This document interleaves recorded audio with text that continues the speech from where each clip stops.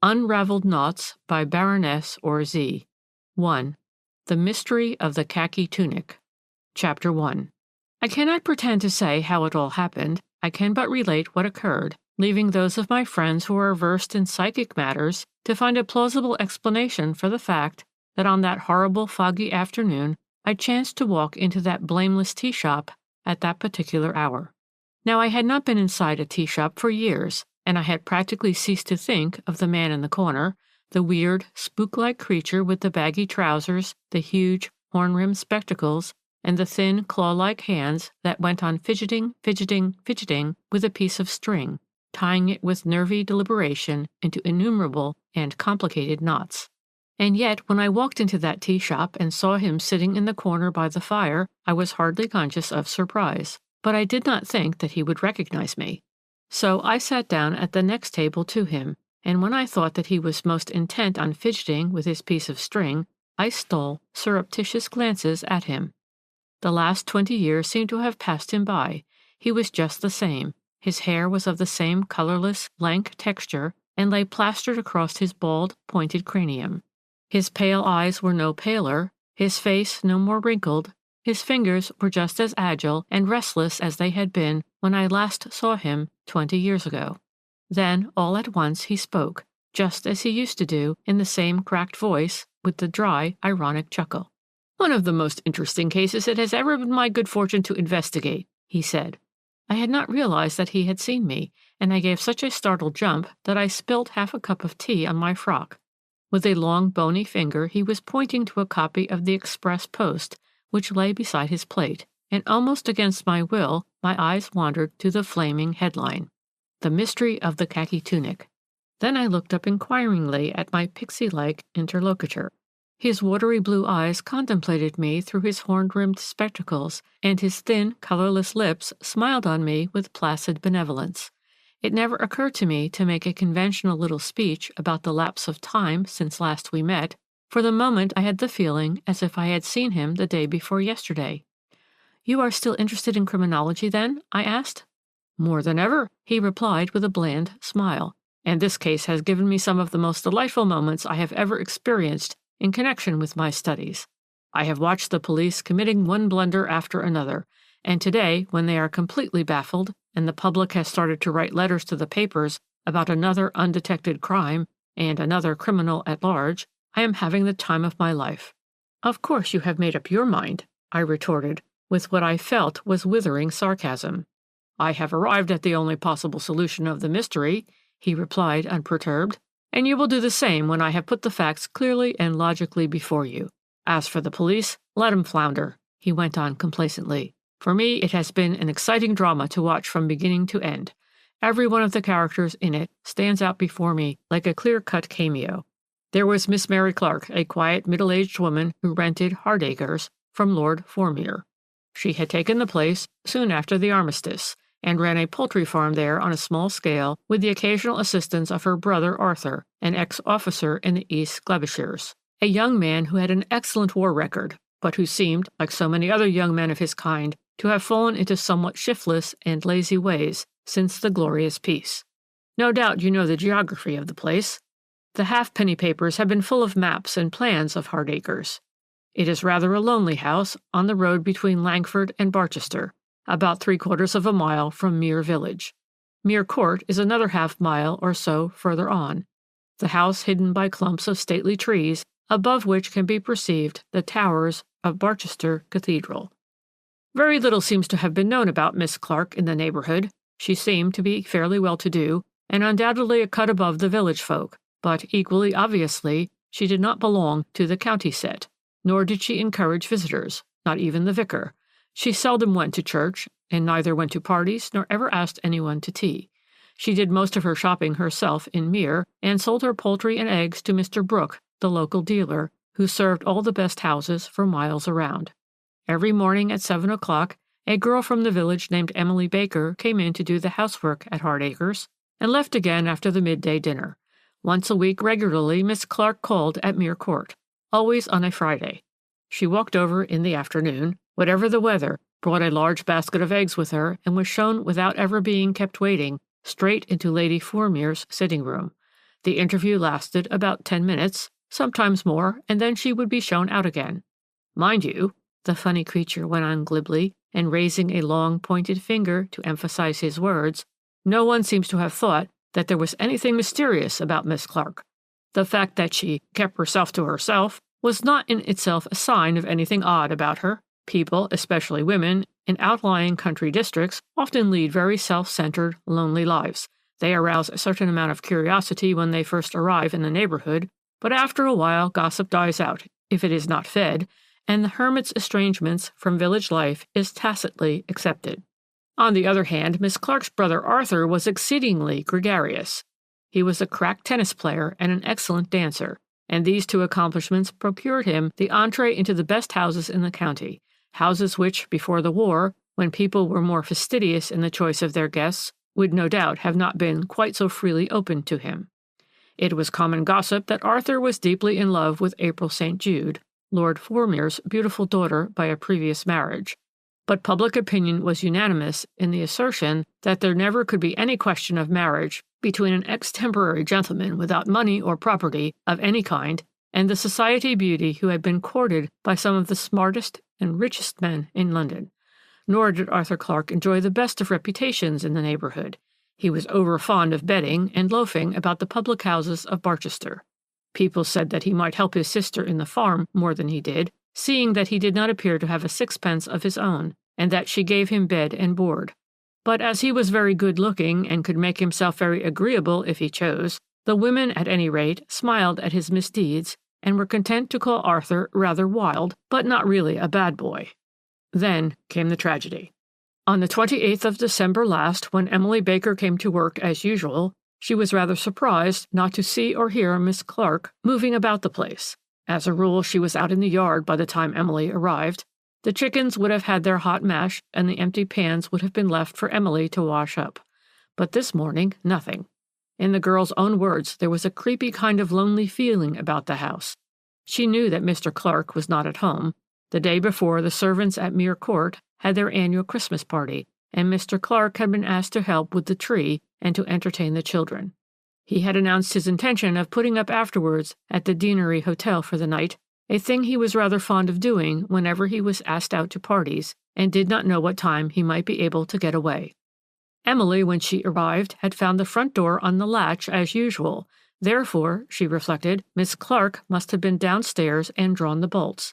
But where could she be now? Never, never would she have gone out before feeding her chickens, on such a cold morning, too. At this point, Emily gave up reflecting and proceeded to action. She went up to her mistress's room. It was empty, and the bed had not been slept in. Genuinely alarmed now, she ran down again, her next objective being the parlor. The door was, as usual, locked on the outside, but contrary to precedent, the key was not in the lock. Thinking it had dropped out, the girl searched for it, but in vain, and at one moment when she moved the small mat which stood before the door of the locked room, she at once became aware of an overpowering smell of gas. This proved the death blow to Emily's fortitude. She took to her heels and ran out of the house, and down the road toward the village, nor did she halt until she came to the local police station, where she gave as coherent an account as she could of the terrible state of things at Hardacres. You will remember that when the police broke open the door of the parlor, the first thing they saw was the body of Miss Clark lying full length on the floor. The poor woman was quite dead, suffocated by the poisonous fumes of gas which was fully turned on in the old-fashioned chandelier above her head. The one window had been carefully latched, and the thick curtains closely drawn together. The chimney had been stuffed up with newspaper, and paper had been thrust into every aperture so as to exclude the slightest possible breath of air. There was a wad of it in the keyhole, and the mat on the landing outside had been carefully arranged against the door with the same sinister object. It was clearly a deliberate case of murder. The news spread like wildfire, and soon the entire neighborhood was gloating over a sensation the like of which had not come to its way for generations past. Chapter 2. The London evening papers got hold of the story for their noonday edition. The man in the corner went on after a slight pause. And I, with my passion for the enigmatical and the perplexing, made up my mind then and there to probe the mystery on my own account, because I knew well enough that this was just the sort of case which would send the county police blundering all over the wrong track. I arrived at Barchester on the Tuesday in time for the inquest, but nothing of much importance transpired that day. Medical evidence went to prove that the deceased had first been struck on the back of the head by some heavy instrument, a weighted stick or something of the sort, which had no doubt stunned her, but she actually died of gas poisoning, which she had inhaled in large quantities while she was half conscious.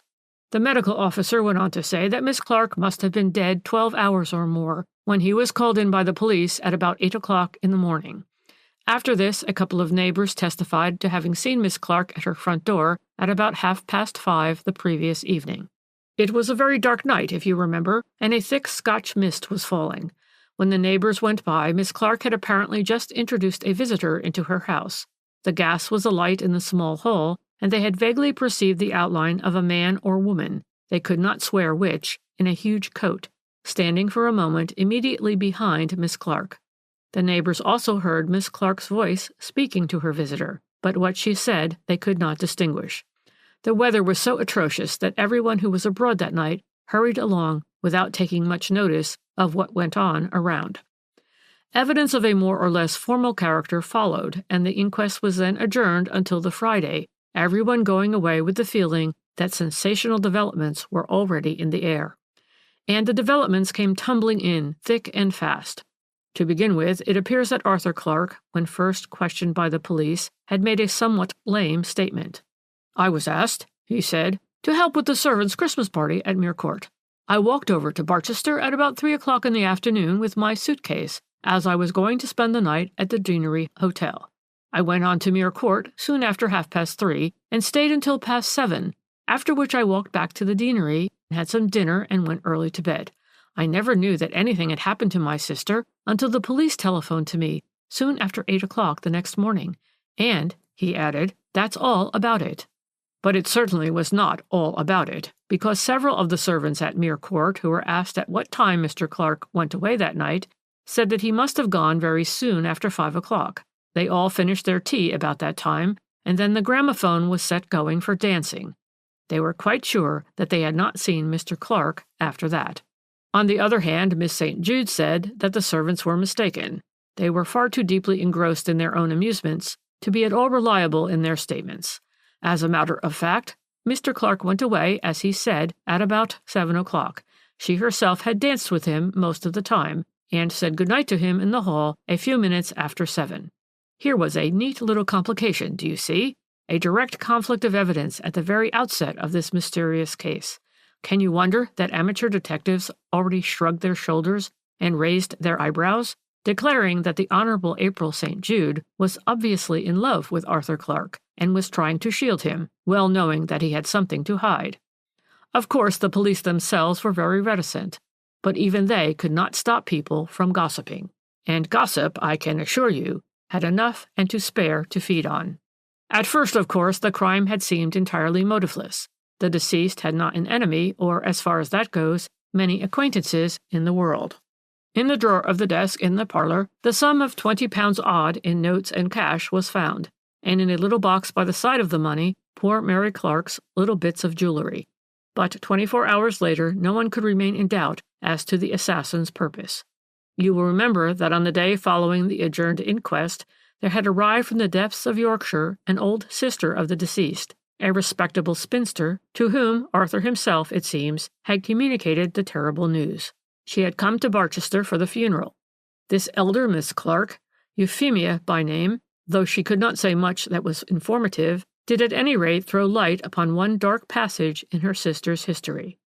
"For the past 4 years," she told the police, "my sister had an allowance of £4 a week from a member of the aristocracy.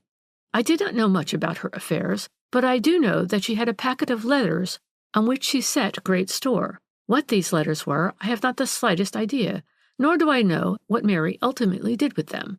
On one occasion, before she was actually settled at Hardacres, she met me in London and asked me to take care of this packet for her, and she told me then that they were very valuable. I also know that she and my brother Arthur had most heated arguments together on the subject of these letters. Arthur was always wanting her to give them up to him, and she always refused. On one occasion she told me that she could, if she wanted, sell that packet of letters for £5,000. 'Why on earth don't you?' I asked her. but she replied, "Oh, Arthur would only get the money out of me. It's better as it is." This story, as you may well imagine, gave food enough for gossip. At once a romance was woven of blackmail and drama of love and passion, whilst the name of a certain great lady in the neighborhood, to whom Miss Clark had been in the habit of paying mysterious weekly visits, was already on everybody's lips. And then the climax came. By evening it had transpired that in Arthur Clark's room at Hardacres, the police had found an old khaki tunic stuffed away at the bottom of a drawer, and in the pocket of the tunic the key of the locked parlor door. It was an officer's tunic, which had at some time had its buttons and badges taken off. Its right sleeve was so torn that it was nearly out of its armhole. The cuff was all crumpled up, as if it had been crushed in a damp, hot hand, and there was a small piece of cloth torn clean out of it. And I will leave you to guess the importance of this fact. In the tightly clenched hand of the murdered woman was found the small piece of khaki cloth which corresponded to a hair's breadth with the missing bit in the sleeve of the tunic. After that, the man in the street shook his head and declared that Arthur Clark was as good as hung already. Chapter 3. The man in the corner had drawn out of his capacious pocket a fresh piece of string, and now his claw-like fingers started to work on it with feverish intentness. I watched him, fascinated, well knowing that his keen mind was just as busy with the problem of the Hardacres mystery as were his hands in the fashioning of some intricate and complicated knot. "I am not," he said after a while, "going to give you an elaborate description of the inquest and of the crowds that collected, both inside and out of the courtroom, hoping to get a glimpse of the principal actors in the exciting drama. By now, of course, all those who had talked of the crime being without apparent motive had effectually been silenced. To every amateur detective, as well as to the professional, the murderer and his nefarious object appeared absolutely revealed to the light of day. Every indication, every scrap of evidence, collected up to this hour, both direct and circumstantial, pointed to Arthur Clark as the murderer of his sister. There were the letters, which were alleged to be worth £5,000, to the mysterious member of the aristocracy who was paying Miss Clark a weekly pittance, obviously in order to silence her. There was the strong love motive, the young man in love with the girl far above him in station, and wanting to get hold of a large sum of money, in order, no doubt, to embark on some profitable business which might help him in his wooing. And there, above all, was the damning bit of khaki cloth in the murdered woman's hand, and the tunic with the key of the locked door in its pocket, found in a drawer in Clark's own room.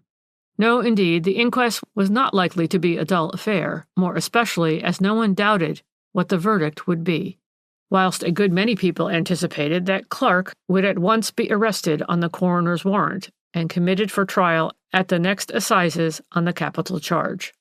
But though we all knew that the inquest would not be dull, yet we were not prepared for the surprises which were in store for us, and which will render that inquest a memorable one in the annals of criminal investigation. To begin with, we already knew that Arthur Clark had now the assistance of Mr. Markham, one of the leading solicitors of Barchester, in his difficult position. Acting on that gentleman's advice, Clark had amplified the statement which he had originally made as to his movements on the fatal afternoon. This amplified statement he now reiterated on oath, and though frankly no one believed him, we were bound to admit that if he could substantiate it, an extraordinary complication would arise, which, though it might not eventually clear him altogether, in the minds of thinking people, would at any rate give him the benefit of the doubt. What he now stated was in substance this. "The servants at Mere Court," he said, "are quite right when they say that I left the party soon after 5 o'clock. I was rather tired, and after a last dance with Miss St. Jude, I went upstairs to pay my respects to Lady Formere. Her ladyship, however, kept me talking for some considerable time on one subject and then another, until to my astonishment I saw that it was close on 7 o'clock, when I hastily took my leave. While I was looking for my coat in the hall, I remembered that Lord Fordmere came out of the smoking-room and asked me if I knew whether the party downstairs had broken up. 'These things can be such a bore,' he said, 'but I will see if I can get one of them to come up and show you out.' I told his lordship not to trouble. However, he rang the bell, and presently the butler, Spinks, came through from the servants' quarters, and his lordship then went upstairs, I think. A minute or two later, Miss St. Jude came, also from the servants' quarters. She sent Spinks away, telling him that she would look after me. We then talked together for a few moments, and then I said good night and went straight back to the hotel. Now, we had already learned from both the hall porter and the head waiter at the deanery that Mr. Clark was back at the hotel soon after 7 o'clock, that he had his dinner in the restaurant at 1:30, and that after spending an hour or so in the lounge after dinner, he went up to his room and did not go out again until the following morning. Therefore, all that was needed now was a confirmatory statement from Lady Formere to prove Arthur Clark's innocence, because in that case every hour of his time would be accounted for, from 3:30 onwards, whilst Miss Clark was actually seen alive by 2 neighbors when she introduced a visitor into her house at 5:30. The question would then resolve itself into who was that visitor, leaving the more important one of the khaki tunic as a baffling mystery, rather than a damning evidence. The entire courtroom was on the tiptoe of expectation when Lady Formere was formally called. I can assure you that the ubiquitous pin could have been heard to drop during the brief moment's silence when the elegant society woman stood up and disposed her exquisite sable cape about her shoulders and then swore to tell the whole truth and nothing but the truth. She answered the coroner's questions in a clear, audible voice, and never wavered in her assertions. She said that her stepdaughter had come up to her boudoir and asked if she would see Mr. Arthur Clark for a few moments. He had something very important to say to her. I was rather surprised at this strange request, Lady Formere continued with utmost composure, and suggested that Mr. Clark should make his important communication to Lord Formere. But my stepdaughter insisted, and to please her I agreed. I thought that I would get my husband to be present at this mysterious interview, but his lordship was having a short rest in the smoking-room, so on second consideration I decided not to disturb him. A minute or 2 later, Mr. Clark presented himself, and at once I realized that he had had too much to drink. He talked wildly about his desire to marry Miss St. Jude, and very excitedly about some compromising letters which he alleged were in his possession, and which he threatened to show Lord Formere, if I did not at once give him so many £1,000. Naturally, I ordered him out of the place, but he wouldn't go for a long time. He got more and more incoherent and excited, and it was not until I threatened to fetch Lord Formere immediately that he sobered down and finally went away. He had been in my room about half an hour. About half an hour, was the coroner's earnest comment on this amazing piece of evidence. But Mr. Clark said that when he left your ladyship it was close on 7. Mr. Clark is in error, her ladyship asserted firmly. The clock had just struck 5:30 when I succeeded in ridding myself of him. You can easily imagine how great was the excitement at this moment and how intensified it became when Lord Formere gave evidence in his turn and further confused the issues. He began by corroborating Arthur Clark's statement about his having spoken to him in the hall at 7 o'clock. It was almost unbelievable. Everybody gasped, and the coroner almost gave a jump. But her ladyship has just told us, he said, that Clark left her at 5:30. That no doubt is accurate, Lord Formere rejoined in his stiff, prim manner, since her ladyship said so. All I know is that I was asleep in front of the fire in the smoking-room when I heard a loud bang issuing from the hall. I went to see what it was, and there I certainly saw Clark. He was just coming through the glass door which divides the outside vestibule from the hall, and he appeared to me to have come straight out of the wet and to have left his hat and coat in the outer vestibule. But, the coroner insisted, what made your lordship think that he had come from outside? Well, for one thing, his face and hands were quite wet, and he was wiping them with his handkerchief when I first caught sight of him. His boots, too, were wet, and so were the edges of his trousers, and then, as I said, he was coming into the hall from the outer vestibule, and it was the banging of the front door which had roused me. And the hour then was? The clock had not long since struck 7, but my butler will be able to confirm this. And Spinks the butler did confirm this portion of his lordship's statement, though he could say nothing about Mr. Clark's boots being wet, nor did he help Mr. Clark on with his coat and hat, or open the door for him. Miss St. Jude had practically followed Spinks into the hall, and had at once dismissed him, saying she would look after Mr. Clark. His lordship in the meanwhile had gone upstairs, and Spinks went back into the servants' hall. Of course, Miss St. Jude was called. You remember that she had previously stated that Clark had only left the party at about 7 o'clock, that she herself had danced with him most of the time until then, and finally said goodbye to him in the hall. But as this statement was not even corroborated by Clark's own assertions, and entirely contradicted by both Lord and Lady Formere's evidence, she was fortunately advised not to repeat it on oath.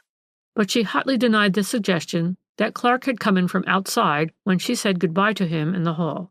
She saw him put on his hat and coat, and they were quite dry. But nobody felt that her evidence was of any value, because she would naturally do her utmost to help her sweetheart. Finally, one of the most interesting moments in that memorable inquiry was reached when Lady Formere was recalled and asked to state what she knew of Miss Clark's antecedents. "Very little," she replied. "I only knew her in France when she worked under me in a hospital. I was very ill at one time, and she nursed me devotedly.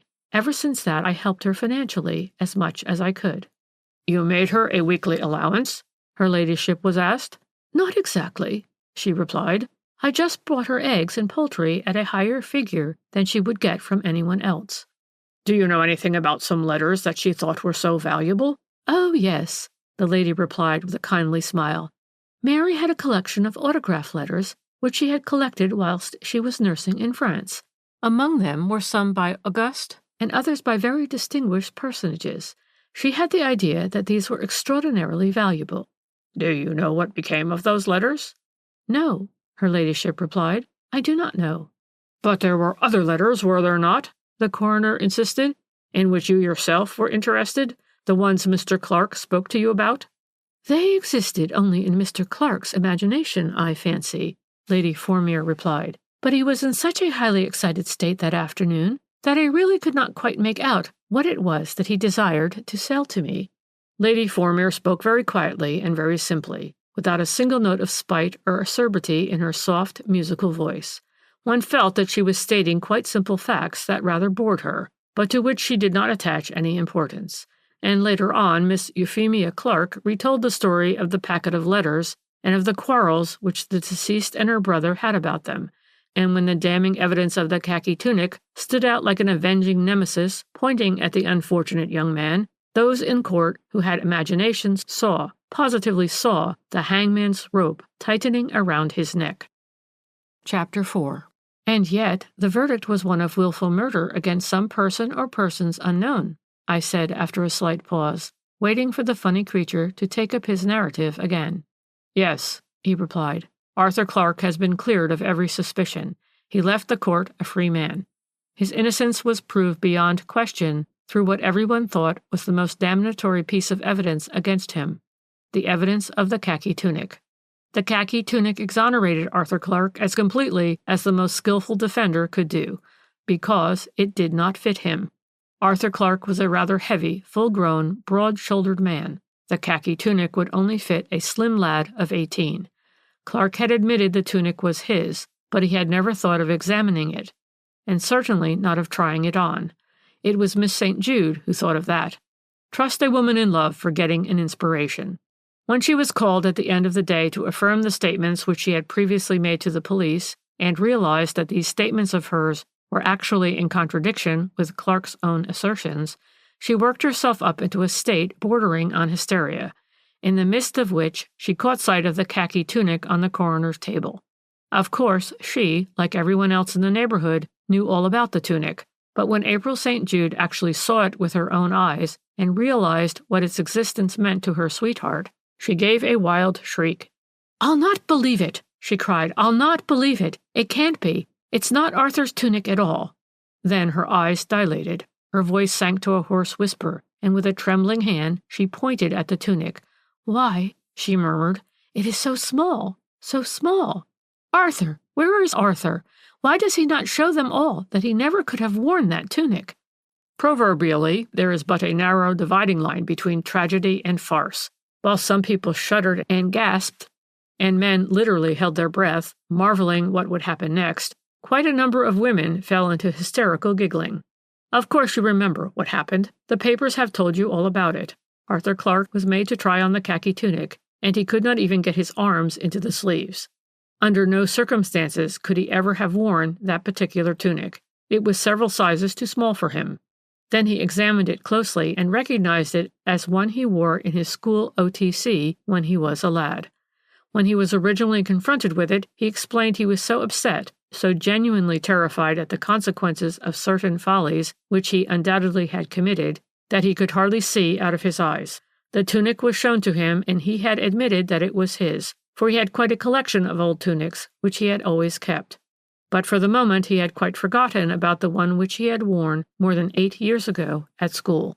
And so the khaki tunic, instead of condemning Clark, had entirely cleared him, for it now became quite evident that the miscreant who had committed the dastardly murder had added this hideous act to his greater crime, and deliberately set to work to fasten the guilt on an innocent man.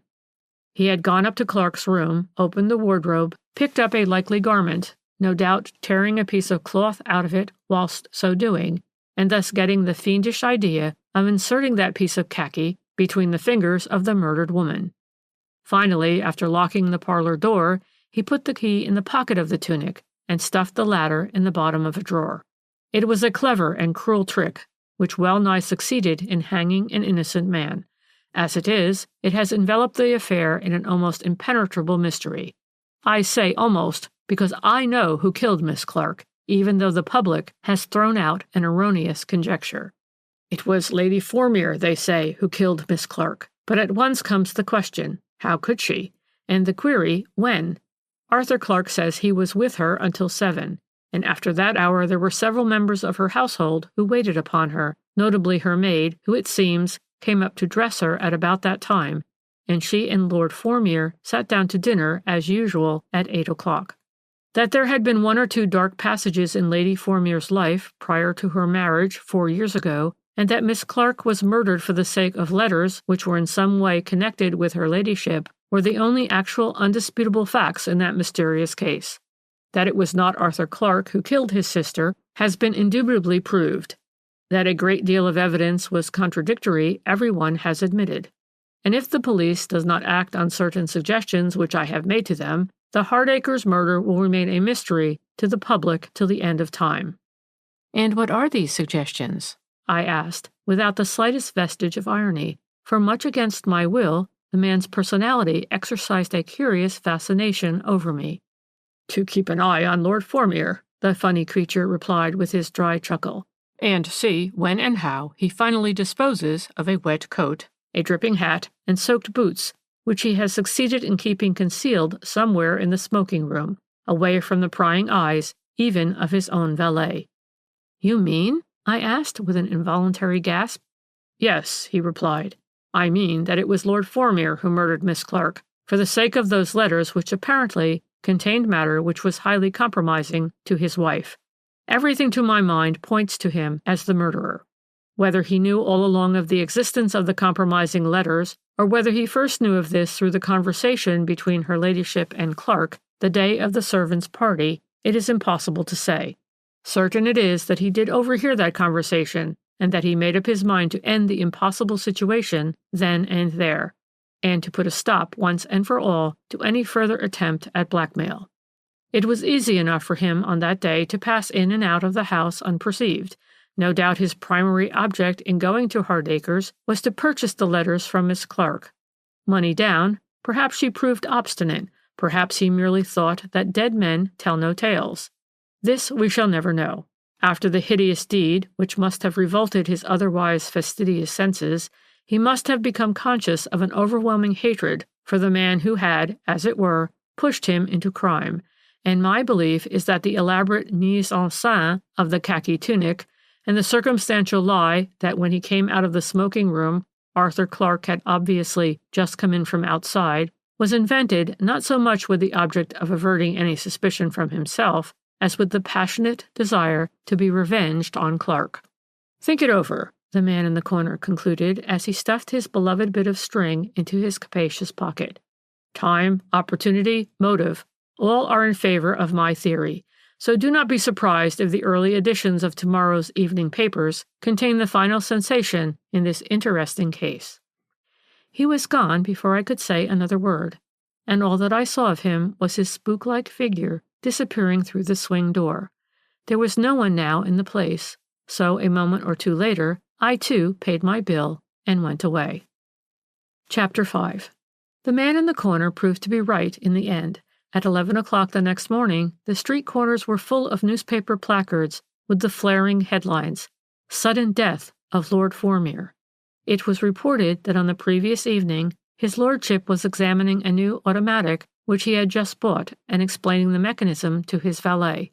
At one moment he actually made the remark, "It is all right, it isn't loaded," but apparently there was one cartridge left in one of the chambers. His lordship, it seems, was looking straight down the barrel, and his finger must accidentally have touched the trigger. Anyway, according to the valet's story, there was a sudden explosion, and Lord Formere fell shot right between the eyes. The verdict at the inquest was, of course, one of accidental death, the coroner and jury expressing the greatest possible sympathy with Lady Formere and Miss St. Jude. It was only subsequently that one or two facts came to light which appeared obscure and unimportant to the man in the street, but which for me, in the light of my conversation with the man in the corner, bore earnest significance. It seems that an hour or two before the accident, the chief superintendent of police had called with 2 constables at Mere Court, and was closeted for a considerable time with Lord Formere in the smoking room. And Spinks, the butler, who subsequently let the 3 men out, noticed that one of the constables was carrying a coat and a hat, which Spinks knew were old ones belonging to his lordship. Then I knew that the funny creature in the loud check tweeds and baggy trousers had found the true solution of the Hardacres mystery. Oh, and you wish to know what was the sequel to the pretty love story between April St. Jude and Arthur Clark? Well, you know, she married Amos Rottenberg, the New York banker, last year, and Clark runs a successful garage now somewhere in the north. A kind friend must have lent him the capital wherewith to make a start. I can make a shrewd guess who that kind friend was. 2. The Mystery of the Ingres Masterpiece. Chapter 1. I did not see the man in the corner for several weeks after that strange meeting in the blameless tea-shop.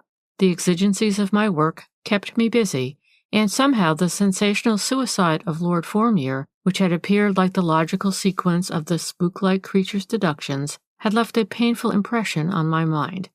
Entirely illogically, I admit, I felt that the man in the corner had had something to do with the tragedy. But when in March of that year we were all thrilled by the mystery of the valuable Ingres picture, and wherever one went one heard conjectures and explanations of that extraordinary case, my thoughts very naturally reverted to the funny creature and his bit of string, and I found myself often wondering what his explanation of what seemed a truly impenetrable mystery could possibly be. The facts certainly were very puzzling in themselves. When first I was deputed by the express post to put them clearly and succinctly before its readers, I found the task strangely difficult.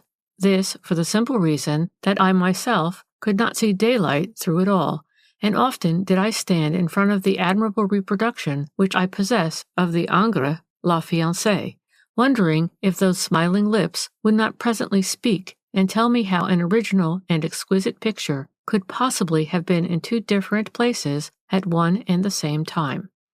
For that, in truth, was the depth of the puzzle. We will, if you please, call the original owners of the picture the Duke and Duchess Paul de Rochechouart. That, of course, is not their name, but as you all know what they really are, it matters not what I call them for the purpose of recording their singular adventure. His Grace had early in life married a Swedish lady of great talent and singular beauty. She was an artist of no mean order, having exhibited pictures of merit both at the Paris Salon and at the Royal Academy in London. She was also an accomplished musician, and had published 1 or 2 very charming volumes of poetry. The Duke and his wife were devoted to one another. They lived for the greater part of the year at their beautiful chateau on the Oise, not far from Chantilly, and here they entertained a great deal, more after the homely and hospitable manner of English country houses than in the more formal foreign fashion. Here, too, they had collected some rare furniture, tapestries, and objects of art and vertu, amongst which certain highly prized pictures of the French school of the 19th century. The war, we may imagine, left the Duc de Rochechouart and his charming wife a good deal poorer, as it left most other people in France. and soon it became known amongst the art dealers of London, Paris, and New York that they had decided to sell one or two of their most valuable pictures. Foremost amongst these was the celebrated La Fiancée by Ingres. Immediately there was what is technically known as a ramp after the picture. Dealers traveled backwards and forwards from all the great continental cities to the Château on the Oise to view the picture. Offers were made for it by cable, telegram, and telephone, and the whole art world was kept in a flutter over what certainly promised to be a sensational deal. Alas, as with most of the beautiful possessions of this impoverished old world, the coveted prize was destined to go to the country that had the longest purse. A certain Mr. Aaron Jacobs, the Chicago multimillionaire, presently cabled an offer of $500,000 for the picture, an offer which, rumor had it, the Duc de Rochechouart had since accepted. Mr. Jacobs was said to be a charming, highly cultured man, a great art connoisseur, and a great art lover, and presently one heard that he had already set sail for Europe with the intention of fetching away his newly acquired treasure himself. On the very day following Mr. Jacobs' arrival as the guest of the Duc and Duchesse de Rochechouart at the latter's chateau, the world-famous picture was stolen in broad daylight by a thief or thieves who contrived to make away with their booty without leaving the slightest clue, so it was said, that might put the police on their track. The picture was cut clean out of the frame, an operation which must have taken at least 2 or 3 minutes. It always used to hang above the tall chimney-piece in the Duchesse's studio, but that self-same morning it had been lifted down and placed on an easel in the dining hall, no doubt for closer inspection by the purchaser.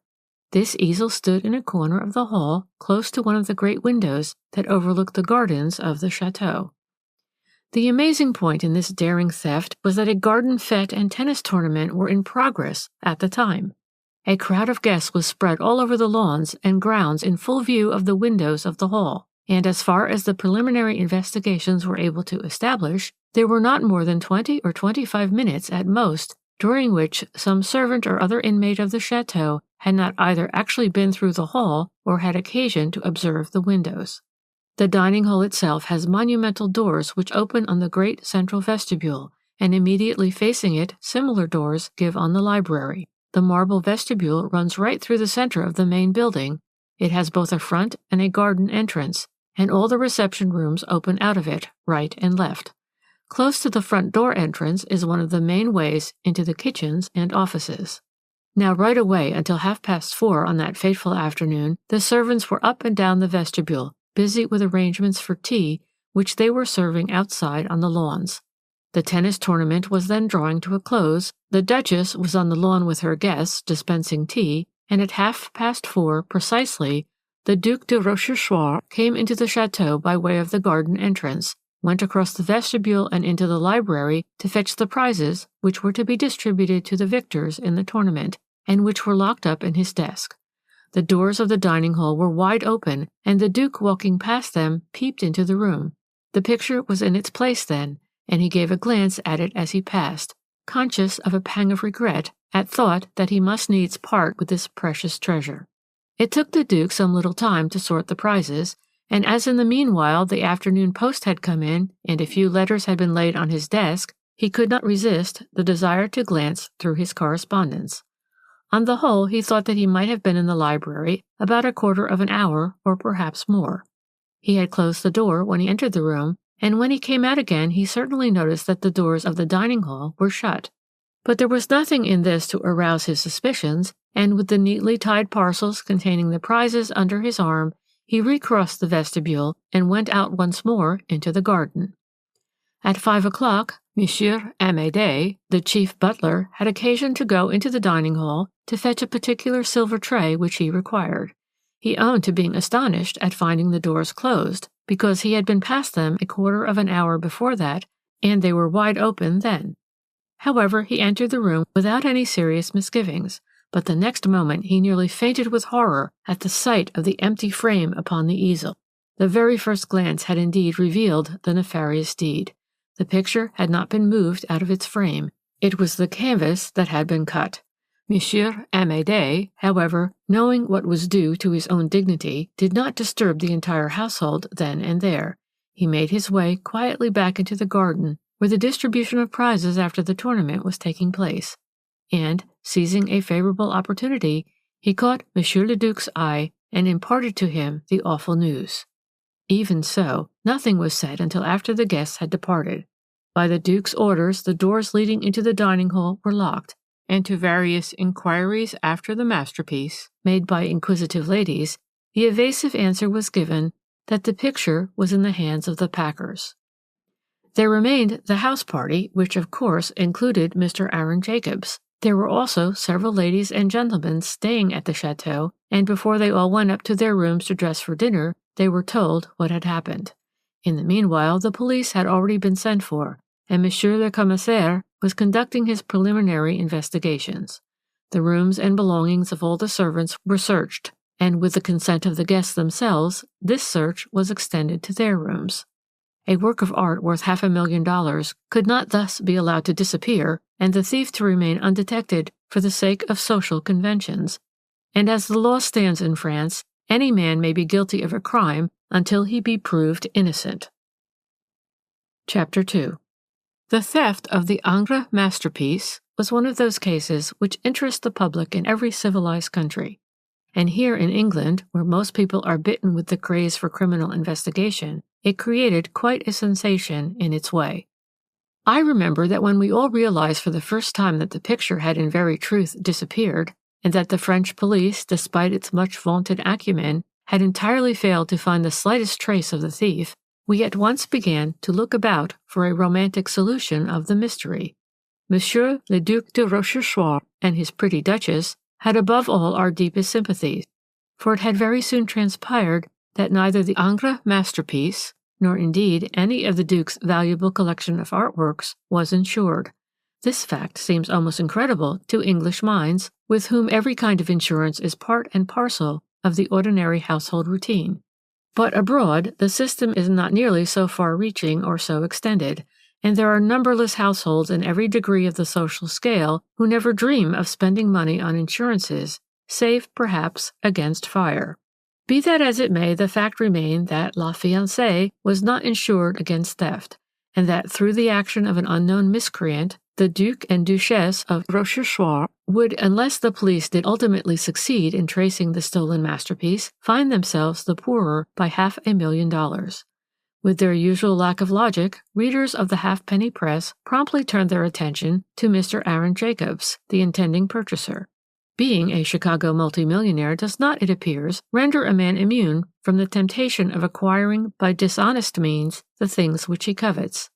Anyway, the public decided that Mr. Jacobs was not so rich as he was reputed to be, but that, on the other hand, being as greedy for the possession of European works of art as any ogre for human flesh, he had stolen the picture which he could not afford to buy, and 10 or mayhap 15 years hence, when the story of the mysterious theft will have been consigned to oblivion, Mr. Jacobs would display the masterpiece in his gallery. How this was to be accomplished without the subsequent intervention of the police, those wiseacres did not attempt to explain. The mystery remained impenetrable for close on 2 years. Many other sensations, criminal or otherwise, had, during that time, driven the affair of the Ingres masterpiece out of the public mind. Then, suddenly, the whole story was revived, and in a manner which proved far more exciting than anyone had surmised. It was linked, though the European public did not know this, with the death in July 1919 of Charles B. Tupper, the head of one of the greatest cinematograph organizations in the States, a man who for the past few years had controlled over 2,000 theaters and had made millions in his day. Sometime during the war he had married the well-known cinema star Anita Hodgkins, a beautiful, entirely uneducated girl who hailed from Upper Tooting. The will of Mr. Charles B. Tupper was proved for a fabulous sum, and as soon as his affairs were settled, Mrs. Tupper, who presumably had remained Cockney at heart as well as in speech, set sail for England with the intention of settling down once more in the country of her birth. She bought Holt Manor, a magnificent house in Buckinghamshire, sent for all her splendid furniture and belongings from America, and early in 1920, when her palatial residence was ready for occupation, she married Lord Polchester, a decadent young nincompoop, who was said to have fallen in love with her when he first saw her face on the screen. Presumably, Mrs. Anita Tupper nee Hodgkins hugged herself with the belief that once she was styled "Milady," she would automatically become a social star as she had been a cinema one in the past. But in this harmless ambition she was at first disappointed. Though she had furnished her new house lavishly, though paragraphs appeared in all the halfpenny and weekly press giving details of the sumptuous establishment of which the new Lady Polchester was queen, though she appeared during the London season of 1920 at several official functions, and went to an evening court that year wearing pearls that might have been envied by an empress, she found that in Buckinghamshire the best people were shy of calling on her, and the bits of pasteboard that were from time to time left at her door came chiefly from the neighbouring doctors, parsons, or retired London tradespeople, or from mothers with marriageable daughters who looked forward to parties at the big house and consequent possible matrimonial prizes. This went on for a time, and then Lady Polchester, wishing no doubt to test the intentions of the county towards her, launched out invitations for a garden party. The invitations included the London friends she had recently made, and a special train from Paddington was to bring those friends to the party. Among these was Mr. Aaron Jacobs. He had known the late Charles B. Tupper over in the States, and had met Lady Polchester more recently at one of the great functions at the United States Embassy in London. She had interested him with a glowing account of her splendid collection of works of art, of pictures and antique furniture which she had inherited from her first husband, and which now adorned her house in Buckinghamshire. And when she asked him down to her party, he readily accepted, more, I imagine, out of curiosity to see the objects in which he was as keenly interested as ever, than from a desire to establish closer acquaintanceship with the lady. The garden party at Holt Manor, as the place was called, does not appear to have been a great social success. For one thing, it rained the whole afternoon, and the military band engaged for the occasion proved too noisy for indoor entertainment. But some of the guests were greatly interested in the really magnificent collection of furniture, tapestries, pictures, and works of art which adorned the mansion, and after tea, Lady Polchester graciously conducted them all over the house, pointing out herself the most notable pieces in the collection, and never failing to mention the price at which the late Mr. Charles B. Tupper purchased the work of art in question. And that is when the sensation occurred. Following their hostess, the guests had already seen and duly admired two really magnificent Van Dycks that hung in the hall, when she turned to them and said with a flourish of her plentifully begemmed hands, "You must come into the library and see the picture for which Mr. Tupper gave over $500,000. I never knew I had it, as he had never taken it out of its case, and I never saw it until this year, when it came over with all my other things from our house in New York. Lord Polchester had it unpacked and hung in the library. I don't care much about it myself, and the late Mr. Tupper hadn't the time to enjoy his purchase because he died 2 days after the picture arrived in New York, and as I say, he never had it unpacked. He bought it for use in a commercial undertaking which he had in mind at one time. Then the scheme fell through, and I am sure I never thought any more about the old picture." With that, she led the way into the library, a nobly proportioned room lined with books in choice bindings and with a beautiful Adams chimney-piece, above which hung a picture. Of course, there were some people present who had never heard of the stolen Ingres, but there must have been a few who, as they entered the room, must literally have gasped with astonishment, for there it certainly was.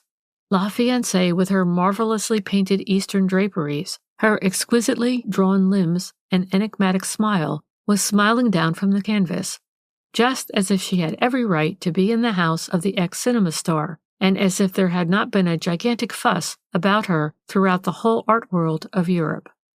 We may take it that the person by far the most astonished at that moment was Mr. Aaron Jacobs, but he was too thoroughly a gentleman and too much a man of the world to betray his feelings then, and I suppose that those who, like himself, had thought they recognized the stolen masterpiece did not like to say anything either until they were more sure. English people in all grades of society being proverbially adverse to being what they would call mixed up in any kind of fuss. Certain it is that nothing was said at the moment to disturb Lady Polchester's complacent equanimity, and after a while the party broke up and the guests departed. Of course, people thought that Mr. Aaron Jacobs should have informed Lord Polchester of his intentions before he went to the police. But Lord Polchester was such a nonentity in his own household Such a frivolous fool, and moreover addicted to drink and violent fits of temper, that those who knew him easily realized how a sensible businessman like Mr. Aaron Jacobs would avoid any personal explanations with him. Mr. Jacobs went straight to the police that selfsame evening, and the next day Lady Polchester had a visit from Detective Purley, one of the ablest as he was one of the most tactful men on the staff. But indeed he had need of all his tact in face of the infuriated cinema star when that lady realized the object of his visit. "How dared they come and ask her such impertinent questions?" she stormed. "Did they imagine she had stolen a beastly picture which she would as soon throw on the dust heap as look at again? She who could buy up all the pictures in any gallery and not feel the pinch?" And so on and so on. The unfortunate Purley had a very unpleasant quarter of an hour, but after a while he succeeded in pacifying the irate lady and got her to listen calmly to what he had to say. He managed to make her understand that without casting the slightest aspersion upon her honorability or that of the late Charles B. Tupper, there was no getting away from the fact that the picture now hanging in the library of Holt Manor was the property of the Duc de Rochechouart, from whose house in France it was stolen over 2 years before. To be quite accurate, it was stolen on July 25th, 1919. "Then," retorted the lady, by no means convinced or mollified, "I can prove you all to be liars. For the late Mr. Charles B. Tupper bought the old thing long before that. He had been on the continent in the spring of 1919 and landed in New York again on May 18th. He told me then he had made some interesting purchases in Europe. Amongst them, there was a picture for which he had paid $500,000. I scolded him about it, as I thought he was throwing his money away on such stuff, but he said that he wanted to make use of the picture for some wonderful advertising scheme he had in his mind, so I said no more about it. But that is the picture you say was stolen from some duke or other in July, when I tell you that it had been shipped for New York a month at least before that." Perhaps at this point Detective Purley failed to conceal altogether a slight look of incredulity, for Lady Polchester turned on him once more like a fury. "So you still think I stole the dirty old picture, do you?" she cried, using further language that is quite unprintable. "And you think that I am such a ninny, and that I would give it up simply because you're trying to bully me? But I won't, so there. I can prove the truth of every word I say, and I don't care if I have to spend another $1 million to put your old duke in prison for talking such rot about me." Once again Purley's tact had to come into play, and after a while he succeeded in soothing the lady's outraged feelings. With infinite patience he gradually got her to view the matter more calmly, and above all not to look upon him as an enemy, but as a friend whose one desire was to throw light upon what certainly seemed an extraordinary mystery. "Very well, then," she said after a while, "I'll tell you all I can. I don't know when the picture was shipped from Europe, but I do know that a case addressed to Mr. Charles B. Tupper and marked valuable picture with great care was delivered at our house in New York on July 18th. I can't mistake the date because Mr. Tupper was already very ill when the case arrived, and he died 2 days later, that is, on July 20th, 1919. That you can ascertain easily enough, can't you?" Lady Purley added tartly. Then, as Purley offered no comment, she went on more quietly. "That's all right, then. Now let me tell you that the case containing this picture was in my house 2 days before Mr. Tupper died, and that I never had it undone until a couple of months ago, here in this house. I had it shipped from New York, not along with all my things, but by itself, and there is the lawyer over there, Mr. George F. Topham, who can tell you all about the case. I was too upset, what with Mr. Tupper's illness and then his death, and the will and the whole bag of tricks to trouble much about it myself, but I told the lawyer that it contained a picture for which Mr. Tupper had paid $500,000, and it was put down for probate for that amount. The lawyer took charge of the old thing, and he can swear, and lots of people over in the States can swear, that the case was never undone, and the shipping company can swear that it never was touched whilst it was in their charge. They delivered it here, and their men opened the case for us and helped us to hang the picture. And now," concluded Lady Polchester, not because she had nothing more to say, but presumably because she was out of breath, "now perhaps you'll tell me how a picture which was over in New York on the 18th of July can have been stolen from France on the 25th. And if you can't tell me that, then I'll trouble you to clear out of my house, for I've no use for nosy Parkers about the place."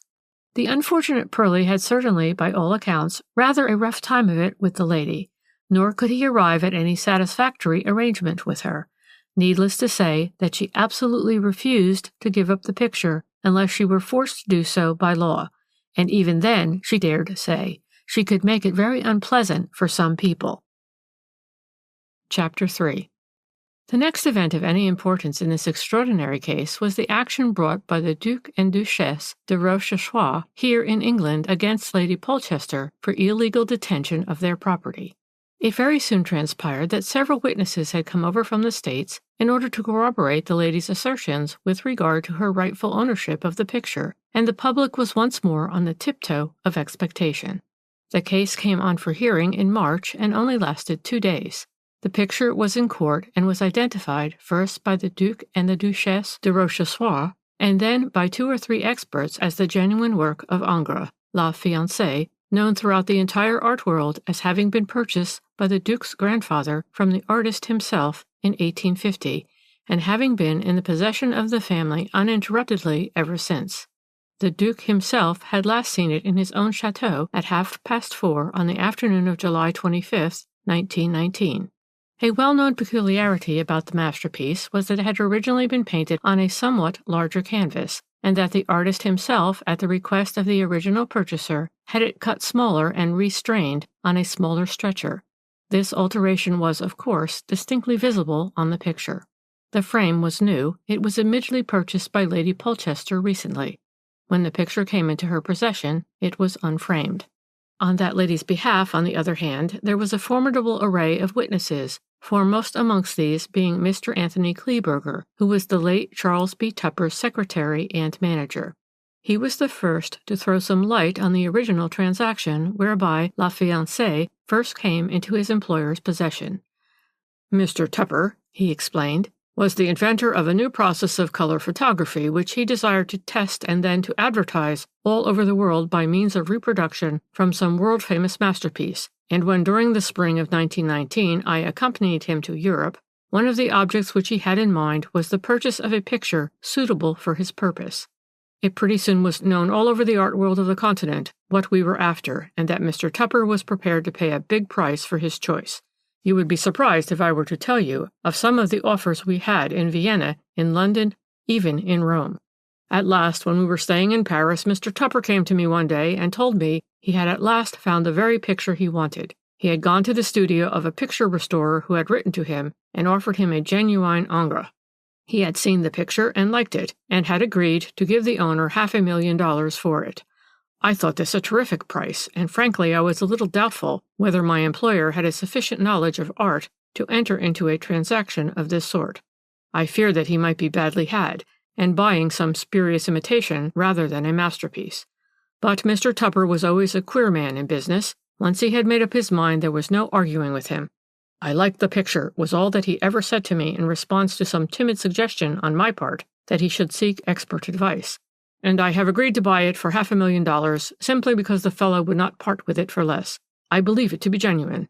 But if it is not, I don't care. It will answer my purpose, and there it is. He then gave me instructions to see about the packing and forwarding of the picture, and this I did. I must say that I had terrible misgivings about the whole affair. I certainly thought the picture magnificent, but of course I am no judge. It had a worthless frame round it, which I discarded in order to facilitate the packing. The picture restorer studio was up a back street in the Montmartre quarter. He and his wife saw to the packing themselves. I never saw anybody else in the place. I arranged for the forwarding of the case, for the insurance and so on, and I myself handed over to the vendor, whose name was given to me as Mathieu Vignard, $500,000 bills in the name and on account of my employer, Mr. Charles B. Tupper. Of course I presumed that the snuffy old man and his blousy wife were acting for some personage who desired to remain unknown, and as time went on and there was no talk in the art world or in the newspapers then about any great masterpiece being stolen, I soon forgot my misgivings, and a couple of months later I set out on Mr. Tupper's business for Central America, where I remained for close on 2 years. Half the time during those years I was up country in Costa Rica, Venezuela, and so on, where newspapers are scarce, and when the hue and cry was after a picture stolen from the house of the Duc de Rochechouart, I knew nothing about it. But this picture now in court is certainly the one which Mr. Tupper bought in Paris at the end of June 1919, and which I myself saw packed and nailed down in its case and forwarded to New York, where it arrived 2 days before Mr. Tupper's death. That was the substance of Mr. Kleeberger's evidence, by far the most important heard on the first day of the action. After that, the testimony of other witnesses went to confirm the whole story. There was the well-known New York solicitor, Mr. George F. Topham, who took charge of the picture after the death of his client, Mr. Tupper, and the managing director of the Nebraska Safe Deposit Company, where it was stored until Lady Polchester sent for it. There were the managers of the shipping companies who forwarded the picture from Paris to New York in June-July 1919, and from New York to Holt Manor in the following year. And there were the removal men and servants who saw the picture unpacked and hung in the library at the manor. It took 2 days to go through all that evidence, but it was never either conflicting or doubtful. Yet the one supreme, mysterious contradiction remained, namely, that the picture now in court, the wonderful Ingres masterpiece, was bought by Mr. Tupper in Paris in June 1919, and then and there shipped over by him to New York, and that, nevertheless, it was stated never to have left the Duc de Rochechouart's possession from the day when his grandfather bought it more than 70 years ago until that memorable 25th of July, 1919, when it was stolen on the very day it was about to pass into the possession of Mr. Aaron Jacobs. One felt one's head reeling when one thought out this amazing puzzle, and the decision of the learned judge was awaited with palpitating curiosity. But after the second day of the action, just before it was adjourned, counsel on both sides were able to announce that their respective clients had come to an exceedingly satisfactory arrangement.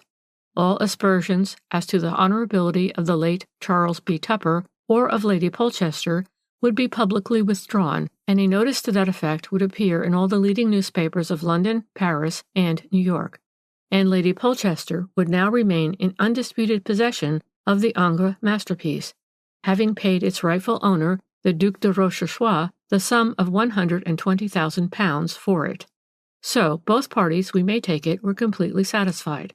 At one time it looked as if the unfortunate Duke would be done both out of his picture and out of the money, and another as if Lady Polchester would be so defrauded.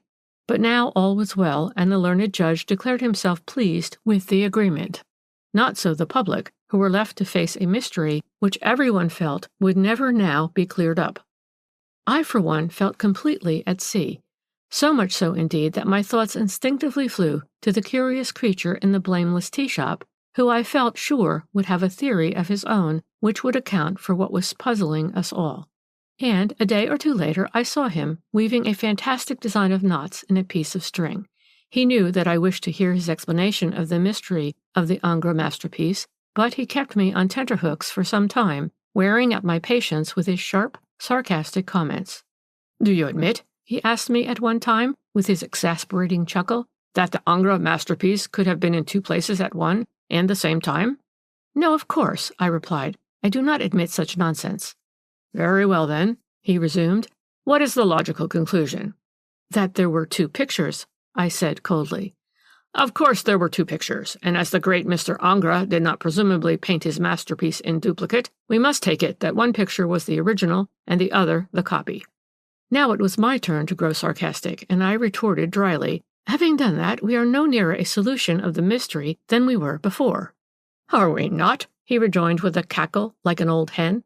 "Now, it seems to me that when we have admitted that one of the pictures was a copy of the other, and when we know that the picture which Mr. Charles B. Tupper bought was the original, because that was the one that was produced in court, we must come to the conclusion that the one which was stolen from the chateau in France could only have been the copy." "Why, yes," I admitted, "but then again we have been told that the grandfather of the present Duc de Rochechouart bought the picture from the artist himself, and that it has been in the uninterrupted possession of his family ever since." "And I am willing to admit that the picture was in the uninterrupted possession of the Duc de Rochechouart, until the present holder of the title or someone who had access to it in the same way as himself sold it to Mr. Charles B. Tupper in June 1919.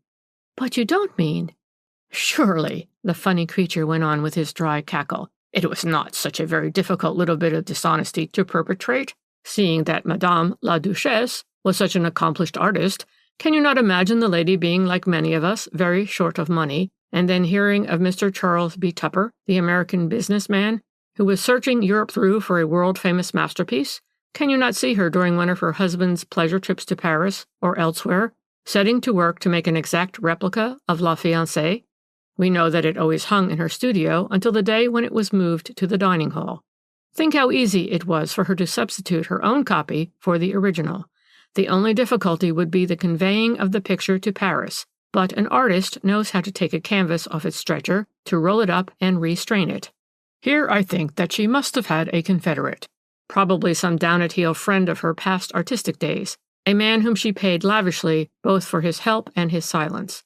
Who that man was, I suppose we shall never know. The so-called Matthew Vignard and his blousy wife, as Mr. Kleberger picturesquely described her, have completely disappeared. No trace of them was ever found. They hired the studio at Montmartre for 1 month, paid the concierge the rent in advance, and at the end of that time they decamped and have never been heard of since. But unless I am much mistaken, they must at present moment be carrying on a very lucrative little blackmailing business, because it must have been Vignard who conveyed the picture to Paris in the same way as we know it was he who first approached Charles B. Tupper and ultimately sold him the picture.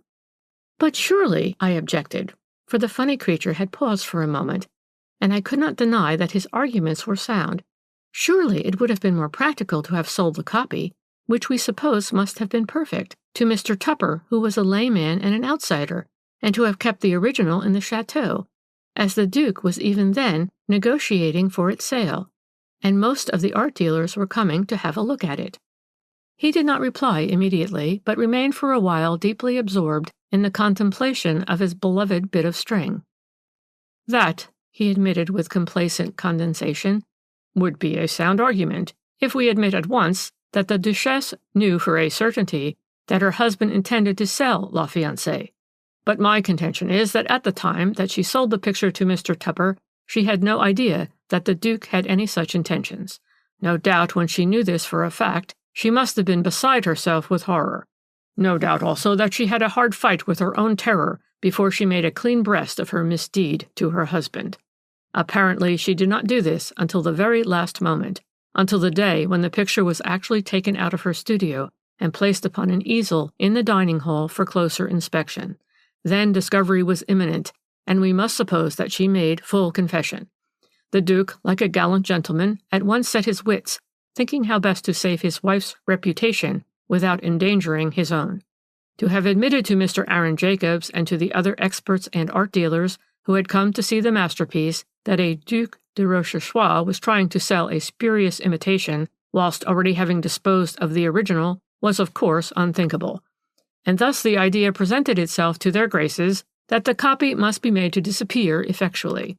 A favorable circumstance for the success of this scheme was the garden fête, which was to take place that afternoon, when the house would be full of guests, of strangers, and of servants, when surveillance would be slack, and the comings and goings of the master of the house would easily pass unperceived. The Duke, in my opinion, chose the 1/4 of an hour when he was alone in the house to cut the picture out of its frame. He then hid the canvas sufficiently skillfully that it was never found. Probably he thought at the time that there the matter would end, but equally probably he never gave the future another thought. His own position was unassailable, seeing he was not insured against loss, and it was the present alone that mattered, the fact that a Duc de Rochechouart was trying to sell a spurious picture for $500,000. To many Frenchmen and women ever since the war, America is a far country, and no doubt the Duke and Duchesse both hoped that the whole transaction, including the Ingres masterpiece, would soon lie buried somewhere at the bottom of the sea. Fate and Lady Polchester proved too strong for them. They ordained that La Fiancée should be brought back to Europe, and that the whole of its exciting history be revived. But fate proved kind in the end, and I think that you will agree with me that two such daring and resourceful adventurers as their graces deserve the extra $500,000 which, thanks to Lady Polchester's generosity or ostentation, they got so unexpectedly. Soon afterwards you will remember that the Duc and Duchesse de Rochechouart sold their chateau on the Oise together with the bulk of their collection of pictures and furniture. They now live in Sweden, I understand, where the Duchesse has many friends and relations, and where the law of libel will not trouble you much if you publish my deductions in your valuable magazine. Think it out, the man in the corner concluded glibly, and from every point of view, and you will see that there is not a single flaw in my argument. I have given you the only possible solution of the mystery of the Ingres masterpiece. You may be right, I murmured thoughtfully. I know I am, he answered dryly. 3. The Mystery of the Pearl Necklace. Chapter 1. The man in the corner had a very curious theory about that mysterious affair of the pearl necklace, and though it all occurred a few years ago, I am tempted to put his deductions down on record, because, as far as I know, neither the police of this or any other country, nor the public, have ever found a satisfactory solution for what was undoubtedly a strange and mystifying adventure. I remembered the case quite well when first he spoke to me about it one afternoon in what had become my favorite tea haunt in Fleet Street. The only thing I was not quite certain of was the identity of the august personage to whom the pearl necklace was to be presented. I do know, of course, that she belonged to one of the reigning families of Europe, and that she had been an active and somewhat hot-headed and bitter opponent of the communist movement in her own country, in consequence of which both she and her exalted husband had been the object of more than one murderous attack by the other side. It was on the occasion of the august lady's most miraculous escape from a peculiarly well-planned and brutal assault that a number of ladies in England subscribed the sum of £15,000 for the purchase of an exquisite pearl necklace to be presented to her as a congratulatory gift. Rightly or wrongly, the donors of this princely gift feared that a certain well-known political organization on the continent would strive by every means in its power, fair or foul, to prevent this token of English goodwill from reaching the recipient. And also, as it chanced to happen, there had been during the past few months a large number of thefts of valuables on continental railways, and it became a question who should be entrusted by the committee of subscribers with the perilous task of taking the necklace over for presentation. The trouble being further enhanced by the fact that in those days the insurance companies barred 1 or 2 European countries from their comprehensive policies against theft and petty larceny, and that it was to one of those countries, thus barred, that the bearer of the £15,000 necklace would have to journey. Imagine the excitement, the anxiety, which reigned in the hearts of thousands of middle-class English women who had subscribed their mite towards the gift. Their committee sat behind closed doors discussing the claims of various volunteers who were ready to undertake the journey. These worthy folk were quite convinced that certain well-known leaders of anarchical organizations would be on the lookout for the booty and would have special facilities for the theft of it at the frontier during the course of those endless customs and passport formalities for which that particular country was ever famous. Finally, the committee's choice fell upon a certain Captain Arthur Saunders, nephew of Sir Montague Bowden, who was chairman of the Ladies' Committee. Captain Saunders had, it seemed, travelled abroad a great deal, and his wife was foreign. Swedish, so it was understood. It was thought that if he went abroad now in the company of his wife, the object of their journey might be thought to be a visit to Mrs. Saunders' relations, and the conveying of the pearl necklace to its destination might thus remain more or less a secret. The choice was approved by all of the subscribers, and it was decided that Captain and Mrs. Saunders should start by the 10 a.m. train for Paris on the 16th of March. Captain Saunders was to call the previous afternoon at a certain bank in Charing Cross where the necklace was deposited, and there receive it as an almost sacred trust from the hands of the manager. Further, it was arranged that Mrs. Saunders should, immediately on arrival in Paris, send a wire to Mrs. Berners, a great friend of hers, who was the secretary of the committee, and in fact, that she should keep the committee informed of Captain Saunders' well-being at all the more important points of their journey. And thus they started. But no news came from Paris on the 16th. At first no anxiety was felt on that score, everyone being ready to surmise that the Calais-Paris train had been late in, and that the Saunders had perhaps only barely time to clear their luggage at the customs and catch the train de luxe which would take them on via Cologne without a chance of sending the promised telegram. But soon after midday of the 17th, Sir Montague Bowden had a wire from Mrs. Saunders from Paris saying, quote, "Arthur disappeared since last night. Desperately anxious. Please come at once. Have booked room for you here. Mary." Hotel Majestic, unquote. The news was terrifying. However, Sir Montague Beaudon, with commendable zeal, at once wired to Mary announcing his immediate departure for Paris, and as it was then too late for him to catch the afternoon Continental train, he started by the evening one, traveling all night and arriving at the Hotel Majestic in the early morning. He had thought it more prudent to say nothing about the matter before he left England. Ill news, he thought, would travel fast enough when it became necessary for the members of the committee to know what had occurred, and for the present, at any rate, Sir Montague was still hoping that as soon as he arrived in Paris, he would find that the whole thing was only an ugly nightmare. As soon as he had had a bath and some breakfast, he went in search of information. He found that the French police already had the affair in hand, but that they had not so far the slightest clue as to the mysterious disappearance of Le Capitaine Saunders. He found the management of the Majestic in a state of offended dignity, and Mrs. Saunders in one that verged on hysteria.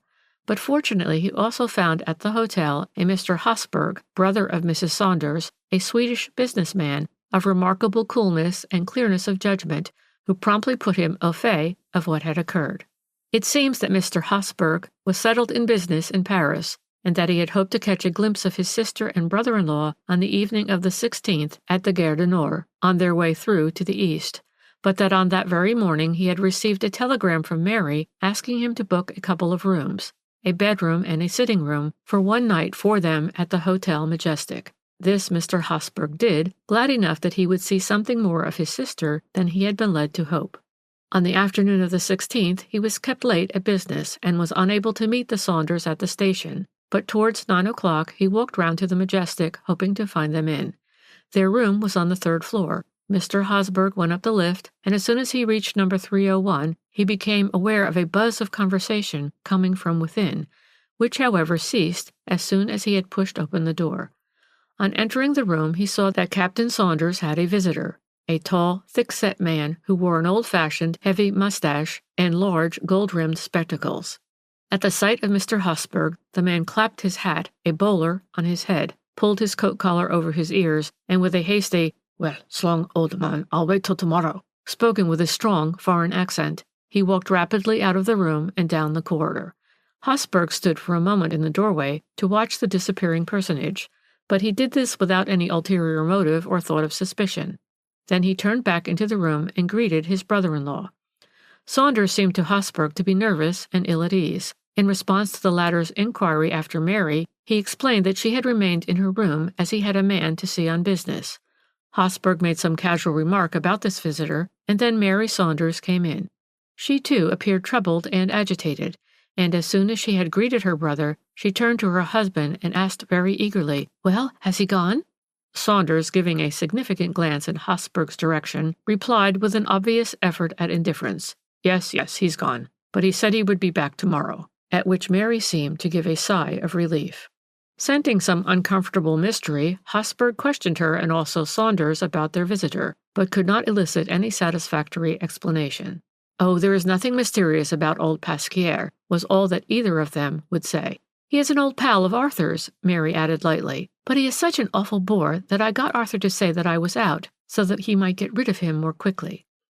But somehow Hosberg felt that these explanations were very lame. He could not get it out of his head that there was something mysterious about the visitor, and knowing the purpose of the Saunders' journey, he thought it as well to give them a very serious word of warning about continental hotels generally, and to suggest that they should, after this stay in Paris, go straight through in the train de luxe and never halt again until the £15,000 necklace was safely in the hands of the august lady for whom it was intended. But both Arthur and Mary laughed at these words of warning. "My dear fellow," Arthur said, seemingly rather in a huff, "we are not such mugs as you think us. Mary and I have traveled on the continent at least as much as you have, and are fully alive to the dangers attendant upon our mission. As a matter of fact, the moment we arrived, I gave the necklace in its own padlocked tin box, just as I brought it over from England, in charge of the hotel management, who immediately locked it up in their strong room. So even if good old Pasquier had designs on it, which I can assure you he has not, he would stand no chance of getting hold of it. And now, do sit down, there's a good chap, and talk of something else." Only half reassured, Hosberg sat down and had a chat, but he did not stay long. Mary was obviously tired, and soon said good night. Arthur offered to accompany his brother-in-law to the latter's lodgings in the Rue de Monsigny. "I would like to take a walk," he said, before going to bed. So the two men walked out together, and Hosburg finally said good night to Arthur just outside his own lodgings. It was then close upon 10 o'clock. The little party had agreed to spend the next day together, as the train de luxe did not go until the evening, and Hosburg had promised to take a holiday from business. Before going to bed, he attended to some urgent correspondence, and had just finished a letter when his telephone bell rang. To his horror, he heard his sister's voice, speaking in the greatest possible distress and anxiety. "Don't keep Arthur up so late, Herman," she said. "I am dog-tired, and can't go to sleep until he returns." "Arthur?" he replied. "But Arthur left me at my door 2 hours ago." "He has not returned," she insisted, "and I am getting anxious." "Of course you are, but he can't be long now. He must have turned into a cafe and forgot the time. Do ring me up as soon as he comes in." Unable to rest, however, and once more vaguely anxious, Hosburg went hastily back to the Majestic. He found Mary nearly distracted with anxiety, and as he himself felt anything but reassured, he did not know how to comfort her. At one time he went down into the hall to ascertain whether anything was known in the hotel about Saunders' movements earlier in the evening, but at this hour of the night there was only the night porter and the watchman about, and they knew nothing of what had occurred before they came on duty. There was nothing for it but to await the morning as calmly as possible. This was difficult enough, as Mary Saunders was evidently in a terrible state of agitation. She was quite certain that something tragic had happened to her husband, but Hosburg tried in vain to get her to speak of the mysterious visitor who had from the first aroused his own suspicions. Mary persisted in asserting that the visitor was just an old pal of Arthur's, and that no possible suspicion of any kind could possibly rest upon him. In the early morning, Hosburg went off to the nearest commissariat of police. They took the matter in hand without delay, and within the hour had obtained some valuable information from the personnel of the hotel. To begin with, it was established that at about 10 minutes past 10 the previous evening, that is to say, a quarter of an hour or so after Hosburg had parted from Arthur Saunders outside his own lodgings, the latter had returned to the Majestic and at once asked for the tin box, which he had deposited in the bureau. There was some difficulty in acceding to his request, because the clerk who was in charge of the keys of the strong room could not at once be found. However, Monsieur le Capitaine was so insistent that search was made for the clerk, who presently appeared with the keys, and after the usual formalities handed over the tin box to Saunders, who signed a receipt for it in the book. Hosburg had since then identified the signature, which was quite clear and incontestable. Saunders then went upstairs, refusing to take the lift, and 5 minutes later he had come down again, nodded to the hall porter, and went out of the hotel. No one had seen him since, but during the course of the morning the valet on the 4th floor had found an empty tin box in the gentleman's cloakroom. This box was produced, and to her unutterable horror Mary Saunders recognized it as the one which had held the pearl necklace. The whole of this evidence, as it gradually came to light, was a staggering blow both to Mary and to Hosburg himself, because until this moment neither of them had thought that the necklace was in jeopardy. They both believed that it was safely locked up in the strong room of the hotel. Hosburg now feared the worst. He blamed himself terribly for not having made more certain of the mysterious visitor's identity. He had not yet come to the point of accusing his brother-in-law, in his mind, of a conspiracy to steal the necklace, but frankly, at this stage, he did not know what to think. Saunders' conduct had, to say the least, been throughout extremely puzzling. Why had he elected to spend the night in Paris when all arrangements had been made for him and his wife to travel straight through?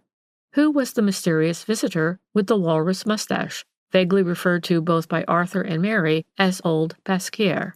And above all, why had Arthur withdrawn the necklace from the hotel strong room where it was quite safe, and with it in his pocket, walked about the streets of Paris at that hour of the night? Hosburg was quite convinced that old Pasquier knew something about the whole affair, but, strangely enough, Mary persisted in asserting that he was quite harmless, and an old friend of Arthur's who was beyond suspicion.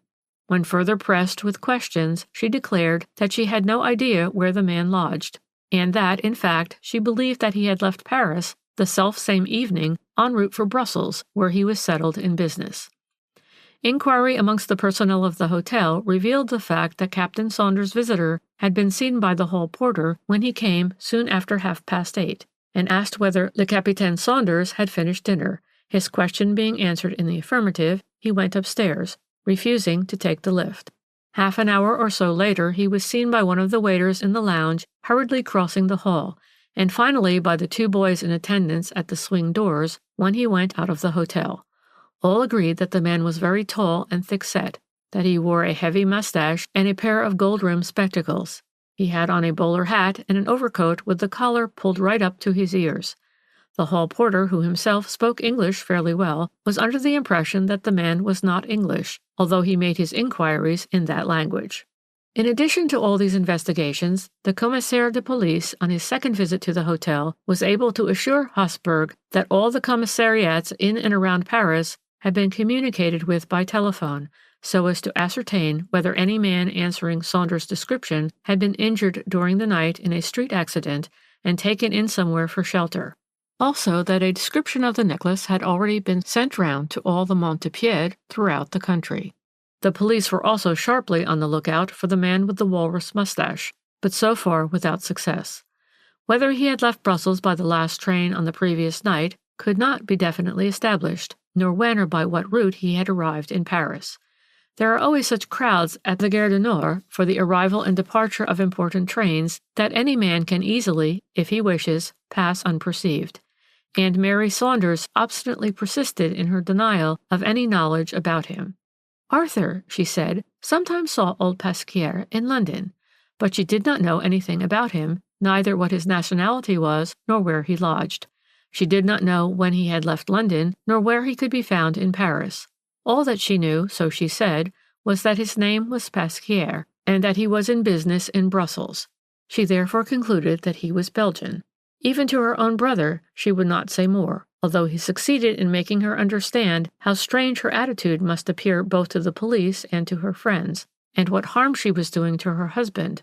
But at this she burst into floods of tears, and swore that she knew nothing about Pasquier's whereabouts, and that she believed him to be innocent of any attempt to steal the necklace or to injure Arthur. There was nothing more to be said for the present, and Habsburg sent the telegram in his sister's name to Sir Montague Bowden, because he felt that someone less busy than himself should look after the affair and be a comfort to Mary, whose mental condition appeared pitiable in the extreme. In this first interview he was able to assure Sir Montague that everything had been done to trace the whereabouts of Arthur Saunders, and also of the necklace of which the unfortunate man had been the custodian. And it was actually while the 2 men were talking the whole case over that Habsburg received an intimation from the police that they believed the missing man had been found. At any rate, would Monsieur give himself the trouble to come round to the commissariat at once.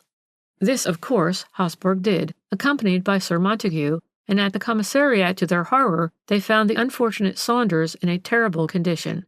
Briefly, the commissaire explained to them that about 10:15 last night, an agent de police, making his rounds, saw a man crouching in the angle of a narrow blind alley that leads out of the Rue de Monsigny. On being shaken up by the agent, the man struggled to his feet, but he appeared quite dazed and unable to reply to any questions that were put to him.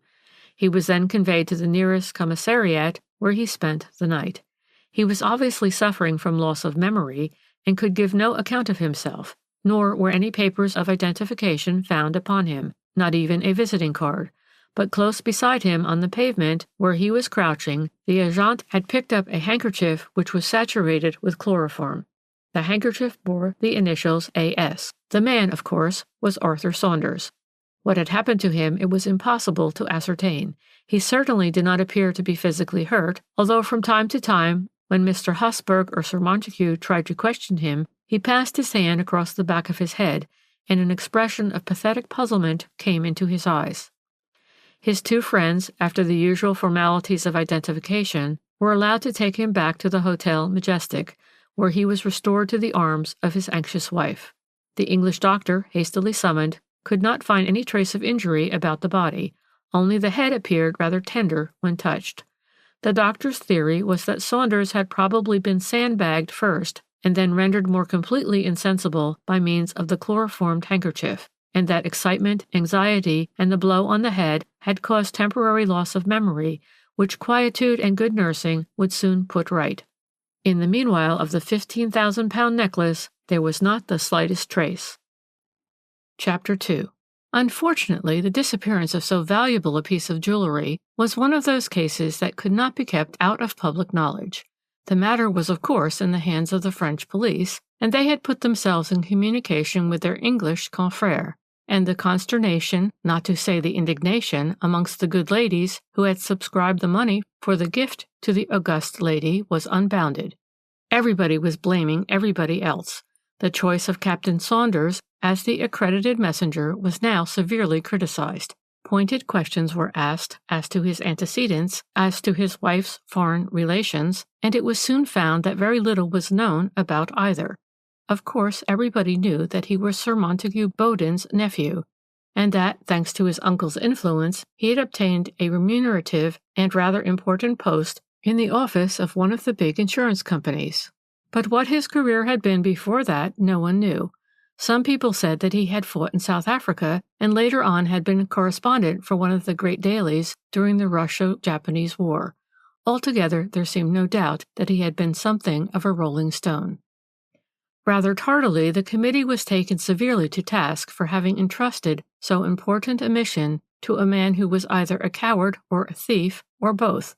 For at first, no one doubted that Saunders had met a confederate in Paris and had handed over the necklace to him, whilst he himself enacted a farce of being waylaid, chloroformed, and robbed, and subsequently of losing his memory.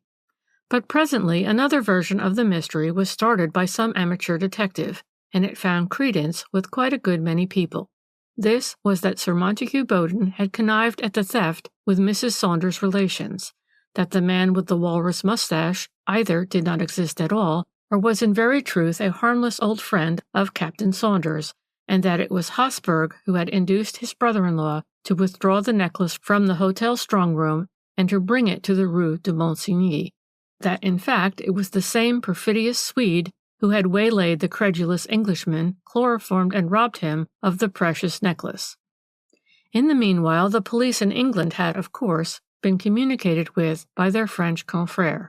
But before they could move in the matter or enjoin discretion on all concerned, an enterprising young man on the staff of the express post had interviewed Miss Elizabeth Spicer, who was the parlour-maid at the Saunders flat in Sloane Street.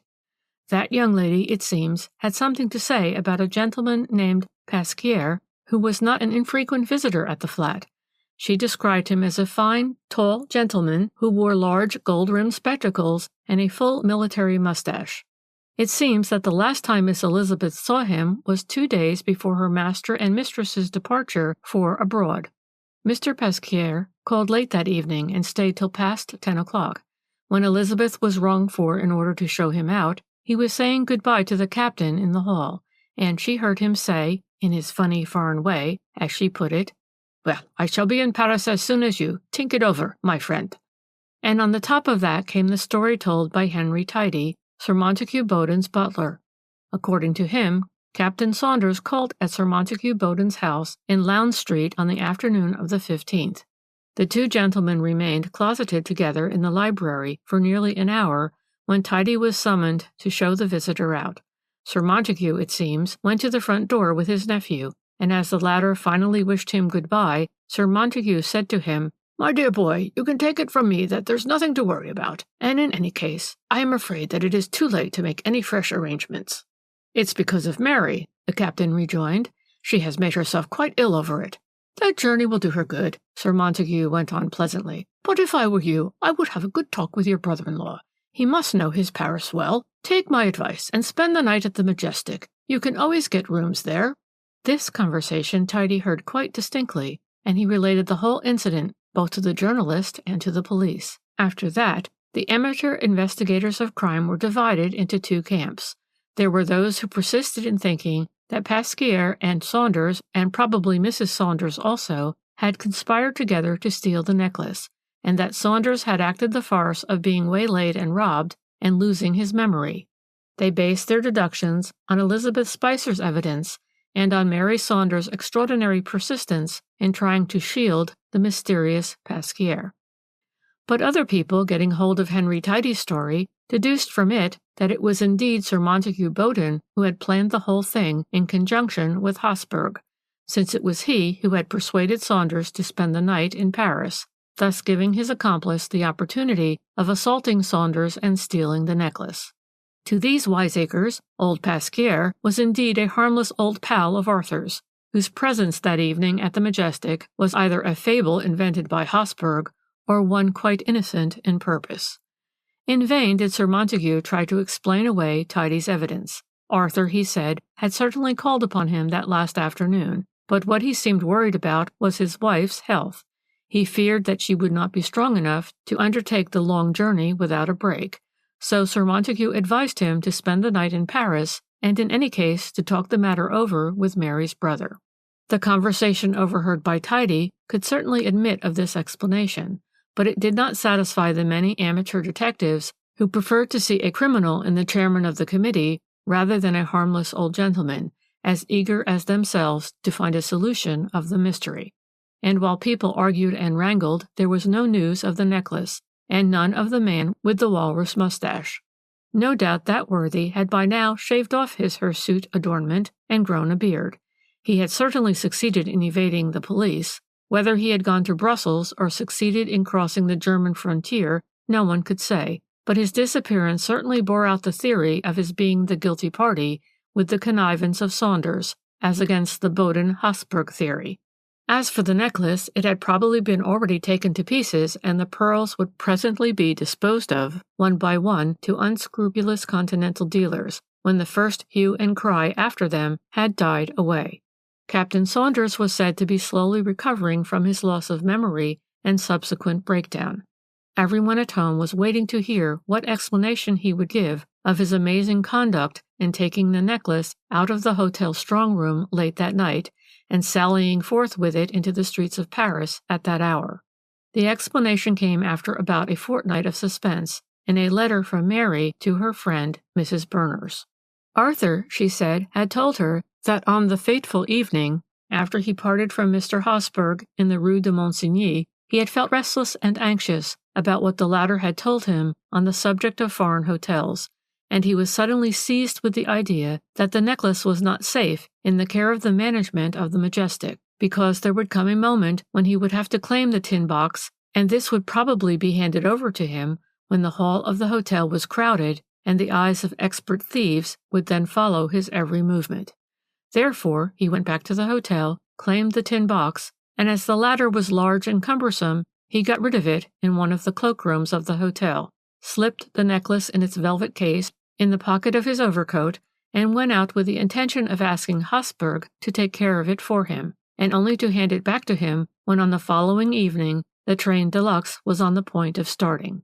He had been in sight of Hosburg's lodgings when, without the slightest warning, a dull blow on the back of his head, coming he knew not whence, robbed him of consciousness.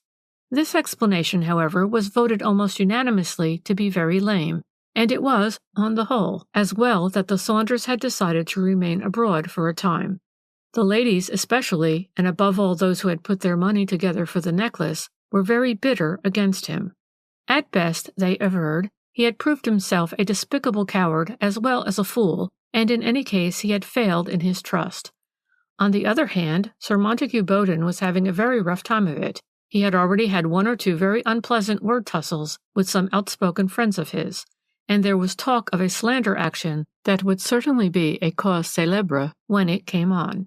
Thus the arguments went on in endless succession until one day, well do I remember the excitement that spread throughout the town as soon as the incident became known, there was a terrible row in one of the big clubs in Piccadilly. Sir Montague Bowden was insulted by one of his fellow members. He was called a thief, and asked what share he was getting out of the sale of the necklace. Of course, the man who spoke in this unwarrantable fashion was drunk at the time, but nevertheless it was a terrible position for Sir Montague, because as his opponent grew more and more abusive, and he himself more and more indignant, he realized that he had practically no friends who would stand by him in the dispute.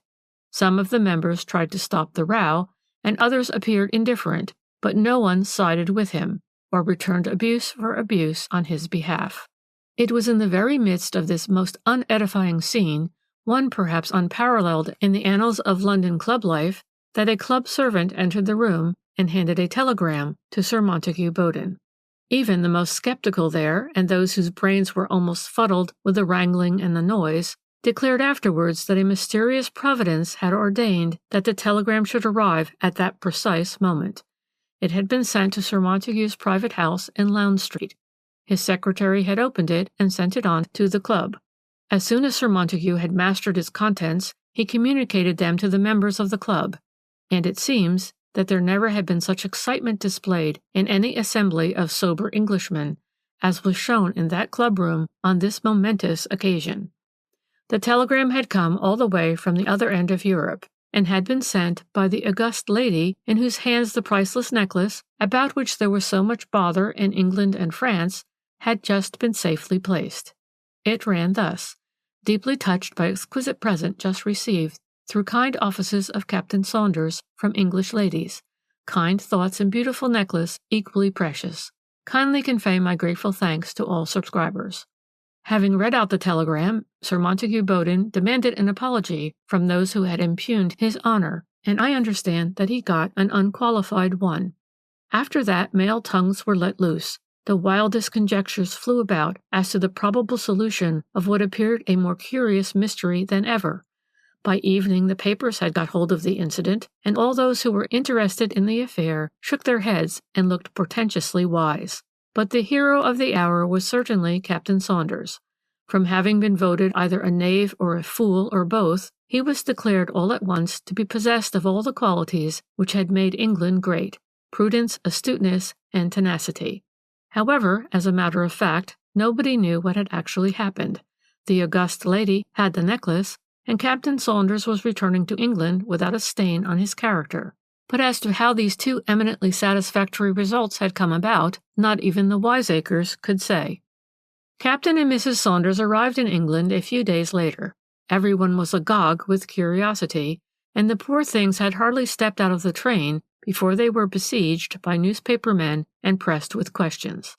The next morning, the Express Post and the Daily Thunderer came out with exclusive interviews with Captain Saunders, who had made no secret of the extraordinary adventure which had once more placed him in possession of the necklace.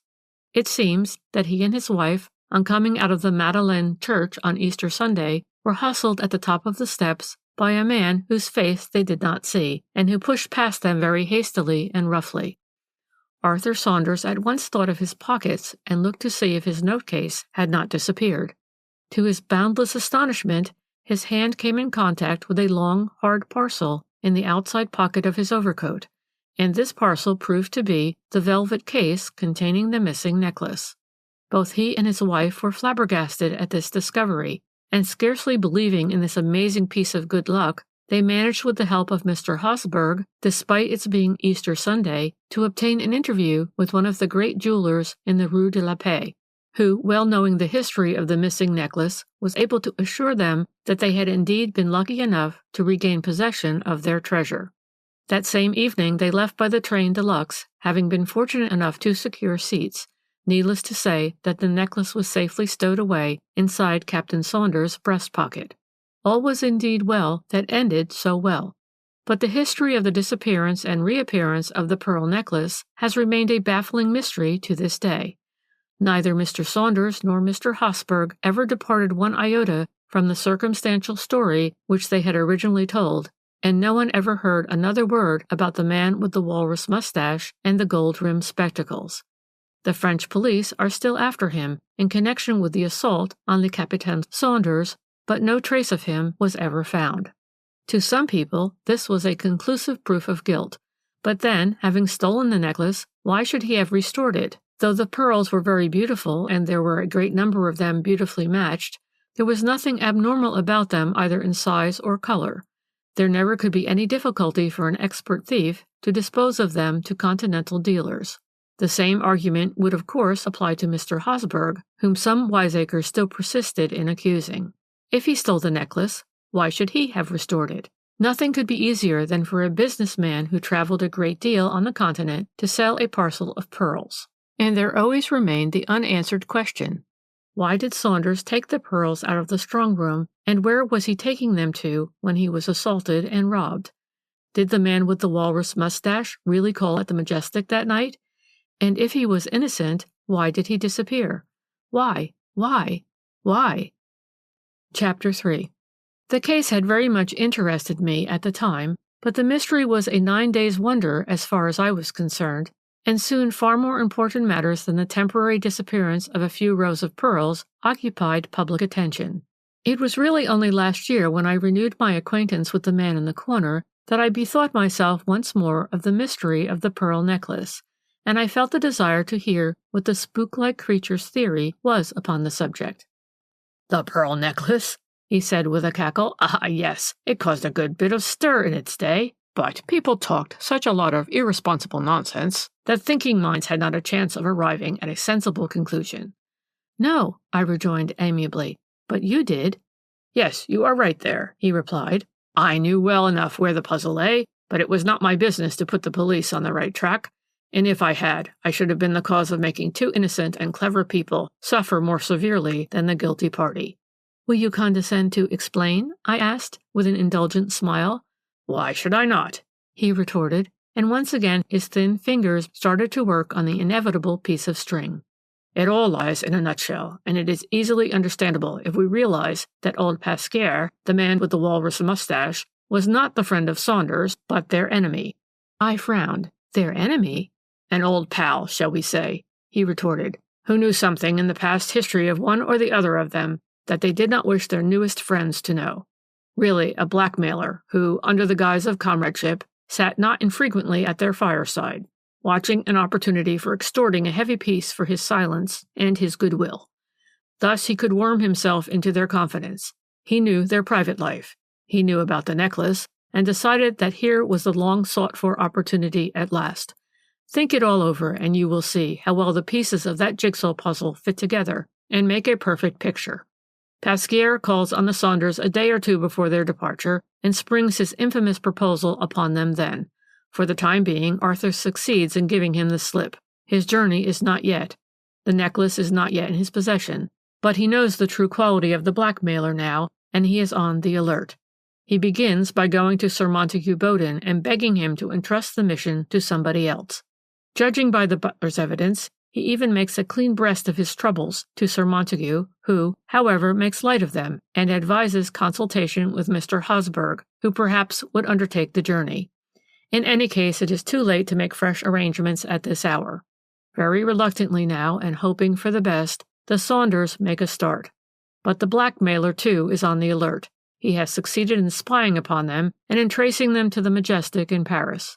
The situation now has become terribly serious, for the blackmailer has thrown off the mask and demands the necklace under threats which apparently the Saunders did not dare defy.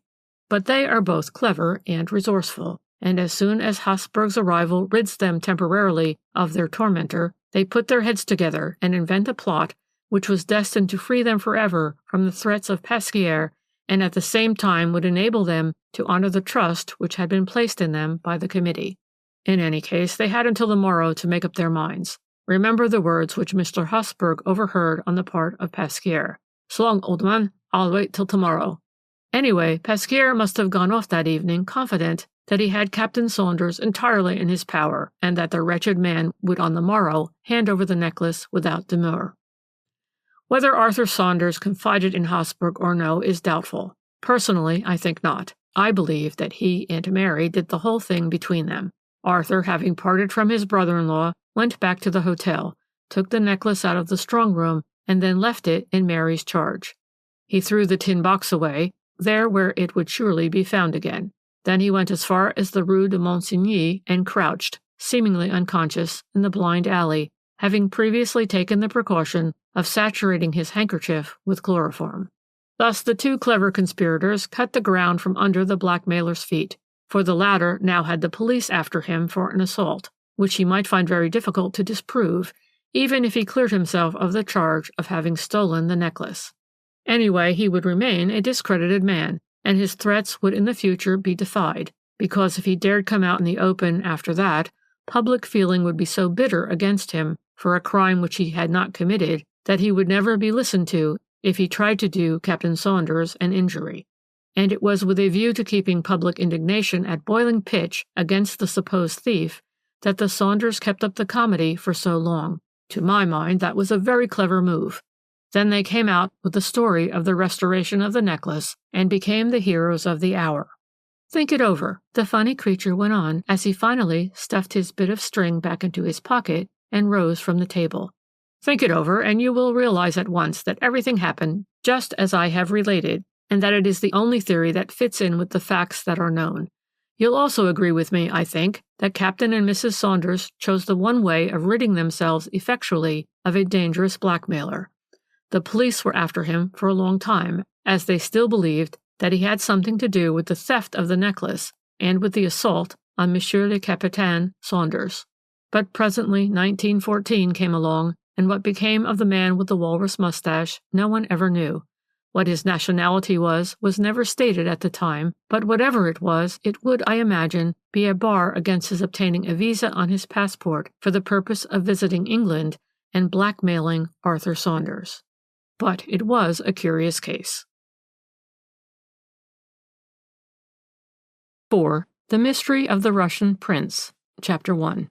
There had been a great deal of talk about that time, in newspapers and amongst the public, of the difficulty an inexperienced criminal finds in disposing of the evidences of his crime, notably, of course, of the body of his victim. In no case, perhaps, was this difficulty so completely overcome, at any rate as far as was publicly known, as in that of the murder of the individual known as Prince Orzov. I am thus qualifying his title because, as a matter of fact, the larger public never believed that he was a genuine prince, Russian or otherwise, and that even if he had not come by such a violent and tragic death, the Smithsons would never have seen either their £10,000 again or poor Louisa's aristocratic bridegroom. I had been thinking a great deal about this mysterious affair. Indeed, it had been discussed at most of the literary and journalistic clubs as a possible subject for a romance or drama, and it was with deliberate intent that I walked over to Fleet Street that afternoon in order to catch the man in the corner in his accustomed tea-shop and get him to give me his views on the subject of the mystery that to this very day surrounds the murder of the Russian prince. "Let me just put the whole case before you," the funny creature began as soon as I had led him to talk upon the subject.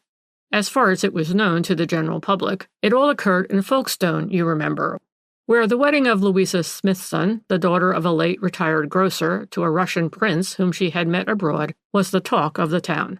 It was on a lovely day in May, and the wedding ceremony was to take place at Holy Trinity Church.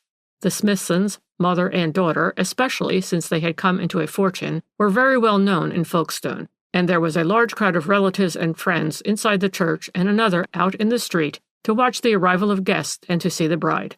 There were cameramen and newspapermen and hundreds of idlers and visitors, and the police had much ado to keep the crowd in order. Mrs. Smithson had already arrived looking gorgeous in what I understand is known as amethyst crêpe de chine, and there was a marvelous array of Bond Street gowns and gorgeous headgears, all of which kept the lookers-on fully occupied until the traditional quarter of an hour's grace usually accorded to the bride. But presently those 15 minutes became 20. The clergy had long since arrived. The guests had all assembled. The bridesmaids were waiting in the porch. But there was no bridegroom. Neither he nor his best man had arrived. And now it was half an hour after the time appointed for the ceremony. And oh, horror! The bride's car was in sight.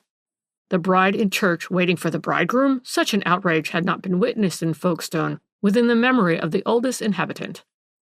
One of the guests went at once to break the news to the elderly relative who had arranged to give the bride away and who was with her in the car, whilst another, a Mr. Sutherland Ford, jumped into the first available taxi, having volunteered to go to the station in order to ascertain whether there had been any breakdown on the line, as the bridegroom was coming down by train from London with his best man. The bride, hastily apprised of the extraordinary contretemps, remained in the car, with the blinds pulled down, well concealed from the prying eyes of the crowd, whilst the fashionable guests, relatives, and friends had perforce to possess their soul in patience. And presently the news fell like a bombshell in the midst of this lively throng. A taxi drove up, and from it alighted first Mr. Sutherland Ford, who had volunteered to go to the station for information, and then John and Henry Carter, the two latter beautifully got up in frock coats, striped trousers, top hats, and flowers in their buttonholes, looking obviously like belated wedding guests. But still no bridegroom and no best man. The three gentlemen, paying no heed to the shower of questions that assailed them as soon as they had jumped out of the taxi, ran straight into the church, leaving everyone's curiosity unsatisfied and public excitement at fever pitch. "It was John and Henry Carter," the ladies whispered agitatedly. "Fancy their being asked to the wedding." And those who were in the know whispered to those who were less favored that young Henry had at one time been engaged to Louisa Smithson before she met her Russian prince, and that when she threw him over he was in such dire despair that his friends thought he would commit suicide. A moment or two later Mrs. Smithson was seen hurriedly coming out of the church, her face pale and drawn, her beautiful hat all awry. She made straight for the bride's car, stepped into it, and the car immediately drove off, whilst the wedding guests trooped out of the church, and the terrible news spread like wildfire through the crowd and was presently all over the town. It seems that when the midday train, London to Folkestone, stopped at Swanley Junction, two passengers who were about to enter a first-class compartment in one of the corridor carriages were horrified to find it in a terrible state of disorder. They hastily called the guard, and on examination the carriage looked indeed as if it had been the scene of a violent struggle. The door on the off side was unlatched, two of the window straps were wrenched off, the antimacassars were torn off the cushions, one of the luggage racks was broken, and the net hung down in strips, and over some of the cushions were marks unmistakably made by a blood-stained hand. The guard immediately locked the compartment and sent for the local police. No one was allowed in or out of the station until every passenger on the train had satisfied the police as to his or her identity. Thus the train was held up for over 2 hours, whilst preliminary investigations were going on. There appeared no doubt that a terrible murder had been committed, and telephonic communication all along the line presently established the fact that it must have been done somewhere in the neighborhood of Sydenham Hill, because a group of men who were at work on the upside of the line at Penge, when the down train came out of the tunnel, noticed that the door of one of the first-class carriages was open. It swung to again just before the train steamed through the station. A preliminary search was at once made in and about the tunnel. It revealed on the platform of Sydenham Hill Station a first-class single ticket of that day's issue, London to Folkestone, crushed and stained with blood. And on the permanent way, close to the entrance of the tunnel on the Penge side, a soft black hat and a broken pair of pince-nez. But as to the identity of the victim, there was for the moment no clue. After a couple of wearisome and anxious hours, the passengers were allowed to proceed on their journey.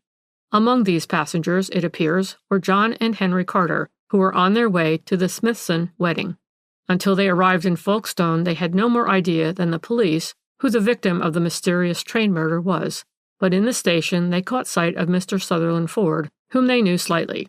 Mr. Ford was making agitated inquiries as to any possible accident on the line.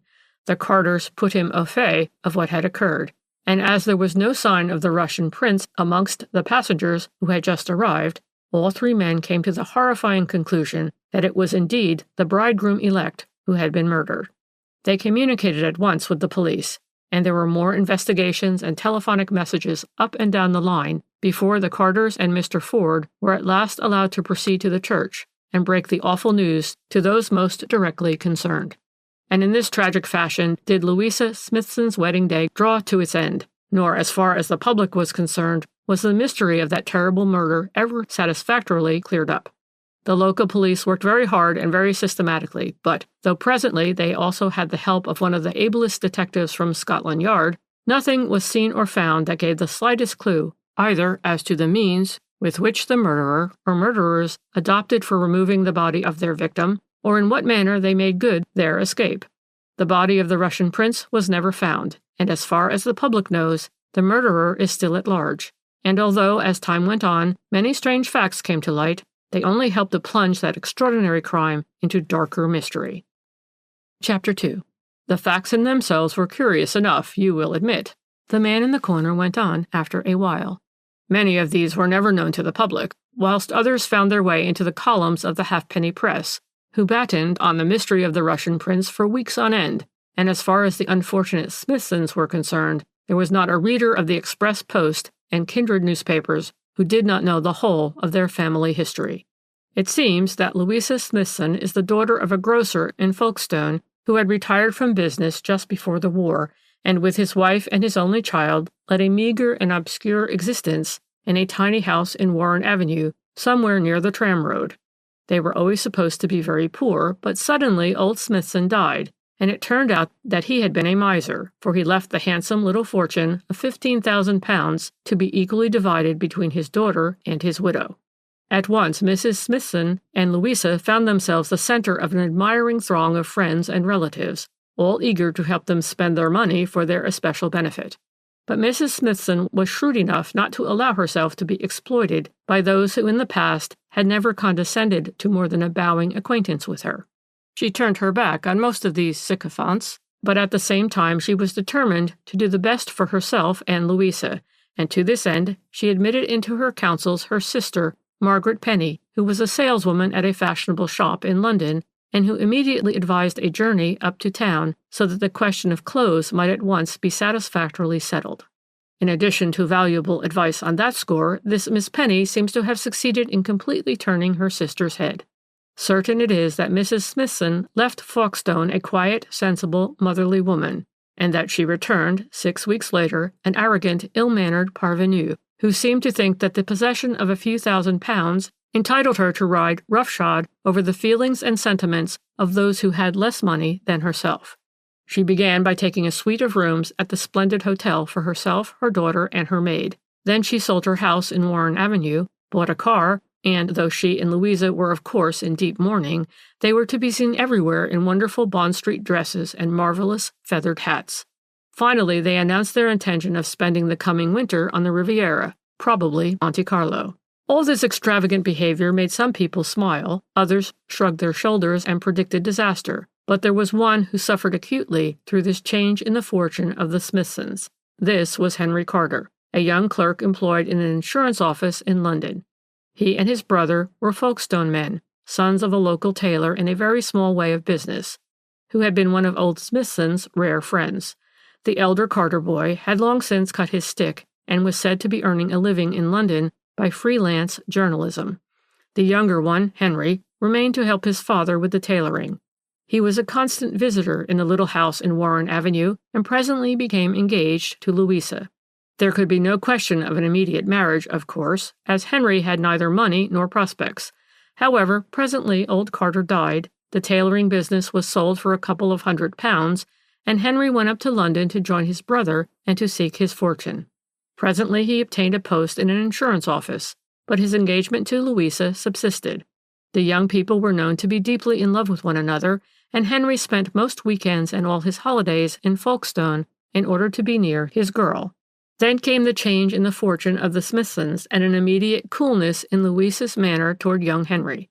It was all very well in the past to be engaged to the son of a jobbing tailor, while one was poor oneself, and one had neither wit nor good looks. But now— In fact, already when they were in London, Mrs. Smithson had intimated to Henry Carter that his visits were none too welcome, and when he appealed to Louisa, she put him off with a few curt words. The young man was in despair, and indeed his brother actually feared at one time that he would commit suicide.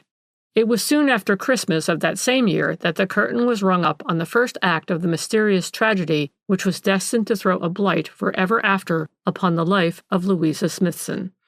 It began with the departure of herself and her mother for the Continent, where they intended to remain until the end of March. For the first few weeks their friends had no news of them, but presently Miss Margaret Penny, who had kept up a desultory correspondence with a pal of hers in Folkestone, started to give glowing accounts of the Smithsons' doings in Monte Carlo. They were staying at the Hôtel de Paris, paying 200 francs a day for their rooms alone. They were lunching and dining out every day of the week. They had been introduced to one or two of the august personages who usually grace the Riviera with their presence at this time of the year, and they had met a number of interesting people.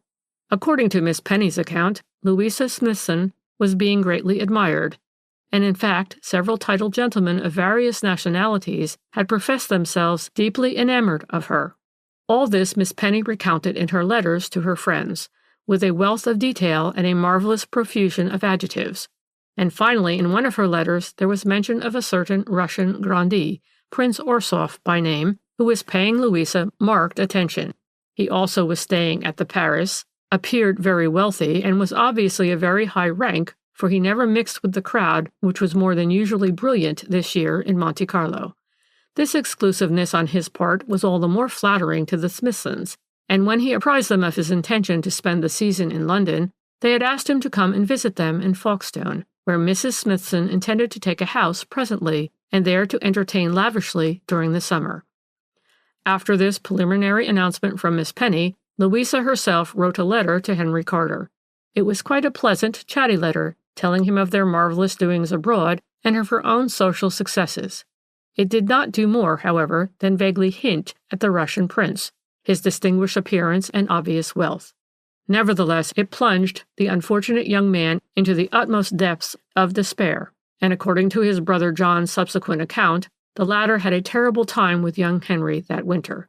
John himself was very busy with journalistic work, which kept him away sometimes for days and weeks on end from the little home in London which the two brothers had set up for themselves with the money derived from the sale of the tailoring business. And Henry's state of mind did at times seriously alarm his brother, for he would either threaten to do away with himself or vow that he would be even with that accursed foreigner.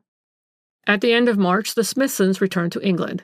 During the interval, Mrs. Smithson had made all arrangements for taking the Towers, a magnificently furnished house facing the Leas at Folkestone, and here she and Louisa installed themselves preparatory to launching their invitations for the various tea and tennis parties, dinners, and dances which they proposed to give during the summer. One might really quite truthfully say that the eyes of all Folkestone were fixed upon the two ladies. Their Paris dresses, their hats, their jewelry was the chief subject of conversation at tea-tables, and of course everyone was talking about the Russian prince who, Mrs. Smithson had confided this to a bosom friend, was coming over to England for the express purpose of proposing to Louisa. There was quite a flutter of excitement on a memorable Friday afternoon when it was rumored that Henry Carter had come down for a weekend and had put up at a small hotel down by the harbor. Of course, he had come to see Louisa Smithson. Everyone knew that, and no doubt he wished to make a final appeal to her love for him, which could not be entirely dead yet. Within 24 hours, however, it was common gossip that young Henry had presented himself at the Towers and been refused admittance. The ladies were out, the butler said, and he did not know when they would be home. This was on the Saturday. On the Sunday, Henry walked about on the Leas all morning in hope of seeing Louisa or her mother, and as he failed to do so, he called again in the early part of the afternoon. He was told the ladies were resting. Later he came again, and the ladies had gone out, and on the Monday, as presumably business called him back to town, he left by the early morning train, without having seen his former fiancée. Indeed, people from that moment took it for granted that young Henry had formerly been given his congé. Toward the middle of April, Prince Orsov arrived in London. Within 2 days, he telephoned to Mrs. Smithson to ask her when he might come to pay his respects. A day was fixed, and he came to the Towers to lunch. He came again, and at his third visit, he formally proposed to Miss Louisa Smithson, and was accepted. The wedding was to take place almost immediately, and the very next day the exciting announcement had gone the round of the Smithsons' large circle of friends, not only in Folkestone, but also in London. The effect of the news appears to have been staggering as far as the unfortunate Henry Carter was concerned. In the picturesque language of Mrs. Hicks, the middle-aged charlady who did for the two brothers in their little house in Chelsea, "He carried on something awful." She even went so far as to say that she feared he might put his head in the gas oven, and that as Mr. John was away at the time, she took the precaution every day when she left to turn the gas off at the meter. The following weekend, Henry came down to Folkestone and again took up his quarters in the small hotel by the harbor. On the Saturday afternoon, he called at the Towers and refused to take no for an answer when he asked to see Miss Smithson. Indeed, he seems literally to have pushed his way into the drawing-room where the ladies were having tea. According to statements made subsequently by the butler, there ensued a terrible scene between Henry and his former fiancée, at the very height of which, as luck would have it, who should walk in but Prince Orsov? That elegant gentleman, however, seems to have behaved on that trying occasion with perfect dignity and tact, making it his chief business to reassure the ladies and paying no heed to Henry's recriminations, which presently degenerated into vulgar abuse and ended in violent threats. At last, with the aid of the majestic butler, the young man was thrust out of the house, But even on the doorstep he turned and raised a menacing fist in the direction of Prince Orsoff, and said loudly enough for more than one person to hear, "Wait, I'll be even with that blank foreigner yet." It must indeed have been a terrifying scene for two sensitive and refined ladies like Mrs. and Miss Smithson to witness. Later on, after the prince himself had taken his leave, the butler was rung for by Mrs. Smithson, who told him that under no circumstances was Mr. Henry Carter ever to be admitted inside the Towers. However, a Sunday or two afterwards, Mr. John Carter called, and Mrs. Smithson saw him. He said that he had come down expressly from London in order to apologize for his brother's conduct. Harry, he said, was deeply contrite that he should thus have lost control over himself. His broken heart was his only excuse. After all, he had been, and still was, deeply in love with Louisa, and no man worth his salt could see the girl he loved turning her back on him without losing some of that equanimity which should of course be the characteristic of every gentleman. In fact, Mr. John Carter spoke so well and so persuasively that Mrs. Smithson and Louisa, who were at bottom a quite worthy pair of women, agreed to let bygones be bygones, and said that if Henry would only behave himself in the future, there was no reason why he should not remain their friend. This appeared a quite satisfactory state of things, and over in the little house in Chelsea, Mrs. Hicks gladly noted that Mr. Henry seemed more like himself afterwards. The very next weekend, the two brothers went down to Folkestone together, and they called at the Towers so that Henry might offer his apologies in person. The two gentlemen on that occasion were actually asked to stay to tea. Indeed, it seems as if Henry had entirely turned over a new leaf, and when presently the gracious invitation came for both brothers to come to the wedding, they equally graciously accepted. Chapter 3. The day fixed for the happy event was now approaching. The large circle of acquaintances, friends, and hangers-on which the Smithsons had gathered around them were all agog with excitement. Wedding presents were pouring in by every post. A kind of network of romance had been woven around the personalities of the future bride, her mother, and the Russian prince. The wealth of the Smithsons had been magnified 100-fold, and Prince Orsoff was reputed to be a brother of the late Tsar, who had made good his escape out of Russia, bringing away with him most of the crown jewels, which he would presently bestow upon his wife, and so on ad infinitum. And upon the top of all that excitement and that gossip, and marvelous tales akin to the Arabian Nights, came the wedding day with its awful culminating tragedy. The Russian prince had been murdered, and his body so cleverly disposed of that in spite of the most strenuous efforts on the part of the police, not a trace of it could be found. That robbery had been the main motive of the crime was quickly enough established. The Smithsons, mother and daughter, had at once supplied the detective in charge of the case with proofs as to that. It seems that as soon as the unfortunate prince had become engaged to Louisa, he asked that the marriage should take place without delay. He explained that his dearest friend, Mr. Schumann, the great international financier, had offered him shares in one of the greatest post-war undertakings which had ever been floated in Europe, and which would bring in to the fortunate shareholders a net income of not less than £10,000 yearly for every 10,000 invested. Mr. Schumann himself owned 1/2 of all the shares, and had by a most wonderful act of disinterested generosity allowed his bosom friend, Prince Orsoff, to have a few, a concession, by the way, which he had only granted to two other favoured personages, one being the Prince of Wales, and the other the President of the French Republic. Of course, to receive £10,000 yearly for every £10,000 invested was too wonderful for words. The President of the French Republic had been so delighted with this chance of securing a fortune that he had put 2,000,000 francs into the concern, and the Prince of Wales had put in £500,000. And it was so wonderfully secure, as otherwise the British government would not have allowed the Prince of Wales to invest such a vast sum of money if the business was only speculative. Security and fortune beyond the dreams of thrift. It was positively dazzling. No wonder that this vision of untold riches made poor Mrs. Smithson's mouth water, the more so as she was quite shrewd enough to realize that at the rate she was going, her share in the £15,000 left by the late worthy grocer would soon fade into nothingness. In the past few months, she and Louisa had spent considerably over £4,000 between them, and once her daughter was married to a quasi-royal personage, good old Mrs. Smithson did not see herself retiring into comparative obscurity on a few hundreds a year to be jeered at by all her friends. So she and Louisa talked the matter over together, and then they talked it over with Prince Orsoff on the occasion of his visit about 10 days before the wedding. The prince at first was very doubtful if the great Mr. Schumann would be willing to make a further sacrifice in the cause of friendship. He was an international financier, accustomed to deal in millions. He would not look favorably, the prince feared, at a few thousands. Mrs. Smithson's entire fortune now only consisted of about £5,000. This she was unwilling to admit to the wealthy and aristocratic future son-in-law. So the two ladies decided to pool their capital, and then they begged that Prince Orsoff should ask the great Mr. Schumann whether he would condescend to give £10,000 for investment in Mrs. Smithson's name in his great undertaking. Fortunately, the great financier did condescend to do this. He really was more of a philanthropist than a businessman, but of course he could not be kept waiting. The money must reach him in Paris not later than May the 20th, which was the very day fixed for the wedding.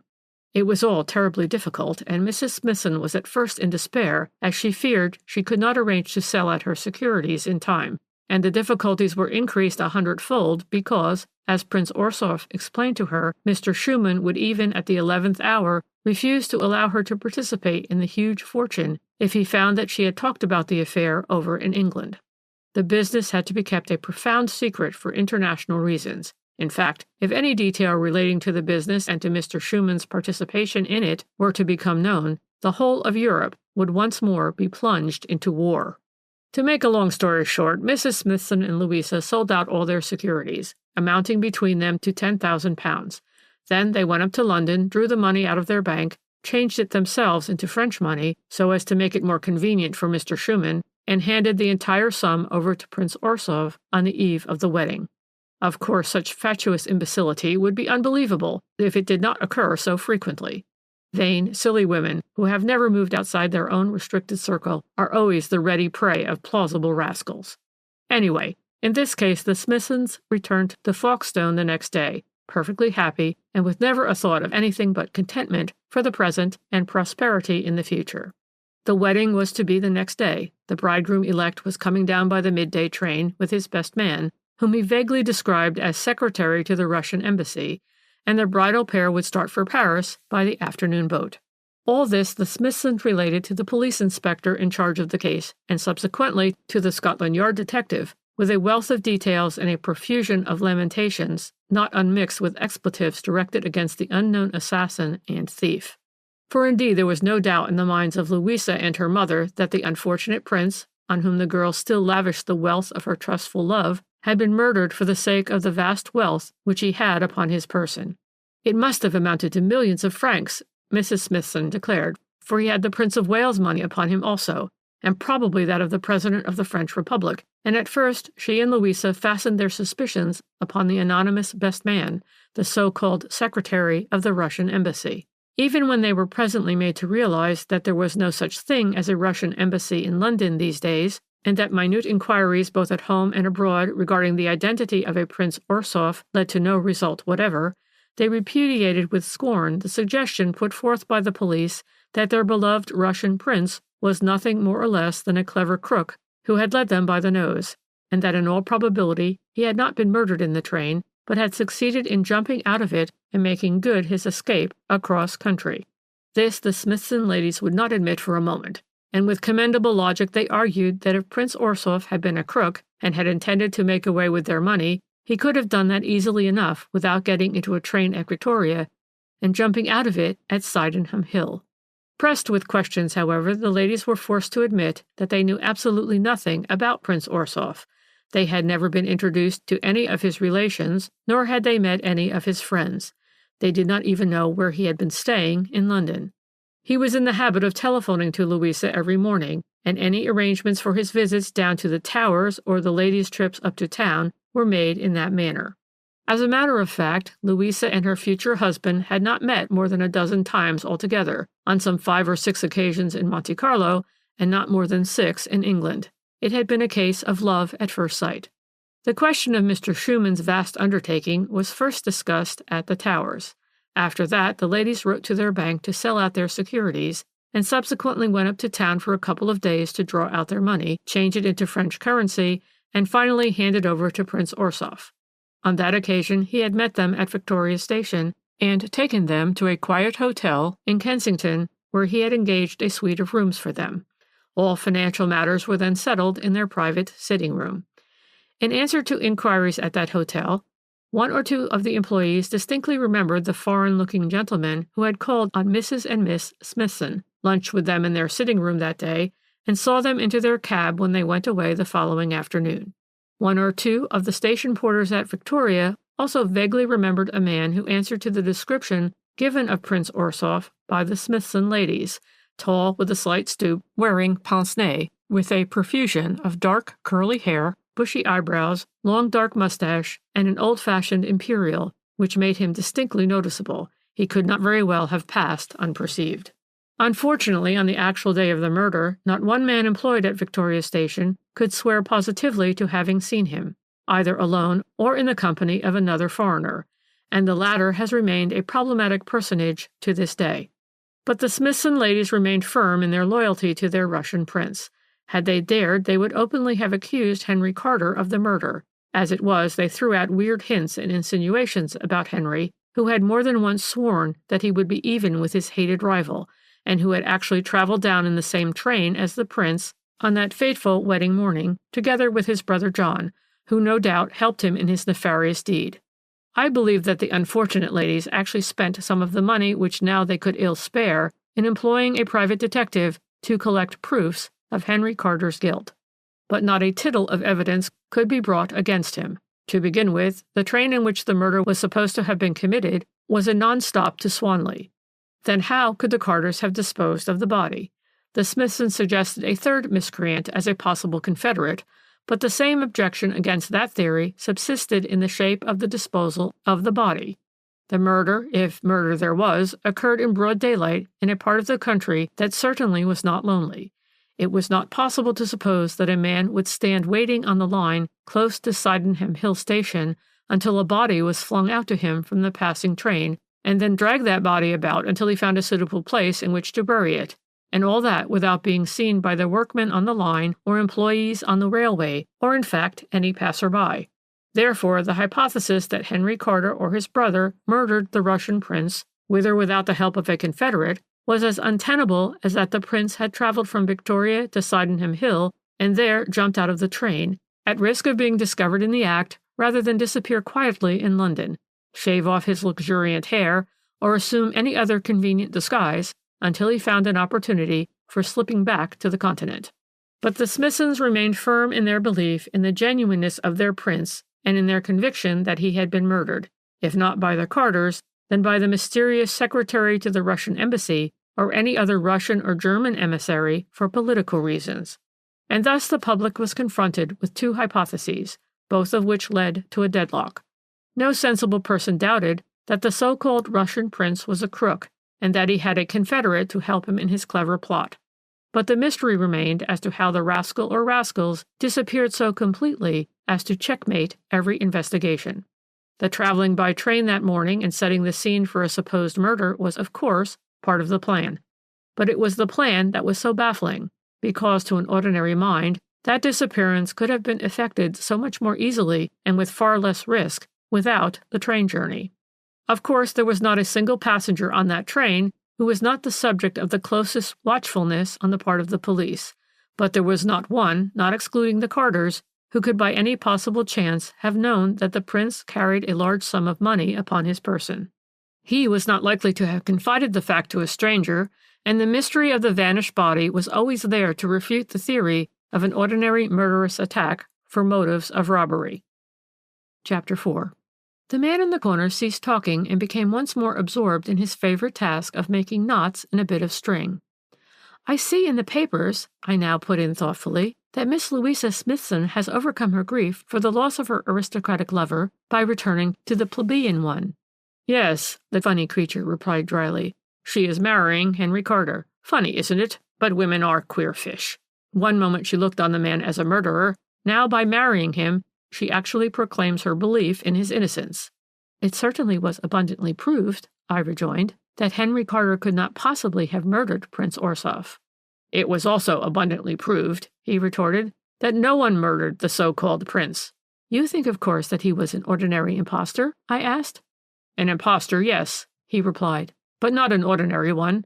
In fact, I take my hat off to as clever a pair of scamps as I have ever come across. A pair? Why, yes, it could not have been done alone. But the police— The police! The spook-like creature broke in with a sharp cackle. No more in this case than you give them credit for. They know well enough the solution of the puzzle which seems so baffling to the public, but they have not sufficient proof to effect an arrest. At one time they hoped that the scoundrels would presently make a false move and give themselves away, in which case they could be prosecuted for defrauding the Smithsons of £10,000. But this eventuality has become complicated through the masterstroke of genius which made Henry Carter marry Louisa Smithson. Henry Carter? I exclaimed. Then you do think the Carters had something to do with the case? They had everything to do with the case. In fact, they planned the whole thing in a masterly manner. But the Russian prince at Monte Carlo, I argued. Who was he? If he was a Confederate, where has he disappeared to? He is still engaged in the freelance journalism, the man in the corner replied dryly, and in his spare moments changes parcels of French currency back into English notes. You mean the brother? I ejaculated with a gasp. Of course I mean the brother, he retorted dryly. Who else could have been so efficient a collaborator in the plot? John Carter was comparatively his own master. He lived with Henry in the small house in Chelsea, waited on by a charwoman who came by the day. It was generally given out that his reporting work took him frequently and for lengthened stays out of London.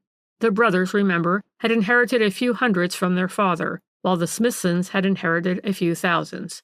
We must suppose that the idea of relieving the ladies of those thousands occurred to them as soon as they realized that Louisa, egged on by her mother, would cold-shoulder her fiancé. John Carter, mind you, must be a very clever man, else he could not have carried out all the details of the plot with so much sang-froid. We have been told, if you remember, that he had, early in life, cut his stick and gone to seek fortune in London. Therefore the Smithsons, who had never been out of Folkestone, did not know him intimately. His make-up as the prince must have been very good, and his histrionic powers not to be despised. His profession and life in London no doubt helped him in these matters.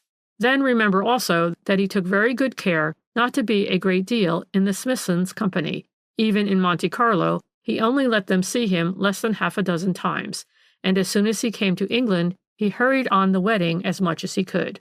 Another fine stroke was Henry's apparent despair at being cut out of Louisa's affections, and his threats against his successful rival. It helped draw suspicion on himself, suspicion which the scoundrels took good care could easily be disproved. Then take a pair of vain, credulous, unintelligent women, and a smart rascal who knows how to flatter them, and you will see how easily the whole plot could be worked. Finally, when John Carter had obtained possession of the money, he and Henry arranged the supposed tragedy in the train, and the Russian prince's disappearance from the world as suddenly as he had entered it. I thought the matter over for a moment or two. The solution of the mystery certainly appealed to my dramatic sense. But, I said at last, one wonders why the Carters took the trouble to arrange a scene of a supposed murder in the train. They might quite well have been caught in the act, and in any case it was an additional unnecessary risk. John Carter might quite well have been content to shed his role of Russian prince without such an elaborate setting. Well, he admitted, in some ways you are right there, but it is always difficult to gauge accurately the mentality of a clever scoundrel. In this case, I don't suppose that the Carters had quite made up their minds about what they would do when they left London, but that the plan was in their heads is proved by the hat, pince-nez, and railway ticket which they took with them when they started, and which, if you remember, were found on the line. But it was probably only because the train was comparatively empty, and they had both time and opportunity in the non-stop train, that they decided to carry their clever comedy through. Then think what an immense advantage in their future plans would be the Smithsons' belief in the death of their prince. Probably Louisa would never have dreamed of marrying if she thought her aristocratic lover was an impostor and still alive. She would never have let the matter rest. Her mind would forever have been busy with trying to trace him and bring him back repentant to her feet. You know what women are when they are in love with that type of scoundrel. They cling to them with the tenacity of a leech. But once she believed the man to be dead, Louisa Smithson gradually got over her grief, and Henry Carter wooed and won her on the rebound. She was poor now, and her friends had quickly enough deserted her. She was touched by the fidelity of her simple lover, and he thus consolidated his position and made the future secure. Anyway, the man in the corner concluded, I believe that it was with a view to making a future marriage possible between Louisa and Henry that the two brothers organized the supposed murder. Probably if the train had been full and they had seen danger in the undertaking, they would not have done it. But the mise en scène was easily enough set, and it certainly was an additional safeguard. Now, in another week or so, Louisa Smithson will be Henry Carter's wife, and presently you will find that John in London and Henry and his wife will be quite comfortably off.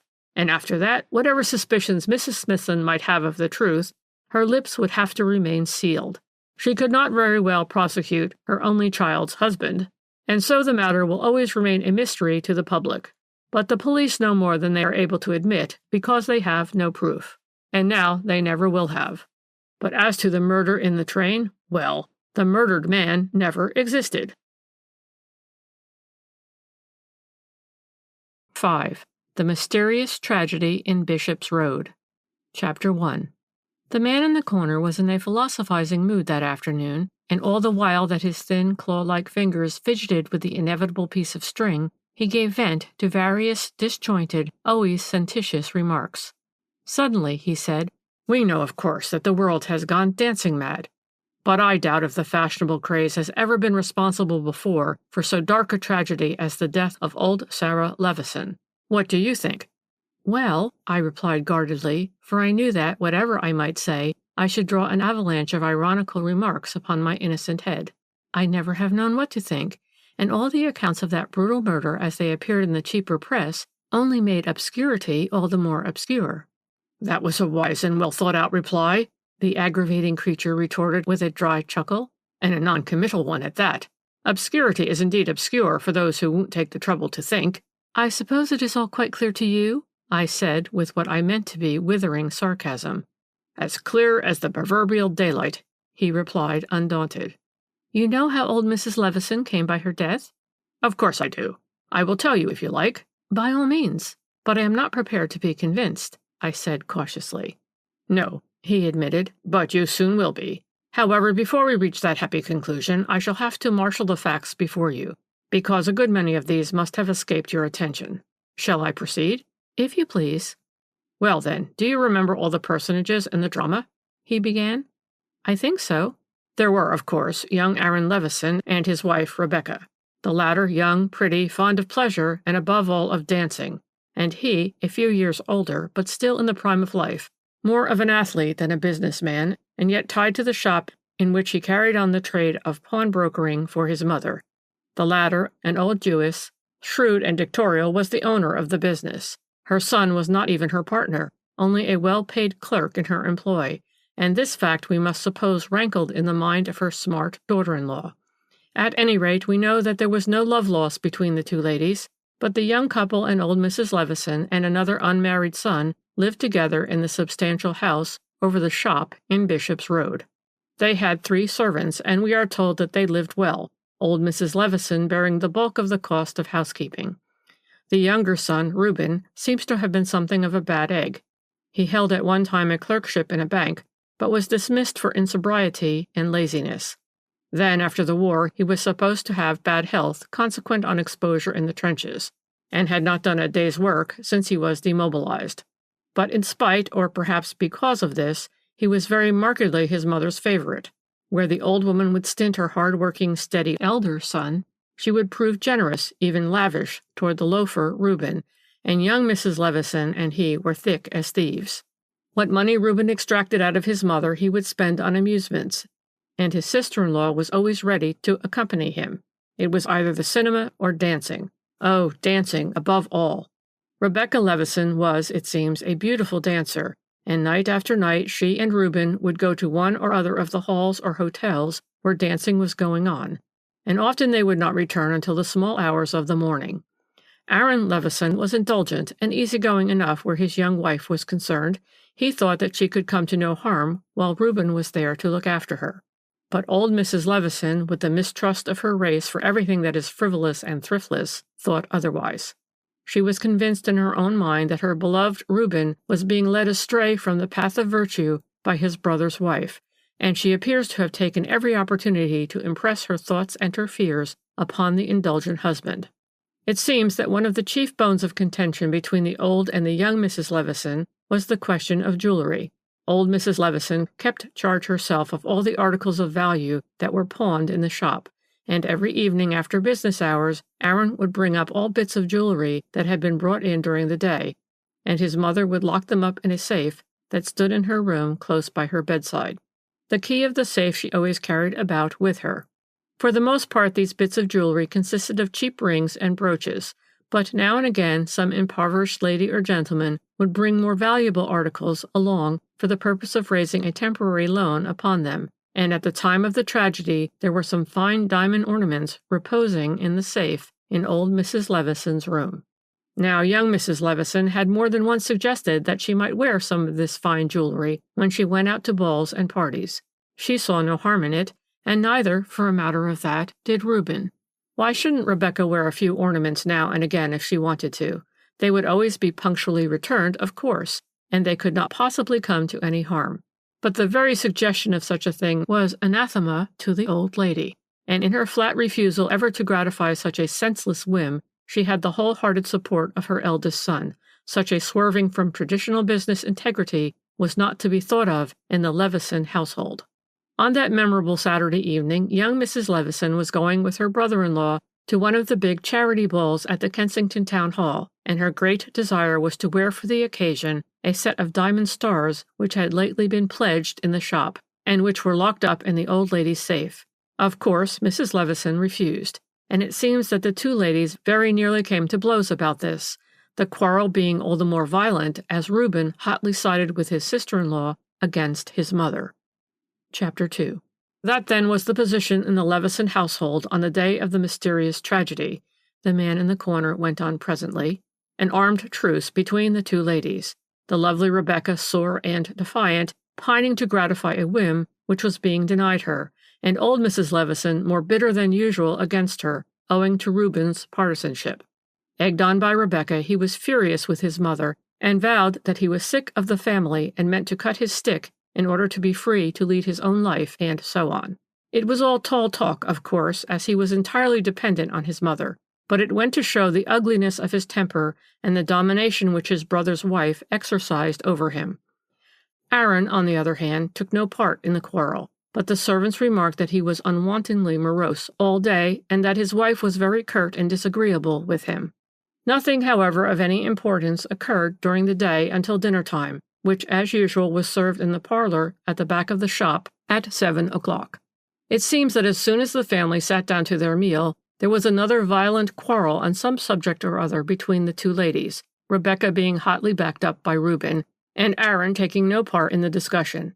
In the midst of the quarrel, and following certain highly offensive words spoken by Reuben, old Mrs. Levison got up abruptly from the table and went upstairs to her own room, which was immediately overhead at the back of the house, next to the drawing-room, nor did she come downstairs again that evening. At 9:30, the three servants went up to bed according to the rule of the house. Old Mrs. Levison, who was a real autocrat in the management of the household, expected the girls to be down at 6 every morning, but they were free to go to bed as soon as their work was done, and 9:30 was their usual time. Two of the girls slept at the top of the house, and the housemaid, Ida Griggs by name, who also acted as a sort of maid to old Mrs. Levison, occupied a small slip-room on the half-landing immediately above the old lady's bedroom. On the floor above this there was a large bedroom at the back, and a bathroom and dressing-room in front, all occupied by Mr. and Mrs. Aaron, and over that, the two maids' room and one for Mr. Reuben, and a small spare room in which Mr. Aaron would sleep now and again when his wife was likely to be out late, and he did not want to get his night's rest broken by her homecoming, or if he himself was going to be late home on a holiday night after one of those country excursions on his bicycle of which he was immensely fond, and in which he indulged himself from time to time. On this fateful Saturday evening Aaron was kept late in the shop, but he finally went up to bed soon after 10, after he had seen to all the doors below being bolted and barred, with the exception of the front door, which had to be left on the latch, Mrs. Aaron having the latch-key. Thus the house was shut up and everyone in bed by 10:30. In the meanwhile, the lovely Mrs. Rebecca and Reuben had dressed and gone to the ball. The next morning, at a little before 6, Ida Griggs, the housemaid, having got up and dressed, prepared to go downstairs. But when she went to open her bedroom door, she found it locked. Locked on the outside. At first she thought that the other girls were playing her a silly trick, and presently, hearing the patter of their feet on the stairs, she pounded against the door with her fists. It took the others some time to understand what was amiss, but at last they did try the lock on the outside, and found that the key had been turned and that Ida was indeed locked in. They let her out and then consulted what had best be done, but for the moment it did not seem to strike any of the girls that this locking of a door from the outside had a sinister significance. Anyway, they all went down into the kitchen, and Ida prepared old Mrs. Levison's early cup of tea. This she had to take up every morning at 6:30. On this occasion she went up as usual, knocked at her mistress's door, and waited to be let in, as the old lady always slept behind locked doors. But no sound came from within, though Ida knocked repeatedly and loudly called her mistress by name. Soon she started screaming, and her screams brought the household together. The two girls came up from the kitchen, Mr. Aaron came down from the top floor brandishing a poker, and presently Mrs. Aaron opened her door and peeped out clad in a filmy and exquisite nightgown, her eyes still heavy with sleep, and her beautiful hair streaming down her back. But of old Mrs. Levison there was no sign. Mr. Aaron, genuinely alarmed, glued his ear to the keyhole, but not a sound could he hear. Behind that locked door, absolute silence reigned. Fearing the worst, he set himself the task of breaking open the door, which after some effort and the use of a jemmy he succeeded in doing. And here the sight that met his eyes filled his soul with horror, for he saw his mother lying on the floor of her bedroom in a pool of blood. Evidently an awful crime had been committed. The unfortunate woman was fully dressed, as she had been on the evening before. The door of the safe was open, with the key still in the lock, but no other piece of furniture appeared to be disturbed. The one window of the room was wide open, and the one door had been locked on the inside. The other door, the one which gave on the front drawing-room, being permanently blocked by a heavy wardrobe, and below the open window the bunch of creepers against the wall was all broken and torn, showing plainly the way that the miscreant had escaped. After a few moments of awe-stricken silence, Aaron Levison regained control of himself and at once telephoned, first for the police and then for the doctor, but he would not allow anything in the room to be touched, not even his mother's dead body. For this precaution he was highly commended by the police inspector, who presently appeared upon the scene, accompanied by a constable and the divisional surgeon.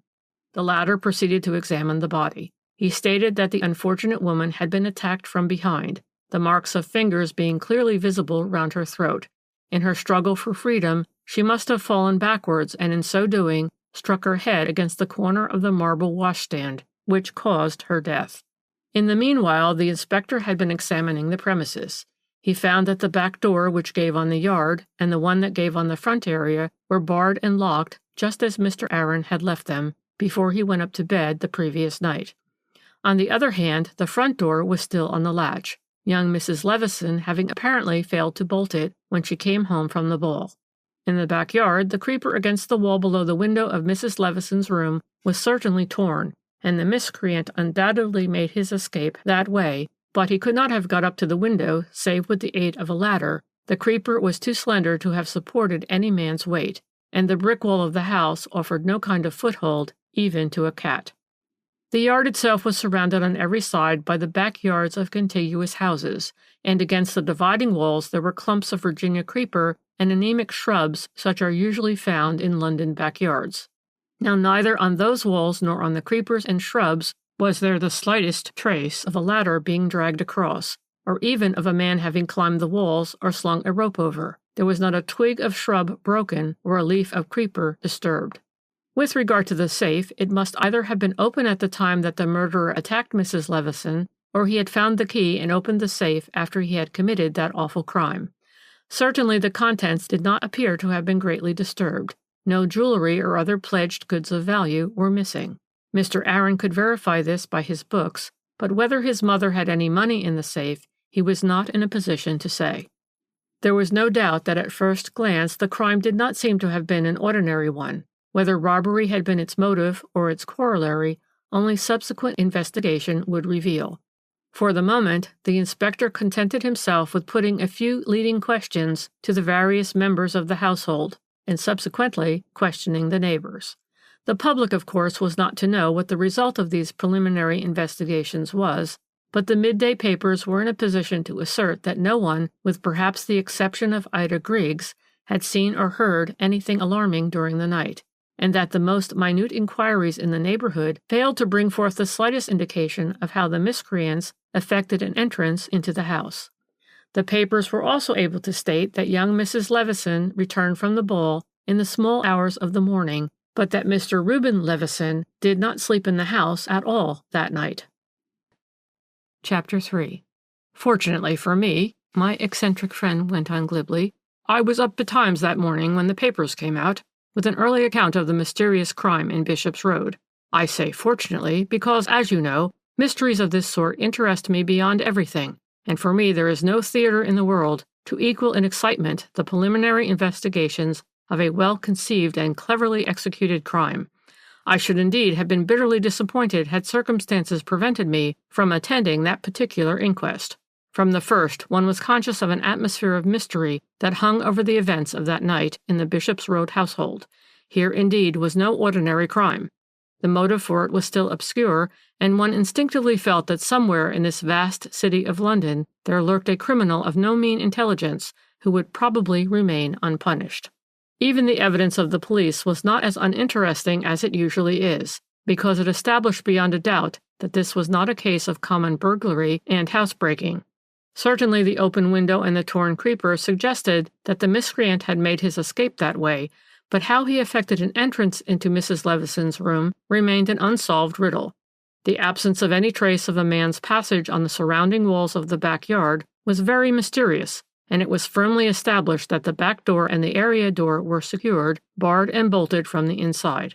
A burglar might, of course, have entered the house by the front door, which was on the latch, using a skeleton key, but it still remained inconceivable how he gained access into Mrs. Levison's room.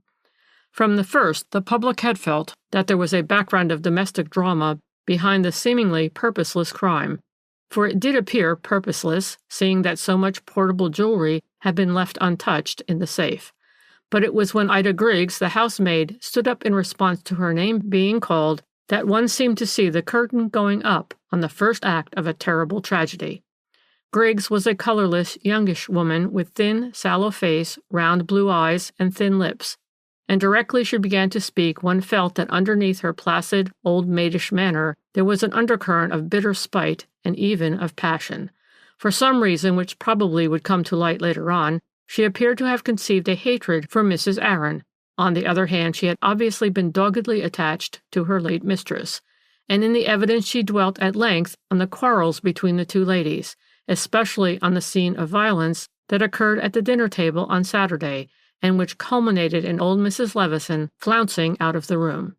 Mrs. Levison was that upset, the girl went on, in answer to a question put to her by the coroner, that I thought she was going to be ill, and she says to me that women like Mrs. Aaron were worse than blank blank, as they would stick at nothing to get a new gown or a bit of jewelry. She always says to me— But at this point the coroner checked her flow of eloquence as, of course, what the dead woman had said could not be admitted as evidence. But nevertheless the impression remained vividly upon the public that there had been a terrible quarrel between those two, and of course we all knew that young Mrs. Levison had been seen at the ball wearing those 5 diamond stars. We did not need the sworn testimony of several witnesses that were called and interrogated on that point. We knew that Rebecca Levison had worn the diamond stars at the ball, and that Police Inspector Blacksher found them on her dressing table the morning after the murder. Nor did she deny having worn them. At the inquest she renewed the statement which she had already made to the police. My brother-in-law Reuben, she said, was a great favorite with his mother, and when we were both of us ready dressed, he went into Mrs. Levison's room to say good night to her. He cajoled her into letting me wear the diamond stars that night. In fact, he always could make her do anything he really wanted, and they parted the best of friends. At what time did you go to the ball, Mrs. Levison? The coroner asked. My brother-in-law, she replied, went out to call a taxi at 9:30, and he and I got into it the moment one drew up. And Mr. Reuben Levison had been in to say good night to his mother just before that? Yes, about 10 minutes before. And he brought you the stars then? The coroner insisted. And you put them on before he went out to call the taxi? For the fraction of a second, Rebecca Levison hesitated, but I do not think that anyone in the audience except myself noted that little fact. Then she said quite firmly, "Yes, Mr. Reuben Levison told me that he had persuaded his mother to let me wear the stars. He handed them to me, and I put them on." "And that was at 9:30?" Again, Rebecca Levison hesitated, this time more markedly. Her face was very pale, and she passed her tongue once or twice across her lips before she gave answer. "At about 9:30, she said quite steadily. "And about what time did you come home, Mrs. Levison?" the coroner asked her blandly. "It must have been close to 1 o'clock, she replied. "The dance was a Cinderella, but we walked part of the way home." "What, in the rain?" "It had ceased raining when we came out of the town hall." "Mr. Reuben Levison did not accompany you all the way?" "He walked with me across the park, then he put me into a taxicab and I drove home alone. I had my latchkey." "But you failed to bolt the door after you when you returned. How was that?" "I forgot, I suppose," the lovely Rebecca replied, with a defiant air. "I often forget to bolt the door." "And did you not see or hear anything strange when you came in?" "I heard nothing. I was rather sleepy and went straight up to my room. I was in bed within 10 minutes of coming in." She was speaking quite firmly now, in a clear though rather harsh voice, but that she was nervous, not to say frightened, was very obvious. She had a handkerchief in her hand with which she fidgeted till it was nothing but a small wet ball, and she had a habit of standing first on one foot, then on the other, and of shifting the position of her hat.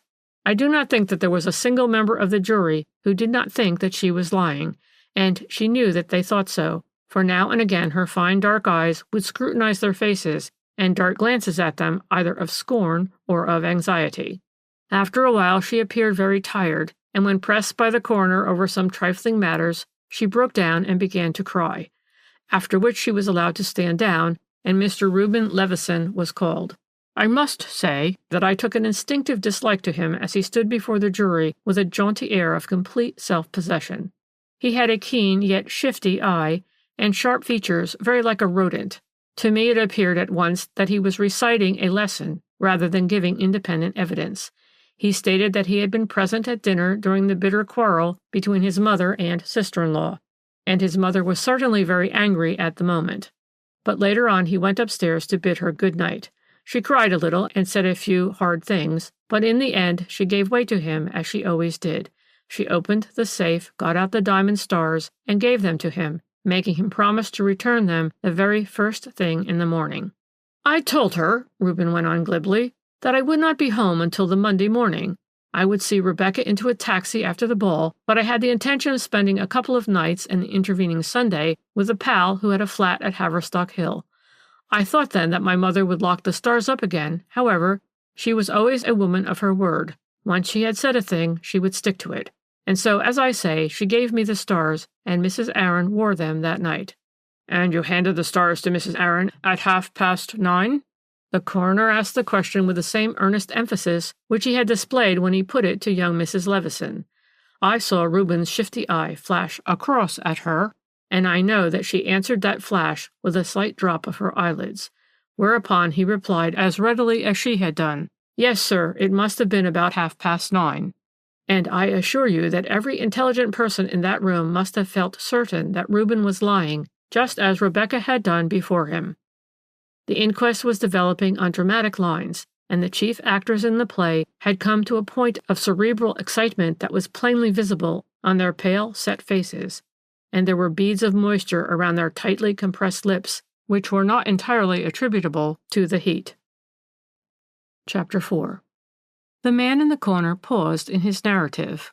He drank half a glass of milk, smacked his lips, and for a few moments appeared intent on examining one of the complicated knots which he had made in his bit of string. Then, after a while, he resumed. "The one member of the Levison family," he said, "for whom everyone felt sorry was the eldest son, Aaron. Like most men of his race, he had been very fond of his mother, not because of any affection she may have shown him, but just because she was his mother. He had worked hard for her all his life, and now through her death he found himself very much left out in the cold. It seems that by her will the old lady left all her savings, which it seems were considerable, and a certain share in the business, to Reuben, whilst to Aaron she only left the business nominally, with a great many charges on it in the way of pensions and charitable bequests, and whatever was due to Reuben. But here I am digressing, as the matter of the will was not touched upon until later on, but there is no doubt that Aaron felt from the first that it would be Reuben who would primarily benefit by their mother's death. Nevertheless, he did not speak bitterly about his brother, and nothing that he said could be construed into possible suspicion of Reuben. He looked just a big lump of good nature, splendidly built, with the shoulders and gait of an athlete, but with an expression of settled melancholy in his face and a dull, rather depressing voice. Seeing him there, gentle, almost apologetic, trying to explain away everything that might in any way cast a reflection upon his wife's conduct, one realized easily enough the man's position in the family, a kind of good-natured beast of burden, who would do all the work and never receive a thank you in return. He was not able to throw much light on the horrible tragedy. He, too, had been at the dinner table when the quarrel occurred, but directly after dinner he had been obliged to return to the shop, it being Saturday night, and business very brisk. He had only one assistant to help him, who left at 9 o'clock, after putting up the shutters, but he himself remained in the shop until 10 o'clock to put things away and make up the books. He heard the taxi being called, and his wife and brother going off to the ball. He was not quite sure as to when that was, but he dared say it was somewhere near 9:30. As nothing of special value had been pledged that day in the course of business, he had no occasion to go and speak with his mother before going up to bed, and on the whole he thought that, as she still might be rather sore and irritable, it would be best not to disturb her again. He did just knock at her door and called out, "Good night, mother," but hearing no reply, he thought she must already have been asleep. In answer to the coroner, Aaron Levinson further said that he had slept in the spare room at the top of the house for some time, as his wife was often very late coming home, and he did not like to have his night's rest broken. He had gone up to bed at 10 o'clock, and had neither seen nor heard anything in the house until 6 o'clock in the morning, when the screams of the maid down below had roused him from sleep, and made him jump out of bed in double-quick time. Although Aaron's evidence was more or less of a formal character, and he spoke very quietly, without any show either of swagger or of spite, one could not help feeling that the elements of drama and of mystery connected with this remarkable case were rather accentuated than diminished by what he said. Thus one was more or less prepared for those further developments which brought one's excitement and interest in the case to their highest point. Recalled and pressed by the coroner to try and memorize every event, however trifling, that occurred on that Saturday evening, Ida Griggs, the maid, said that, soon after she had dropped to sleep, she woke with the feeling that she had heard some kind of noise, but what it was she could not define. It might have been a bang or a thud or a scream. At the time she thought nothing of it. Whatever it was, while she lay awake for a few minutes afterwards, the house was absolutely still. But a moment or two later she certainly heard the window of Mrs. Levison's room being thrown open. "There did not seem to you anything strange in that?" the coroner asked her. "No, sir," she replied. "There was nothing funny in Mrs. Levison opening her window. I remember that it was raining rather heavily, for I heard the patter against the window panes, and Mrs. Levison may have wanted to look at the weather. I went to sleep directly after that, and thought no more about it." "And you don't know what it was that woke you in the first instance?" "No, sir, I don't," the girl replied. "And you did not happen to glance at the clock at the moment?" "No, sir," she said. "I did not switch on the light." But having disposed of that point, Ida Griggs had yet another to make, and one that proved more dramatic than anything that had gone before. "While I was clearing away the dinner things," she said, "Mr. Reuben and Mrs. Aaron were sitting talking in the parlor. At 8:30, Mrs. Aaron rang for me to take up her hot water as she was going to dress. I took up the water for her and also for Mrs. Levison, as I always did. I was going to help Mrs. Levison to undress, but she said she was not going to bed yet, as she had some accounts to go through. She kept me talking for a bit. Then while I was with her there was a knock at the door, and I heard Mr. Reuben asking if he might come in and say good night. Mrs. Levison called out, 'Good night, my boy,' but she would not let Mr. Reuben come in, and I heard him go downstairs again. A quarter of an hour or so afterwards, Mrs. Levison dismissed me, and I heard her locking her door after me. I went downstairs on my way to the kitchen. Mrs. Aaron was in the parlor then, fully dressed and with her cloak on, and Mr. Reuben was there, too, talking to her. The door was wide open, and I saw them both, and I heard Mrs. Aaron say, quite spiteful-like, 'So she would not even see you, the old cat?' She must have felt bad. And Mr. Reuben, he laughed and said, "Oh, well, she will have to get over it." Then they saw me and stopped talking, and soon afterwards Mr. Reuben went out to call a taxi, and we girls went up to bed. "It's all a wicked lie," here broke in a loud, high-pitched voice, and Mrs. Aaron, trembling with excitement, jumped to her feet. "A lie, I say! The woman is spiteful and wants to ruin me." The coroner vainly demanded silence, and after a moment or two of confusion and of passionate resistance, the lovely Rebecca was forcibly led out of the room. Her husband followed her, looking bigger and more meek and apologetic than ever before, and Ida Griggs was left to conclude her evidence in peace. She reaffirmed all that she had said and swore positively to the incident just as it had occurred in Mrs. Levison's room. Asked somewhat sharply by the coroner why she had said nothing about all this before, she replied that she did not wish to make mischief, but that truth was truth, and whoever murdered her poor mistress must swing for it, and that's all about it. Nor could any cross-examination upset her. She looked like a spiteful cat, but not like a woman who was lying. Reuben Levison had sat on, serene and jaunty, all the while that these damaging statements were being made against him. When he was recalled, he contented himself with flatly denying Ida Griggs' story and reiterating his own. "The girl is lying," he said airily. "Why she does so, I don't know, but there was nothing in the world more unlikely that my mother should at any time refuse to see me. Ask any impartial witnesses you like," he went on dramatically. "They will all tell you that my mother worshipped me. She was not likely to quarrel with me over a few bits of jewelry." Of course, Mrs. Aaron, when she was recalled, corroborated Reuben's story. She could not make out why Ida should tell such lies about her. "But there," she added with tears in her beautiful dark eyes, "the girl always hated me." Yet one more witness was heard that afternoon, whose evidence proved of great interest. This was the assistant in the shop, Samuel Cutts. He could not throw much light on the tragedy, because he had not been out of the shop from 6 o'clock, when he finished his tea, to 9, when he put up the shutters and went away. But he did say that, while he was having his tea in the back parlor, old Mrs. Levison was helping in the front shop, and Mr. Reuben was there too, doing nothing in particular, as was his custom. When witness went back to the shop, Mrs. Levison went through into the back parlor, and as soon as she had gone, he noticed that she had left her bag on the bureau behind the counter. Mr. Reuben saw it too. He picked up the bag and said with a laugh, "I'd best take it up at once. The old girl don't like leaving this about." Cutts told him he thought Mrs. Levison was in the back parlor, but Mr. Reuben was sure she had gone upstairs. "Anyway," concluded witness, "he took the bag and went upstairs with it." "This may have been a valuable piece of evidence, or it may not," the man in the corner went on with a grin.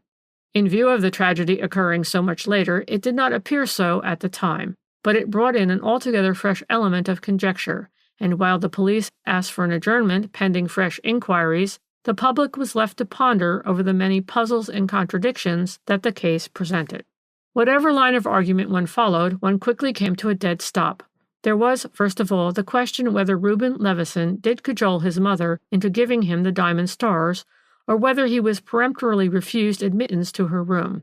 But this was just a case of hard swearing between one party and the other, and here I must admit that public opinion was inclined to take Reuben's version of the story. Mrs. Levison's passionate affection for her younger son was known to all her friends, and people thought that Ida Griggs had lied in order to incriminate Mrs. Aaron. But in this she entirely failed, and here was the first dead stop. You will remember that she said that, after she left Mrs. Levison, she went downstairs and saw Mrs. Aaron and Mr. Reuben fully dressed in the back parlor, and that afterwards she heard Mr. Reuben call a taxi. Obviously, therefore, Mrs. Aaron had the diamonds in her possession then, since she was wearing them at the ball, and it is not conceivable that either of those two would have gone off in the taxi, leaving the other to force an entrance into Mrs. Levison's room, strangle her, and steal the diamonds. As Mrs. Aaron could not possibly have done all that in her evening dress, making her way afterwards from a first-floor window down into the yard by clinging to a creeper in the pouring rain, the hideous task must have devolved on Reuben, and even the police, wildly in search of a criminal, could not put the theory forward that a man would murder his mother in order that his sister-in-law might wear a few diamond stars at a ball. It was, in fact, the motive of the crime that seemed so utterly inadequate, and therefore public opinion fell back on the theory that Reuben had stolen the diamond stars just before dinner, after he had found his mother's handbag in the shop, and that the subsequent murder was the result of ordinary burglary, the miscreant having during the night entered Mrs. Levison's room by the window while she was asleep. It was suggested that he had found the key of the safe by the bedside and was in the act of ransacking the place when Mrs. Levison woke, and the inevitable struggle ensued, resulting in the old lady's death. The chief argument, however, against this theory was the fact that the unfortunate woman was still dressed when she was attacked, and no one who knew her for the careful, thrifty woman she was could conceive that she would go fast asleep, leaving the safe door wide open. This, coupled with the fact that not the slightest trace could be found anywhere in the backyard of the house or the adjoining yards and walls of the passage, of a miscreant armed with a ladder, constituted another dead stop on the road of public conjecture. Finally, when at the adjourned inquest, Reuben Levison was able to bring forward more than one witness who could swear that he arrived at the ball at the Kensington Town Hall in the company of his sister-in-law somewhere about 10 o'clock, and others who spoke to him from time to time during the evening, it seemed clear that he, at any rate, was innocent of the murder. Mr. Aaron had not gone up to bed until 10 o'clock, and if Reuben had planned to return and murder his mother, he could only have done so at a later hour, when he was seen by several people at the Kensington Town Hall. Subsequently, the jury returned an open verdict, and that abominable crime has remained unpunished until now. Though it appeared so simple and crude at first, it proved a terribly hard nut for the police to crack. We may say that they never did crack it. They are absolutely convinced that Reuben Levison and Mrs. Aaron planned to murder the old lady, but how they did it, no one has been able to establish. As for proofs of their guilt, there are none and never will be, for though they are perhaps a pair of rascals, they are not criminals. It is not they who murdered Mrs. Levison. You think it was Ida Griggs? I put in quickly, as the man in the corner momentarily ceased talking. Ah, he retorted with his funny, dry cackle. You favor that theory, do you? No, I do not, I replied, but I don't see— It is a foolish theory, he went on. Not only because there was absolutely no reason why Ida Griggs should kill her mistress, she did not rob her, nor had she anything to gain by old Mrs. Levison's death. But as she was neither a cat nor a night moth, she could not possibly have ascended from a first-floor window to another window on the half-landing above and entered her own room that way. For we must not lose sight of the fact that her bedroom door was the next morning found locked on the outside, and the key left in the lock. Then, I argued, it must have been a case of ordinary burglary. That has been proved impossible, he riposted. Proved to the hilt. No man could have climbed up the wall of the house without a ladder, and no man could have brought a ladder into the backyard without leaving some trace of his passage, however slight. Against the walls around the yard there were creepers and shrubs. It would be impossible to drag a heavy ladder over those walls without breaking some of them. But someone killed old Mrs. Levison, I went on with some exasperation. She did not strangle herself with her own fingers. No, she did not do that, he admitted with a dry laugh. And if the murderer escaped through the window, he could not vanish into thin air. No, he admitted again. He could not do that. Well, then, I retorted. Well, then, the murder must have been committed by one of the inmates of the house, he said.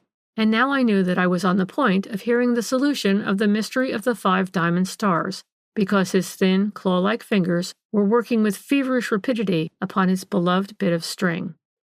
But neither Mrs. Aaron, I argued, nor Reuben Levison— Neither, he broke in decisively. We all know that. It was not conceivable that a woman could commit such a murder, nor that Reuben would kill his mother in order to gratify his sister-in-law's whim. That, of course, was nonsense, and every proof, both of time and circumstance, both of motive and opportunity, was entirely in their favor. No, we must look for a deeper motive for the hideous crime, a stronger determination, and above all a more powerful physique, an easier opportunity for carrying the plot through. Personally, I do not believe that there was a plot to murder. On the other hand, I do believe in the man who idolized his young wife and had witnessed a deadly quarrel between her and his mother, and I do believe in his going presently to the latter in order to try and soothe her anger against the woman he loved. You mean, I gasped, incredulous and scornful, that it was Aaron Levison? Of course I mean that, he replied placidly. And if you think over all the circumstances of the case, you will readily agree with me.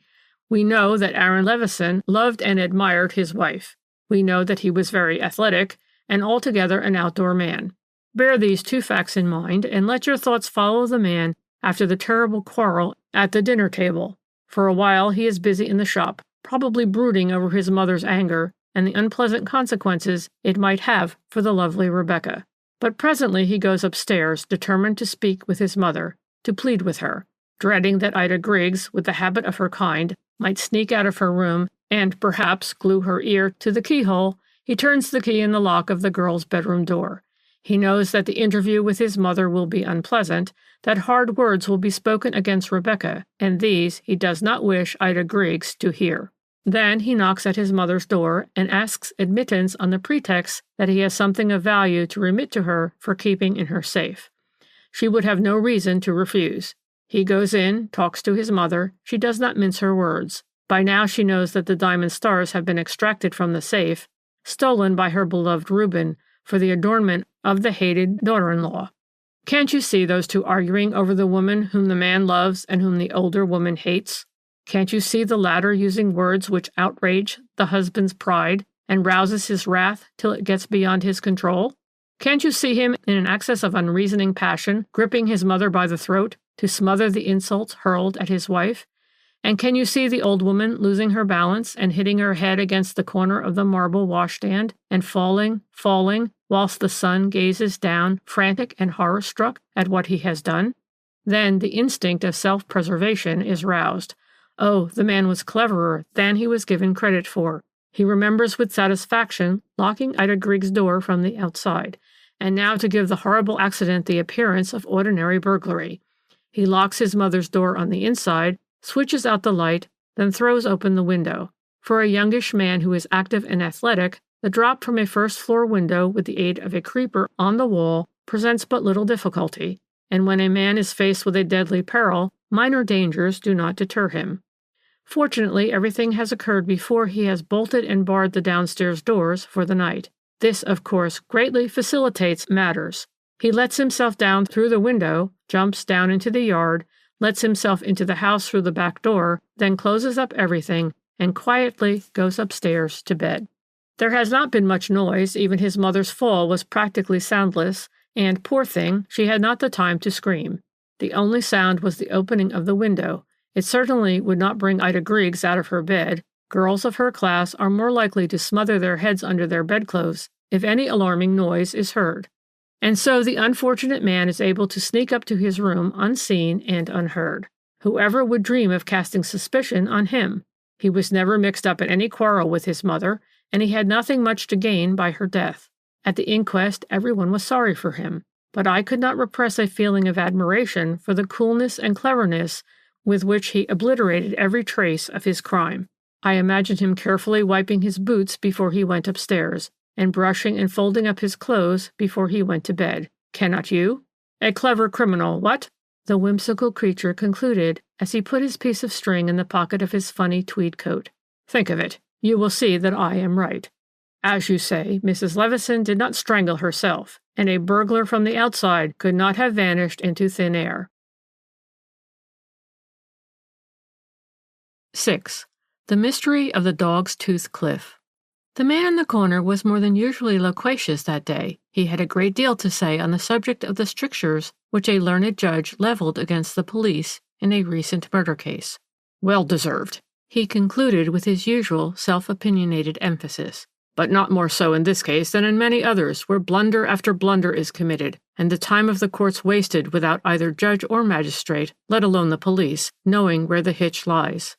Of course you always know, I remarked dryly. Nearly always, he replied with ludicrous self-complacence. Have I not proved to you over and over again that with a little reasonable common sense and a minimum of logic, there is no such thing as an impenetrable mystery in criminology? Criminology is an exact science to which certain rules of reasoning invariably apply. The trouble is that so few are masters of logic, and that fewer still know how to apply its rules. Now take the case of that poor girl, Janet Smith. We are likely to see some startling developments in it within the next 2 or 3 days. You'll see if we don't, and they will open the eyes of the police and public alike to what has been clear as daylight to me ever since the first day of the inquest. I hastened to assure the whimsical creature that, though I was acquainted with the main circumstances of the tragedy, I was very vague as to detail, and that nothing would give me greater pleasure than he should enlighten my mind on the subject, which he immediately proceeded to do. "You know Broxmouth, don't you?" he began after a while, "on the Wessex coast. It is a growing place, for the scenery is superb, and the air acts on jaded spirits like sparkling wine. The only drawback, that is, from an artistic point of view, to the place, is that hideous barrack-like building on the west cliff. It is a huge industrial school recently erected, and endowed by the trustees of the Woodford bequest for the benefit of sons of temporary officers killed in the war, and is under the presidency of no less a personage than General Sir Arkwright Jones, who has a whole alphabet after his name. The building is certainly an eyesore, and before it came into being, Broxmouth was a real beauty spot. If you have ever been there, you will remember that fine walk along the edge of the cliffs, at the edge of which there is a wonderful view as far as the towers of Barchester Cathedral. It is called the Lovers' Walk, and is patronized by all the young people in the neighborhood. They find it romantic as well as exhilarating. The objective is usually Curtmoor, where there are 1 or 2 fine hotels for plutocrats in search of rural surroundings, and where humble folk like you and I and the aforesaid lovers can get an excellent cup of tea at the Wheat Sheaf in the main village street. But it is a daylight walk, for the path is narrow, and in places the cliffs fall away, sheer and precipitous, to the water's edge, whilst loose bits of rock have an unpleasant way of giving way under one's feet. If you were to consult one of the Broxmouth gaffers on the advisability of taking a midnight walk to Curtmoor, he would most certainly shake his head and tell you to wait till the next day and take your walk in the morning. Accidents have happened there more than once, though Broxmouth holds its tongue about that. Rash pedestrians have lost their footing and tumbled down the side of the cliff before now, almost always with fatal results. And so, at first, when a couple of small boys, hunting for mussels at low tide in the early morning of May 5th last, saw the body of a woman lying inanimate upon the rocks at the foot of the cliffs, and reported their discovery to the police, everyone began by concluding that nothing but an accident had occurred, and went on to abuse the town council for not putting up along the more dangerous portions of the Lovers' Walk some sort of barrier as a protection to unwary pedestrians. Later on, when the body was identified as that of Miss Janet Smith, a well-known resident of Broxmouth, public indignation waxed high. The barrier along the edge of the Lovers' Walk became the burning question of the hour, but during the whole of that day, the accident theory was never disputed. It was only towards evening that whispers of suicide began to circulate in and about Broxmouth, to be soon followed by the more ominous ones of murder. And by the next morning, Broxmouth had the thrill of its life when it became known throughout the town that Captain Franklin Marston had been detained in connection with the finding of the body of Janet Smith, and that he would appear that day before the magistrate on a charge of murder. Properly to appreciate the significance of such an announcement, it would be necessary to be oneself a resident of Broxmouth, where the Woodford Institute, its affairs and its personnel are, as it were, the be-all and end-all of all the gossip in the neighborhood. To begin with, the deceased was head matron of the Institute, and the man now accused of the foul crime of having murdered her was its secretary. Moreover, the secretary and the pretty young matron were known to be very much in love with one another, and as a matter of fact, Broxmouth had of late been looking forward to a very interesting wedding. The idea of Captain Marston, who by the way was very good-looking, very smart, and a splendid tennis player, being accused of murdering his sweetheart, was in itself so preposterous, so impossible, that his numerous friends and many admirers were aghast and incredulous. "There is some villainous plot here somewhere," the ladies averred, and wanted to know what Major Gubbins' attitude was going to be under these tragic circumstances. Major Gubbins, if you remember, was headmaster of the school, and what's more, he, too, had been very much in love with Janet Smith. But it appeared that his friendship with Captain Marston had prompted him to stand aside as soon as he realized which way the girl's affections lay. Major Gubbins was not so popular as the captain. He was inclined to be offhand and disagreeable, so the ladies said, and moreover he did not play tennis, and with the sublime inconsequence of your charming sex, they seemed to connect these defects with the terrible accusation which was now weighing upon the Major's successful rival. The executive of the Institute consisted, in addition to the 3 persons I have named, of its president, General Sir Arkwright Jones, who, it seems, took little if any interest in the concern. It seems as if, by giving it the prestige of his name, he had done all that he intended for the furtherance of the Institute's welfare. Then there were the governors, a number of amiable local gentlemen and ladies, who played tennis all day and attended innumerable tea parties, and knew as much about administering a big concern as a terrier does of rabbit rearing. In the midst of this official supineness, the murder of the young matron, followed immediately by the arrest of the secretary, had come as a bombshell, and now wise heads began to wag, and ominous murmurs became current that for some time past there had been something very wrong in the management of the Woodford Institute. Whilst at the call of various august personages, money was pouring in from the benevolent public, the commissariat was being conducted on parsimonious lines that were a positive scandal. The boys were shockingly underfed, and the staff of servants was constantly being changed because girls would not remain on what they called a starvation regime. Then again, no proper accounts had been kept since the inception of the Institute 5 years ago. Entries were spasmodic, irregular, and unreliable. Books were never audited. No one apparently had the slightest idea of profit and loss, or of balances. No one knew from week to week where the salaries and wages were coming from, or from quarter to quarter if there would be funds enough to meet rates and taxes. No one, in fact, appeared to know anything about the affairs of the Institute, least of all the secretary himself, who had often remarked quite jocularly that he had never in all his life known anything about bookkeeping, and that his appointment by the governors rested upon his agreeable personality rather than upon his financial and administrative ability. As you see, the captain's position was, in consequence of this, a very serious one. It became still more so when presently 2 or 3 ominous facts came to light. To begin with, it seemed that he could give absolutely no account of himself during the greater part of the night of May 5th. He had left the Institute at about 7 o'clock. He told the headmaster then that he was going for a walk, which seemed strange as it was pouring with rain. On the other hand, the landlady at the room where he lodged told the police that when she herself went to bed at 11 o'clock, the captain had not come in. She hadn't seen him since morning, when he went to work, and at what time he eventually came home she couldn't say. But there was worse to come. Firstly, a stick was found on the beach some 30 yards or less from the spot where the body itself was discovered, and secondly, the police produced a few strands of wool which were, it seems, clinging to the poor girl's hatpin, and which presumably were torn out of a muffler during the brief struggle which must have occurred when she was first attacked and before she lost her footing and fell down the side of the cliff. Now the stick was identified as the property of Captain Marston, and he had been seen on the road with it in his hand in the early part of the evening. He was then walking alone on the Lovers' Walk. 2 Brocksmouth visitors met him on their way back from Courtmoor. Knowing him by sight, they passed the time of day. These witnesses, however, were quite sure that Captain Marston was not then wearing a muffler. On the other hand, they were equally sure that he carried the stick. They had noticed it was a very unusual one, of what is known as Javanese snakewood with a round heavy knob and leather strap, which the captain carried slung upon his arm. Of course, the matter interested me enormously. It is not often that a person of the social and intellectual caliber of Captain Marston stands accused of so foul a crime. If he was guilty, then indeed he was one of the vilest criminals that ever defaced God's earth, and in the annals of crime there were few crimes more hideous. The poor girl, it seems, had been in love with him right up to the end, and according to some well-informed gossips, the wedding day had actually been fixed. The unsuccessful rival, Major Gubbins, too, was an interesting personality, and it was difficult to suppose that he was entirely ignorant of the events which must of necessity have led up to the crime. Supposedly there had been a quarrel between the lovers.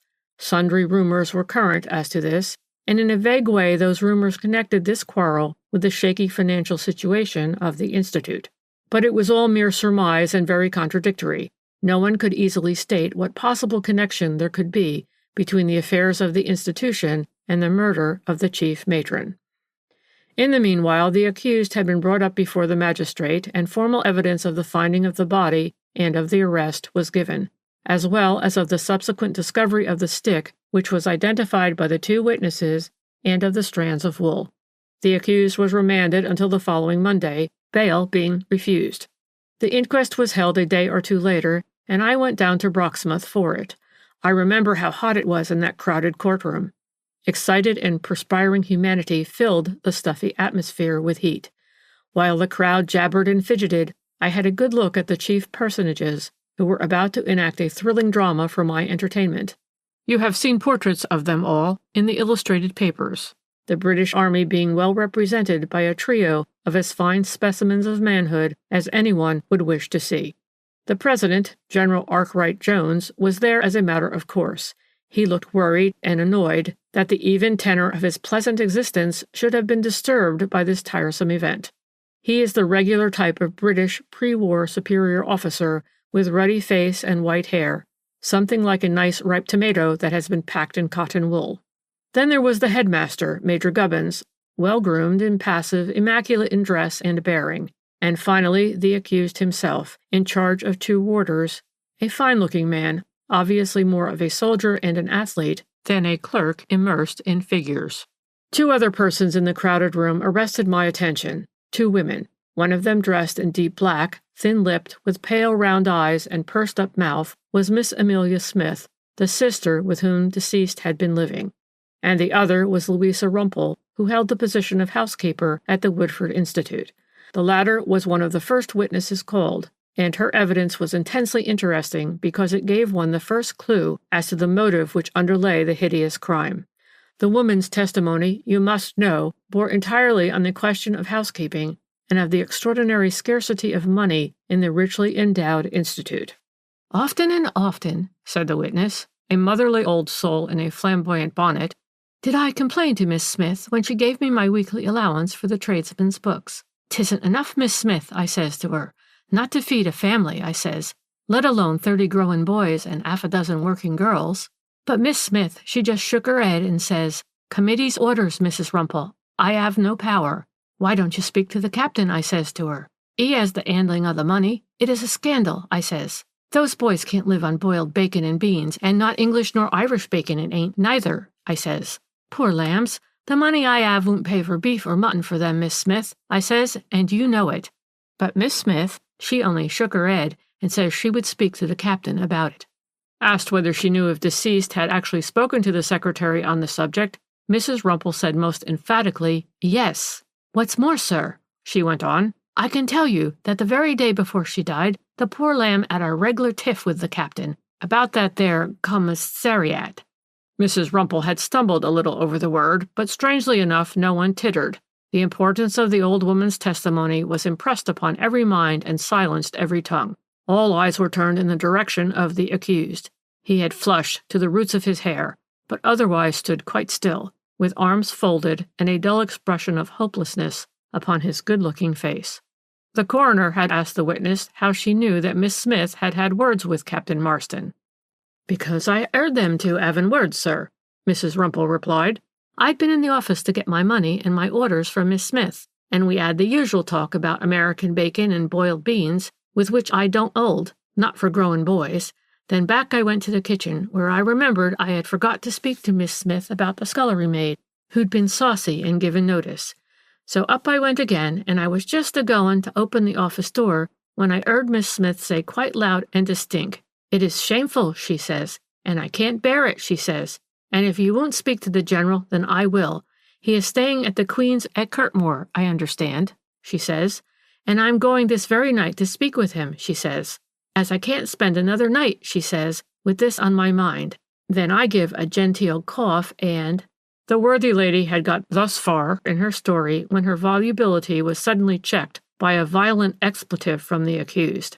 "But this is damnable," he cried, and no doubt would have said a lot more, but a touch on his shoulder from the warders behind him quickly recalled him to himself. He once more took up his outwardly calm attitude, and Mrs. Rumpel concluded her evidence amidst silence more ominous than any riotous scene would have been. "I gave a genteel cough," she resumed with unruffled dignity, "and opened the door. Miss Smith, she was all flushed, and I could see that she'd been crying, but the captain, he just walked out of the room and didn't say another word." "By this time," the man in the corner went on dryly, "we must suppose that the amateur detectives and the large body of unintelligent public felt that they were being cheated.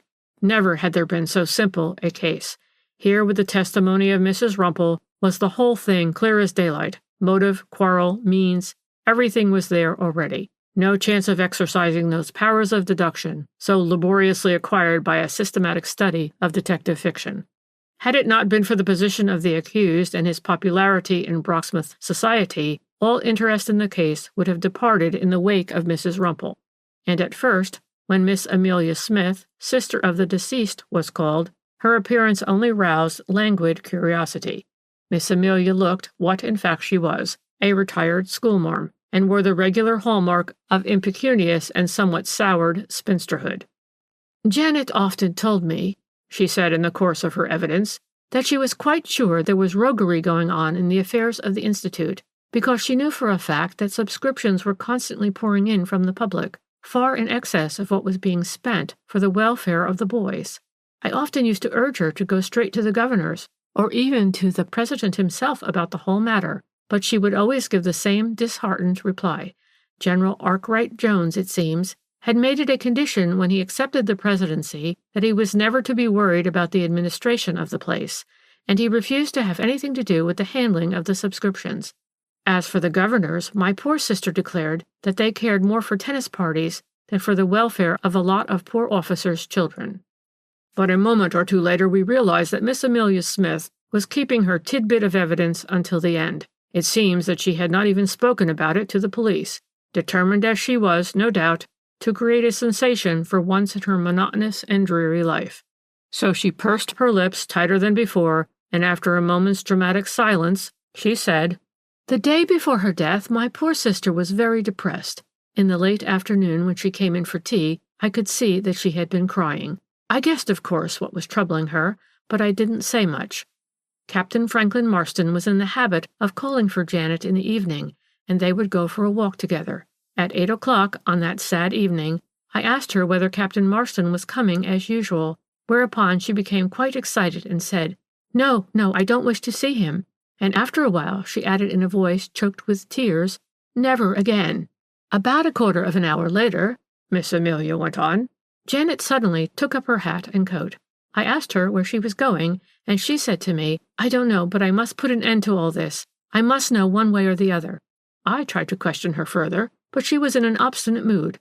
When I remarked that it was raining hard, she said, 'That's all right, the rain will do me good.' And when I asked her whether she wasn't going to meet Captain Marston after all, she just gave me a look, but she made no reply.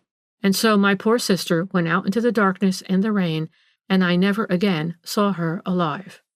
She paused just long enough to give true dramatic value to her statement, and indeed there was nothing lukewarm now about the interest which she aroused.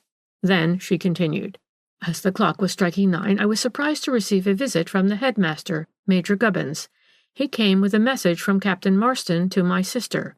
I told him that Janet had gone out. He appeared vexed, and told me that the captain would be terribly disappointed."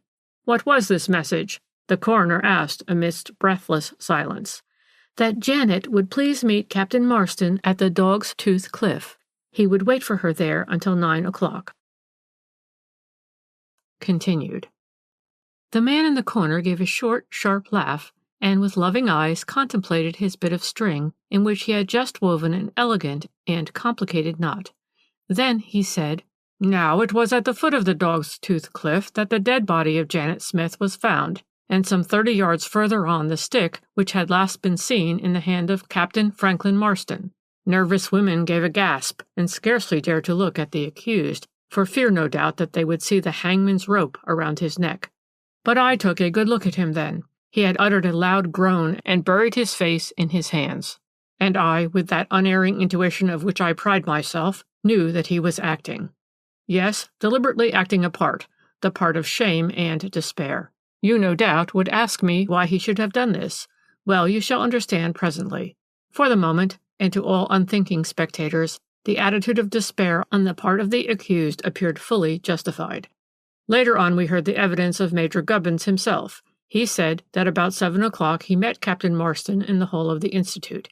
He appeared flushed and agitated, the witness went on, very reluctantly it seemed, but in answer to pressing questions put to him by the coroner, and told me he was going for a walk. When I remarked that it was raining hard, he retorted that the rain would do him good. He didn't say where he was going, but presently he put his hand on my shoulder and said in a tone of pleading and affection, which I shall never forget, 'Old man,' he said, 'I want you to do something for me. Tell Janet that I must see her again tonight. Beg her not to deny me. I will meet her at our usual place on the Dog's Tooth Cliff. Tell her I will wait for her there until 9 o'clock, whatever the weather. But she must come. Tell her she must.' Unfortunately," the Major continued, I was unable to deliver the message immediately, as I had work to do in my office, which kept me till close on 9 o'clock. Then I hurried down to the Smith's house and just missed Miss Janet, who, it seems, had already gone out. Asked why he had not spoken about this before, the Major replied that he did not intend to give evidence at all unless he was absolutely forced to do so as a matter of duty. Captain Marston was his friend, and he did not think any man was called upon to give what might prove damnatory evidence against his friend. All of which sounded very nice and very loyal, until we learned that William Puryear, Batman at the Institute, testified to having overheard violent words between the headmaster and the secretary at the very same hour when the latter was supposed to have made so pathetic an appeal to his friend to deliver a message on his behalf. Puryear swore that the two men were quarreling and quarreling bitterly. The words he overheard were, "You villain, you shall pay for this," but he was so upset and so frightened that he could not state positively which of the two gentlemen had spoken them, but he was inclined to think that it was Major Gubbins. And so the tangle grew, a tangled web that was dexterously being woven around the secretary of the Institute. The two Brocksmith visitors were recalled, and they once more swore positively to having met Captain Marston on the Lovers' Walk at about 8 o'clock of that fateful evening. They spoke to him, and they noticed the stick which he was carrying. They were on their way home from Kirtmoor, and they met the captain some 200 yards or so before they came to the Dog's Tooth Cliff. Of this they were both quite positive. The lady remembered coming to the cliff a few minutes later. She was nervous in the dark, and therefore the details of the incident impressed themselves upon her memory. Subsequently, when they were nearing home, they met a lady who might or might not have been the deceased. They did not know her by sight, and the person they met had her hat pulled down over her eyes, and the collar of her coat up to her ears. It was raining hard then, and they themselves were hurrying along and paid no attention to passers-by. We also heard that at about 9 o'clock, James Hoggs and his wife, who live in a cottage not very far from the Dog's Tooth Cliff, heard a terrifying scream. They were just going to bed and closing up for the night. Hoggs had the front door open at the moment and was looking at the weather. It was raining, but nevertheless he picked up his cap and ran out toward the cliff. A moment or two later he came up against a man whom he hailed. It was very dark, but he noticed that the man was engaged in wrapping a muffler round his neck. He asked him whether he had heard a scream, but the man said, "No, I've not," then hurried quickly out of sight. As Hoggs heard nothing more, or saw anything, he thought that perhaps after all he and his missus had been mistaken, so he turned back home and went to bed. "I think," the man in the corner continued thoughtfully, "that I have now put before you all the most salient points in the chain of evidence collected by the police against the accused. There were not many faulty links in the chain, you will admit. The motive for the hideous crime was clear enough, for there was the fraudulent secretary and the unfortunate girl who had suspected the defalcations and was threatening to go and denounce her lover, either to the president of the Institute or to the governors. And the method was equally clear, the meeting in the dark and the rain on the lonely cliff, the muffler quickly thrown round the victim's mouth to smother her screams, the blow with the stick, the push over the edge of the cliff. The stick stood up as an incontestable piece of evidence. The absence from home of the accused during the greater part of that night had been testified by his landlady, whilst his presence on the scene of the crime some time during the evening was not disputed. As a matter of fact, the only point in the man's favor were the strands of wool found sticking to the girl's hatpin, and Hoggs' story of the man whom he had seen in the dark engaged in readjusting a muffler round his neck. Unfortunately, Hoggs, when more closely questioned on that subject, became incoherent and confused, as men of his class are apt to do when pinned down to a definite statement. Anyway, the accused was committed for trial on the coroner's warrant, and of course reserved his defense. You, probably, like the rest of the public, kept up a certain amount of interest in the Cliff murder, as it was popularly called, for a time, and then allowed your mind to dwell on other matters and forgot poor Captain Franklin Marston, who was languishing in a jail under such horrible accusation. Subsequently, your interest in him revived when he was brought up for trial the other day at the Barchester Assizes. In the meanwhile, he had secured the services of Messrs. Sharton and Inglewood, the noted solicitors, who had engaged Mr. Provost Boone, K.C., to defend their client. You know as well as I do what happened at the trial, and how Mr. Boone turned the witnesses for the Crown inside out and round about until they contradicted themselves and one another all along the line. The defense was conducted in a masterly fashion. To begin with, the worthy housekeeper, Mrs. Rumble, after a stiff cross-examination which lasted nearly an hour, was forced to admit that she could not swear positively to the exact words which she overheard between the deceased and Captain Marston. All that she could swear to was that the captain and his sweetheart had apparently had a tiff. Then, as to Miss Amelia Smith's evidence, it also merely went to prove that the lovers had had a quarrel. There was nothing whatever to say that it was on the subject of finance, or that deceased had any intention either of speaking to the president about it, or of handing in her resignation to the governors. Next came the question of Major Gubbin's story of the message which he had been asked by his friend to deliver to the deceased. Now accused flatly denied that story, and denied it on oath. The whole thing, he declared, was a fabrication on the part of the Major, who, far from being his friend, was his bitter enemy and unsuccessful rival. In support of this theory, William Puryear's evidence was cited as conclusive. He had heard the two men quarreling at the very moment when accused was alleged to have made a pathetic appeal to his friend. Puryear had heard one of them say to the other, "You villain, you shall pay for this," and in very truth the unfortunate captain was paying for it, in humiliation and racking anxiety. Then there came the vital question of the stick, and of the strands of wool so obviously torn out of a muffler. With regard to the stick, the accused had stated that in the course of his walk he had caught his foot against a stone and stumbled, and that the stick had fallen out of his hand and over the edge of the cliff.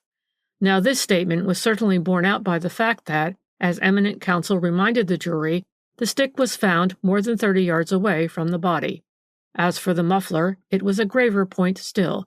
Strands of wool were found sticking to the girl's hatpin, and James Hoggs, after hearing a scream at 9 o'clock that evening, ran out toward the cliff and came across a man who was engaged in readjusting a muffler round his throat. That was incontestable. Of course, Mr. Boone argued, it was easy enough to upset a witness of the type of James Hoggs, but an English jury's duty was not to fasten guilt on the first man who happens to be handy, but to see justice meted out to innocent and guilty alike. The evidence of the muffler, argued the eminent counsel, was proof positive of the innocence of the accused. The witnesses who saw him in the Lovers' Walk on that fateful night had declared most emphatically that he was not wearing a muffler. Then where was the man with the muffler? Where was the man who was within a few yards of the scene of the crime, 5 minutes after James Hoggs had heard the scream? The man who had denied hearing the scream, although both Hoggs and his wife heard it over a quarter of a mile away? Yes, gentlemen of the jury, the eminent counsel concluded with a dramatic gesture, it is the man with the muffler who murdered the unfortunate girl. If he is innocent, why is he not here to give evidence? There are no side tracks that lead to the cliffs at this point, so the man with the muffler must have seen something or someone. He must know something that would be of invaluable assistance to the elucidation of this sad mystery. Then why does he not come forward? I say, because he dare not. But let the police look for him, I say. The accused is innocent. He is the victim of tragic circumstances. But his whole life, his war record, his affection for the deceased, all proclaim him to be guiltless of such a dastardly crime. And above all, there stands the incontestable proof of his innocence, the muffler, gentlemen of the jury, the muffler. He said a lot more than that, of course, the man in the corner went on, chuckling dryly to himself, and said it a lot better than ever I can repeat it. But I have given you the gist of what he said. You know the result of the trial. The accused was acquitted, the jury having deliberated less than a quarter of an hour. There was no getting away from that muffler, even though every other circumstance pointed to Marston as the murderer of Janet Smith. On the whole, his acquittal was a popular one, although many who were present at the trial shook their heads and thought that if they had been on the jury, Marston would not have got off so easily. But for the most part, these skeptics were not Brocksmouth people. In Brocksmouth, the captain was personally liked, and the proclamation of his innocence was hailed with enthusiasm. And what's more, those same champions of the good-looking secretary, they were the women mostly, looked askance on the headmaster, who, they averred, had woven a Machiavellian net for trapping and removing from his path forever a hated and successful rival. The police have received a perfect deluge of anonymous communications suggesting that Major Gubbins was identical with the mysterious man with the muffler. But of course such a suggestion is perfectly absurd, since at the very hour when James Hoggs heard the scream, and a very few minutes before he met the man with the muffler, Major Gubbins was paying his belated visit to Miss Amelia Smith and delivering the alleged message. Even those ladies who disliked the headmaster most cordially had to admit that he could not very well have been in two places at the same time. The Dog's Tooth Cliff is a good half-hour's walk from Miss Smith's house to the Lover's Walk itself, and is not accessible to cyclists or motors. And thus, to all intents and purposes, the Cliff murder has remained a mystery, but it won't be one for long. Have I not told you that you may expect important developments within the next few days? And I am seldom wrong. Already in this evening's paper you will have read that the entire executive of the Woodford Institute has placed its resignation in the hands of the governors, that several august personages have withdrawn their names from the list of patrons, and that though the president has been implored not to withdraw his name, he has proved adamant on the subject, and even refused to recommend successors to the headmaster, the secretary, or the matron. In fact, he has seemingly washed his hands of the whole concern. But surely, I now broke in, seeing that the man in the corner threatened to put away his piece of string and to leave me without the usual epilogue to his interesting narrative, surely General Sir Arkwright Jones cannot be blamed for the scandal which undoubtedly has dimmed the fortunes of the Woodford Institute. Cannot be blamed? The man in the corner retorted sarcastically. Cannot be blamed for entering into a conspiracy with his secretary and his headmaster to defraud the Institute, and then to silence forever the one voice that might have been raised in accusation against him? Sir Arkwright Jones! I exclaimed incredulously, for indeed the idea appeared to me preposterous then, as the General's name was almost a household word before the catastrophe. Impossible! Impossible? He reiterated. Why? He murdered Janet Smith. Of that you will be as convinced within the next few days as I am at this hour. That the three men were in collusion, I have not the shadow of doubt. Marston only made love to Janet Smith in order to secure her silence. But in this he failed, and the girl boldly accused him of roguery as soon as she found him out. It would be inconceivable to suppose that, being the bright, intelligent girl that she admittedly was, she could remain forever in ignorance of the defalcations in the books. She must, and did, tax her lover of irregularities. She must have, and indeed did, threaten to put the whole thing before the governors. So much for the lovers' quarrel overheard by Mrs. Rumble. I believe that the fate of the poor girl was decided on then and there by two of the scoundrels. It only remained to consult with their other accomplice as to the best means for carrying their hideous project through. Janet had announced her determination to go to Curtmoor that self-same evening. The only question was, which of those three miscreants would meet her in the darkness and solitude of the Lovers' Walk. But in order at the outset to throw dust in the eyes of the public and the police, and not appear to be in any way associated with one another, Marston and Gubbins made pretense of a violent quarrel, which Puryear overheard. Then Gubbins, in order to make sure that the poor girl would carry out her intention of going over to Curtmoor that evening, went to her house with the supposed message from Marston, and incidentally secured thereby his own alibi. This made him safe. Marston, in the meanwhile, went to arrange matters with Arkwright Jones. His position was of course more difficult than that of Gubbins. If there was to be murder, and my belief is that the scoundrels had been resolved on murder for some time before, the first suspicion would inevitably fall on the secretary who had kept the books and who had had the handling of the money. The miscreants had some sort of vague plan in their heads. Of this there can be no doubt.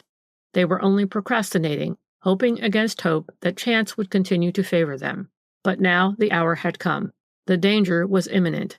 Within the next 24 hours, Janet Smith, being promised no redress on the part of the president, would place the whole matter before the governors, unless she was effectually made to hold her tongue.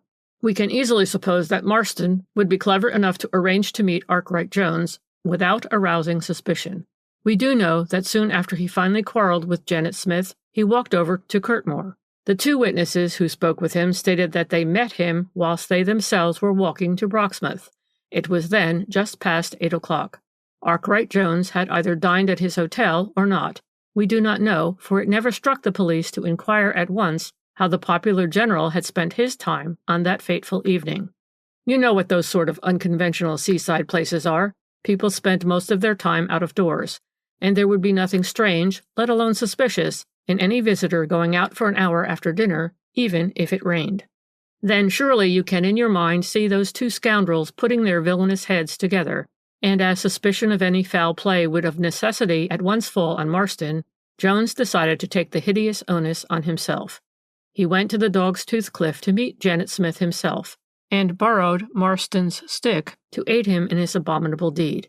He was clever enough, however, to throw it over the edge of the cliff some distance away from the scene of his crime. We do not know, of course, whether the poor girl recognized him, or whether he just fell on her in the dark. She only gave one scream before she fell.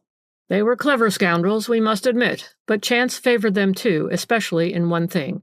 She favored them when she prompted Arkwright Jones to put a muffler round his throat. This one fact, as you know, saved Marston's neck from the gallows. But for the strands of wool in the girl's hatpin and Hogg's brief view of a man manipulating a muffler, nothing but Jones's own confession could have saved his accomplice.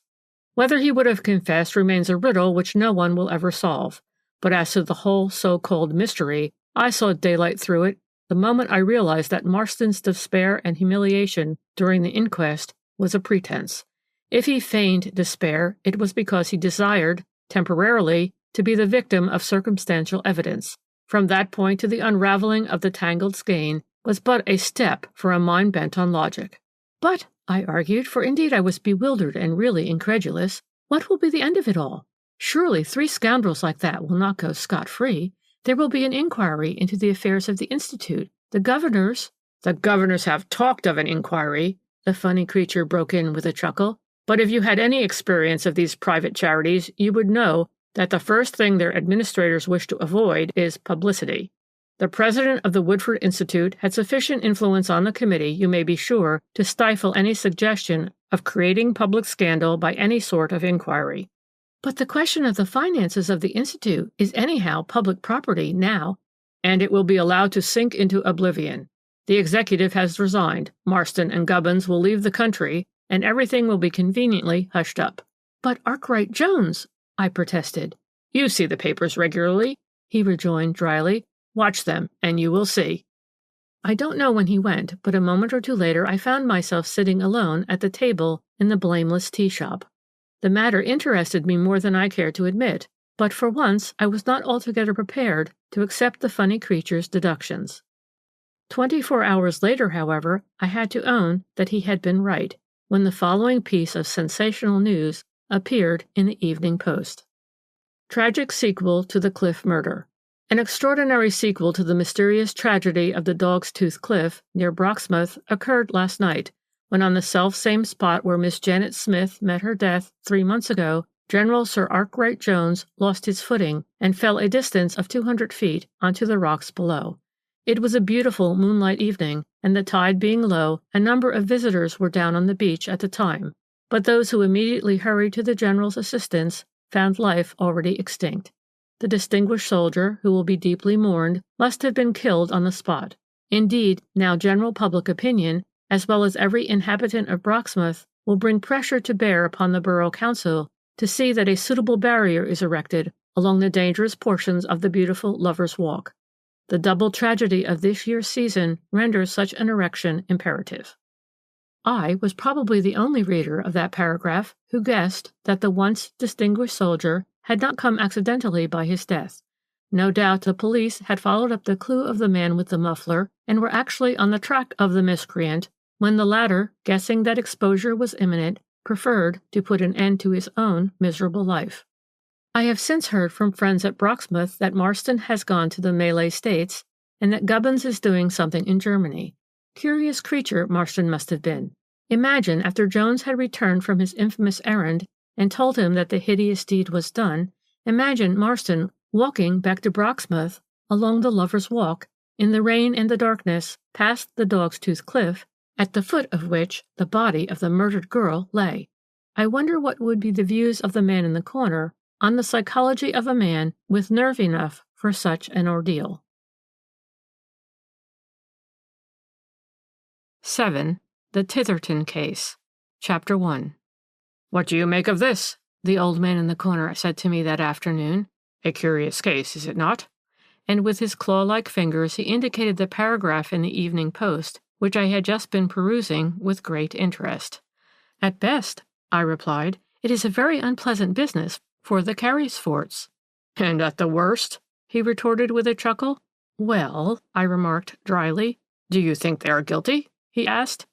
"I don't see who else—" "Ah," he broke in with his usual lack of manners. "That is such a stale argument. One doesn't see who else, therefore one makes up one's mind that so-and-so must be guilty.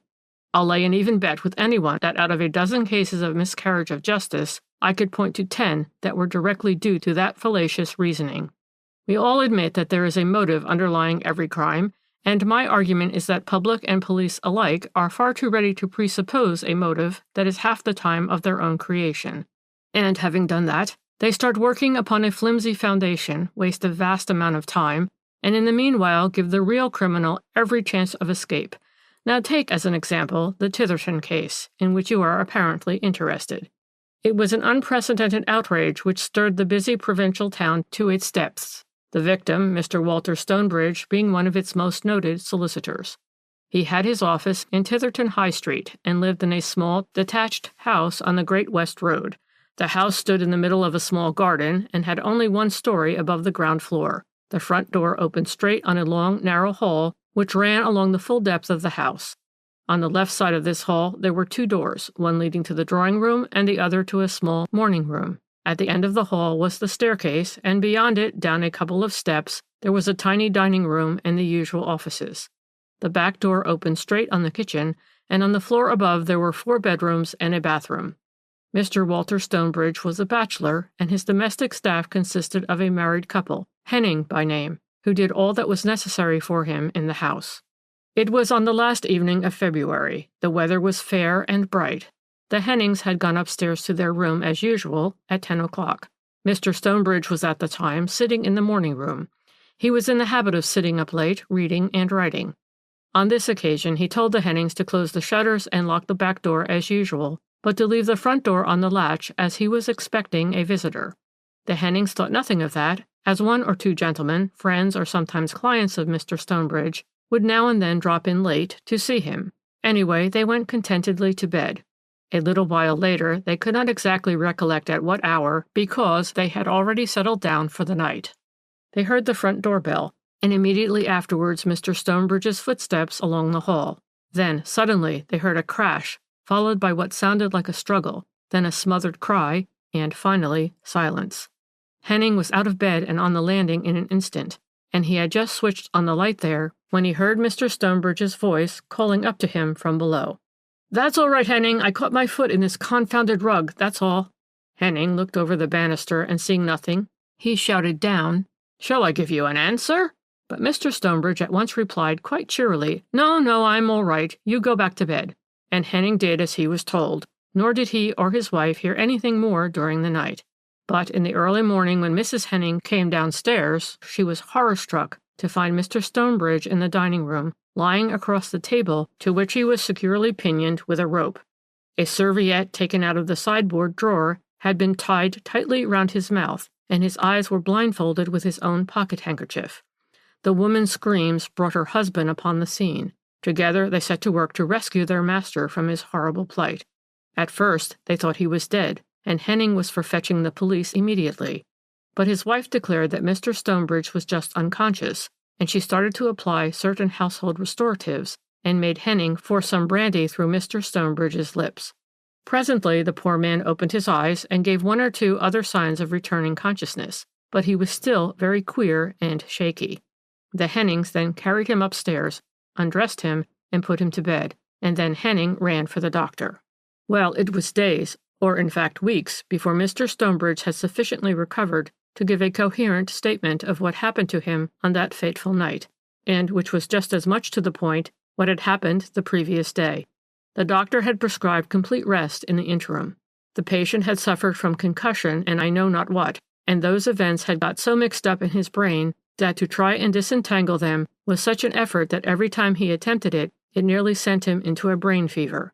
But in the meanwhile his friends had been busy, notably Mr. Stonebridge's head clerk, Mr. Medburn, who was giving the police no rest. There was, even without the evidence of the principal witness concerned, plenty of facts to go on to make out a case against the perpetrator of such a dastardly outrage. That robbery had been the main motive of the assault was easily enough established. A small fire and burglar-proof safe which stood in a corner of the morning room had been opened and ransacked. When examined, it was found to contain only a few trinkets which had probably a sentimental value, but were otherwise worthless.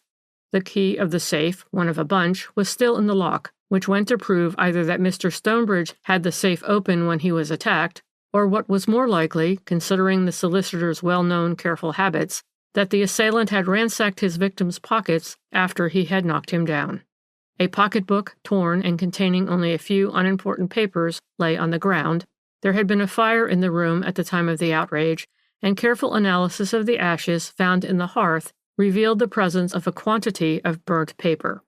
But robbery being established as the motive of the outrage did not greatly help matters, because while Mr. Stonebridge remained in such a helpless condition, it was impossible to ascertain what booty his assailant had carried away. Soon, however, the first ray of light was thrown upon what seemed until this hour an impenetrable mystery. It appears that Mr. Medbourne was looking after the business in High Street during his employer's absence, and one morning, it was on the Monday following the night of the outrage, he had a visit from a client who sent in his name as Felix Schapp. The head clerk knew something about this client, who had recently come over to England from somewhere abroad in order to make good his claim to certain royalties on what is known as the Schapp fulettes, a kind of cheap fuel which was launched some time before the war by Sir Alfred Carysfort, Baronet of Tyherton Grange, and out of which that gentleman made an immense fortune, and incidentally got his title thereby. This man Schapp, a Dutchman by birth, was, it appears, the original inventor and patentee of these fulettes, and Mr. Carysfort, as he was then, had met him out in the Dutch East Indies, and had bought the invention from him for a certain sum down, and then exploited it in England first, and afterwards all over the world at immense profit. Sir Alfred Carysfort died about a year ago, leaving a fortune of over £1,000,000, and was succeeded in the title and in the managing directorship of the business by his eldest son, David, a married man with a large family. The business had long since been turned into a private limited liability company, the bulk of the shares being held by the managing director. The fact that the patent rights of the Schapp fulettes had been sold by the inventor to the late Alfred Carysfort had never been in dispute. It further appeared that Felix Schapp had at one time been a very promising mining engineer, but that in consequence of incurable intemperate habits, he had gradually drifted down the social scale. He lost one good appointment after another until he was just an underpaid clerk in the office of an engineer in Batavia, whose representative in England was Mr. Alfred Carysfort. The latter was on a visit to the head office in Batavia some 12 years ago when he met Schapp, who was then on his beam ends. He had recently been sacked by his employers for intemperance, and was on the fair way of becoming one of those hopeless human derelicts who usually end their days either on the gallows or in a convict prison. But at the back of Schapp's fuddled mind there had lingered throughout his downward career the remembrance of a certain invention which he had once patented, and which he had always declared would one day bring him an immense fortune. But though he had spent quite a good deal of money in keeping up his patent rights, he had never had the pluck and perseverance to exploit or even to perfect his invention. Alfred Carysfort, on the other hand, was brilliantly clever. He was ambitious, probably none too scrupulous, and at once he saw the immense possibilities, if properly worked, of Schapp's rough invention, and he set to work to obtain the man's confidence, and, presumably, by exercising certain persuasion and pressure, he got the wastrel to make over to him in exchange for a few £100 the entire patent rights in the fulettes. The transaction was, as far as that goes, perfectly straightforward and above board. It was embodied in a contract drawn up by an English solicitor, who was the British consul in Batavia at the time, nor was it, taking everything into consideration, an unfair one. Schapp would never have done anything with his invention, and a clean, wholesome, and entirely practical fuel would probably have been thus lost to the world. But there remains the fact that Alfred Carysfort died a dozen years later, worth more than £1,000,000, every penny of which he had made out of an invention for which he had originally paid less than £500. Mr. Medbourne had been put in possession of these facts some weeks previously, when Mr. Felix Schapp had first presented himself at the private house of Mr. Stonebridge. He came armed with a letter of introduction from a relative of Mr. Stonebridge's, whom he had met out in Java, and he was accompanied by a friend, an American named Julian Lloyd, who was piloting him about the place, and acting as his interpreter and secretary, as he himself had never been in England and spoke English very indifferently. His passport and papers of identification were perfectly in order. He appeared before Mr. Stonebridge as a man still on the right side of 60, who certainly bore traces on his prematurely wrinkled face and in his tired, lustreless eyes of a life spent in dissipation rather than in work, but otherwise he bore himself well, was well dressed, and apparently plentifully supplied with money. The story that he told Mr. Stonebridge, through the intermediary of his friend, Julian Lloyd, was a very curious one. According to his version of various transactions which took place between himself and the late Sir Alfred Carrisfort, the latter had, some time after the signing of the original contract, made him a definite promise in writing that should the proceeds in the business of the Shap Fulettes exceed £10,000 in any 1 year, he, Sir Alfred, would pay the original inventor out of his own pocket a sum equivalent to 20% out of all such profits over and above the £10,000, with a minimum of £200. Mr. Shap had brought over with him all the correspondence relating to this promise, and moreover he adduced as proof positive that Sir Alfred had looked on that promise as binding, and had at first loyally abided by it, the fact that until 1916 he had paid to Mr. Felix Shap the sum of £200 every year. These sums had been paid half-yearly through Sir Alfred's bankers, and acknowledgments were duly sent by Shap direct to the bank, all of which could of course be easily verified. But in the year 1916 these payments suddenly ceased. Mr. Shap wrote repeatedly to Sir Alfred, but never received any reply. At first he thought that there were certain difficulties in the way owing to the European War, so after a while he ceased writing. But presently there came the armistice. Mr. Shap wrote again and again, but was again met by the same obstinate silence. In the meanwhile he had come to the end of his resources. He had spent all that he had ever saved, but nevertheless he was determined that as soon as he could scrape up a sufficiency of money, he would go to England in order to establish his rights.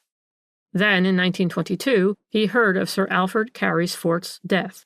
It was now or never if he did not mean to acquiesce silently in the terrible wrong which was being put upon him. Fortunately, he had a good friend in Mr. Julian Lloyd, who had helped him with money and advice, and at last he had arrived in England. It was for Mr. Stonebridge to say whether the papers and correspondence which he had brought with him were sufficient to establish his claim in law.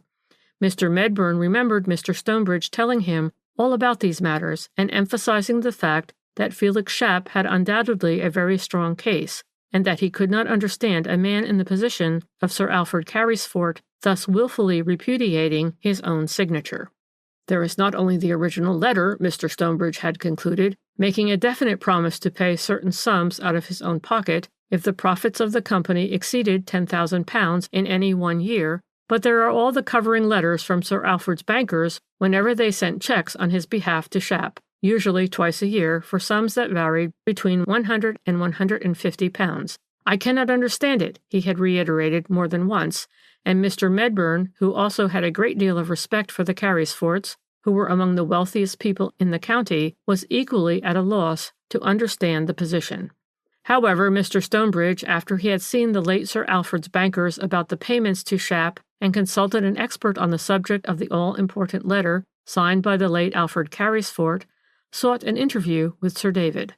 From the first there seemed to be an extraordinary amount of acrimony brought into the dispute by both sides. This was understandable enough on the part of Felix Shap, who felt he was being defrauded of his just dues by men who were literally coining money out of the product of his brain. But the greatest bitterness really appeared to come from the other side. At first, Sir David Carrisfort refused even to discuss the question. He was quite sure that if his father had made promises of payments to anyone, he was the last man in the world to repudiate such obligations. Sir David had not yet had time to go through all his father's papers, but he was quite convinced that correspondence or documents would presently be found which would set at naught the original letter produced by Mr. Shap. But of course the payments to Shap up until including the year 1916 could not be denied. There was the testimony of Sir Alfred's bankers that sums in accordance with Sir Alfred's instructions, varying between £100 and £150, were paid by cheque every half year to the order of Felix Shap in Batavia. In 1916, these payments automatically ceased, Sir Alfred giving no further orders for these to be made. Mr. Stonebridge naturally desired to know what explanation Sir David would give about those payments. At first, Sir David denied all knowledge as to the reason or object of the payments, but after a while he must have realized that public opinion was beginning to raise its voice on the subject, and that it was not exactly singing the praises of Sir David Carysfort, Baronet. Although Mr. Stonebridge had, of course, been discretion itself, Mr. Shapp had admittedly not the same incentive to silence, and what's more, his friend, Mr. Lloyd, made it his business to get as much publicity for the whole affair as he could. Paragraphs in the local papers had begun to appear with unabated regularity, and though there were no actual comments on the case as a whole, no prejudging of respective merits, there were unmistakable hints that it would be in Sir David's interest to put dignity on one side and come out frankly into the open with explanations and suggestions. Soon the London papers got hold of the story, and you know what that means. The radical press simply battened on a story which placed a poor, down-at-heel inventor in the light of a victim to the insatiable greed and frank dishonesty of a high-born profiteer.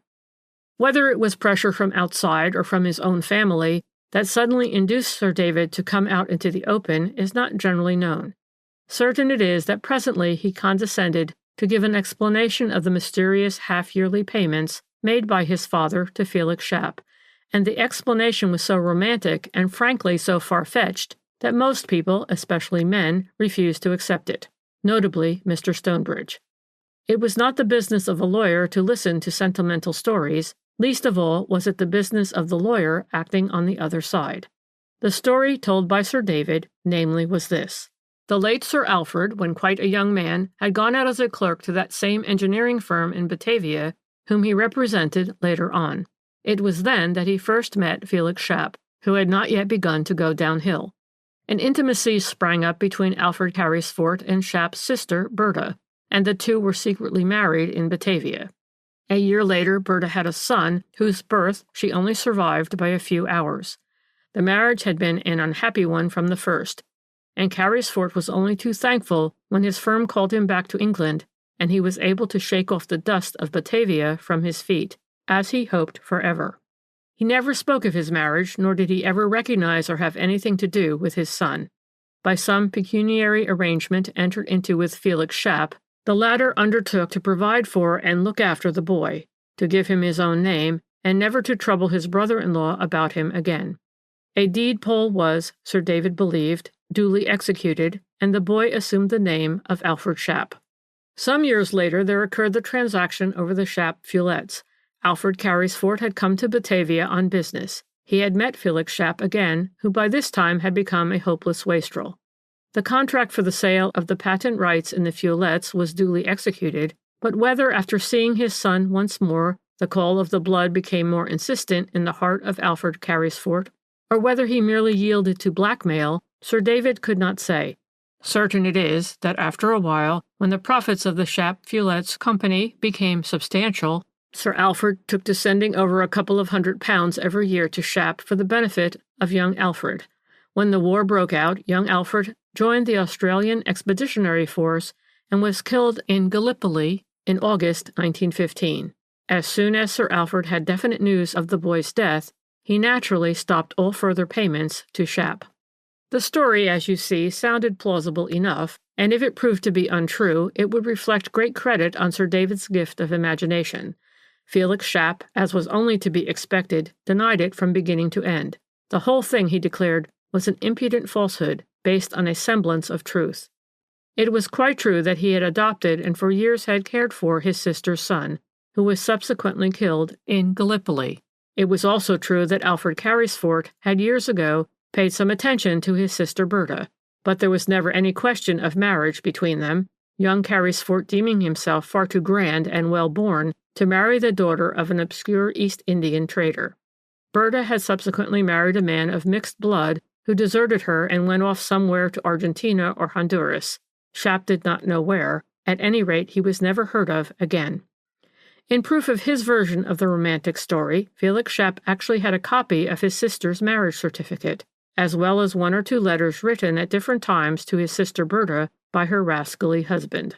He had indeed plenty of proofs for his assertions, but when Mr. Stonebridge asked for confirmation of Sir David's story, the latter appeared either unprepared or unwilling to produce any, whereupon Mr. Stonebridge, on behalf of his client, entered an action for the recovery of certain royalties due to him on the sales of the Shap feuillettes, the amount to be presently agreed on after examination of the audited accounts. Thus matters stood when on that Wednesday night in February last Mr. Stonebridge was found gagged and unconscious, the victim of a murderous and inexplicable assault. And on the Saturday following, Mr. Felix Shap, accompanied by his friend Mr. Lloyd, called on Mr. Medburn at the office in High Street. They had read in the papers certain details which had filled Shap with apprehension. They had read that the safe in the morning room in Mr. Stonebridge's house had been obviously ransacked, and that the analysis of the ashes in the grate had revealed the presence of a large quantity of burnt paper.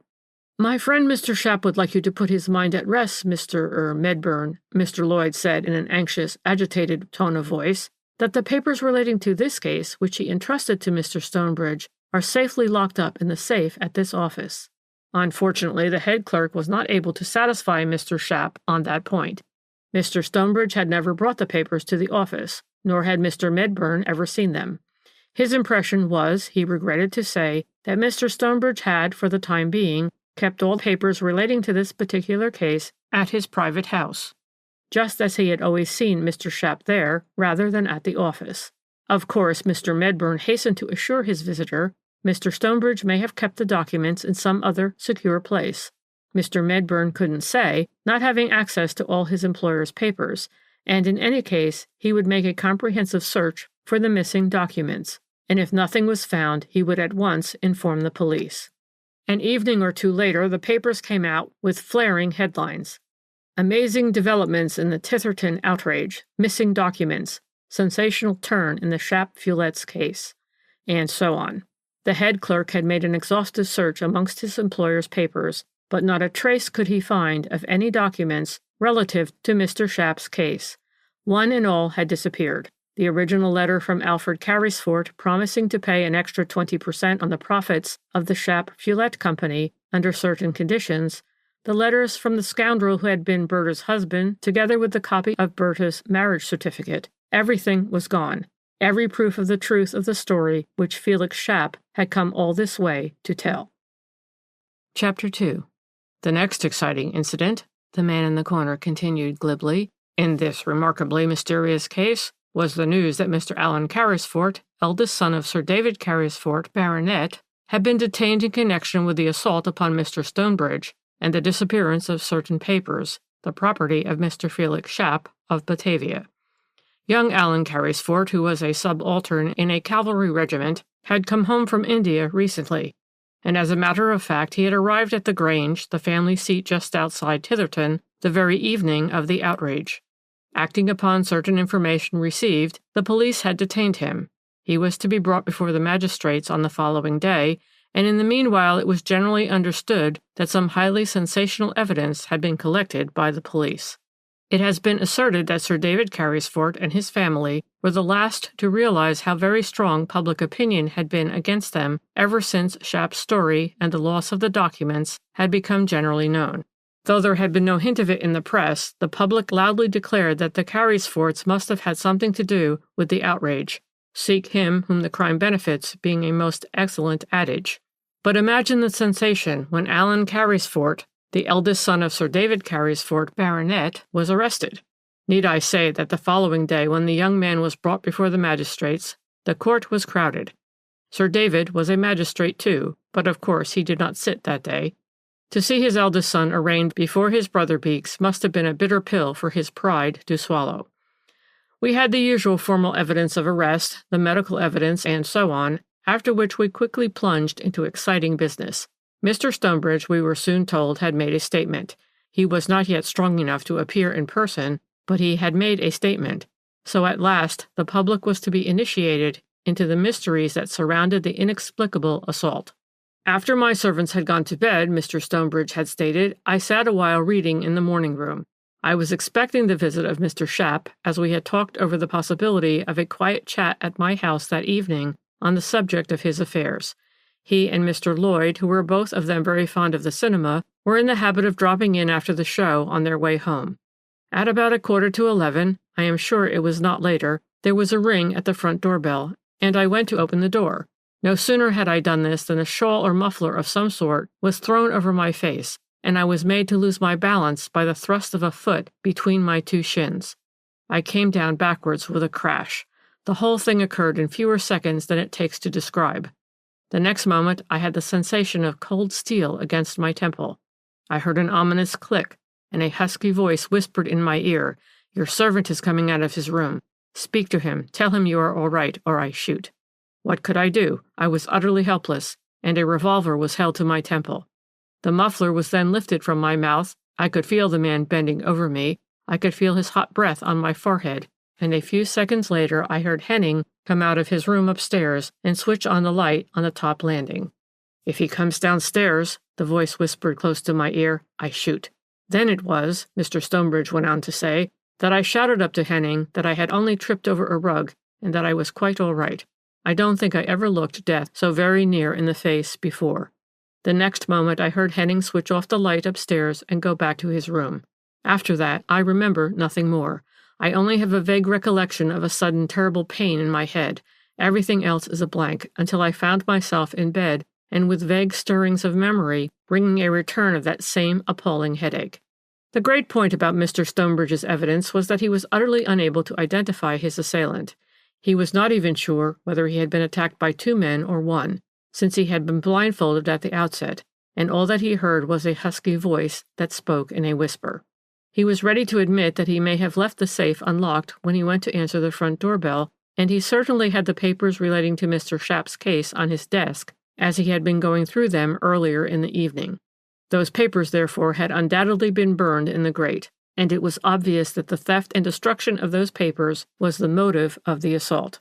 After that, we went from excitement to excitement. We did not get it all the same day, of course. Alan Carrisford appeared, as far as I can remember, 3 or 4 times before the local magistrates. In between times he was out on bail, this having been fixed at £1,000 and 2 reconnaissances of £500 each, with an additional £500 on his own. It seems that when he was arrested he had made a statement to which he had since unreservedly subscribed. He said that he had arrived in London from Southampton on Monday the 26th, and after seeing to some business in town, he took the 8:10 p.m. train on the 28th to Tyherton, where he arrived at 9:50, having dined on board. His father met him at the station with the car, but it was such a beautiful moonlit night, Sir David and himself decided that they would walk to the Grange, and then sent the car home with a message to Lady Carrisford that they would be home at about 11 o'clock. Carrisford had been asked whether it was not strange that after being absent from home so long, he should have elected to put off seeing his mother till a much later hour.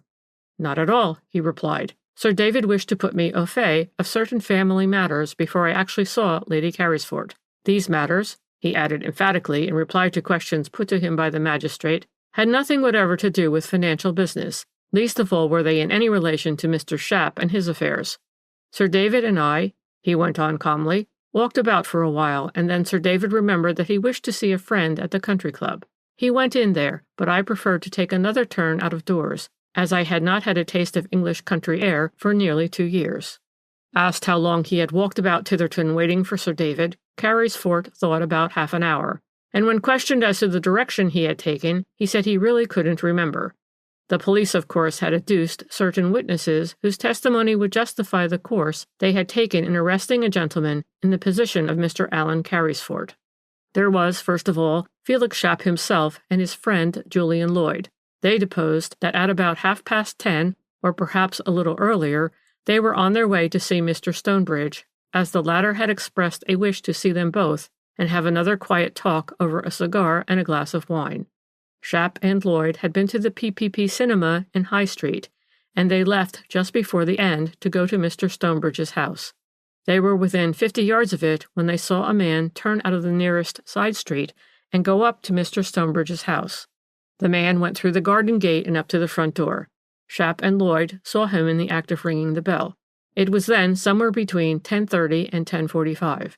Mr. Stonebridge was so very much in the habit of seeing friends, and even those clients with whom he was intimate late in the evenings, that Mr. Shapp and Mr. Lloyd didn't think anything of the incident, but at the same time they made up their minds to postpone their own visit to Mr. Stonebridge until they could be quite sure of seeing him alone.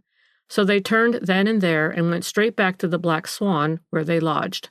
I may add that with commendable reserve, both these witnesses refused to identify Alan Carrisford with Mr. Stonebridge's visitor on that memorable Wednesday evening. The man they saw had an overcoat and wore a Glengarry cap. More they could not say, as they had not seen his face clearly. On the other hand, the hall porter at the country club, another witness for the Treasury, had no cause for such reserve. He said that on the evening of February 28th, Sir David Carrisford came to the club a little before 10:30. Mr. Allen was with him then, but he didn't come in. The hall porter heard him say to Sir David, "Very well then, I'll pick you up here in about half an hour." And Sir David rejoined, "Yes, don't be late." Mr. Allen did return to the club at about 11 o'clock, and the two gentlemen then went off together. The hall porter remembered the incident on that date quite distinctly, because he recollected being much surprised at seeing Mr. Allen Carrisford, who he thought was still abroad. After that, there was another remand, Alan Carrisford's solicitor having asked and obtained an adjournment for a week. But by this time, as you may imagine, not only the county, but London society too, were absolutely horror-struck. To think that a man in the position of the Carrisfords should have stooped to such an act, not only of violence, but of improbity, was indeed staggering. Nor did public opinion swerve from this attitude one hair's breadth, even though at the next hearing all the proofs which the police had adduced against the accused were absolutely confuted.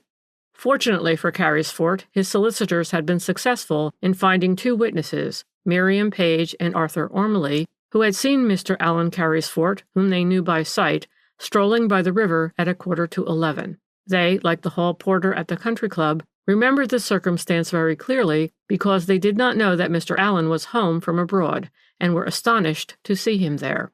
The point of the evidence of three witnesses was that the river where they had seen Alan Carrisford strolling at 11:15 is at the diametrically opposite end of the town to where lies the Great West Road. Now the hall porter had seen Alan Carrisford outside the country club at 10:30 and again at 11. If Carrisford was strolling by the river at 11:15, and there was no reason to impugn the credibility of the witnesses, he could not possibly have been the man whom Mr. Shapp and Mr. Lloyd saw ringing the bell of Mr. Stonebridge's house at about that same hour. Alan Carrisford was discharged by the magistrates, as you know. There was no definite proof against him. But public opinion is ever an uncertain quantity, and it is still dead against the Carrisfords. In the public mind, two facts have remained indelibly fixed. Firstly, that the Carrisfords had everything to gain by the destruction of Felix Shapp's papers, and secondly, that there was nobody else who could possibly have benefited by it. Since then, also, Mr. Stonebridge has made a declaration that nothing was stolen out of his safe and pocketbook except the papers and letters belonging to Felix Shapp. So what would you? Although Alan Carrisford was discharged by the magistrates, really because there was no tangible evidence against him, he did not leave the court without a stain on his character. The stain was there, and there it is to this day. It will take the Carrisfords years to live the scandal down. Though some friends have remained loyal, there are always the enemies, the envious, the uncharitable, and they insist that the two witnesses, the only two, mind you, whose evidence did clear Alan Carrisford of suspicion, had been bought, and should not be believed, while others simply declare that Sir David and his son employed some ruffian to do the dirty work for them. He gave a dry cackle and contemplated me through his huge horn-rimmed spectacles. "And you are of that opinion, too, I imagine," he said. "Well, it seems the only likely explanation," I replied guardedly. "Surely you don't suppose," he retorted, "that a businessman like David Carrisford would place himself so entirely in the hands of a ruffian that he would forever after be the victim of blackmail? Why, it would have been cheaper to buy off Felix Shapp." "But," I rejoined, "I don't see who else had any interest in doing away with those documents." "I'll tell you," he rejoined dryly, "Felix Shapp himself." "What do you mean?" I queried, with as much lofty scorn as I could command. "I mean," he replied, "that all Felix Shapp's documents were forgeries." "Forgeries?" I exclaimed. "Yes, spurious. False affidavits. Forgeries, the lot of 'em. My belief is that Stonebridge began to suspect this himself, and I think he has had a narrow escape of being murdered outright by those two rascals. As it is, they have destroyed every proof of their villainy, and old Stonebridge, I imagine, is content to let things remain as they are, rather than admit publicly that he was completely taken in by two very plausible rogues. But, I urged, what about the handwriting expert? The funny creature laughed aloud. Yes, he said, what about the expert? If there had been two, they would have disagreed. And mind you, at a distance of 12 years, a signature would be difficult of absolute identification. Everyone's handwriting undergoes certain modifications in the course of years. Experts, he reiterated. Bah! But, I went on impatiently, I don't see the object of the whole scheme. The object was blackmail, the whimsical creature retorted, and it succeeded admirably. Already we read that Messrs. Shapp and Lloyd are staying at expensive hotels in London, that they have granted interviews to pressmen and written articles for halfpenny newspapers. We shall hear of them as cinema stars presently. They have had the most gorgeous, the most paying publicity, and presently Sir David Carrisford will have had enough of them and will put a few more hundreds in their pockets just to be rid of them. That was the object of the whole scheme, my dear young lady, and see how well it was carried out. Of course, the fuddle-headed Dutchman never thought of it.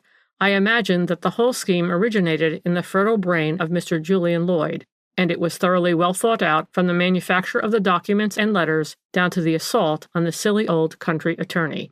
And, mind you, the rascals originally went to a silly country attorney. They would have been afraid to go to a London lawyer, lest he be too sharp for them. The only mistake they made were the letters purported to be written to Berta Shapp by the husband who is supposed to have disappeared, and the copy of Berta's marriage certificate. It is those letters that gave me the clue to the whole thing. Old Stonebridge was too dull to have seen through those letters. If they were genuine, why should Felix Shapp have brought them over to England? They had nothing whatever to do with any contract about the Shapp feuillettes.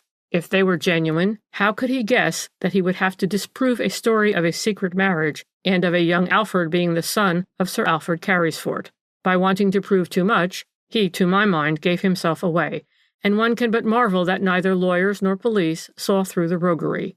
Of course, the moment one understands that one set of papers was spurious, it is easily concluded that all the others were forgeries. And the late Sir Alfred Carrisford, anxious only to obliterate every vestige of that early marriage of his, unwittingly played into the hands of those two scoundrels by destroying all the correspondence that he had ever had with Shapp. Think it over. You will see that I am right. Look at this paragraph again in the Evening Post. Does it not bear out what I say? The paragraph in the evening paper to which the man in the corner was pointing read as follows. Among the passengers on the Dutch liner Stad Rotterdam is Mr. Felix Shapp, the hero of a recent celebrated case. He is returning to Batavia, having, through a misadventure which has remained an impenetrable mystery to this day, been deprived of all the proofs that would have established his claim to a substantial share of the profits in the Shapp Feuillettes Company. Fortunately, Mr. Shapp had enlisted many sympathies in England that his friends had no difficulty in collecting a considerable sum of money which was presented to him on his departure in the form of a purse and as a compensation for the ill luck which has attended him since he set foot in this country. Mr. Shapp will now be able to take abroad with him the assurance that British public opinion is always on the side of the victims of an adverse and unmerited fate. Yes, the funny creature concluded with a cackle, until the victims are found out to be rogues, Mr. Felix Shapp and his friend Mr. Julian Lloyd will be found out some day.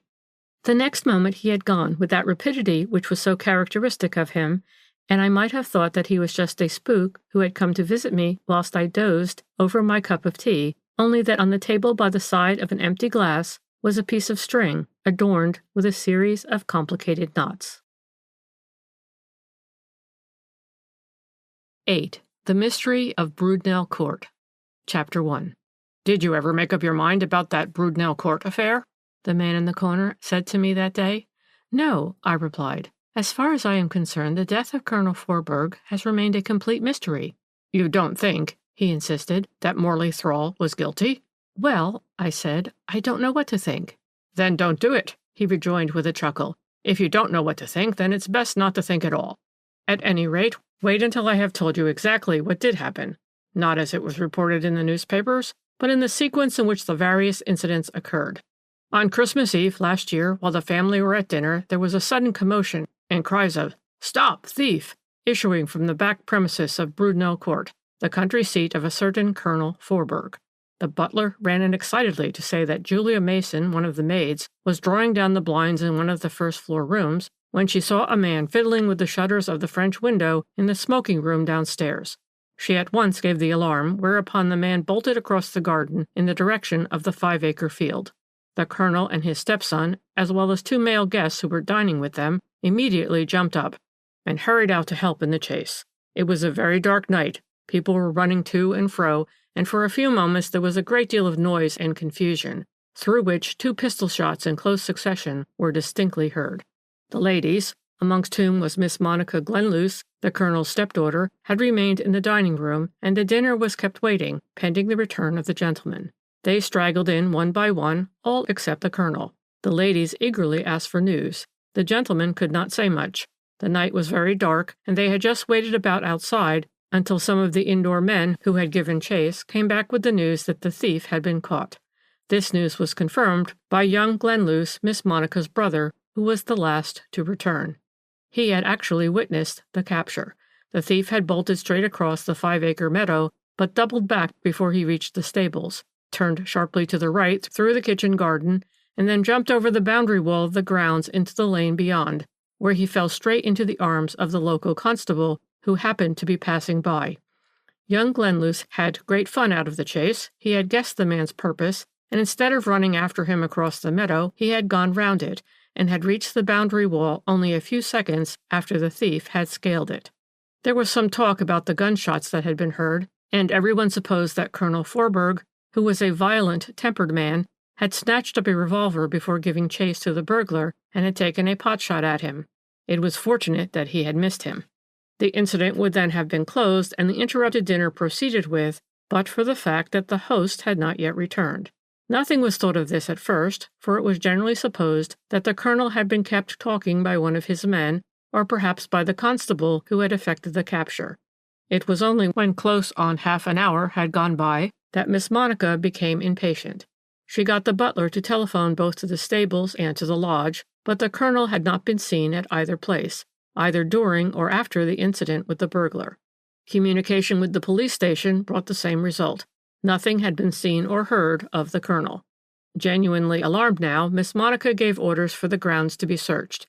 It was just possible that the colonel had fallen whilst running, and was lying somewhere helpless in the dark, perhaps unconscious.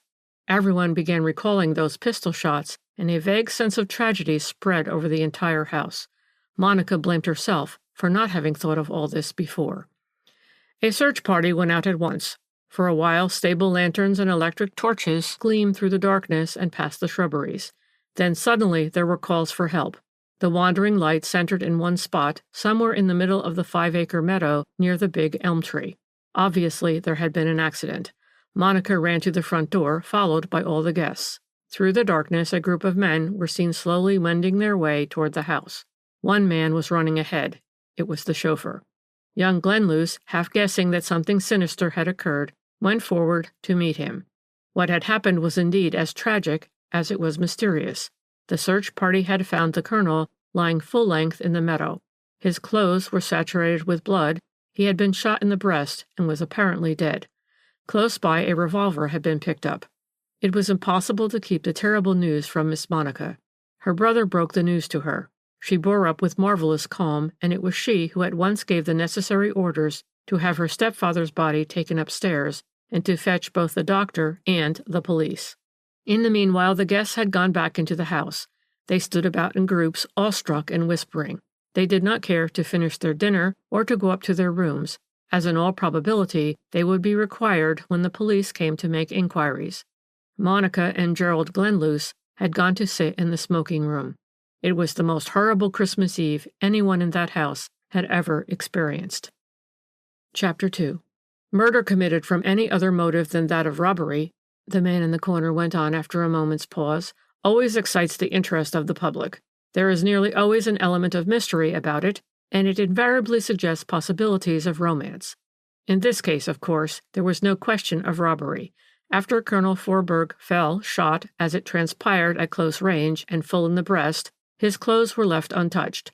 There was loose silver in his trouser pocket, a few treasury notes in his letter case, and he was wearing a gold watch and chain and a fine pearl stud. The motive of the crime was therefore enmity or revenge. And here the police were at once confronted with a great difficulty. Not, mind you, the difficulty of finding a man who hated the colonel sufficiently to kill him, but that of choosing among his many enemies one who was most likely to have committed such a terrible crime. He was the best-hated man in the county. Known as Remount Forburg, he was generally supposed to have made his fortune in some shady transactions connected with the Remount Department of the War Office during the Boer War, more than 20 years ago. His first wife was said to have died of a broken heart, and he had no children of his own. Some 10 years ago he had married a widow with 2 young children. She had a considerable fortune of her own, and when she died she left it in trust for her children, but she directed that her husband should be the sole guardian of Monica and Gerald until they came of age. Moreover, she left him the interest on the whole of the capital amount for as long as they were in his house and unmarried. After his death, the money would revert unconditionally to them. Of course it was a foolish, one might say a criminal will, and one obviously made under the influence of her husband. One can only suppose that the poor woman had died without knowing anything of Remount Forburg's character. Since her death, his violent temper and insufferable arrogance had alienated from the children every friend they ever had. Only some chance acquaintances ever came anywhere near Brudenell Court now.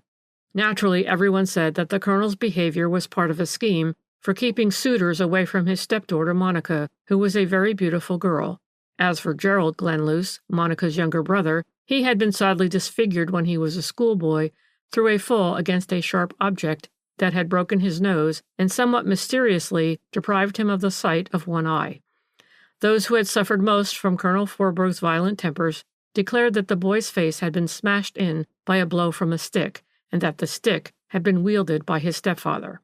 Be that as it may, Gerald Glenluce had remained, in consequence of the disfigurement, a shy, retiring, silent boy who neither played games nor rode to hounds and had no idea how to handle a gun. But he was essentially the colonel's favorite. Where Forburg was harsh and dictatorial with everyone else, he would always unbend to Gerald, and was almost gentle and affectionate toward him. Perhaps an occasional twinge of remorse had something to do with that soft side of his disagreeable character. Certainly that softness did not extend to Monica. He made the girl's life almost unbearable, with his violence which amounted almost to brutality. The girl hated him openly, and said so. Her one desire was to get away from Brudenell Court by any possible means. But owing to her mother's foolish will, she had no money of her own, and the few friends she had were not sufficiently rich or sufficiently disinterested to give her a home away from her stepfather, nor would the colonel, for the matter of that, have given his consent to her living away from him. As for marriage, it was a difficult question. Young men fought shy of any family connection with Remount Forburg. The latter's nickname was bad enough, but there were rumors of secrets more unavowable still in the past history of the colonel. Certain it is that though Monica excited admiration wherever she went, and though one or two of her admirers did go to the length of openly courting her, the courtship never matured into an actual engagement. Something or other always occurred to cool off the ardor of the wooers. Suddenly they would either go on a big game-shooting expedition, or on a tour round the world, or merely find that country air did not suit them.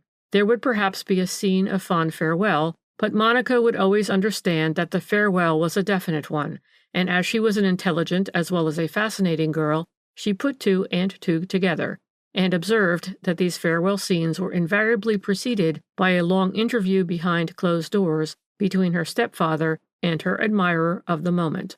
Small wonder, then, that she hated the colonel. She hated him as much as she loved her brother. A great affection had, especially of late, developed between these two. It was a love born of an affinity of trouble and sense of injustice. On Gerald's part there was also an element of protection toward the beautiful sister.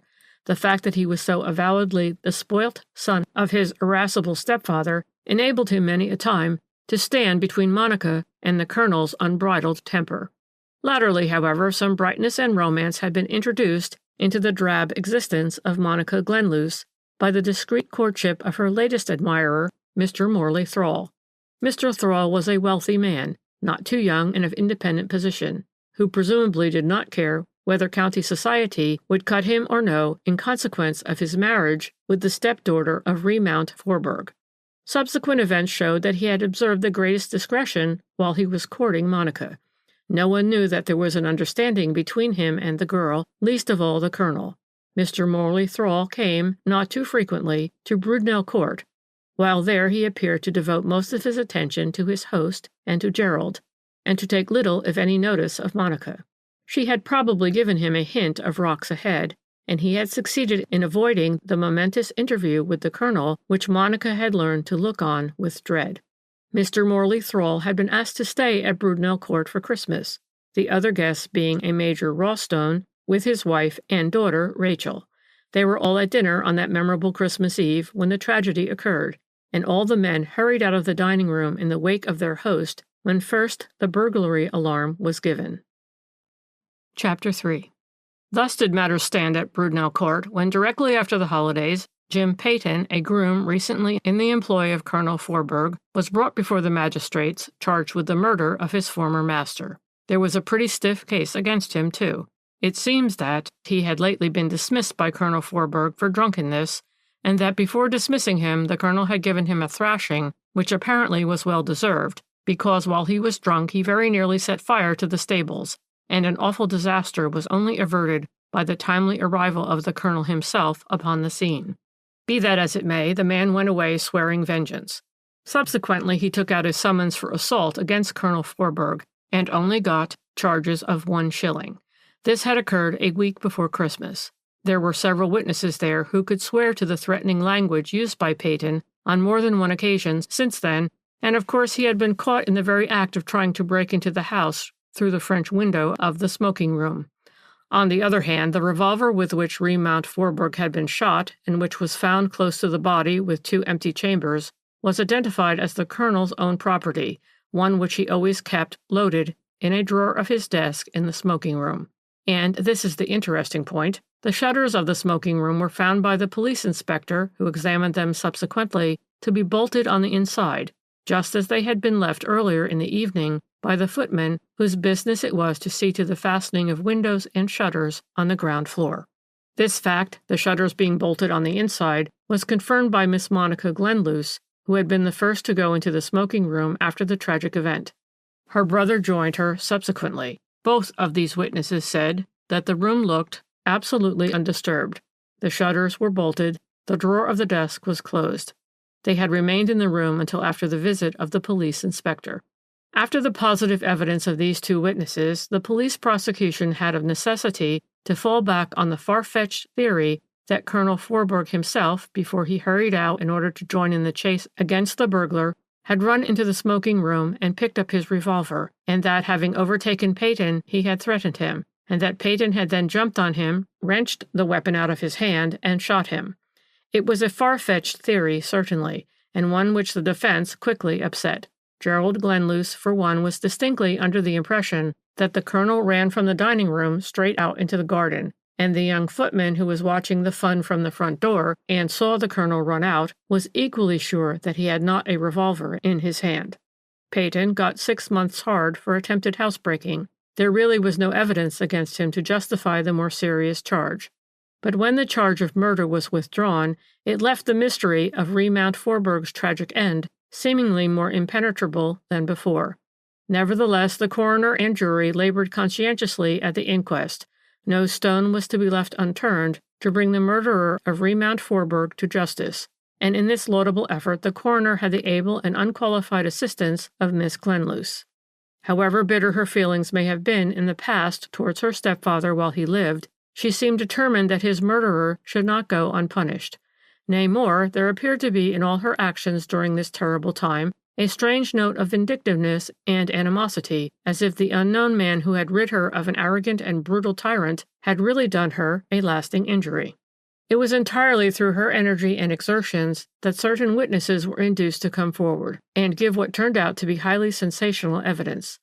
The police, who were convinced that James Peyton was guilty, had turned all their investigations in the direction of proving their theories. Miss Monica, on the other hand, had seemingly made up her mind that the murderer was to be sought for inside the house. It even appeared as if she had certain suspicions which she only desired to confirm. To this end she had questioned and cross-questioned everyone who was in the house on that fatal night, well knowing how reluctant some people are to be mixed up in any way with police proceedings. But at last she had forced 2 persons to speak, and it was on the first day of the inquest that at last a glimmer of light was thrown upon the mysterious tragedy. After the medical evidence which went to establish beyond a doubt that Colonel Forberg died from a gunshot wound inflicted at close range, both balls having penetrated the heart, Miss Glenluce was called. Replying to the coroner who had put certain questions to her with regard to the colonel's state of mind just before the tragedy, she said that he appeared to have a premonition that something untoward was about to happen. When the butler ran into the dining room saying that a burglar had been seen trying to break into the house, the colonel had jumped up from the table at once. I did the same, Miss Monaco went on, as I was genuinely alarmed, but my stepfather in his peremptory way ordered me to sit still. I believe, he said to me with a funny laugh, that it's a put-up job. It's some friend of Thrall's having him a hand. I could not, of course, understand what he meant by that, and I looked at Mr. Thrall for an explanation. I must add that Mr. Thrall had been extraordinarily moody all through dinner. He looked flushed, and I noticed particularly that he never spoke either to my stepfather, to my brother, or to me. However, at the moment I failed to catch his eye, and the very next second he was out of the room on the heels of Colonel Forberg. This was remarkable evidence, to say the least of it, but nevertheless it was confirmed by 2 witnesses who heard the colonel make that strange remark. One was Rachel Rawstone, the young friend who was dining at Brudenell Court that Christmas Eve, and the other was Gerald Glenluce. Of course, by this time the public was getting very excited. They were like so many hounds heading for a scent, and the jury was beginning to show signs of that obstinate prejudice which culminated presently in a ridiculous verdict. But there was more to come. Thanks again to Miss Monica's insistence, the footman at Brudenell Court, a lad named Campbell, had been induced to come forward with a story which he had evidently intended to keep hidden within his bosom if possible. He gave his evidence with obvious reluctance, and in a scarcely audible voice. It was generally noticed, however, that Miss Monica urged him frequently to speak up. Campbell deposed that just before dinner on Christmas Eve he had gone in to tidy the smoking room before the gentleman came down from dressing. As he opened the door, he saw Mr. Morley Thrall standing in the middle of the room, facing Colonel Forberg, who was seated at his desk. Young Mr. Glenluce was standing near the mantelpiece, with one foot on the fender, staring into the fire. Mr. Thrall, according to witness, was livid with rage. He took a step forward like, Campbell went on, amidst breathless silence on the part of the public and jury alike, and he raised his fist, but the colonel, he just laughed. Then he opened the drawer of the desk and took out a revolver and showed it to Mr. Thrall and says, "Here you are, there's a revolver handy anyway." Then Mr. Thrall, he swore like anything and says, "You blackguard, you derned scoundrel, you ought to be shot like the cur you are." I thought he would strike the colonel, but young Mr. Glenluce, he just stepped quickly in between the 2 gentlemen, and he says, "Look here, Thrall, I won't put up with this. You just get out." Then one of the gentlemen seed me, and Mr. Thrall, he walked out of the room. "And what happened after he had gone?" the coroner asked. "Oh," the witness replied, "the colonel, he threw the revolver back into the drawer and laughed, sarcastic-like. Then he held out his hand to Mr. Gerald and says, 'Thanks, my boy. You did help me to get rid of that ruffian.' After that," Campbell concluded, "I got on with my work, and the gentleman took no notice of me." This witness was very much pressed with questions as to what happened later on when the burglary alarm was given, and the gentlemen all hurried out of the house. Campbell was in the hall at the time, and he made straight for the front door to see some of the fun. He said that the colonel was out first, and the other 3 gentlemen, Mr. Gerald, Mr. Rawstone, and Mr. Morley Thrall, went out after him. Mr. Thrall was the last to go outside. He ran across the garden in the direction of the 5-acre field. Major Rawstone remained somewhere near the house, but it was a very dark night, and he, Campbell, soon lost sight of the gentleman. Presently, however, Mr. Thrall came back toward the house. It was a few minutes after the shots had been fired, and witness heard Mr. Thrall say to Major Rawstone, "I suppose it's that fool Forberg potting away at the burglar. He'll get himself into trouble if he doesn't look out." Soon after that, Mr. Gerald came running back with the news that the burglar had fallen into the arms of a passing constable, and Campbell then returned to his duties in the dining room. "As you see," the man in the corner went on glibly, "this witness's evidence was certainly sensational. The jury, which was composed of farm laborers with the local butcher as foreman, had by now fully made up its silly mind that Mr. Morley Thrall had taken the opportunity of sneaking into the smoking room, snatching up the revolver and shooting Remount Forburg, whom he hated, because the colonel was opposing his marriage with Miss Monica. It was all as clear as daylight to those dunderheads, and from that moment they simply would not listen to any more evidence. They had made up their minds, they were ready with their verdict, and it was manslaughter against Morley Thrall. Not murder, you see. The dolts, who had all of them suffered from Remount Forburg's arrogance and violent temper, would not admit that killing such vermin was a capital crime. What I am telling you would be unbelievable if it were not a positive fact. It is no use quoting British justice and dilating on the absolute fairness of trial by jury. A coroner's inquest, fortunately, is not a trial. The verdict of a coroner's jury, such as the one which sat on the Brudenell court affair, though it may have very unpleasant consequences for an innocent person, cannot have fatal results. In this case, it cast a stigma on a gentleman of high position and repute, and the following day, Mr. Morley Thrall, himself Justice of the Peace, was brought up before his brother magistrates on an ignominious charge. Chapter 4. "It is not often," the man in the corner resumed after a while, "that so serious a charge is preferred against a gentleman of Mr. Morley Thrall's social position, and I am afraid that the best of us are snobbish enough to be more interested in a gentleman criminal than in an ordinary Bill Sikes. I happened to be present at that magisterial inquiry when Mr. Morley Thrall, J.P., was brought in between two warders, looking quite calm and self-possessed. Every one of us there noticed that when first he came in, and in fact throughout the trying inquiry, his eyes sought to meet those of Miss Glenluce, who sat at the solicitor's table, but whenever she chanced to look his way, she quickly averted her gaze again, and turned her head away with a contemptuous shrug. Gerald Glenluce, on the other hand, made pathetic efforts at showing sympathy with the accused, but he was of such unprepossessing appearance, and was so shy and awkward, that it was small wonder Morley Thrall took little if any notice of him. Very soon we got going. I must tell you first of all that the whole point of the evidence rested upon a question of time. If the accused took the revolver out of the desk in the smoking room, when did he do it? The footman, Campbell, reiterated the statement that he made at the inquest. He was, of course, pressed to say definitely whether after the quarrel between Mr. Morley Thrall and the colonel, which he had witnessed, and before everyone went into dinner, Mr. Thrall might have gone back to the smoking room and extracted the revolver from the drawer of the desk. But Campbell said positively that he did not think this was possible. He himself, after he had tidied the smoking room, had been in and out of the hall preparing to serve dinner. The door of the smoking room gave on the hall, between the dining room and the passage leading to the kitchens. If anyone had gone in or out of the smoking room at that time, Campbell must have seen them. At this point, Miss Glenluce was seen to lean forward and to say something in a whisper to the clerk of the justices, who in his turn whispered to the chairman on the bench, and a moment or two later that gentleman asked the witness, "Are you absolutely prepared to swear that no one went in or out of the smoking room when you were making ready to serve dinner?" Then, as the young man seemed to hesitate, the magistrate added more emphatically, "Think now, while you were busy with your usual avocations, there would have been nothing extraordinary in one of the gentlemen going in or out of the smoking room at that hour. Do you really believe, and you are prepared to swear, that such a very ordinary incident would have impressed itself indelibly upon your mind?"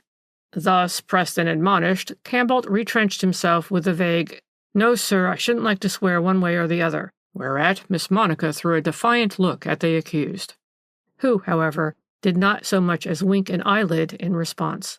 Presently, when that lady herself was called, no one could fail to notice that she, like the coroner's jury the previous day, had absolutely made up her mind that Morley Thrall was guilty, otherwise her attitude of open hostility toward him would have been quite inexplicable. She dwelt at full length on the fact that Mr. Thrall had paid her marked attention for months, and that he had asked her to marry him. She had given him her consent, and between them they had decided to keep their engagement a secret, until after she, Monica, had attained her 21st birthday, when she would be free to marry whom she chose. "Unfortunately," the witness went on, suddenly assuming a dry, pursed-up manner, "Colonel Forburg got wind of this.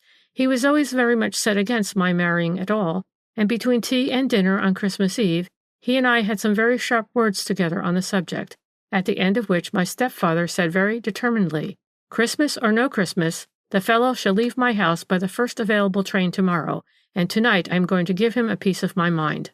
Just for a moment after Miss Glenluce had finished speaking, the accused seemed to depart from his attitude of dignity and reserve, and an indignant "oh," quickly repressed, escaped his lips. The public by this time was dead against him. They are just like sheep, as you know, and the verdict of the coroner's jury had prejudiced them from the start, and the police, aided by Miss Glenluce, had certainly built up a formidable case against the unfortunate man. Everyone felt that the motive for the crime was fully established already. Remount Forburg had had a violent quarrel with Morley Thrall, then had turned him out of the house, and the latter, furious at being separated from the girl he loved, had killed the man who stood in his way. I should be talking until tomorrow morning, were I to give you in detail all the evidence that was adduced in support of the prosecution. The accused listened to it all with perfect calm. He stood with arms folded, his eyes fixed on nothing. The "oh" of indignation did not again cross his lips, nor did he look once at Miss Monica Glenluce.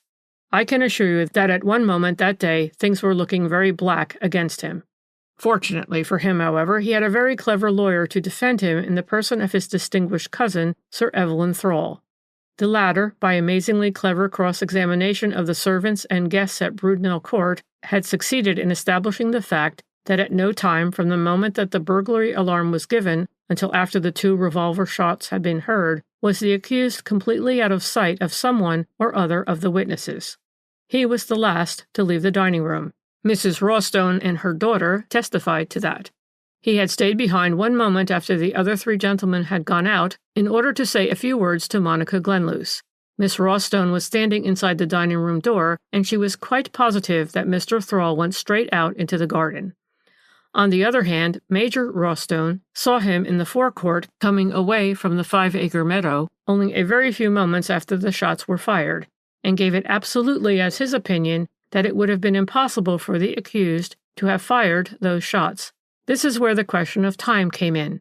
When a man who bears a spotless reputation, Major Rawstone argued, finds that he has killed a fellow creature, he would necessarily pause a moment, horror-struck with what he has done. Whether the deed was premeditated or involuntary, he would at least try and ascertain if life was really extinct. It is inconceivable that any man, save an habitual and therefore callous criminal, would just throw down his weapon and with absolute calm, hands in pocket, and without a tremor in his voice, make a casual remark to a friend. Now I saw Mr. Morley Thrall perhaps 2 minutes after the shots were fired. In that time he could not have walked from the center of the field to the forecourt where I was standing, and he had not been running, as his voice was absolutely clear, and he came walking towards me with his hands in his pockets. As was only to be expected, Sir Evelyn Thrall made the most of Major Rawstone's evidence, and I may say that it was chiefly on the strength of it that the charge of murder against the accused was withdrawn, even though the clerk to the magistrates, perpetually egged on by Miss Glenluce, did his best to upset Major Rawstone. When the lady found that this could not be done, she tried to switch back to the idea that accused had abstracted the revolver out of the smoking room before dinner and immediately after his quarrel with Colonel Forburg. The footman Campbell's evidence on this point had been somewhat discounted by his refusing to state positively that no one could have gone into the smoking room at that time without his seeing them. But against this theory there was always the argument, of which Sir Evelyn Thrall made the most, as you know, that before dinner the accused could not have known that there would be an alarm of burglary which would give him the opportunity of waylaying the colonel in the open field. With equal skill, too, Sir Evelyn brought forward evidence to bear out the statement made by the accused on the matter of his quarrel with Colonel Forburg. Just before dinner, Mr. Thrall stated, Colonel Forburg told me he had something to say to me in private. I followed him into the smoking room, and there he gave me certain information with regard to his past life, and also with regard to Miss Glenluce's parentage, which made it absolutely impossible for me, in spite of the deep regard which I have for that lady, to offer her marriage. Miss Glenluce is the innocent victim of tragic circumstances in the past, and Forburg is just an unmitigated blackguard, and I told him so. But I had my family to consider, and very reluctantly I came to the conclusion that I could not introduce any relation of Colonel Forburg into its circle. Colonel Forburg did not stand in the way of my marrying his stepdaughter. It is I who most reluctantly withdrew. Whilst the accused was cross-examined upon this statement, and he gave his answers in firm, dignified tones, Miss Monica never took her eyes off him, and surely if looks could kill, Mr. Morley Thrall would not at that moment have escaped with his life. So full of deadly hatred and contempt was her gaze. The accused had signed a much fuller statement than the one he had made in open court. It contained a detailed account of his interview with Colonel Forberg and of the circumstances which finally induced him to give up all thoughts of asking Miss Glenluce to be his wife. These facts were not made public at the time for the sake of Miss Monica and of the unfortunate Gerald, but it seems that the transactions which had earned for the colonel the sobriquet of Remount Forberg were so disreputable and so dishonest that not only was he cashiered from the army, but he served a term of imprisonment for treason, fraud, and embezzlement. He had no right to be styled colonel any longer, and quite recently had been threatened with prosecution if he persisted in making further use of his army rank. But this was not all the trouble. It seems that in his career of improbity he had been associated with a man named Nosdell, a man of Dutch extraction whom he had known in South Africa. This man was subsequently hanged for a particularly brutal murder, and it was his widow who was Remount Forberg's second wife, and the mother of Monica and of Gerald, who had been given the fancy name of Glenluce. Obviously, a man in Mr. Morley Thrall's position could not marry into such a family, and it appears that whenever there was a question of a suitor for Monica, Remount Forberg would tell the aspirant the whole story of his own shady past, and above all, that of Monica's father. Sir Evelyn Thrall had been clever enough to discover one or two gentlemen who had had the same experience as his cousin Morley. They, too, just before their courtship came to a head, had had a momentous interview with Remount Forberg, who found this means of choking off any further desire for matrimony on the part of a man who had family connections to consider. But it was very obvious that Mr. Morley Thrall had no motive for killing Remount Forberg. He would have left Brudenell Court that very evening, he said, only that young Glenluce had begged him, for Monica's sake, not to make a scene. Anyway, he was leaving the house the next day, and had no intention of ever darkening its doors again. Poor Monica Glenluce, or Nosdell, ignorant of the hideous cloud that hung over her entire life, ignorant, too, of what had passed between her stepfather and Mr. Morley Thrall, felt nothing but hatred and contempt for the man whose love, she believed, had proved as unstable as that of any of her other admirers. For charity's sake, one must suppose that she really thought him guilty at first, and hoped that when the clouds had rolled by, he would return to her more ardent than before. Presumably he found means to make her understand that all was irrevocably at an end between them, as far as he was concerned, whereupon her regard for him turned to bitterness and desire for revenge. And indeed, but for the cleverness of a distinguished lawyer, poor Morley Thrall might have found himself the victim of a judicial error brought about by the deliberate enmity of a woman. Had he been committed for trial, she would have had more time at her disposal to manufacture evidence against him, which I am convinced she had a mind to do. As it is, I now put in tentatively, for the man in the corner had been silent for some little while, the withdrawal of the charge of murder against Morley Thrall did not help to clear up the mystery of Remount Forberg's tragic death. "Not as far as the public is concerned," he retorted dryly. "You have a theory?" I asked. "Not a theory," he replied. "I know who killed Remount Forberg." "How do you know?" I riposted. "By logic and inference," he said. "As it was proved that Morley Thrall did not kill him, and that Miss Monica could not have done it, as the ladies did not join in the chase after the burglar, I looked about me for the only other person in whose interest it was to put that blackguard out of the way." "You mean?" "I mean the boy Gerald, of course." Openly and before the other witness, Hambelt, he stood up for his stepfather against Thrall, who was not measuring his words. But just think how the knowledge which he had gained about his own parentage and that of his sister must have rankled in his mind. He must have come to the conclusion that while this man, his stepfather, lived, there would be no chance for him to make friends, no chance for the sister whom he loved ever to have a home, a life of her own. Whether that interview on Christmas Eve was the first inkling which he had of the real past history of his own and Forberg's family, it is impossible to say. Probably he had suspicions of it before, when one by one Monica's suitors fell away after certain private interviews with the colonel. Morley Thrall must have been a last hope, and that too was dashed to the ground by the same infamous means. I am not prepared to say that the boy got hold of the revolver that night with the deliberate intention of killing his stepfather at the earliest opportunity. He may have run into the smoking room to snatch up the weapon, only with a view to using it against the burglar. Certain it is that he overtook Remount Forberg in the 5-acre field, and that he shot him then and there. Remember that the night was very dark, and that there was a great deal of running about and of confusion. The boy was young enough and nimble enough after he had thrown down the revolver to run across the field and then to go back to the house by a roundabout way. It is easy enough in a case like that to cover one's tracks, and of course, no one suspected anything at the time. Even the sound of firing created but little astonishment. It was so very much on the cards that the colonel would use a revolver without the slightest hesitation against a man who had been trying to break into his house. It was just the sort of revenge that a man of Gerald's temperament, disfigured, shy, silent, and self-absorbed, would seek against one whom he considered the font of all his wrongs. But, I objected, how could young Glenluce run into the smoking room, pick up the revolver out of a drawer, and run back through the hall with servants and guests standing about? Someone would be sure to see him. No one saw him, the funny creature retorted, for he did it at the moment of the greatest confusion. The butler had run in with the news of the burglary, the colonel jumped up and ran out through the hall, the guests had not yet made up their minds what to do. In moments like this, there are always just a few seconds of pandemonium, quite sufficient for a boy like Gerald to make a dash for the smoking room. But after that? After that, he took the revolver out of the drawer and ran out through the French window. But the shutters were found to be bolted on the inside, I argued, when they were subsequently examined by the police inspector. So they were, he admitted. Miss Monica had already been in there with young Gerald. They had seen to the shutters. Then you think Monica knew? I asked. Of course she did.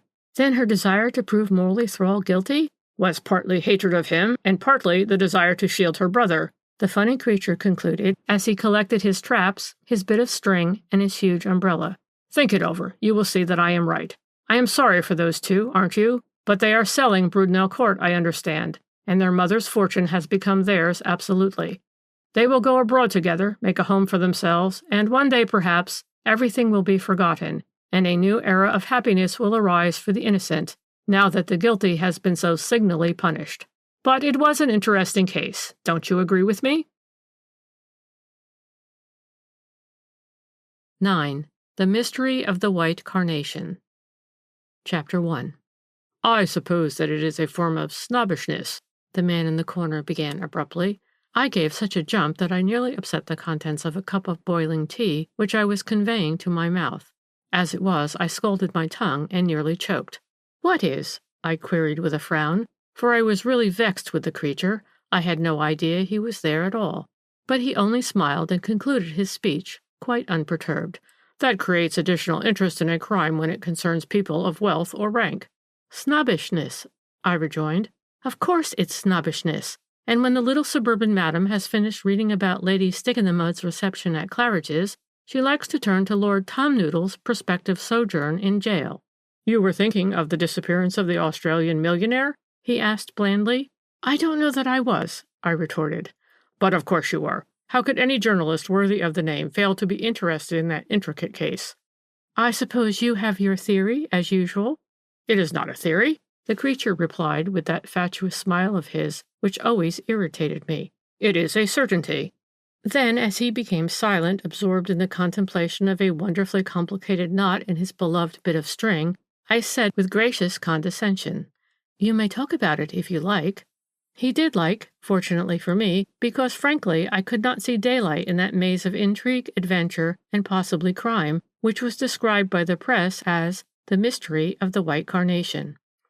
The events were interesting from the outset, he began after a while, whilst I settled down to listen. And so were the various actors in the society drama. Chief amongst these was, of course, Captain Shillington, an Australian ex-officer, commonly reputed to be a millionaire, who with his mother and sister rented Mexfield House in Somerset Street, Mayfair, the summer before last. It appears that Lord Mexfield's younger son, the Honourable Henry Buckley, who was an incorrigible rake and whom his father had sent on a tour round the world in order to keep him temporarily out of mischief, not to say out of jail, had met a married brother of Captain Shillington's out in the Antipodes. They had been very kind to him, and so on, with the result that when came the following London season, the family turned up in England, and after spending a couple of days at the Savoy, they moved into the Mexfields' house in Somerset Street. Lord and Lady Mexfield were abroad that year, and Henry Buckley and his sister Angela were living with an aunt who had a small house somewhere in Mayfair. Although the Shillingtons were reputed to be very wealthy, they appeared to be very quiet, simple folk, and it certainly seemed rather strange that they should have gone to the expense of a house in town when obviously they had no social ambitions and did not mean to entertain. As a matter of fact, as far as Mrs. Shillington and her daughter were concerned, nobody could have lived a quieter, more retiring life than they did. Mrs. Shillington was an invalid and hardly ever went outside her front door, and the girl, Marian, seemed to be suffering from a perpetual cold in the head. They seemed to be in a chronic state of servant trouble. Mrs. Shillington was dreadfully irritable, and one set of servants after another were engaged, only to leave without notice after a few days. The only faithful servant who remained was a snuffy old man who came to them about a month after they moved into Mexfield House. He and a charwoman did all the work of cooking and valeting and so on. Presumably the old man could not have got a situation elsewhere, as his appearance was very unprepossessing, and therefore he was willing to put up with what the servants' registry offices would term a very uncomfortable situation. Captain Shillington, the hero of the tragic adventure, on the other hand, went about quite a good deal. He was certainly voted to be rather straight-laced, not to say priggish, but he was very good-looking and a fine dancer. Henry Buckley introduced him to some of his smart friends, and Lady Angela constituted him her dancing partner. This partnership soon developed into warmer friendship, and presently it was given out that Lady Angela Buckley, only daughter of the Earl and Countess of Mexfield, was engaged to Captain Denver Shillington, the Australian millionaire. Lady Angela confided to her friends that her fiancé was the owner of immense estates in Western Australia, on a portion of which rich deposits of gold had lately been discovered. He certainly had plenty of money to spend, and on one occasion he actually paid Henry Buckley's gambling debts to the tune of £200 or £300. On the whole, society pronounced the match a suitable one. Lady Angela Buckley was no longer in her first youth, whilst her brother, to whom she was really devoted, would be all the better for a somewhat puritanical, straight-laced, and above all, wealthy brother-in-law. Chapter 2. That, then, was the position, the old man in the corner continued after a while, and the date of Lady Angela Buckley's marriage to Captain Denver Shillington had been actually fixed when the public was startled one afternoon, towards the end of the summer, by the sensational news in all the evening papers. Mysterious disappearance of a millionaire. This highly colored description applied, as it turned out, to Captain Shillington, the fiancé of Lady Angela Buckley. It seems that during the course of that same morning, a young lady, apparently in deep distress and suffering from a streaming cold in the head, had called at Scotland Yard. She gave her name and address as Marian Shillington of Mexfield House, Somerset Street, Mayfair, and stated that she and her mother were in the greatest possible anxiety owing to the disappearance of her brother, Captain Denver Shillington. They had last seen him on the previous Friday evening at about 9 o'clock, when he left home in order to pick up his fiancée, Lady Angela Buckley, whom he was escorting that night to a reception in Grosvenor Square. He was wearing full evening dress and a soft hat. Miss Shillington couldn't say whether he had any money in his pockets. She thought that probably he was carrying a gold cigarette case, which Lady Angela had given him, but as a matter of fact, he never wore any jewelry. No one in the house had heard him come in again that night, and his bed had not been slept in. Questioned by the police, Miss Shillington explained that neither she nor her mother felt any alarm at first, because there had been some talk of Captain Shillington going away with his fiancée to stay with friends over the weekend somewhere near Newmarket. It was only this morning, Wednesday, that Mrs. Shillington first began to worry when there was still no sign or letter from him. "My brother is a very good son," Miss Shillington continued, explaining to the police, "and always very considerate to Mother. It was so unlike him to leave us without news all this while, and not to let us know when to expect him home. So I rang up Lady Angela Buckley, who is his fiancée, to see if I could get news through her, as I could see Mother was beginning to get anxious. Mr. Henry Buckley, Lady Angela's brother, answered the phone. I asked after his sister, and he told me that she was staying on in the country a day or two longer. He himself had come back to town the previous night.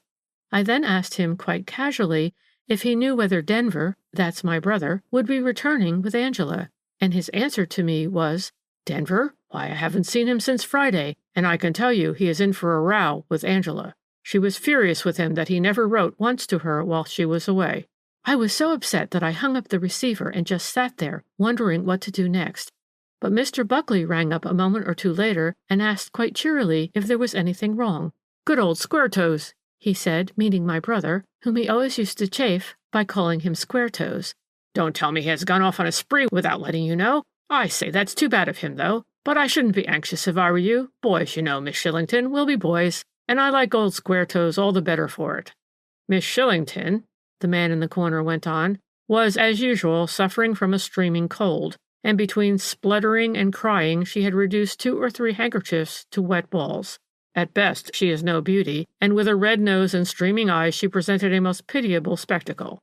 "I made Mr. Buckley assure me once more," she said, "that he had seen nothing of Denver since Friday.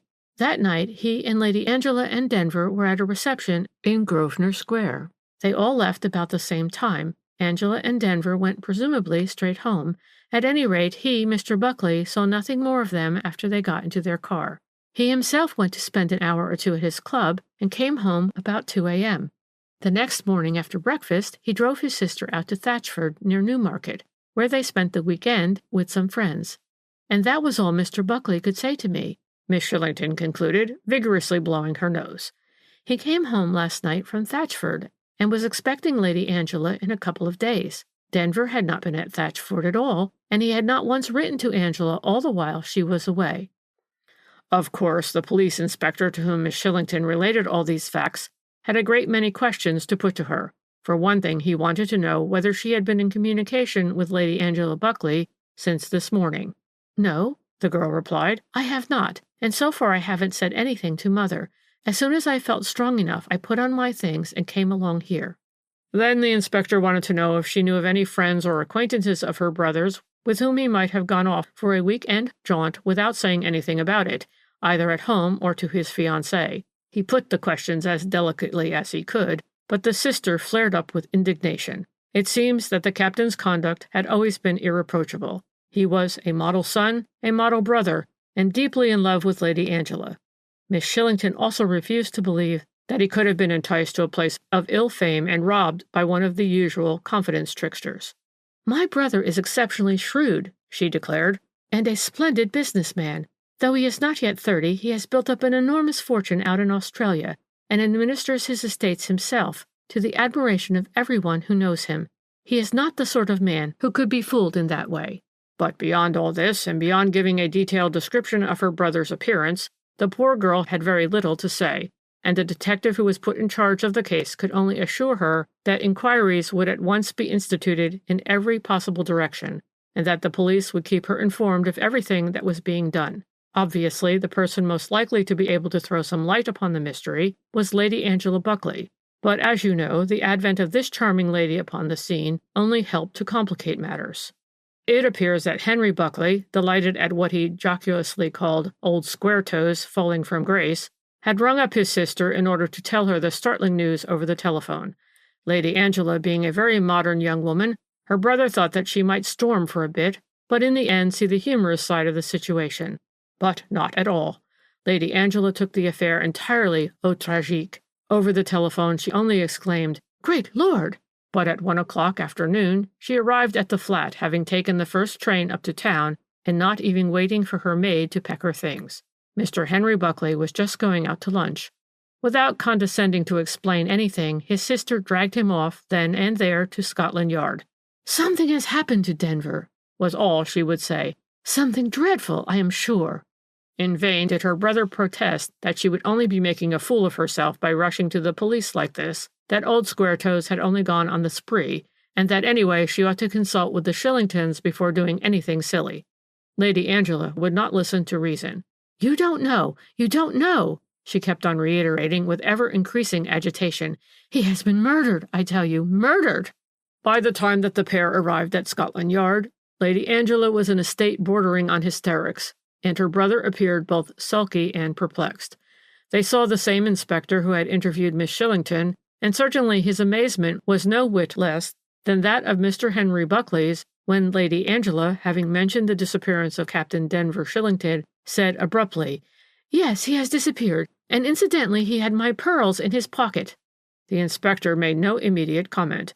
Men of his calling are used to those kinds of surprises, but Henry Buckley gave a gasp of horror. "Your pearls?" he exclaimed. "What pearls? Not—" "Yes," Lady Angela rejoined coolly, "the Glenarm pearls, all of them." "But—" Henry Buckley stammered, wide-eyed and white to the lips. His sister threw him what appeared to be a warning glance. Then she turned once more to the police inspector. "My brother is upset," she said calmly, "because he knows that the pearls are of immense value. The late Lord Glenarm left them to me in his will. He made a huge fortune by a successful speculation in sugar. He had no daughters of his own, and late in life he married my mother's sister. He was my godfather, and when he first bought the pearls and gave them to his wife as a wedding present, he said that after her death and his, they should belong to me. They were valued for probate at £25,000. Henry Buckley was still speechless, and it was in answer to several questions put to her by the inspector that Lady Angela gave the full history, as far as she knew it, of the disappearance of her pearls. "I was going to spend the weekend with some friends at Thatchford near Newmarket," she said. "My brother, at first, had decided not to come with me. On the Friday evening, I went with Captain Shillington to a ball at the Duchess of Flint's in Grosvenor Square. I wore my pearls. On the way home in the car, Captain Shillington appeared very anxious as to what I should do about the pearls whilst I was away. He wanted me to take them to the bank first thing in the morning before I left. But I knew I couldn't do this because my train was at 9:50 from Liverpool Street. Captain Shillington had once or twice before shown anxiety about the pearls and urged me to keep them at the bank when I was not wearing them, but he had never been so insistent as that night." Lady Angela appeared to hesitate for a moment or two. She glanced at her brother with a curious expression, both of anxiety and contempt. It seemed as if she were trying to make up her mind to say something that was very difficult to put in so many words. The inspector sat silent and impassive, waiting for her to continue her story, and at last she did make up her mind to speak. "I had a safe in the flat," she went on glibly, "where I keep my jewelry, but Captain Shillington did not seem satisfied. He argued, and at last he persuaded me to let him have the pearls while I was away, and he would deposit them at his own bank until my return." Presumably, at this point, the lady caught an expression on the face of the inspector which displeased her, for she added with becoming dignity, "I am engaged to be married to Captain Denver Shillington." "My God!" Henry Buckley exclaimed at this point, and with a groan he buried his face in his hands. "Mind you," the man in the corner proceeded after a moment's pause, "the public had no information as to the exact words, and so on, that passed between Lady Angela, her brother Henry, and the officials of Scotland Yard. All that I am telling you, and what I am still about to tell you, came out bit by bit in the papers. Sensation lovers were immensely interested in the case from the outset, because, although both public and police are familiar enough with the tragic comedy of the good-looking young blackguard who gets confiding females to entrust him with their little bits of jewelry, this was the first time that the confidence trick had been played by a well-known man about town, reputed wealthy since he had gone to the length of paying a friend's gambling debts, on a society lady who was not in her first youth and must presumably have had some knowledge of the world she lived in. Lady Angela had concluded her statements by saying that during the drive home in the car, she took off her pearls and handed them to her fiancé, who slipped them into his pocket just as they were, although when presently the car drew up at her door, she suggested running up to her room to get the case for them. The captain, however, declared this to be unnecessary. What he said was, "I will sleep with them under my pillow tonight, and tomorrow morning first thing I will take them round to the bank for you. After this," he said good night. Lady Angela let herself into the house with her latchkey, and Captain Shillington then dismissed the car, saying that he would enjoy a bit of a walk, as the rooms at Grosvenor Square had been so desperately hot. And it was at this point, the man in the corner now said with deliberate emphasis, as he worked away at an exceptionally intricate knot in his beloved bit of string, it was at this point that certain facts leaked out which lent to the whole case a sinister aspect. It appears that on the Saturday morning, at break of day, one of the boats belonging to the Thames District Police found a grey Homburg hat floating under one of the old steamship landing stages, and stuck to one of the wooden piles close by a man's silk scarf. There was no name inside the hat or any other clue as to the owner's identity, but both the scarf, which had once been white or light grey, and the hat were terribly soiled and torn, and both were stained with blood. The police had tried on the quiet to trace the owner of the hat and scarf, but without success. After Lady Angela had told her story of the missing pearls, the things were shown to Miss Shillington, who at once identified the hat as belonging to her brother. The scarf, however, she knew nothing about. But this was not by any means all. It appears that for some reason, which was never quite clear, after he said good night to Lady Angela, altered his mind about the proposed walk. It may have started to rain, or he may not, after all, have liked the idea of walking about the streets at night with 25,000 pounds worth of pearls in his pocket. Be that as it may, he hailed a passing taxi and drove to Mexfield House. The driver came forward voluntarily in answer to an advertisement put in the papers by the police. He stated that he remembered the circumstance quite well because of what followed. He remembered taking up a fare outside Stanhope Gate and being ordered to drive to Mexfield House in Somerset Street. When he slowed down close to Mexfield House, he noticed a man with his hands in his pockets lounging under the doorway of one of the houses close by. As far as he could see, the man was in evening dress and wore a light overcoat. He had on a silk hat tilted right over his eyes so that only the lower part of his face was visible, and he had a white or pale gray scarf tied loosely round his neck. The chauffeur also noticed that he had a large white flower, probably a carnation, in his buttonhole. After the taxi-man had put down his fare, he drove off, and as he did so, he saw the man in the light overcoat step out from under the doorway where he had been lounging and turn in the direction of Mexfield House. What happened after that he didn't know, as he drove away without taking further notice. But the police were already in touch with another man who had been watching that night in Somerset Street, where a portion of the road was up for repair. This man, whose name I think was William Rugger, remembered quite distinctly seeing a swell in a light overcoat and wearing a light-colored scarf round his neck, loafing around Mexfield House. He remembered the taxi drawing up and a gentleman getting out of it, whereupon the one in the light overcoat and the scarf went up to him and said, "Hallo, Denver," at which the other gent, the one who had come in the taxi, appeared very surprised, for Rugger heard him say, "Good Lord, Henry, what are you doing here?" Rugger didn't hear any more because the gentleman in the light overcoat then took the other one by the arm, and together the pair of them walked away down the street. When they had gone, Rugger noticed a large white carnation lying on the pavement. He picked it up and subsequently took it home to his missus. You may imagine what a stir and excitement this story, which pretty soon leaked out in all its details, caused amongst the public. It seems that, although neither the taxi driver nor the man Rugger had seen the face of the man who had stepped out from under a neighboring doorway and accosted Captain Shillington, they were both of them quite positive that he was in evening dress, and that he wore a silk hat, a light overcoat, and had a pale gray or white scarf wound round his neck. And besides that, there was the white carnation. But, of course, the crux of the whole evidence was Rugger's assertion that he heard one gentleman, the one who got out of the cab, say to the other in tones of great surprise, "Good Lord, Henry, what are you doing here?" Questioned again and again, he never wavered in this statement. He heard the name Henry quite distinctly, and it stuck in his mind because his eldest boy was Henry. He was also asked whether the gentleman who had stepped out of the taxi, obviously Captain Shillington, since the other had called to him, "Hello, Denver," walked away reluctantly or willingly when he was thus summarily taken hold of by the arm. Rugger was under the impression that he walked away reluctantly. He freed his arm once, but the other got hold of him again, and though Rugger did not catch the actual words, he certainly thought that the two gentlemen were quarreling. And thus public opinion, which at first had been dead against the Australian captain, now went equally dead against Henry Buckley. Ugly stories were current of his extravagance, his gambling debts, his addiction to drink. People who knew him remembered one or two ugly pages in his life's history. Altercations with the police, raids on gambling clubs of which he was a prominent member. There was even a fraudulent bankruptcy, which had been the original cause of his being sent out to Australia by his harassed parents until the worst of the clouds had rolled by.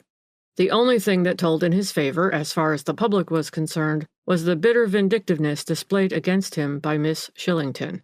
That the girl had cause for bitterness was not to be denied. For a time, at any rate, public opinion had branded her brother as a common trickster and a thief, and she and her mother had no doubt suffered terribly under the stigma.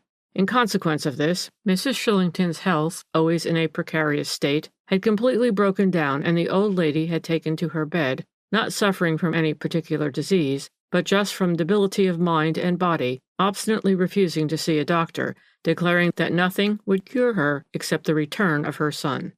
And on the top of all that came the growing conviction that the son never would return, and that he had been foully murdered for the sake of Lady Angela's pearls, which he so foolishly was carrying in his pocket that night.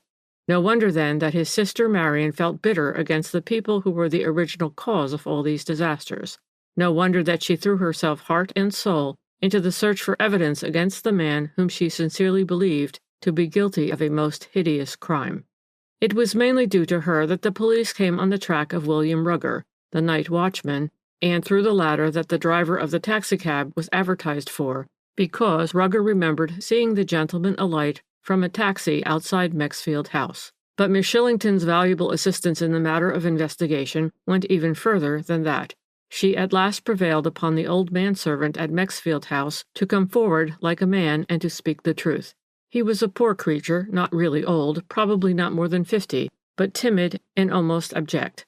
He had at first declined to make any statement whatever, declaring that he had nothing to say. To every question put to him by the police, he gave the one answer, "I saw nothing, sir. I heard nothing. I went to bed as usual on the Friday night. The captain, he never expected me to sit up for him when he was out to parties, and I never 'ear him come in, as I sleep at the top of the house. No, sir, I didn't 'ear nothing that night. The last I seed of the captain was at 9 o'clock, when he got into the car and said good night to me." When he was shown the blood-stained hat, he burst out crying and said, yes, sir, that is the captain's hat. My lord, what has become of him?" He also failed to identify the scarf as being his master's property. Then, one day, Miss Shillington, still suffering from a cold in the head, but otherwise very businesslike and brisk, arrived at Scotland Yard with the man, James Rose was his name, in tow. By what means she had persuaded him to speak the truth at last, no one ever knew, but in a tremulous voice and shaken with nervousness, he did tell what he swore to be the truth. "I must have dropped asleep in the dining-room," he said. "I was very tired that evening, and I remember after I had cleared supper away, I just felt as 'ow I couldn't stand on my legs any longer, and I sat down in an armchair, and must have dozed off. What woke me was the front door-bell, which rings in the hall as well as in the basement. I looked at the clock. It was past midnight. Captain forgot his key, that's what I thought. Lucky I hadn't gone to bed, or I should never have heard him. Funny, his forgetting his key, I thought. Never done such a thing before, I thought, and went to open the door for him.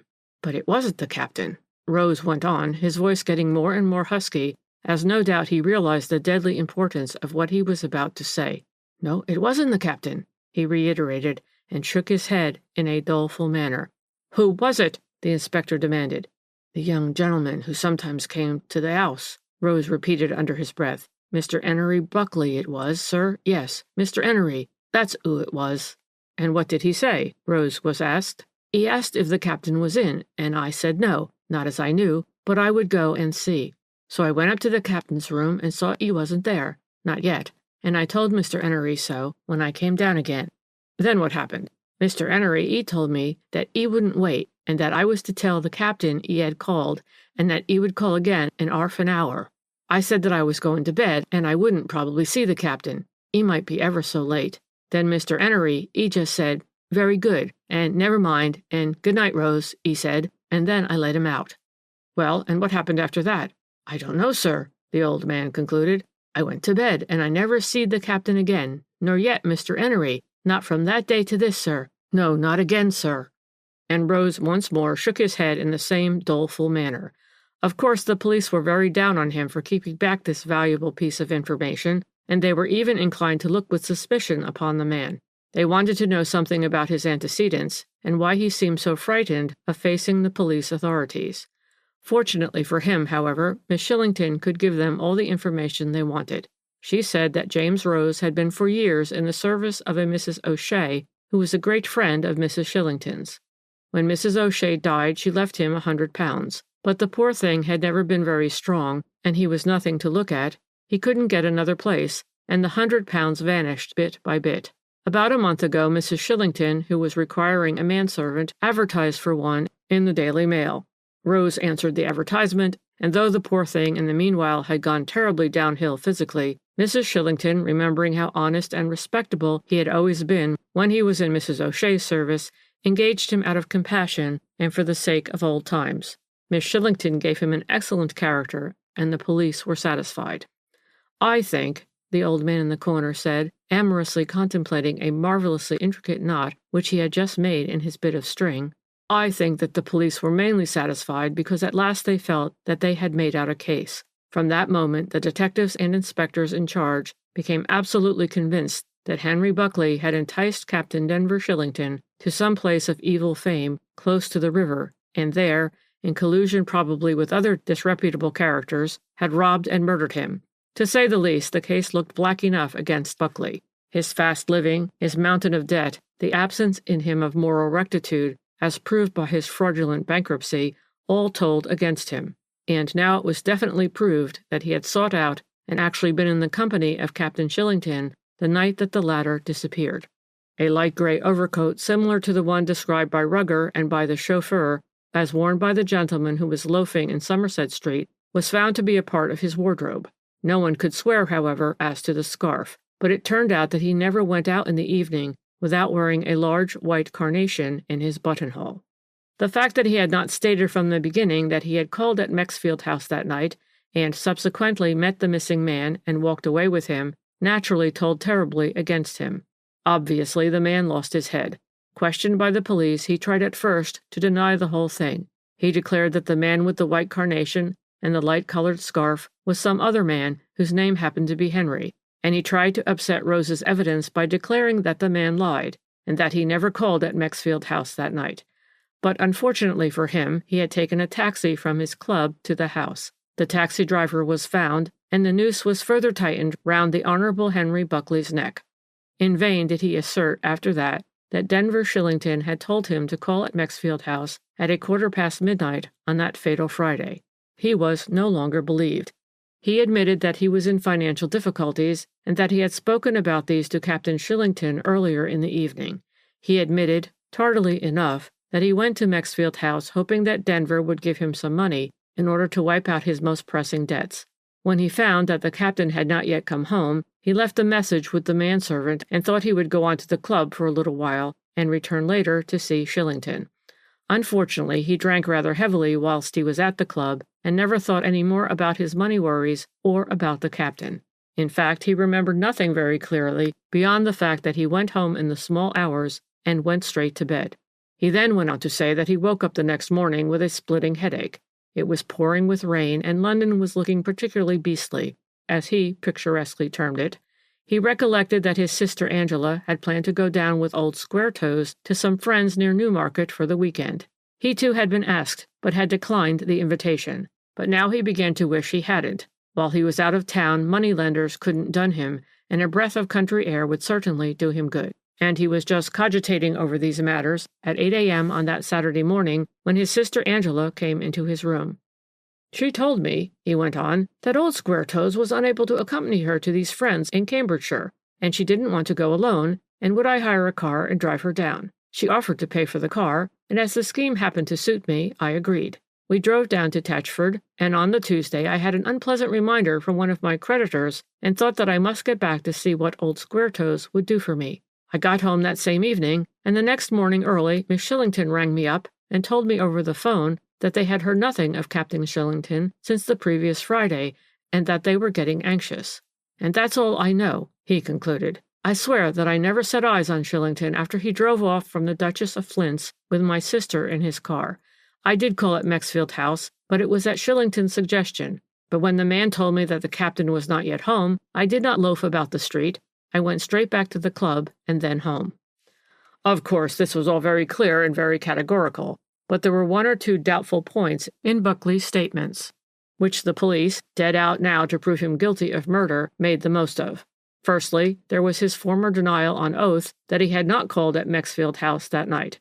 It was only when he was confronted with the testimony of the taxicab driver that he made the admission. The employees at his club, which, by the way, was in Hanover Square, had seen him come in at about 11:30. He went out again 20 minutes later, and the hall porter saw him hail a taxicab.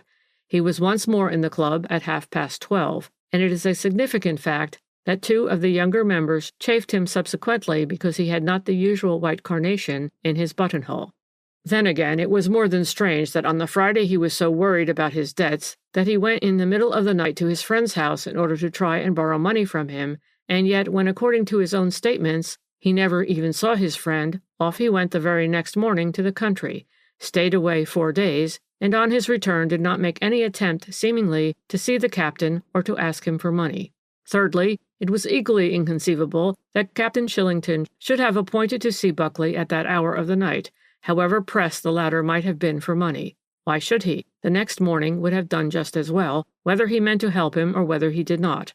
And according to the testimony of the night watchman, William Rugger, when he was accosted by Buckley, he exclaimed in tones of great surprise, "Good Lord, Henry, what are you doing here?" These are not words which a man would say to a friend whom he had appointed to meet at this very hour. However, this portion of the taxi driver's and Rugger's testimony Buckley still strenuously denied. He could not deny the other. He had called at Mexfield House and reluctantly admitted that it had been nothing but blue funk that had prompted him at first to hold his tongue about that and then to deny the fact altogether. But above all, there was yet another fact, which to the police was more conclusive, more damning than any other, and that was that on the Wednesday morning the Honorable Henry Buckley had called at Messrs. Foster and Turnbull, the well-known pawnbrokers of Oxford Street, and had pledged a pair of diamond earrings and a couple of valuable bracelets there, for which he received £350. Here again, if Buckley had volunteered this statement, all might have been well, but it was the pawnbrokers who gave information to the police.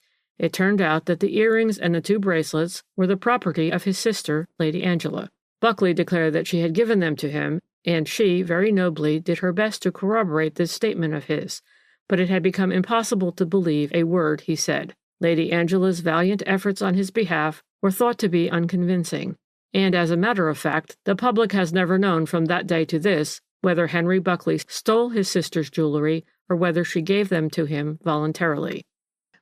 Chapter 3.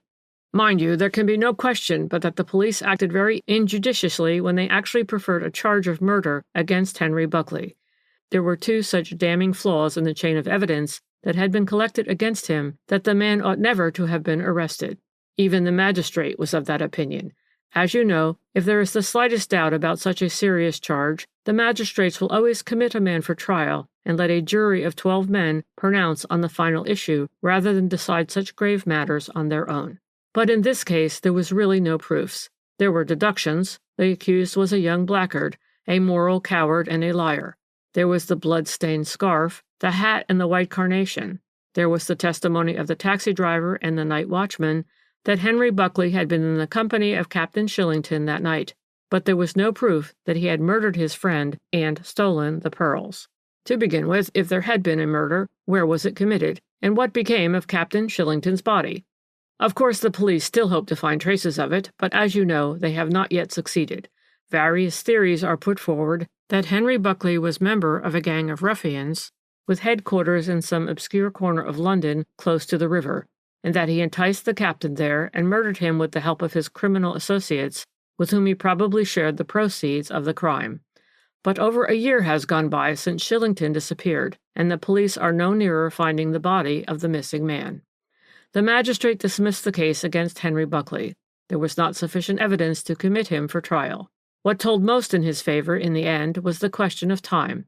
He was able to prove that he was at his club in Hanover Square at midnight midnight on the fateful night.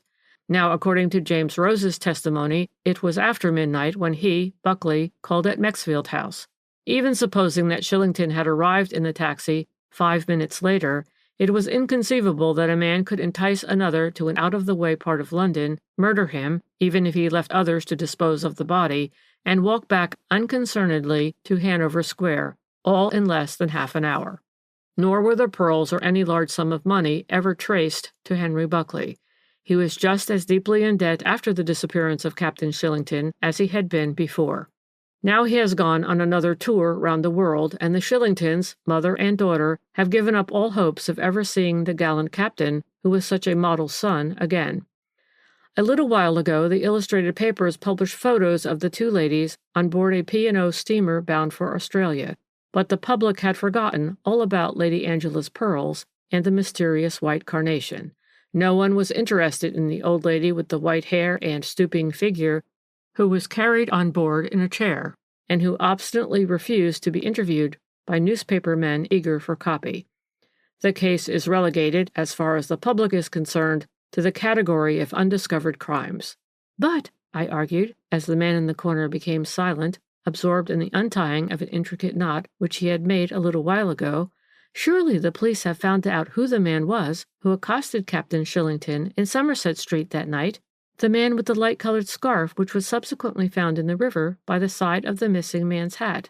the man who called the captain Denver, and whom the latter called Henry, and was so surprised to see. If it was not Henry Buckley, who was it? Ah, the exasperating creature retorted with a fatuous smile. Who was it? That's just the point. A point just as dark as that a man like Captain Shillington could be enticed at that hour of the night to an out-of-the-way part of London, and at a moment when he had his fiancée's jewellery worth £25,000 in his pocket. Don't you think that that point is absolutely inconceivable? Well, I said, it does seem— Of course it does, he broke in eagerly. I ask you, is it likely? At one moment we are told that Captain Shillington was a pattern of all the virtues, and that his business acumen and abilities had earned for him not only a fortune, but the admiration of all those who knew him. And the very next we are asked to suppose that he would meekly allow a young blackguard, whom he knew to be dishonest and unscrupulous, to drag him reluctantly to some obscure haunt of a gang of criminals. Surely that should have jumped to the eyes of any sane person who had studied the case. I don't suppose, I retorted, that Captain Shillington allowed Buckley to drag him very far. Most people believed at the time that he was attacked directly he rounded the corner of Somerset Street. There are 1 or 2 entrances to Mews just about there. Yes, the funny creature rejoined excitedly, but not one nearer than 50 yards from Mexfield House. And do you think that the immaculate Australian would have walked 10 at night with young Buckley and with those pearls in his pocket? Why should he? He was outside his own door. Wouldn't he have taken Henry into the house with him if he wished to speak to him? No, the whole theory is inconceivable. But Captain Shillington disappeared, I argued, and so did the pearls, and his hat was found floating in the river, torn and blood-stained. You cannot deny that. I certainly cannot deny, he replied, that a blood-stained hat will float on the water if it is thrown, say, from a convenient bridge. But the scarf? I retorted. A scarf will obey the same laws of nature as a hat. But surely you are not going to tell me— What? That the whole thing was a confidence trick after all? I am certain that it was. A clever one, I'll admit, and even I was puzzled at the time. I couldn't think who Henry could possibly be. It wasn't young Buckley, that was obvious. The alibi was conclusive as to that. The miscreants who had planned to throw dust in the eyes of the police by trying to fasten a hideous crime on that unfortunate young Buckley set their stage rather too elaborately when they devised the trick about the scarf. By identifying the murderer with the wearer of the scarf, they saved Buckley from the gallows. Without it, there might have remained some doubt in the mind of some of the jury. But of course it raised a tremendous puzzle. Who was the Henry of Somerset Street? And was it not a curious coincidence that he should be wearing an overcoat similar to the one habitually worn by Henry Buckley, and a white carnation which many friends would at once associate with that unfortunate young man? From the examination of the puzzle to its solution was but a step. I came at once to the conclusion that here was no coincidence, but a deliberate attempt to impersonate Henry Buckley, the man most likely in the eyes of the public to waylay, rob, and even murder a man whom he knew to be in possession of valuable jewelry. Such a deliberate attempt, therefore, argued that Captain Shillington himself must have been in it. Good Lord, Henry, what in the world are you doing here? Was obviously intended for any passerby to hear, in the same way that the white carnation was intended for any chance passerby to pick up. Having established the mise en scène, the 2 scoundrels walked off, having previously provided themselves with a blood-stained hat, which presently Miss Shillington would identify as the property of her brother. Miss Shillington? I broke in eagerly. Then you think that the whole Australian family was in the conspiracy? And what about the man Rose? The whole family, he rejoined, only consisted of 2. Man and wife, most likely. But the man Rose? I insisted. An excellent part, alternately played with remarkable skill by the captain and his female accomplice. Do reconstruct the whole thing for me, I pleaded. I own that I am bewildered. And from my bag I extracted a brand-new piece of string, which I handed to him with an engaging smile. Nothing could have pleased the fatuous creature more. With long, claw-like fingers twiddling the string, he began leisurely. Nothing could be more simple.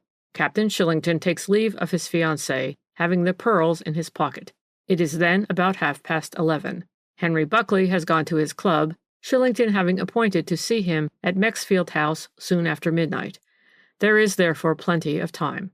Shillington hurried home, changes his personality into that of James Rose, as he often has done before, and subsequently interviews Henry Buckley on the doorstep. You can see that, can't you?" "Easily," I replied. "Then, as soon as he has got rid of Buckley, our friend the captain quits the personality of a snuffy, middle-aged manservant and becomes himself once more. He goes back to the neighborhood of Mayfair, hails a taxi, and drives to Mexfield House. But in the meanwhile the female confederate, we'll call her Miss Shillington for convenience sake, in male attire and evening dress, wearing a light overcoat, a light-colored scarf, and a white carnation in her buttonhole, lounges under a doorway in Somerset Street, waiting to play her part. Now do you see how simple it all is?" "Perfectly," I admitted. "As you said before, they had provided themselves with a blood-stained hat, which presently they threw into the river, together with the scarf. And what happened after that?" "They walked home quietly and went to bed." "What, both of them? But the mother?" "I don't believe in the mother," he retorted blandly. "Do you?" "I thought—" "She takes to her bed. She never sees a doctor. She and her daughter never see anyone. They have no friends, no servants, save the man Rose. Put two and two together, my dear," the funny old man concluded, as he slipped the piece of string in his pocket. "Captain Shillington was the only one in that house who ever went outside the doors. The mother never did. No one ever saw her. The daughter had a perpetual cold in the head. The man Rose had no one to speak for him, and no one to relate his past history except Miss Shillington. Where is he now? What has become of him? There's nobody to inquire after him, so the police don't trouble. The two Shillingtons, supposed to be mother and daughter, went back to Australia last year, but not the man Rose. Then where is he? But I say that the two passengers on board that P&O boat were not mother and daughter, but male and female confederates in as fine a bit of rascality as I've ever seen. And the man Rose never existed. He was just a disguise assumed from time to time by Captain Shillington. It is not difficult, you know, to assume a personality of that sort. The police inspectors who questioned him had never seen Captain Shillington, and dirt and shabby clothes are very perfect disguises. Now the pair of them are knocking about the world somewhere. They will dispose of the pearls to continental dealers, not over-scrupulous, where a good bargain can be struck. If you will just think of Captain Shillington impersonating James Rose and a decrepit old woman alternately, and of Miss Shillington impersonating Henry Buckley on that one occasion, you will see how conclusive are my deductions.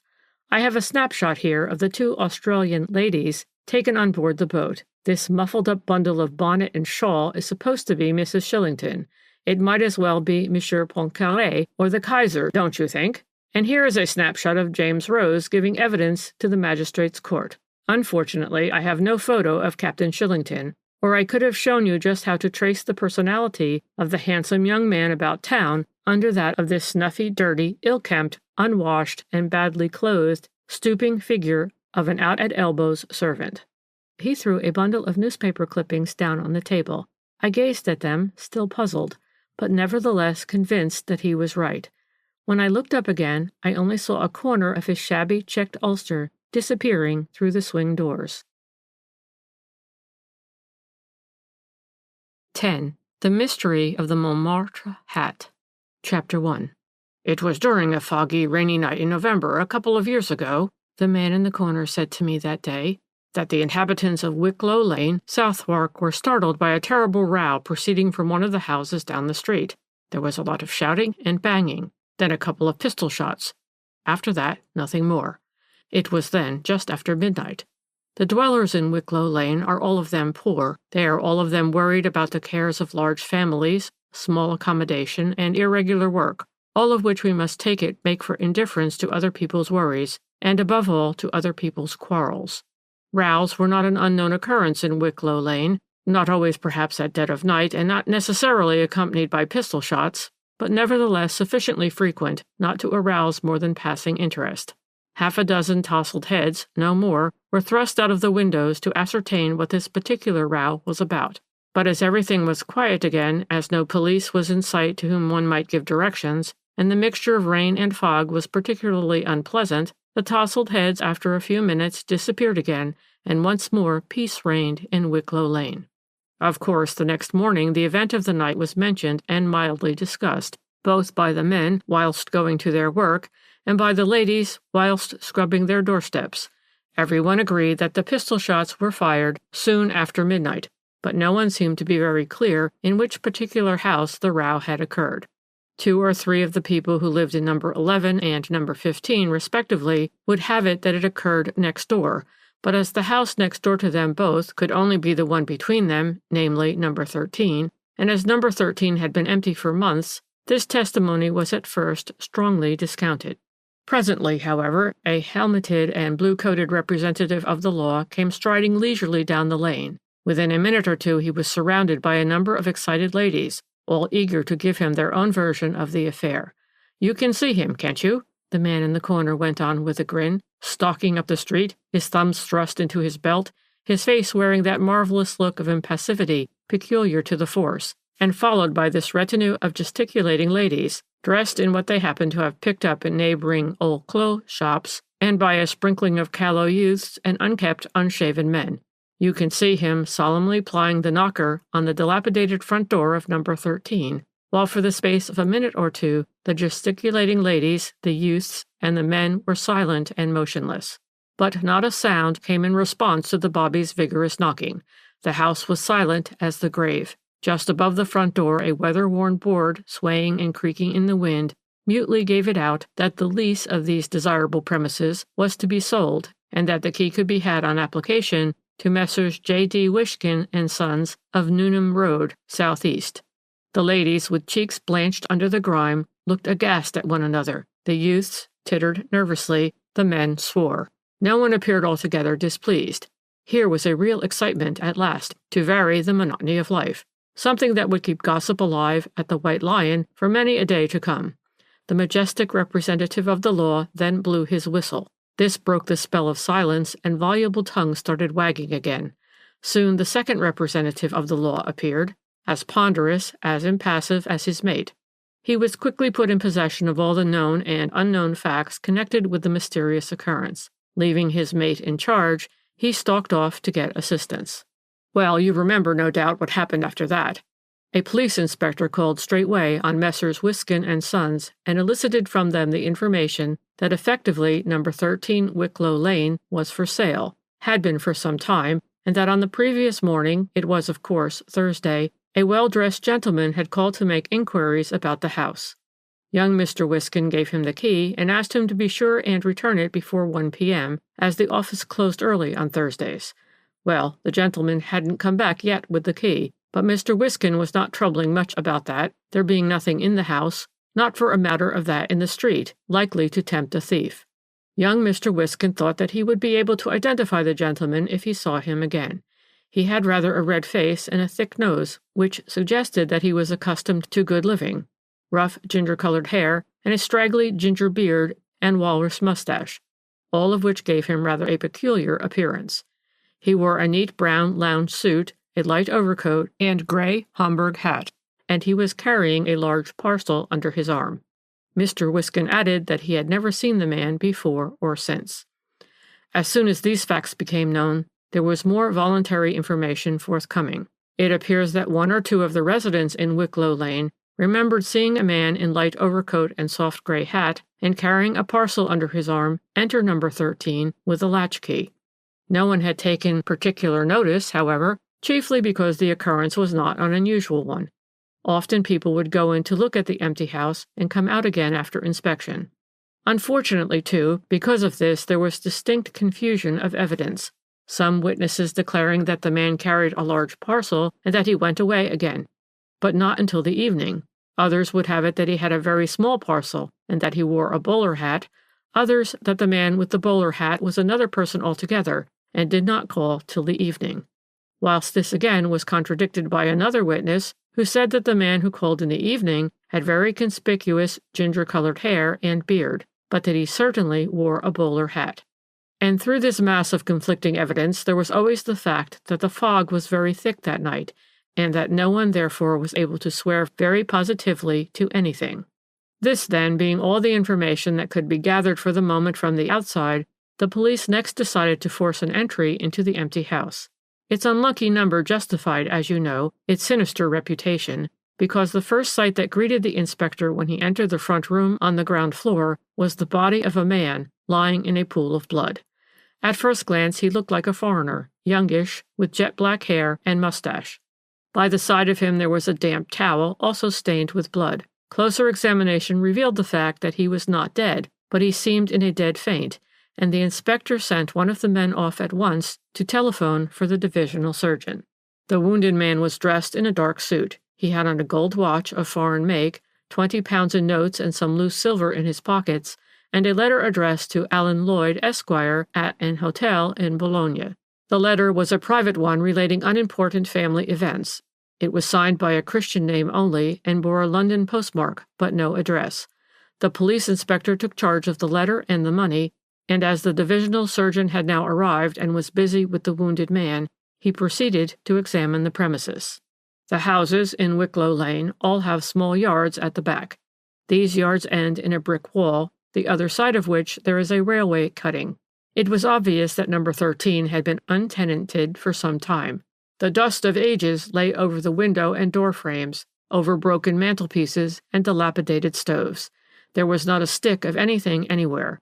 Even the rubbish in the basement, such as is found in every empty house, residue left over by the last tenant, had been picked over until there was nothing left but dust and a few empty bottles. The front room in which the wounded man lay revealed very little. 2 bullets were found lodged in one of the walls, one quite close to the ceiling, suggesting that it had been fired in the air, and the other at a height of 7 feet from the ground.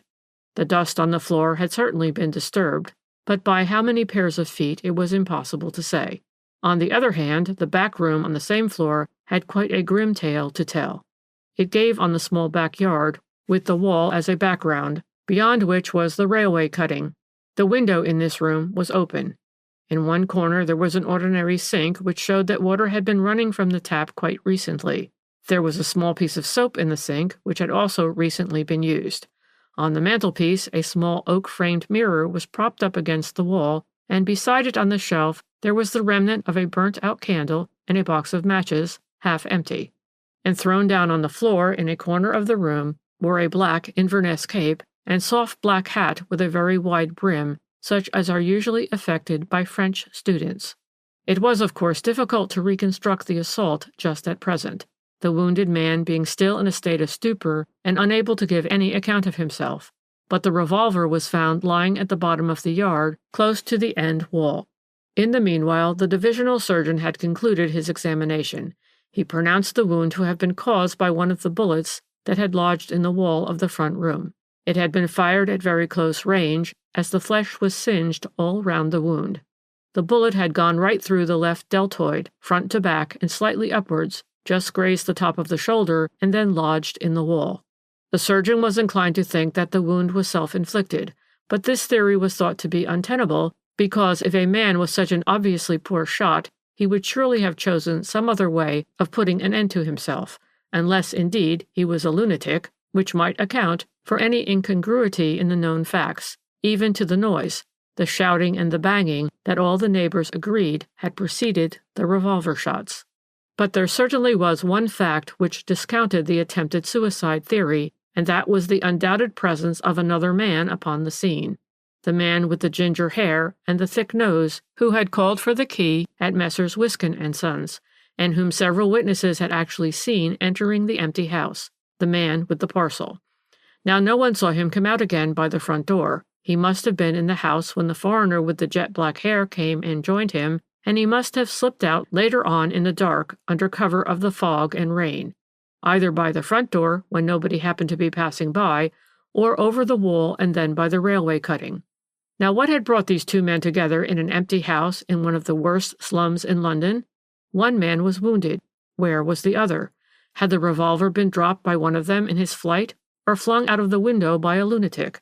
Was it attempted suicide by a madman, or murder consequent on a quarrel, or blackmail? None of these questions was ever answered, nor was the man with the ginger-colored hair ever found. There was absolutely no clue by which he might be traced. The earth had just swallowed him up as if he had been a spook. Nor was the identity of the wounded man ever satisfactorily established. Who he was, where he came from, who were his associates, and what were his antecedents, he never revealed. He was detained in hospital for a time, as he certainly was suffering from loss of memory. But presently they had to let him go. He had money, and he was otherwise perfectly sane. But to every question put to him, he only answered, "I don't know, I can't remember." He spoke English without the slightest trace of foreign accent. All that was foreign about him was his jet-black hair and beard. Nor was the history of the revolver ever traced to its source. Where was it bought? To whom was it sold? And by whom? Nobody ever knew. "But where did the man go after he left the hospital?" I now asked, seeing that the funny creature looked like curling himself up in his corner and going to sleep. "Surely he was kept under observation when they let him out." "Of course he was," he replied glibly, "and for some time after that." "Then where did he go?" I reiterated impatiently, "when he was discharged from the hospital?" "He asked the way to the nearest public library and went straight there. He looked down the columns of the Morning Post, scribbled a few addresses on a scrap of paper, then he took a taxi and drove to one of the private hotels in Mexborough Gate, where he engaged a room, paying a fortnight's board and lodging in advance. Here he lived for some considerable time. He was always plentifully supplied with money. He bought himself clothes and linen, but where he got the money from was never discovered. For a time he was watched both by the police and by amateur detectives eager for copy, but nothing was ever discovered that would clear up the mystery. From time to time, letters came for him at the hotel in Mexborough Gate. They were addressed to Alan Lloyd, Esquire, which may or may not have been a taken-up name. Presumably these letters contained remittances in cash. They were never traced to their source. Anyway, he always paid his weekly bills at the hotel, but he never spoke to anyone in the place, nor, as far as could be ascertained, did he ever meet anyone or enter any house except the one he lodged in. Then, one fine day, he left the hotel, never to return. He went out one afternoon, and nothing has been seen or heard of him from that day to this. The mysterious Mr. Alan Lloyd has disappeared in the whirlpool of London, leaving no trace of his identity. He had paid his bill at the hotel that very day. He left no debts and just a very few personal belongings behind. To all intents and purposes, the matter was relegated in the public mind to the category of unsolved and unsolvable mysteries. Chapter 2. The man in the corner had paused. From the capacious pocket of his tweed ulster he now extracted a thick piece of string, his claw-like fingers set to work. The problem which the police and public had never been able to solve had, I had no doubt, presented few difficulties to his agile brain. "Tell me," I suggested. He went on working away for a little while at an intricate knot. Then he said, "If you want to know more, you will have to listen to what will seem to you an irrelevant story."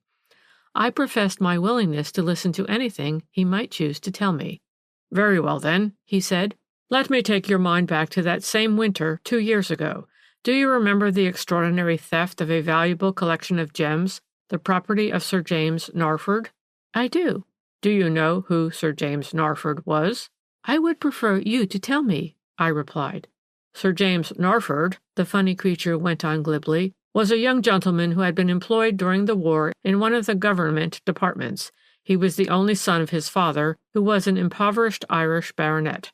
Soon after the armistice, Sir James went to South America to visit some relations.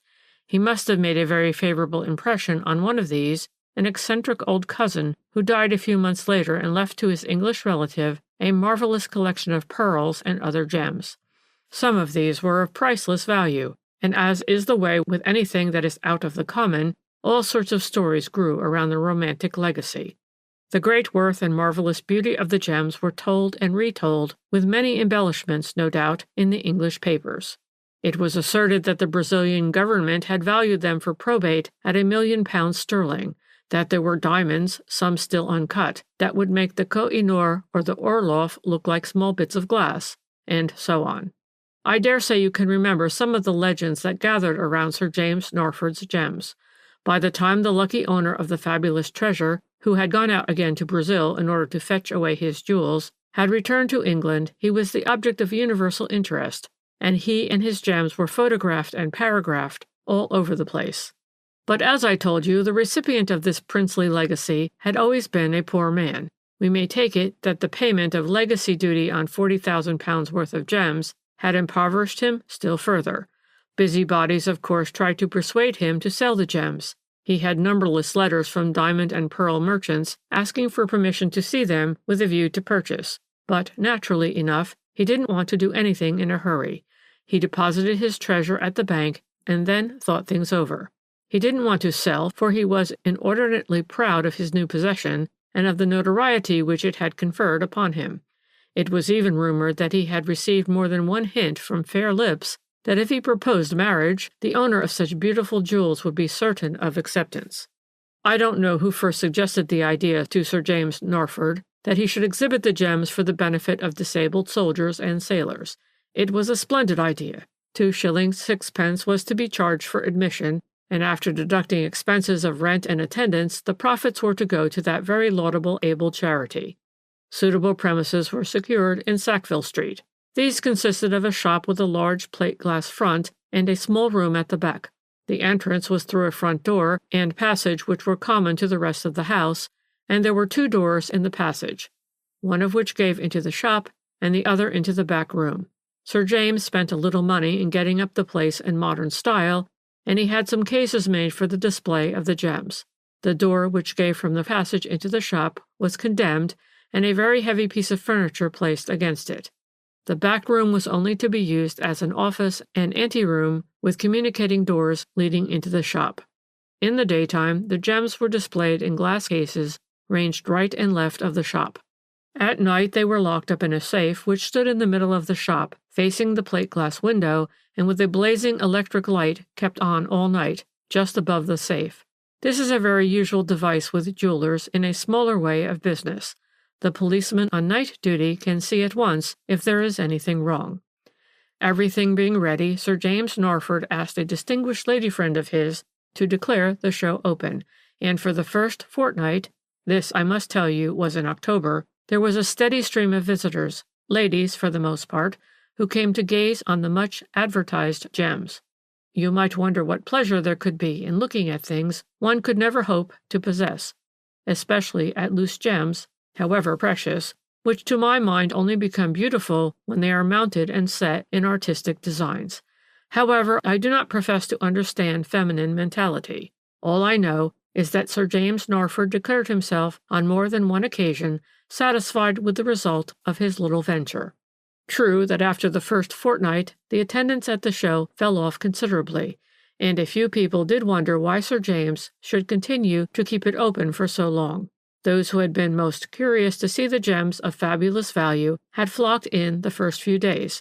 After that there was only a very thin sprinkling of people up from the country, or foreigners who paid their 2 shilling 6 admission for the sight.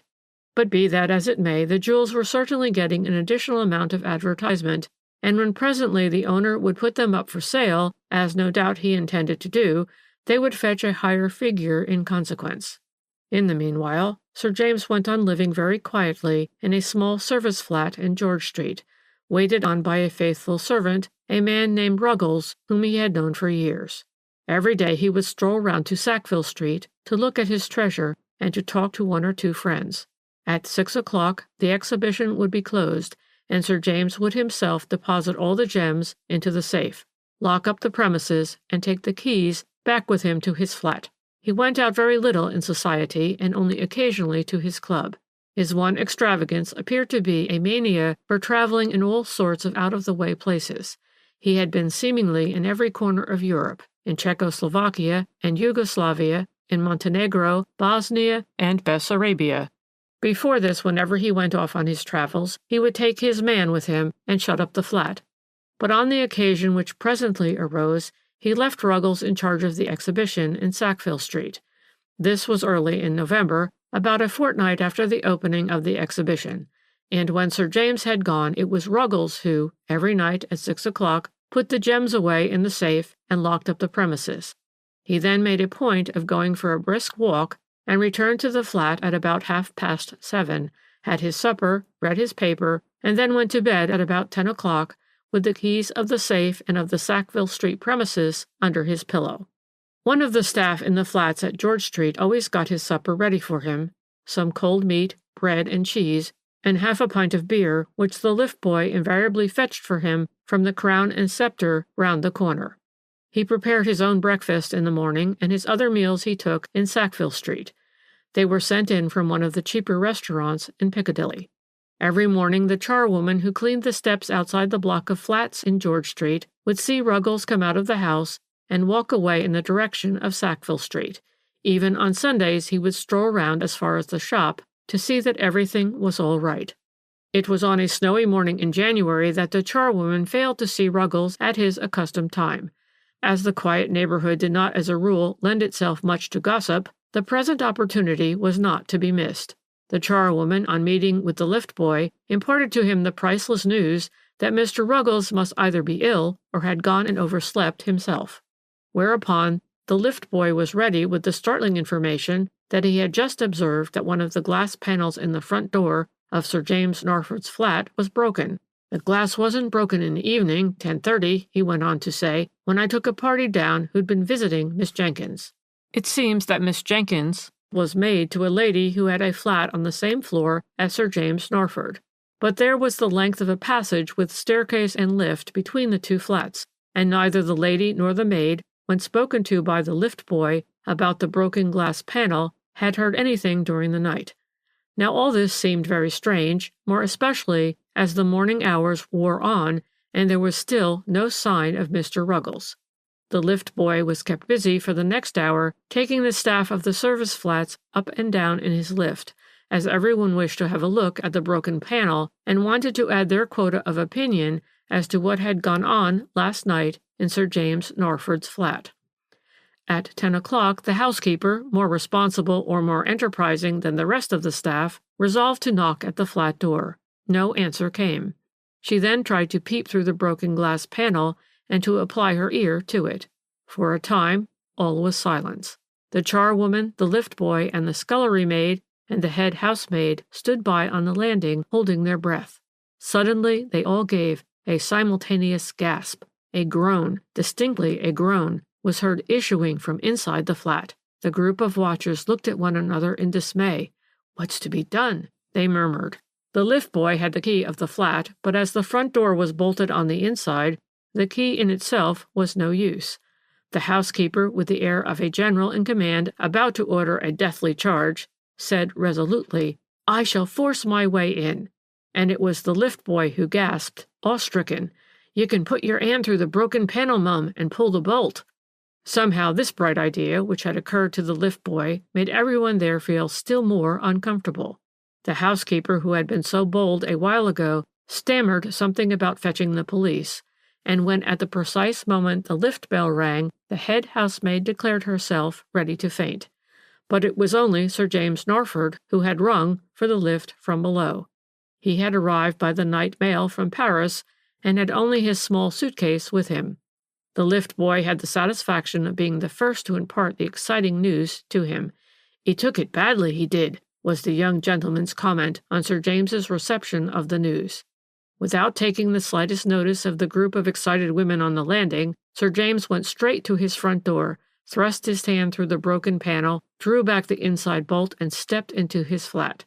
The next moment the agitated crowd on the landing heard him cry out, "My God, Ruggles, what has happened?"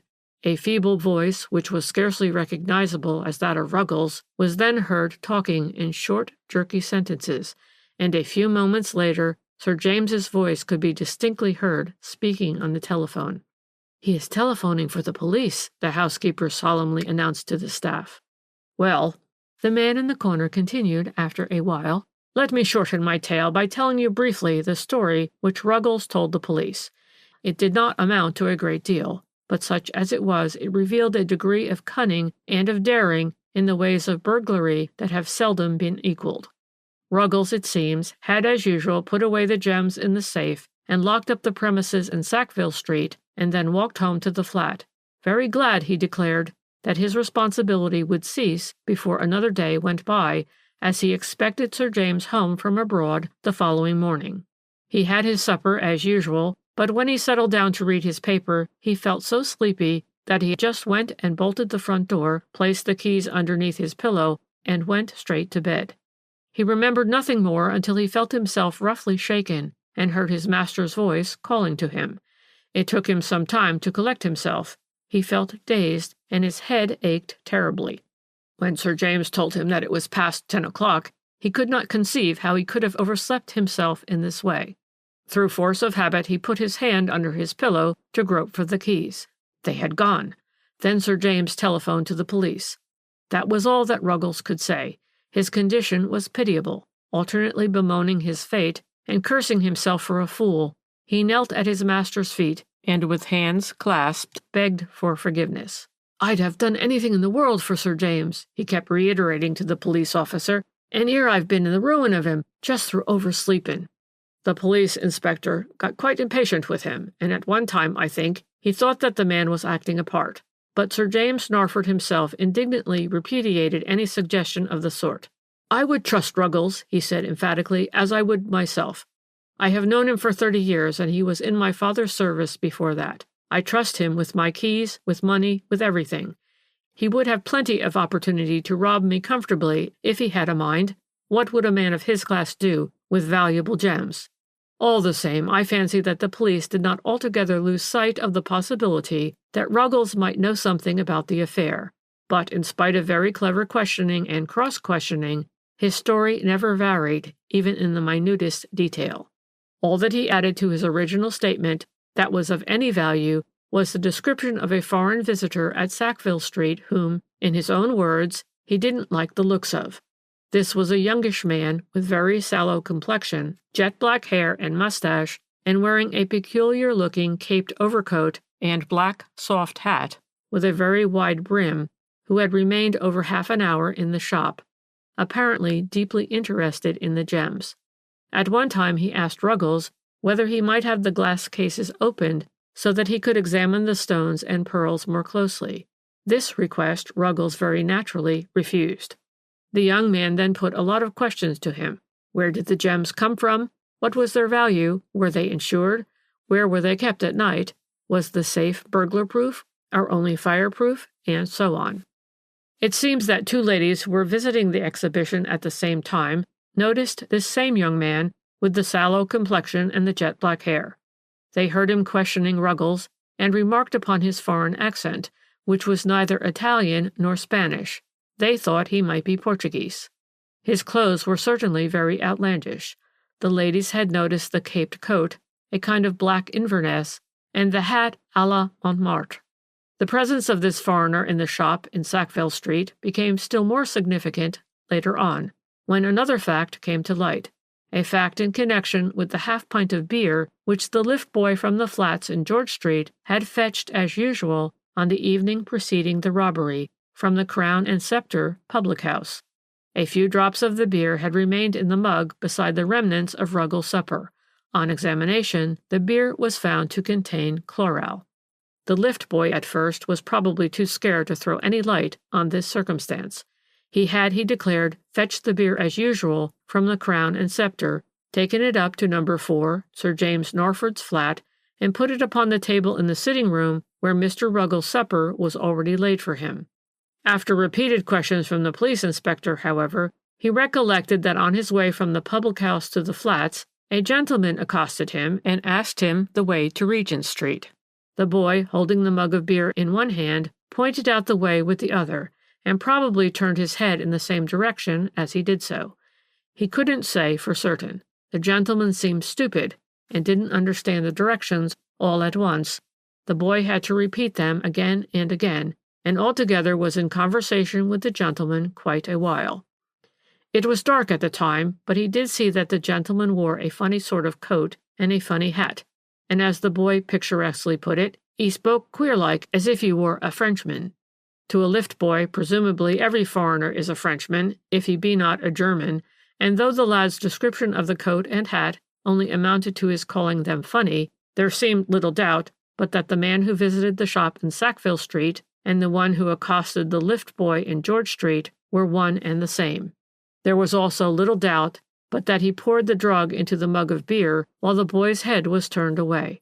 And finally, all doubts were set at rest when the funny coat and hat were discovered tied up in a bundle in the area of an empty house 2 doors higher up the street.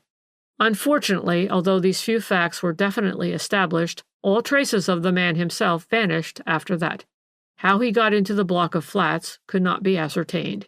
He might have slipped in after the lift boy while the latter went upstairs with the beer and concealed himself somewhere in the basement. It was impossible to say. The street door was kept open as usual until 11 o'clock, and until that hour the boy was in attendance at the lift. He had been up and down several times, taking up residents or their visitors. And while he ran to fetch the beer, one of the maids saw to the lift if the bell rang. At 11 o'clock every evening the street door was closed, but not bolted. It was provided with a Yale lock, and every resident had one key in case they came in late. The lift was not worked after that hour, but there was a light kept on every landing. These lights the housemaid switched off the first thing every morning when she did the stairs, and as a matter of fact she remembered that on the memorable morning the light on the top-floor landing, which is the landing outside Sir James Narford's flat, was already switched off when she went to do it. And those are all the facts, the man in the corner went on slowly, while he paused in his work of fashioning intricate knots in his beloved bit of string. All the facts that were ever known in connection with the theft of Sir James Narford's gems. Of course, as you may well suppose, not only the official but also the public mind at once flew to the mysterious personage originally found wounded in an empty house in Wicklow Lane. There could be no shadow of doubt that this man and the one who visited the shop in Sackville Street, who accosted the lift boy, drugged Ruggles' beer, and robbed him of his keys, were one and the same. There was the black-caped coat, the Montmartre hat, the jet-black hair, and the foreign look. True, the wounded man of Wicklow Lane spoke English without any foreign accent, but the latter could easily be assumed. Indeed, it all seemed plain sailing, and as soon as the word went round about the robbery in Sackville Street, and the description was given of the foreign-looking individual with the jet-black hair, the police thought they had a perfectly clear case. A clear case, yes, the funny creature went on with a grin, but not an easy one, because when the police called at the hotel in Mexborough Square, they learned that the mysterious Mr. Alan Lloyd had been gone 3 days. Having paid his bill, he had walked out of the house one dark afternoon and not been seen or heard of since. He went off carrying a paper parcel which no doubt contained the few belongings he had bought of late. Of course he was the thief, and a marvelously cunning one. Just think what it meant. It meant, first of all, immense presence of mind and daring to accost the lift boy and engage him in conversation whilst pouring a drug into a mug of beer. Then it meant sneaking into the block of flats in George Street, breaking the glass panel of a door, entering the flat, stealing the keys, sneaking out of the building again, going round to Sackville Street, watching until the police on duty had passed by, entering the house, opening the safe, collecting the gems, all in full view of the street, mind you, or else in absolute darkness, then relocking the safe and again watching for the opportunity to sneak out of the house until the man on duty was out of sight. Clever? I should think it would have been clever, if it had ever been done. How do you mean, if it had ever been done? I ejaculated with some impatience. Whoever the thief was, and I suppose that you have your theory, he must have done all those things. Oh, no, he did not, the funny creature asserted emphatically. He merely put all the gems away in his own pocket after the exhibition was closed for the night, instead of locking them up in the safe. Then you think it was Ruggles? I exclaimed. In conjunction with his master. Sir James Narford? But why? For the sake of the insurance money. But man alive, I ejaculated. That was the tragedy of the whole thing. I remember reading about it at the time. I suppose that it was either out of meanness or because he had so little ready money, but Sir James Narford had only insured his treasure for £20,000, whereas the jewels were not worth a penny more than that, the man in the corner broke in with his bland smile. The public may have been bamboozled with tales of fabulous value. Nowadays people talk as glibly of millions as the past generation did of thousands. But insurance companies don't usually listen to fairy tales. But even so, I argued, the jewels must have been worth more than the insurance after all the advertisement they got. Why shouldn't Sir James have sold them, rather than take the risk of stealing them? But, my dear young lady, he retorted, can't you see that the jewels can still be sold, and that they will be abroad, presently, one by one? £20,000 insurance money is good, but you double the amount, and it is better. But what about the wounded man in Wicklow Lane? I asked. A red herring across the trail, he replied with a smile. Only with this difference, that it was dragged across before the hounds were on the scent. And that is where the immense cleverness of the man comes in, to create a personality on whom to draw suspicion of a crime, and then make that personality disappear before the crime is committed, is as clever a bit of rascality as I have ever seen. It needed absolute coolness and a knowledge of facial makeup, in both of which we must take it Sir James Narford was a past master. Think then how easy everything else would be for him. Just let me reconstruct the whole thing for you from beginning to end, that is, from the moment when Sir James Narford first conceived the idea of doubling the value of his gems, and took his man Ruggles as partner in that fine piece of rascality. He couldn't have done it without a partner, of course, and probably this was not the first villainy those two scoundrels carried through together. Well then, Narford, having given instructions to Ruggles and arranged certain matters of detail with him, begins his campaign by ostensibly starting on a journey. He crossed over to France, probably, and then back to England. It is easy enough for a man to disappear in crowded trains or railway stations if there was no one on his track, easy enough for him to stay in one hotel after another, in any big town if he chooses hotels whose proprietors have reason to dread the police and will not volunteer information if any of their visitors are wanted. A month only of such wanderings, and Sir James Narford, habitually a very dapper man with sleek, sandy hair, cropped very close, a tiny toothbrush mustache, and shaven cheeks and chin, can easily be transformed into one with shaggy hair and beard and walrus mustache. Add to this a nose built out with grease paint and highly colored, and cheeks stained a dull red, and you have the man who called for the key of the empty house at Messrs. Wishkin and Sons, with a parcel under his arm which contained the black cape and Montmartre hat purchased abroad at some time previously during the course of his wanderings. That's simple, is it not? The funny creature continued, while his thin, claw-like fingers worked away feverishly at his piece of string.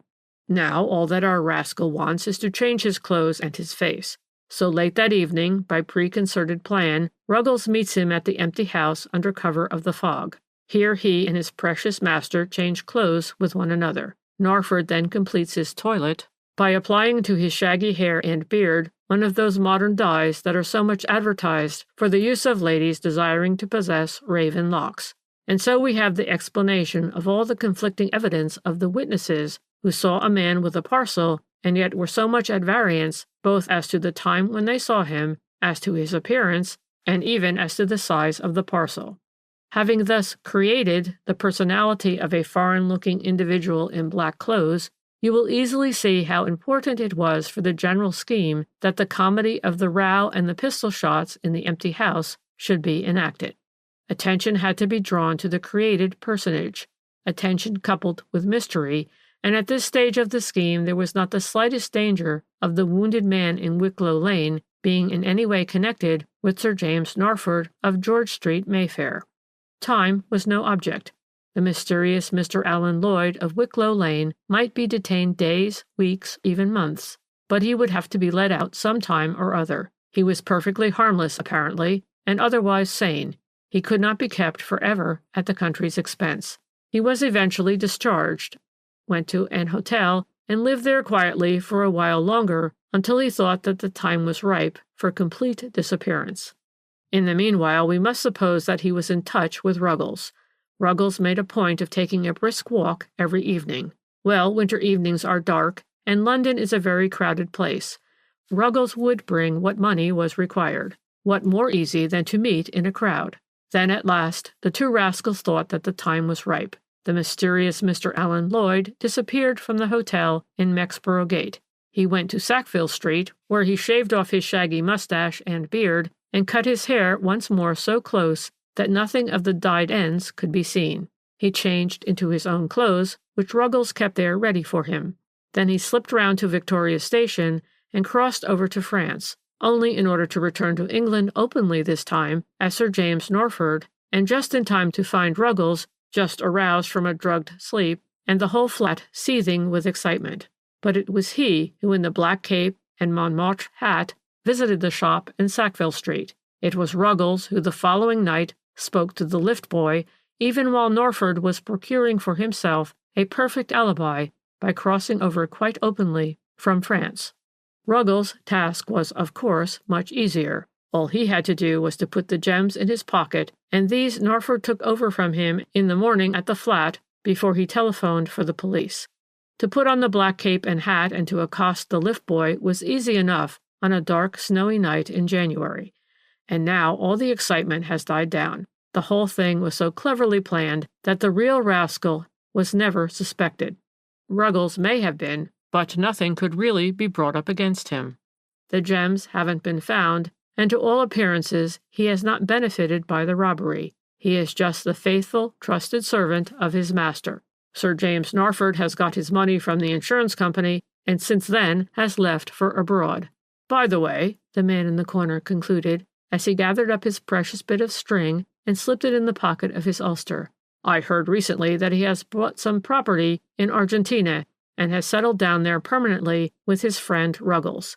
I think he was wise to do that, and if you care to publish my version of that mysterious affair, you are at liberty to do so. I don't think that our friend would sue you for defamation of character, and anyway, I'll undertake to pay damages if the case comes into court. 11. The Miser of Maida Vale. Chapter 1. One of the most puzzling cases I ever remember watching, the man in the corner said to me that day, was the one known to the public as that of the Miser of Maida Vale. It presented certain altogether novel features, and for once I was willing to admit that, though the police had a very hard nut to crack in the elucidation of the mystery, and in the end failed to find a solution, they were at one time very near putting their finger on the key of the puzzle. If they had only possessed some of that instinct for true facts, with which nature did so kindly endow me, there is no doubt that they would have brought that clever criminal to book. I wish it were in my power to convey something of that air of ludicrous complacency with which he said this. I could almost hear him purring to himself, like a lean, shabby old cat. He had his inevitable bit of string in his hand and had been in rapturous contemplation of a series of knots which he had been fashioning until the moment when I sat down beside him and he began to speak. But as soon as he embarked upon his beloved topic, he turned his rapturous contemplation on himself. He just sat there and admired himself, and now and again blinked at me with such an air of self-satisfaction that I longed to say something terribly rude first and then to flounce out of the place, leaving him to admire himself at his leisure. But of course this could not be. To use the funny creature's own verbiage, nature had endowed me with the journalistic instinct. I had to listen to him. I had to pick his brains and to get copy out of him.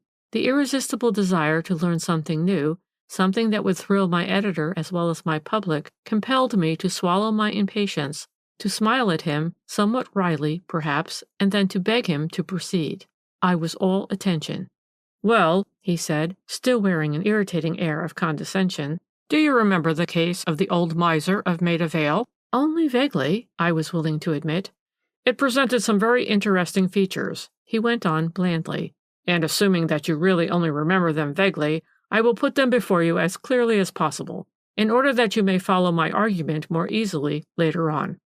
The victim of the mysterious tragedy was, as no doubt you remember, an eccentric old invalid named Thornton Ashley, the well-known naval constructor, who had made a considerable fortune during the war and then retired, chiefly, it was said, owing to ill health. He had 2 sons, one of whom, Charles, was a misshapen, undersized creature, singularly unprepossessing both in appearance and in manner, whilst the other, Philip, was a tall, good-looking fellow, very agreeable and popular wherever he went. Both these young men were bachelors, a fact which, it appears, had been for some time a bone of contention between them and their father. Old Ashley was passionately fond of children, and the one desire of his declining years was to see the grandchildren who would ultimately enjoy the fortune which he had accumulated. Whilst he was ready to admit that Charles, with his many afflictions, did not stand much chance with the fair sex, there was no reason at all why Philip should not marry, and there had been more than one heated quarrel between father and son on that one subject. So much so, indeed, that presently Philip cut his stick and went to live in rooms in Jermyn Street. He had a few hundreds a year of his own left to him by a godmother. He had been to Rugby and to Cambridge, and had been a temporary officer in the war. Pending his obtaining some kind of job, he settled down to live the life of a smart young bachelor in town, whilst his brother Charles was left to look after the old man, who became more and more eccentric as his health gradually broke up. He sold his fine house in Hyde Park Gardens, his motor, and the bulk of his furniture, and moved into a cheap flat in Maida Vale, where he promptly took to his bed, which he never left again. His eccentricities became more and more pronounced, and his temper more and more irascible. He took a violent dislike to strangers, refused to see anybody except his sons and two old friends, Mr. Oldwall, the well-known solicitor, and Dr. Fanshawe Bigg, who visited him from time to time and whose orders he obstinately refused to obey. Worst of all, as far as the unfortunate Charles was concerned, he became desperately mean, denying himself, and incidentally his son, every luxury, subsisting on the barest necessities, and keeping no servant to wait on him except a daily char. Soon his miserliness degenerated into a regular mania. "Charles and I are saving money for the grandchildren you are going to give me one day," he would say with a chuckle whenever Philip tried to reason with him on the subject of this self-denying ordinance. "When you have an establishment of your own, you can invite us to come and live with you. There will be plenty then for housekeeping, I promise you." At which the handsome Philip would laugh and shrug his shoulders and go back to his comfortable rooms in Jermyn Street. But no one knew what Charles thought about it all. To an outsider, his case must always have appeared singularly pathetic. He had no money of his own, and his delicate health had made it impossible for him to take up any profession. He could not cut his stick like his brother Philip had done, but truth to tell, he did not appear to wish to do so. Perhaps it was real fondness for his father that made him seem contented with his lot. Certain it is that as time went on he became a regular slave to the old man, waiting on him hand and foot, more hard-worked than the daily char, who put on her bonnet and walked out of the flat every day at 6 o'clock when her work was done, and who had all her Sundays to herself. All the relaxation that Charles ever had were alternate weekends, when his brother Philip would come over and spend Saturday to Monday in the flat, taking charge of the invalid. On those occasions Charles would get on an old bicycle, and with just a few shillings in his pocket, which he had saved during the past fortnight out of the meagre housekeeping allowance which he handled, he would go off for the day somewhere into the country, nobody ever knew where. Then on Monday morning he would return to the flat in Maida Vale, ready to take up his slave's yoke, to all appearances with a light heart. "Charles Ashley is wise," the gossiping acquaintances would say. "He sticks to the old miser. Thornton Ashley can't live forever, and Oldwall says that he is worth close on $250,000. Philip, on the other hand, could have had no illusion with regard to his father's testamentary intentions. The bone of contention, Philip's celibacy, was still there, making bad blood between father and son. More than once the old miser had said to him with a sardonic grin, "Let me see you married soon, my boy, and with a growing family around you, or I tell you that my money shall go to that fool Charles, or to the founding of an orphan asylum, or to the establishment of a matrimonial agency." Mr. Oldwall, the solicitor, a very old friend of the Ashleys, and who had seen the two boys grow up, threw out as broad a hint to Philip on that same subject as professional honor allowed. "Your father," he said to him one day, "has got that mania for saving money, but otherwise he is perfectly sane, you know. He'll never forgive you if you don't gratify his wish to see you married. Hang it all, man, there are plenty of nice girls about, and what on earth would poor old Charles do with $250,000, I'd like to know?" But for a long time Philip remained obstinate, and his friends knew well enough the cause of this obstinacy. It had its root in a pre-war romance. Philip Ashley had been in love. Some say that he had actually been engaged to her, with a beautiful girl, Muriel Baline, the daughter of an eminent surgeon, Sir Arnold Baline.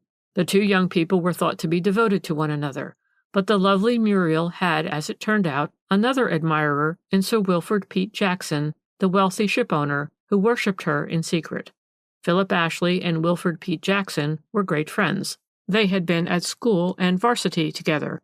In 1915, they both obtained a commission in the Coldstreams, and in 1916, Pete Jackson was very severely wounded. He was sent home to be nursed by the beautiful Muriel in her father's hospital in Grosvenor Square. His case had already been pronounced hopeless, and Sir Arnold himself, as well as other equally eminent surgeons, gave it as their opinion that the unfortunate young man could not live more than a few months, if that.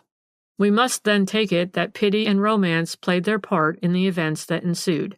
Certain it is that London society was one day thrilled to read in its Times that Miss Muriel Baline had been married the previous morning to Sir Wilfrid Pete Jackson, the wealthy shipowner and owner of lovely Deverell Castle in Northamptonshire. Her friends at once put it about that Muriel had only yielded to a dying man's wish, and that there was nothing mercenary or calculating in this unexpected marriage. She probably would be a widow within a very short time, and free to return to her original love and to marry Philip Ashley. But in this case, like in so many others in life, the unexpected occurred. Sir Wilfrid Pete Jackson did not die, not just then. He lived 6 years after the doctors had said that he must die in 6 months. He remained an invalid, and he and his beautiful wife spent their winters in the Canaries and their summers in Switzerland. But Muriel did not become a widow until 1922, and Philip Ashley all that time never looked at another girl. He was even willing to allow a fortune to slip away from him because he always hoped that the woman who he had never ceased to worship would be his wife one day. Probably old Ashley knew all that. Probably he hated the idea that this one woman should spoil his son's life for always. Probably he thought that threat of disinheritance would bring Philip back out of the realms of romance to the realities of life. All this we shall never know. The old man spoke to no one about that, not even to Mr. Oldwall, possibly not even to Charles.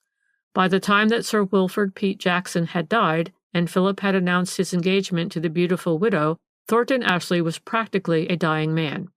However, he did have the satisfaction before he died of hearing the good news. Philip told him of his engagement one Saturday in May, when he came for his usual fortnightly weekend visit.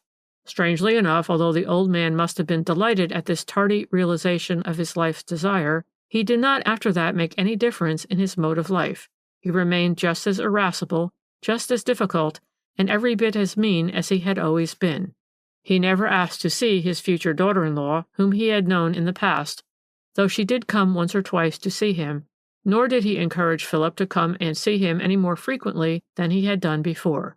The only indication he ever gave that he was pleased with the engagement was an obvious impatience to see the wedding day fixed as soon as possible, and one day he worked himself up into a state of violent passion because Philip told him that Lady Pete Jackson was bound to let a full year lapse before she married again, out of respect for poor Wilfrid's memory.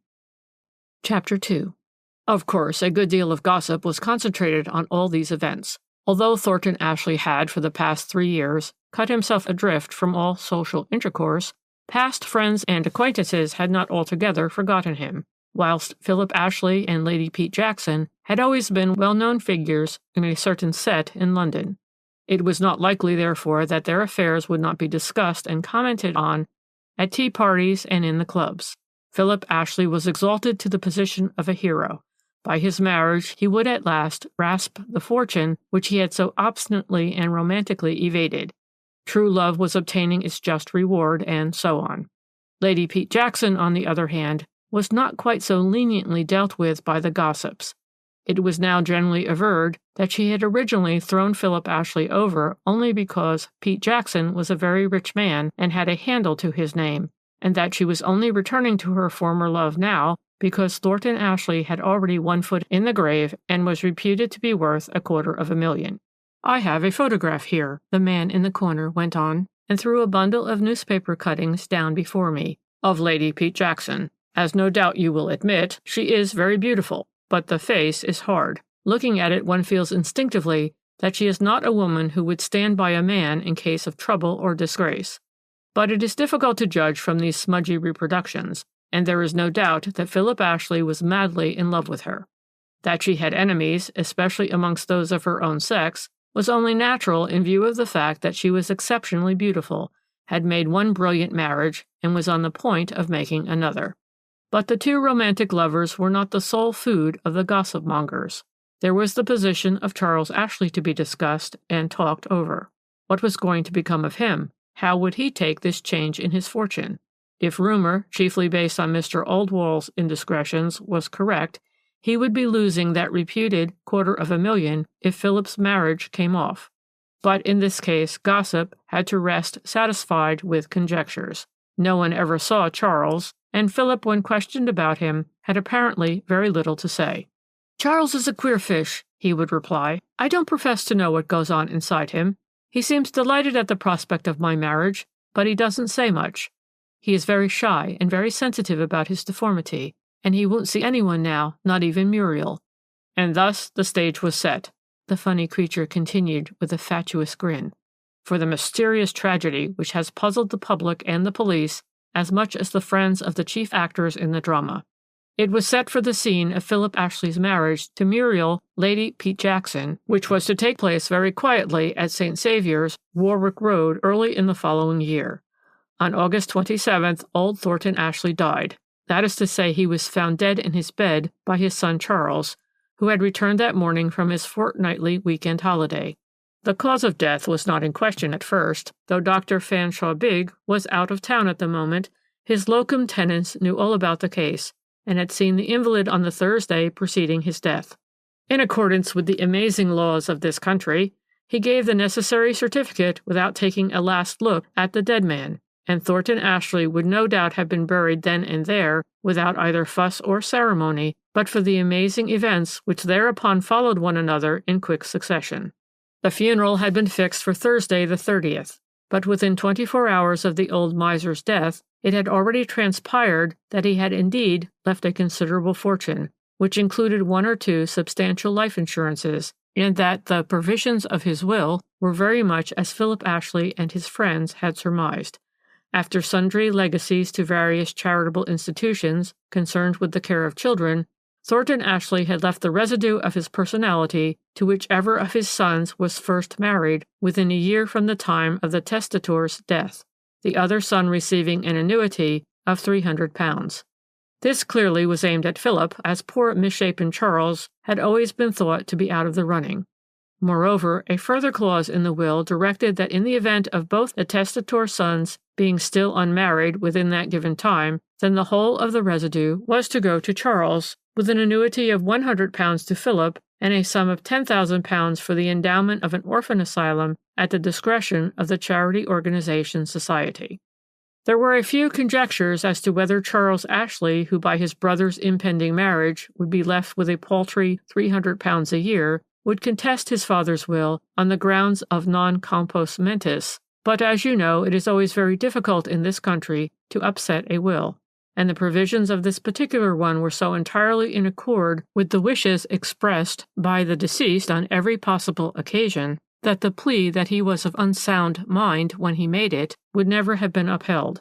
Quite apart from the fact that Mr. Oldwall, who drew up the will and signed it as one of the witnesses, would have repudiated any suggestion that his client was anything but absolutely sane at the time.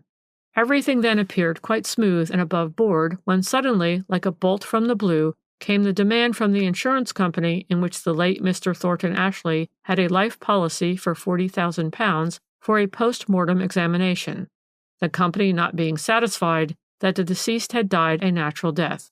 Naturally, Dr. Percy Jutt, who had signed the death certificate, was furious, but he was overruled by the demands of the insurance company, backed by no less a person than Charles Ashley. Indeed, it soon transpired that it was in consequence of certain statements made by Mr. Triscott, a local solicitor, on behalf of Charles Ashley to the general manager of the company, that the latter took action in the matter.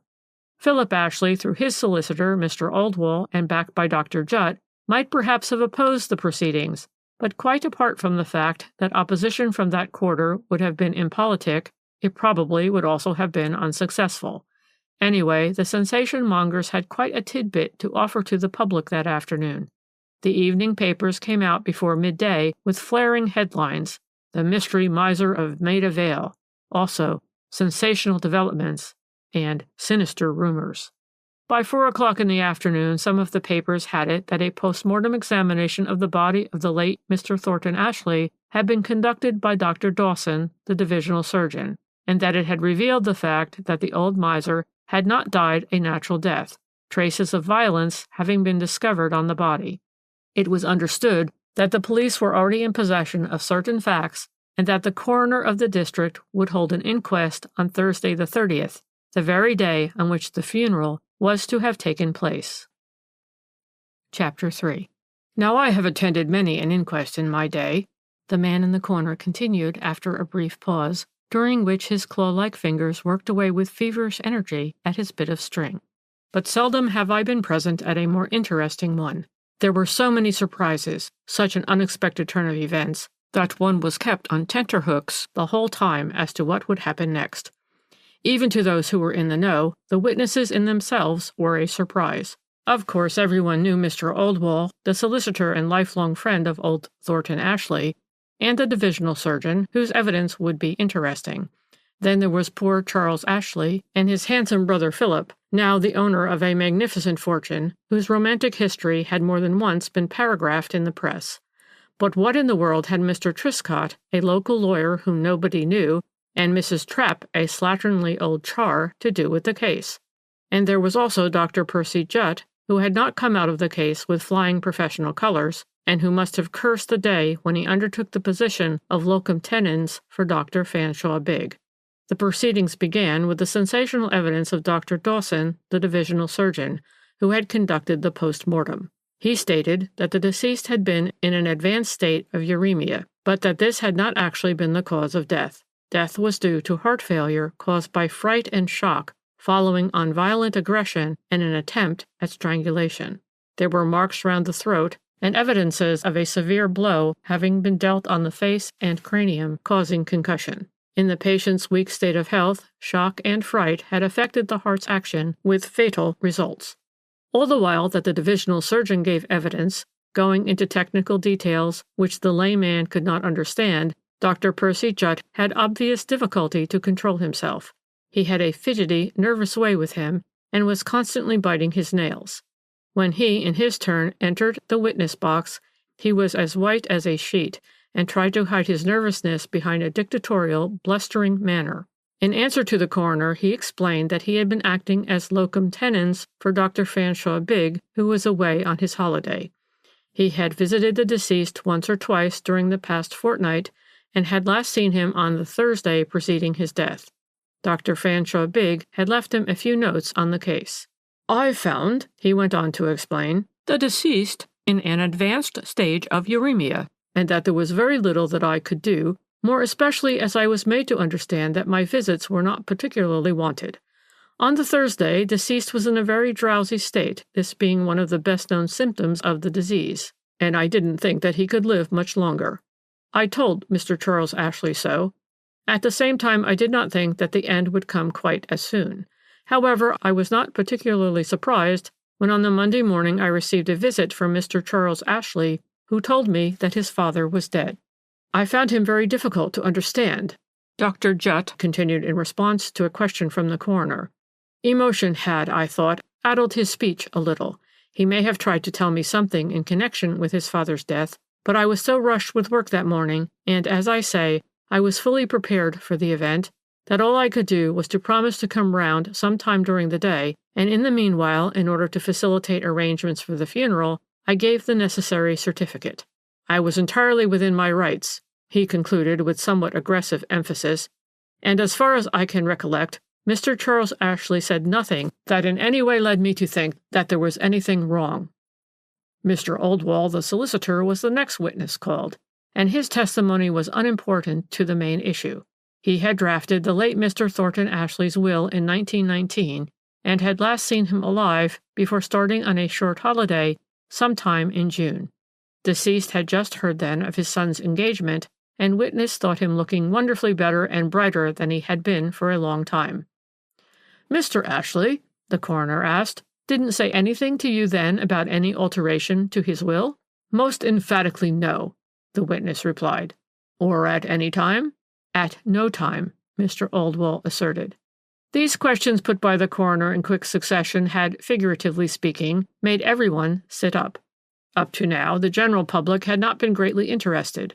One had made up one's mind that the old miser had kept certain sums of money, after the fashion of his kind, underneath his mattress, that some evildoer had got wind of this and entered the flat when no one was about, giving poor Thornton Ashley a fright that had cost him his life. But with this reference to some possible alteration in the will, the case at once appeared more interesting.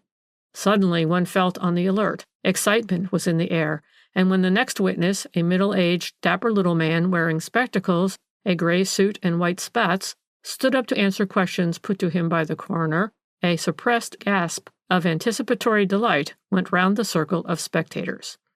The witness gave his name as James Triscott, solicitor of Warwick Avenue, He said that he had known the deceased slightly, having seen him on business in connection with the lease of 73 Malvine Mansions, the landlord being a client of his. On the previous Friday, that is the 24th, witness received a note written in a crabbed hand and signed A. Thornton Ashley, asking him to call at Malvine Mansions any time during the day. This Mr. Truscott did that same afternoon. The door was opened by Mr. Charles Ashley, whom he had also met once or twice before, who showed him into the room where the deceased lay in bed, obviously very ill, but perfectly conscious and reasonable. After some preliminary talk, the witness went on, the deceased explained to me that he was troubled in his mind about a will which he had made some 4 years previously, and which had struck him of late as being both harsh and unjust. He desired to make a new will, revoking the previous one. I naturally told him that I was entirely at his service, and he then dictated his wishes to me. I made notes and promised to have the will ready for his signature by Monday. The thought of this delay annoyed him considerably, and he pressed me hard to have everything ready for him by the next day. Unfortunately, I couldn't do that. I was obliged to go off into the country that evening on business for another client, and couldn't possibly be back before midday Saturday, when my clerk and typist would both be gone. All I could do was to promise faithfully to call again on Monday at 11 o'clock with the will quite ready for signature. I said I would bring my clerk with me, who could then sign as a witness. I quite saw the urgency of the business, Mr. Truscott went on in his brisk, rather consequential way, as the poor old gentleman certainly looked very ill. Before I left, he asked me to let him at least have a copy of my notes before I went away this evening. This I was able to promise him. I got my clerk to copy the notes and to take them round to the flat later on in the day. I can assure you, the man in the corner said, that while that dapper little man was talking, you might have heard the proverbial pin drop amongst the public. You see, this was the first that anyone had ever heard of any alteration in old Ashley's will, and Mr. Truscott's evidence opened up a vista of exciting situations that was positively dazzling. When he ceased speaking, you might almost have heard the sensation-mongers licking their chops like a lot of cats after a first bite at a succulent meal. Glances were exchanged, but not a word spoken, and presently a sigh of eagerness went round when the coroner put the question which everyone had been anticipating. "Have you got the notes, Mr. Truscott, which you took from the late Mr. Thornton Ashley's dictation?" At which suggestion Mr. Oldwall jumped up, objecting that such evidence was inadmissible. There was some legal argument between him and the coroner, during which Mr. Truscott, still standing in the witness box, beamed at his colleague and at the public generally through his spectacles.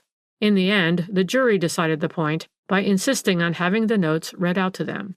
Briefly, by the provisions of the new will, which was destined never to be signed, the miser left his entire fortune with the exception of the same trifling legacies and of an annuity of £1,000 a year to Philip, to his son Charles absolutely, in grateful recognition for years of unflagging devotion to an eccentric and crabbed invalid. Mr. Truscott explained that on the Monday morning he had the document quite ready by 11 o'clock, and that he walked round with it to Malvine Mansions, accompanied by his clerk. Great was his distress when he was met at the door by Charles Ashley, who told him that old Mr. Thornton Ashley was dead. That was the substance of Mr. Truscott's evidence, and I can assure you that even I was surprised at the turn which the events had taken. You know what the sensation-mongers are. Within an hour of the completion of Mr. Truscott's evidence, it was all over London that Mr. Philip Ashley had murdered his father in order to prevent his signing a will that would deprive him, Philip, of a fortune. That is the way of the world, the funny creature added with a cynical smile. Philip's popularity went down like a sail when the wind suddenly drops, and in a moment public sympathy was all on the side of Charles, who had been done out of a fortune by a grasping and unscrupulous brother. But there was more to come. The next witness called was Mrs. Truscott, the wife of the dapper little solicitor, and her presence here in connection with the death of old Thornton Ashley seemed as surprising at first as that of her husband had been. She looked a hard, rather common but capable woman, and after she had replied to the coroner's preliminary questions, she plunged into her story in a quiet, self-assured manner. She began by explaining that she was a trained nurse, but had given up her profession since her marriage. Now and again, however, either in an emergency or to oblige a friend, she had taken care of a patient. On Friday evening last, she continued. Mr. Triscott, who was just going off into the country on business, said to me that he had a client in the neighborhood who was very ill and about whom, for certain reasons, he felt rather anxious. He went on to say that he was chiefly sorry for the son, a delicate man, who was sadly deformed. Would I, like a good Samaritan, go and look after the sick man during the weekend? It seems that the doctor had ordered absolute rest, and Mr. Triscott feared that there might be some trouble with another son because, as a matter of fact, the old man had decided to alter his will. I knew nothing about Mr. Thornton Ashley's family affairs, the witness said in reply to a question put to her by the coroner, and calmly ignoring the sensation which her statement was causing, beyond what I have just told you that Mr. Triscott said to me, but I agreed to go to Malvine Mansions and see if I could be of any use. I arrived at the flat on Friday evening and saw at once what the invalid was suffering from. I had nursed cases of uremia before, and I could see that the poor old man had not many more days to live. Still, I did not think that the end was imminent. Mr. Charles Ashley, who had welcomed me most effusively, looked to need careful nursing almost as much as his father did. He told me that he had not slept for 3 nights, so I just packed him off to bed and spent the night in an armchair in the patient's room. The next morning Mr. Philip Ashley arrived, and I was told of the arrangement whereby Mr. Charles got a weekend holiday once a fortnight. I welcomed the idea for his sake, and as he seemed very anxious about his father, and remembering what my husband had told me, I promised that I would stay on in the flat until his return on the Monday. Thus only was I able to persuade him to go off on his much-needed holiday. Directly he had gone, however, I thought it my duty to explain to Mr. Philip Ashley that really his father was very ill. He was only conscious intermittently, and that in such cases the only thing that could be done was to keep the patient absolutely quiet. It was the only way, I added, to prolong life and to ensure a painless and peaceful death. Mr. Philip Ashley, the witness continued, appeared more annoyed than distressed when I told him this, and asked me by whose authority I was here, keeping him out of his father's room, and so on. He also asked me several peremptory questions as to who had visited his father lately, and when I told him that I was the wife of a well-known solicitor in the neighborhood, he looked for a moment as if he would give way to a violent fit of rage. However, I suppose he thought better of it, and presently I took him into the patient's room, who was asleep just then, begging him on no account to disturb the sufferer. After he had seen his father, Mr. Ashley appeared more ready to admit that I was acting for the best. However, he asked me, rather rudely, I thought, considering that the patient was nothing to me and I was not getting paid for my services, how long I proposed staying in the flat. I told him that I would wait here until his brother's return, which I was afraid would not be before 10 o'clock on Monday morning, whereupon he picked up his hat, gave me a curt good day, and walked out of the flat. To my astonishment, the witness now said, amidst literally breathless silence on the part of the spectators, it had only just gone 8 on the Monday morning when Mr. Philip Ashley turned up once more. I must say that I was rather pleased to see him. I was expecting Mr. Triscott home and had a lot to do in my own house. The patient, who had rallied wonderfully the last 2 days, had just gone off into a comfortable sleep, and as I knew that Mr. Charles would be back soon, I felt quite justified in going off duty and leaving Mr. Philip in charge, with strict injunctions that he was on no account to disturb the patient. If he woke, he might be given a little barley water first, and then some beef tea, all of which I had prepared and put ready. My intention was directly I got home to telephone to Dr. Judd and ask him to look in at Malvine Mansions sometime during the morning. Unfortunately, when I got home, I had such a lot to do that frankly I forgot to telephone to the doctor, and before the morning was over, Mr. Triscott had come home with the news that Mr. Thornton Ashley was dead. This, the man in the corner continued, was the gist of Mrs. Triscott's evidence at that memorable inquest. Of course, there were some dramatic incidents during the course of her examination, glances exchanged between Philip Ashley and Mr. Oldwall, and between him and the dapper little Mr. Triscott. The latter, I must tell you, still beamed on everybody. He looked inordinately proud of his capable, businesslike wife, and very pleased with the prominence which he had attained through this mysterious and intricate case. Chapter 4. The luncheon interval gave us all a respite from the tension that had kept our nerves strung up all morning. I don't think that Philip Ashley, for one, ate much lunch that day. I noticed, by the way, that he and Mr. Oldwell went off together, whilst Mr. and Mrs. Triscott took kindly charge of poor Charles. I caught sight of the three of them subsequently in a blameless tea-shop. Charles was indeed a pathetic picture to look upon. He looked the sort of man who lives on his nerves, with no flesh on his poor, misshapen bones, and a hungry, craving expression in his eyes, as in those of an underfed dog. We had his evidence directly after luncheon, but as a matter of fact, he had not much to say. He had last seen his father alive on the Saturday morning when he went off on his fortnightly week-end holiday. He had cycled to Dorking and spent his time there at the Running Footman, as he had often done before. He was well known in the place. On Monday morning he made an early start and got to Malvine Mansions soon after 10, and let himself into the flat with his latchkey. He expected to find his brother or Mrs. Triscott there, but there was no one. He then went into his father's room and at first thought that the old man was only asleep. The blinds were down and the room very dark. He drew up the blind and went back to his father's bedside. Then only did he realize that the old man was dead. Though he was very ignorant in such matters, he thought that there was something strange about the dead man, and he tried to explain this to Dr. Jutt. But the latter seemed too busy to attend to him, so when Mr. Triscott came to call later on, he told him of this strange feeling that troubled him. Mr. Triscott then thought that as Dr. Jutt seemed so indifferent about the matter, it might be best to see the police.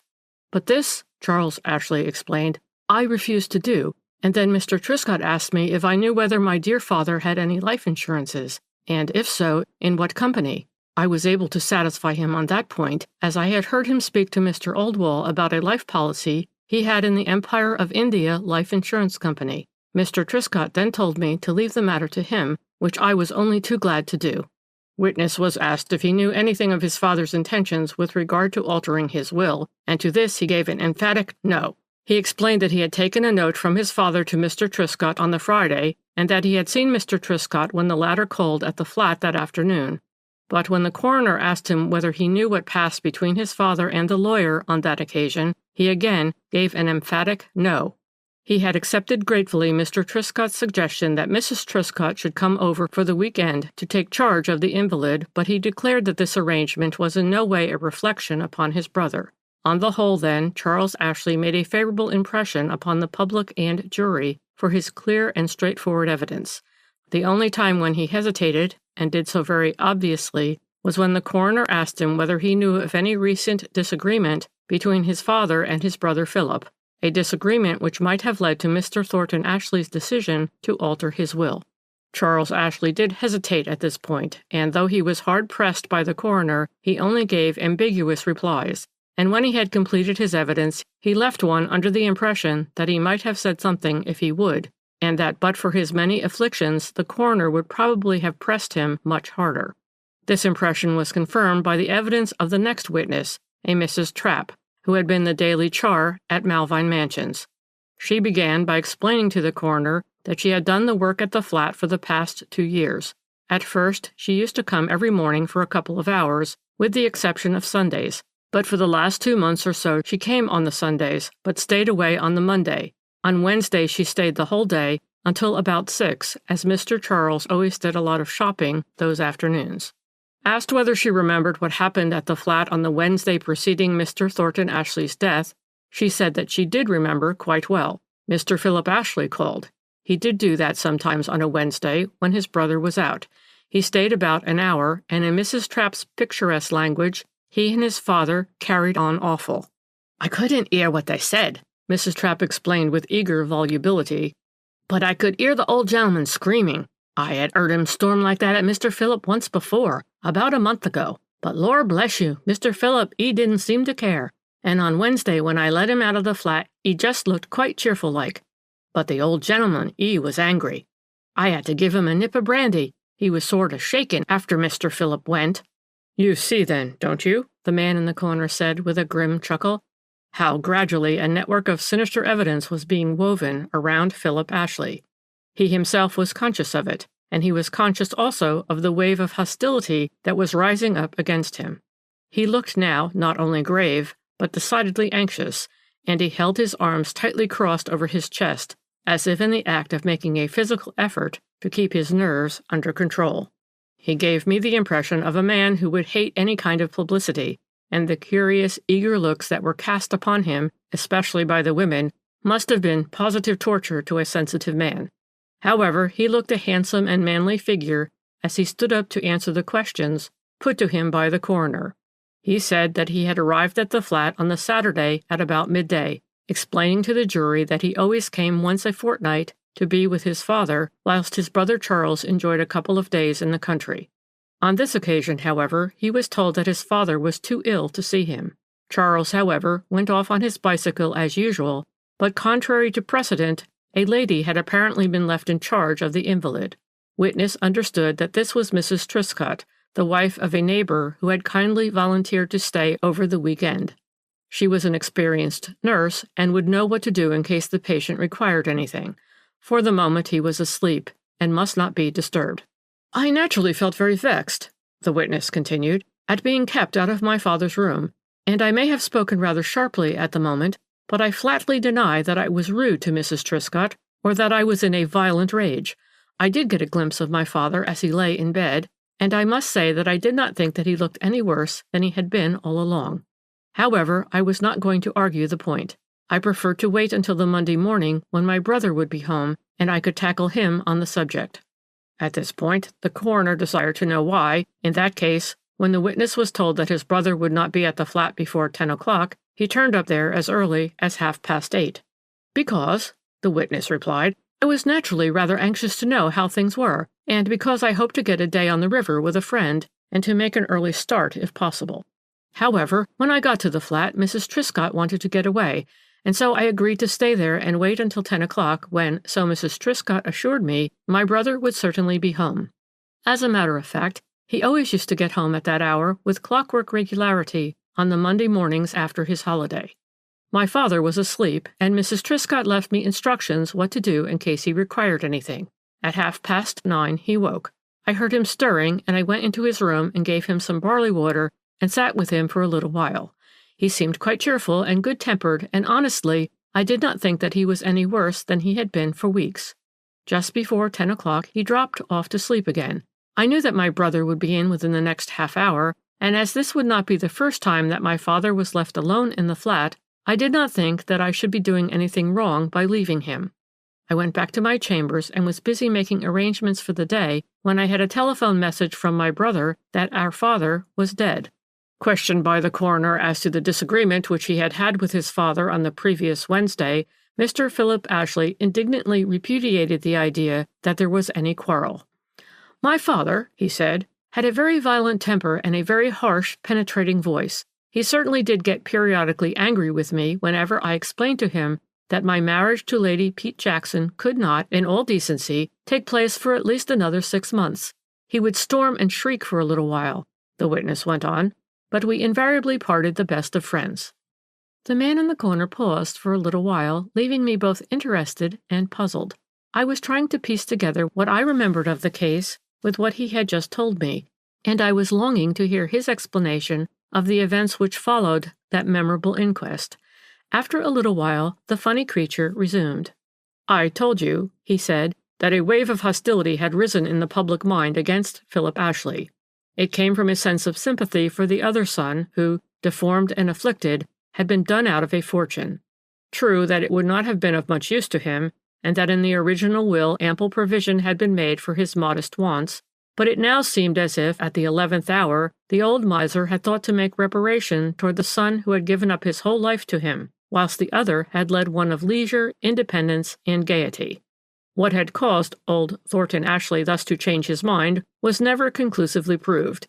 There were some rumors already current that Philip Ashley was in debt and had appealed to his father for money, a fatal thing to do with a miser.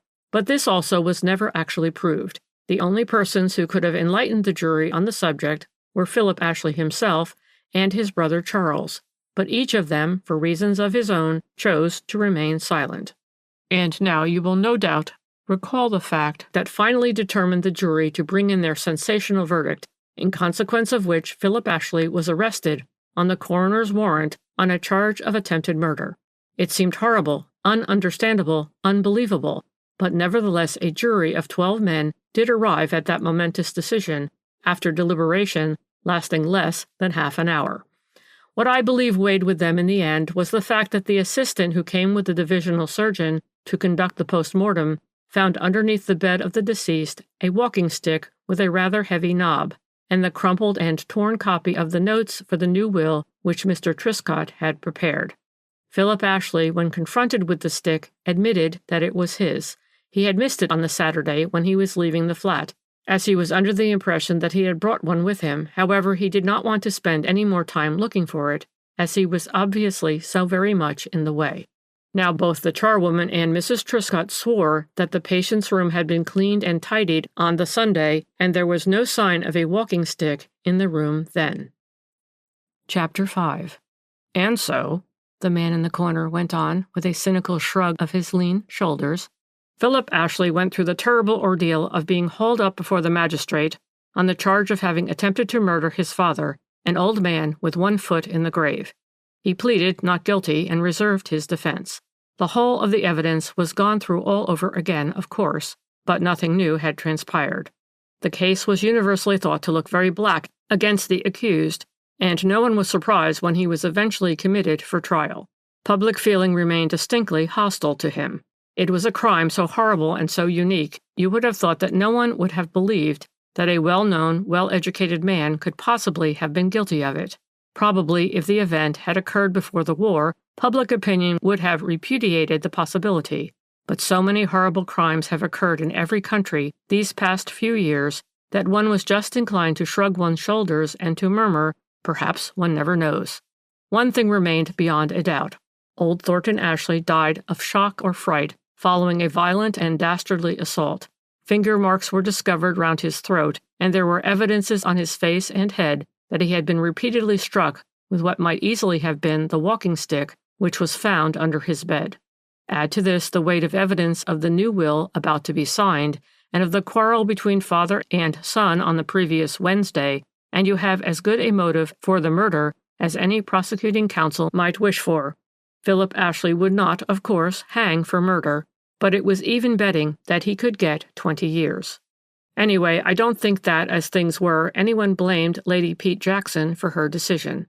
A week before Philip Ashley's trial came on, she announced her engagement to Lord Francis Fermor, son of the Marquis of Ettridge, whom she subsequently married. But Philip Ashley was acquitted. You remember that? He was acquitted because Sir Arthur Inglewood was his counsel, and Sir Arthur is the finest criminal lawyer we possess, and because the evidence against him was entirely circumstantial. It was demolished by his counsel with masterly skill.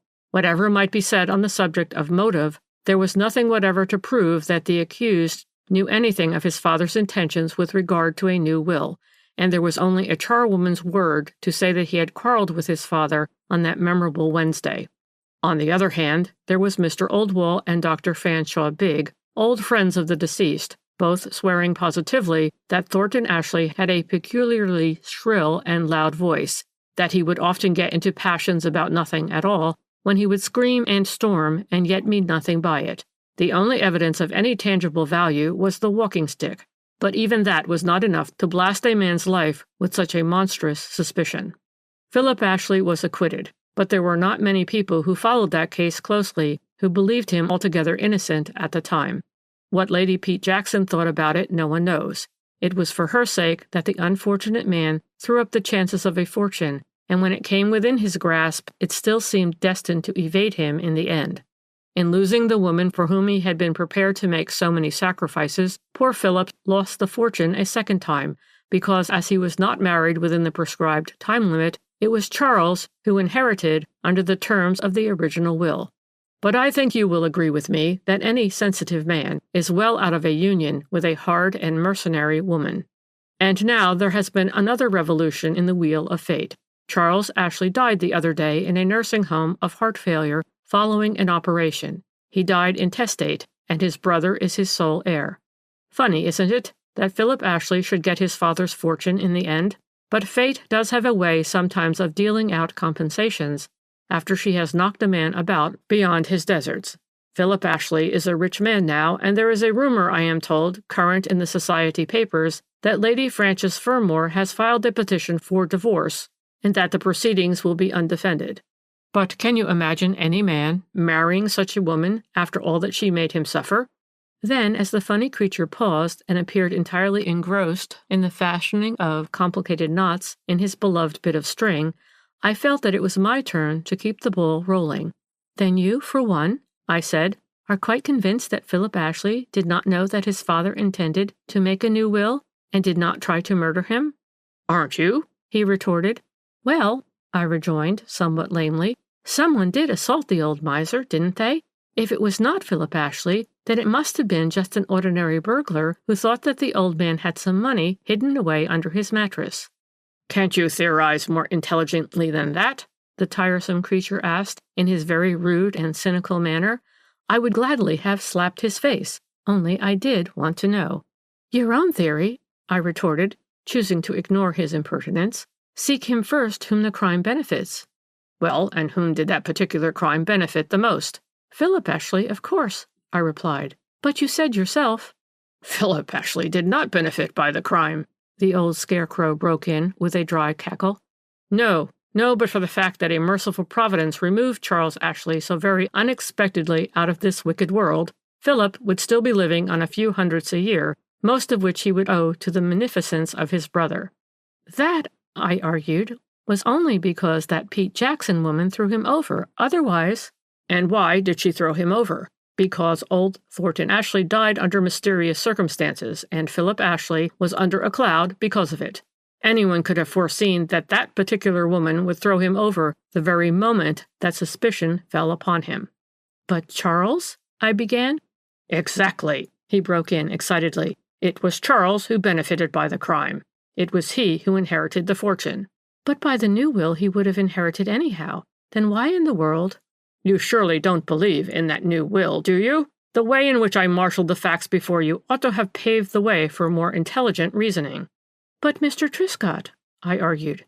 "Ah, yes," he said. "Mr. Truscott, exactly. The whole thing could only be done in partnership, I admit.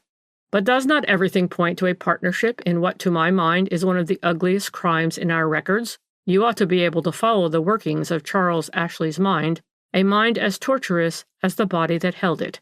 Let me put the facts once more briefly before you. While Philip obstinately remained a bachelor, all was well. Charles stuck to the old miser, carefully watching over his interests, lest they become jeopardized. But presently Lady Pete Jackson became a widow, and Philip gaily announced his engagement. From that hour, Charles, of course, must have seen the fortune on which he had already counted slipping away irretrievably from his grasp. Can you not see in your mind's eye that queer, misshapen creature setting his crooked brain to devise a way out of the difficulty? Can you not see the plan taking shape gradually, forming itself slowly into a resolve to stop his brother's marriage at all costs? But how? Philip, passionately in love with Muriel Pete Jackson, having won her after years of waiting, was not likely to give her up. No, but she might give him up. She had done it once for the sake of ambition. She might do it again well, Charles Ashley, obscure, poor, misshapen, was not likely to find a rival who would supplant his handsome brother in any woman's affections. Certainly not. But there remained the other possibility, the possibility that Philip, poor, or better still disgraced, might cease to be a prize in the matrimonial market. Disgraced, but how? By publicity? By crime? Yes, by crime. Now, can you see the plan taking shape? Can you see Charles cudgeling his wits as to what crime could most easily be fastened on a man of Philip's personality and social position? Probably a chance word dropped by his father put the finishing touch to his scheme, a chance word on the subject of a will. And there was the whole plan ready.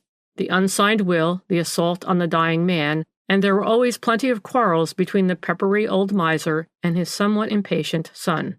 As for Truscott, the dapper little local lawyer, I suppose it took some time for Charles Ashley's crooked schemes to appear as feasible and profitable to him. Of course, without him, nothing could have been done, and the whole of my theory rests upon the fact that the two men were partners in the crime. Where they first met and how they became friends, I don't profess to know. If I had had anything to do with the official investigation of that crime, I should first of all have examined the servant in the Truscott household, and found out whether or no Mr. Charles Ashley had ever been a visitor there. In any case, I should have found out something about Truscott's friends and Truscott's haunts. I am sure that it would then have come to light that Charles Ashley and Mr. Truscott had constant intercourse together. I cannot bring myself to believe in that unsigned will. There was nothing whatever that led up to it, except the supposed quarrel on the Wednesday. But if that old miser did want to alter his will, why should he have sent for a man whom he hardly knew, and whom, mind you, he would have to pay for his services, rather than for his friend, Old Wall, who would have done the work for nothing? The man was a miser, remember. His meanness, we are told, amounted to a mania. A miser never pays for something he can get for nothing. There was also another little point that struck me during the inquest as significant. If Truscott was an entire stranger to Charles Ashley, why should he have taken such a personal interest in him and in the old man to the extent of sending his wife to spend 2 whole days and nights in charge of an invalid who was nothing to him? Why should Mrs. Truscott have undertaken such a thankless task in the house of a miser where she would get no comforts and hardly anything to eat? Why, I say, should the Truscotts have done all that if they had not some vital self-interest at stake? And I contend that that vital self-interest demanded that one of them should be there in the flat on the watch, to see that no third person was present, whilst Philip spent his time by his father's bedside, a witness such as Lady Pete Jackson, perhaps, or some friend, whose testimony might demolish the whole edifice of lies which had been so carefully built up. And did you notice another point? The charwoman, by a new arrangement, was never at the flat on a Monday morning, and that arrangement had only obtained for the past 2 months. Now why? Charwomen stay away, I believe, on Sundays always. But I ask you, have you ever heard of a charwoman having a holiday on a Monday? I was bound to admit that it was unusual, whereupon the old scarecrow went on with excitement that grew as rapidly as did the feverish energy of his fingers manipulating his bit of string.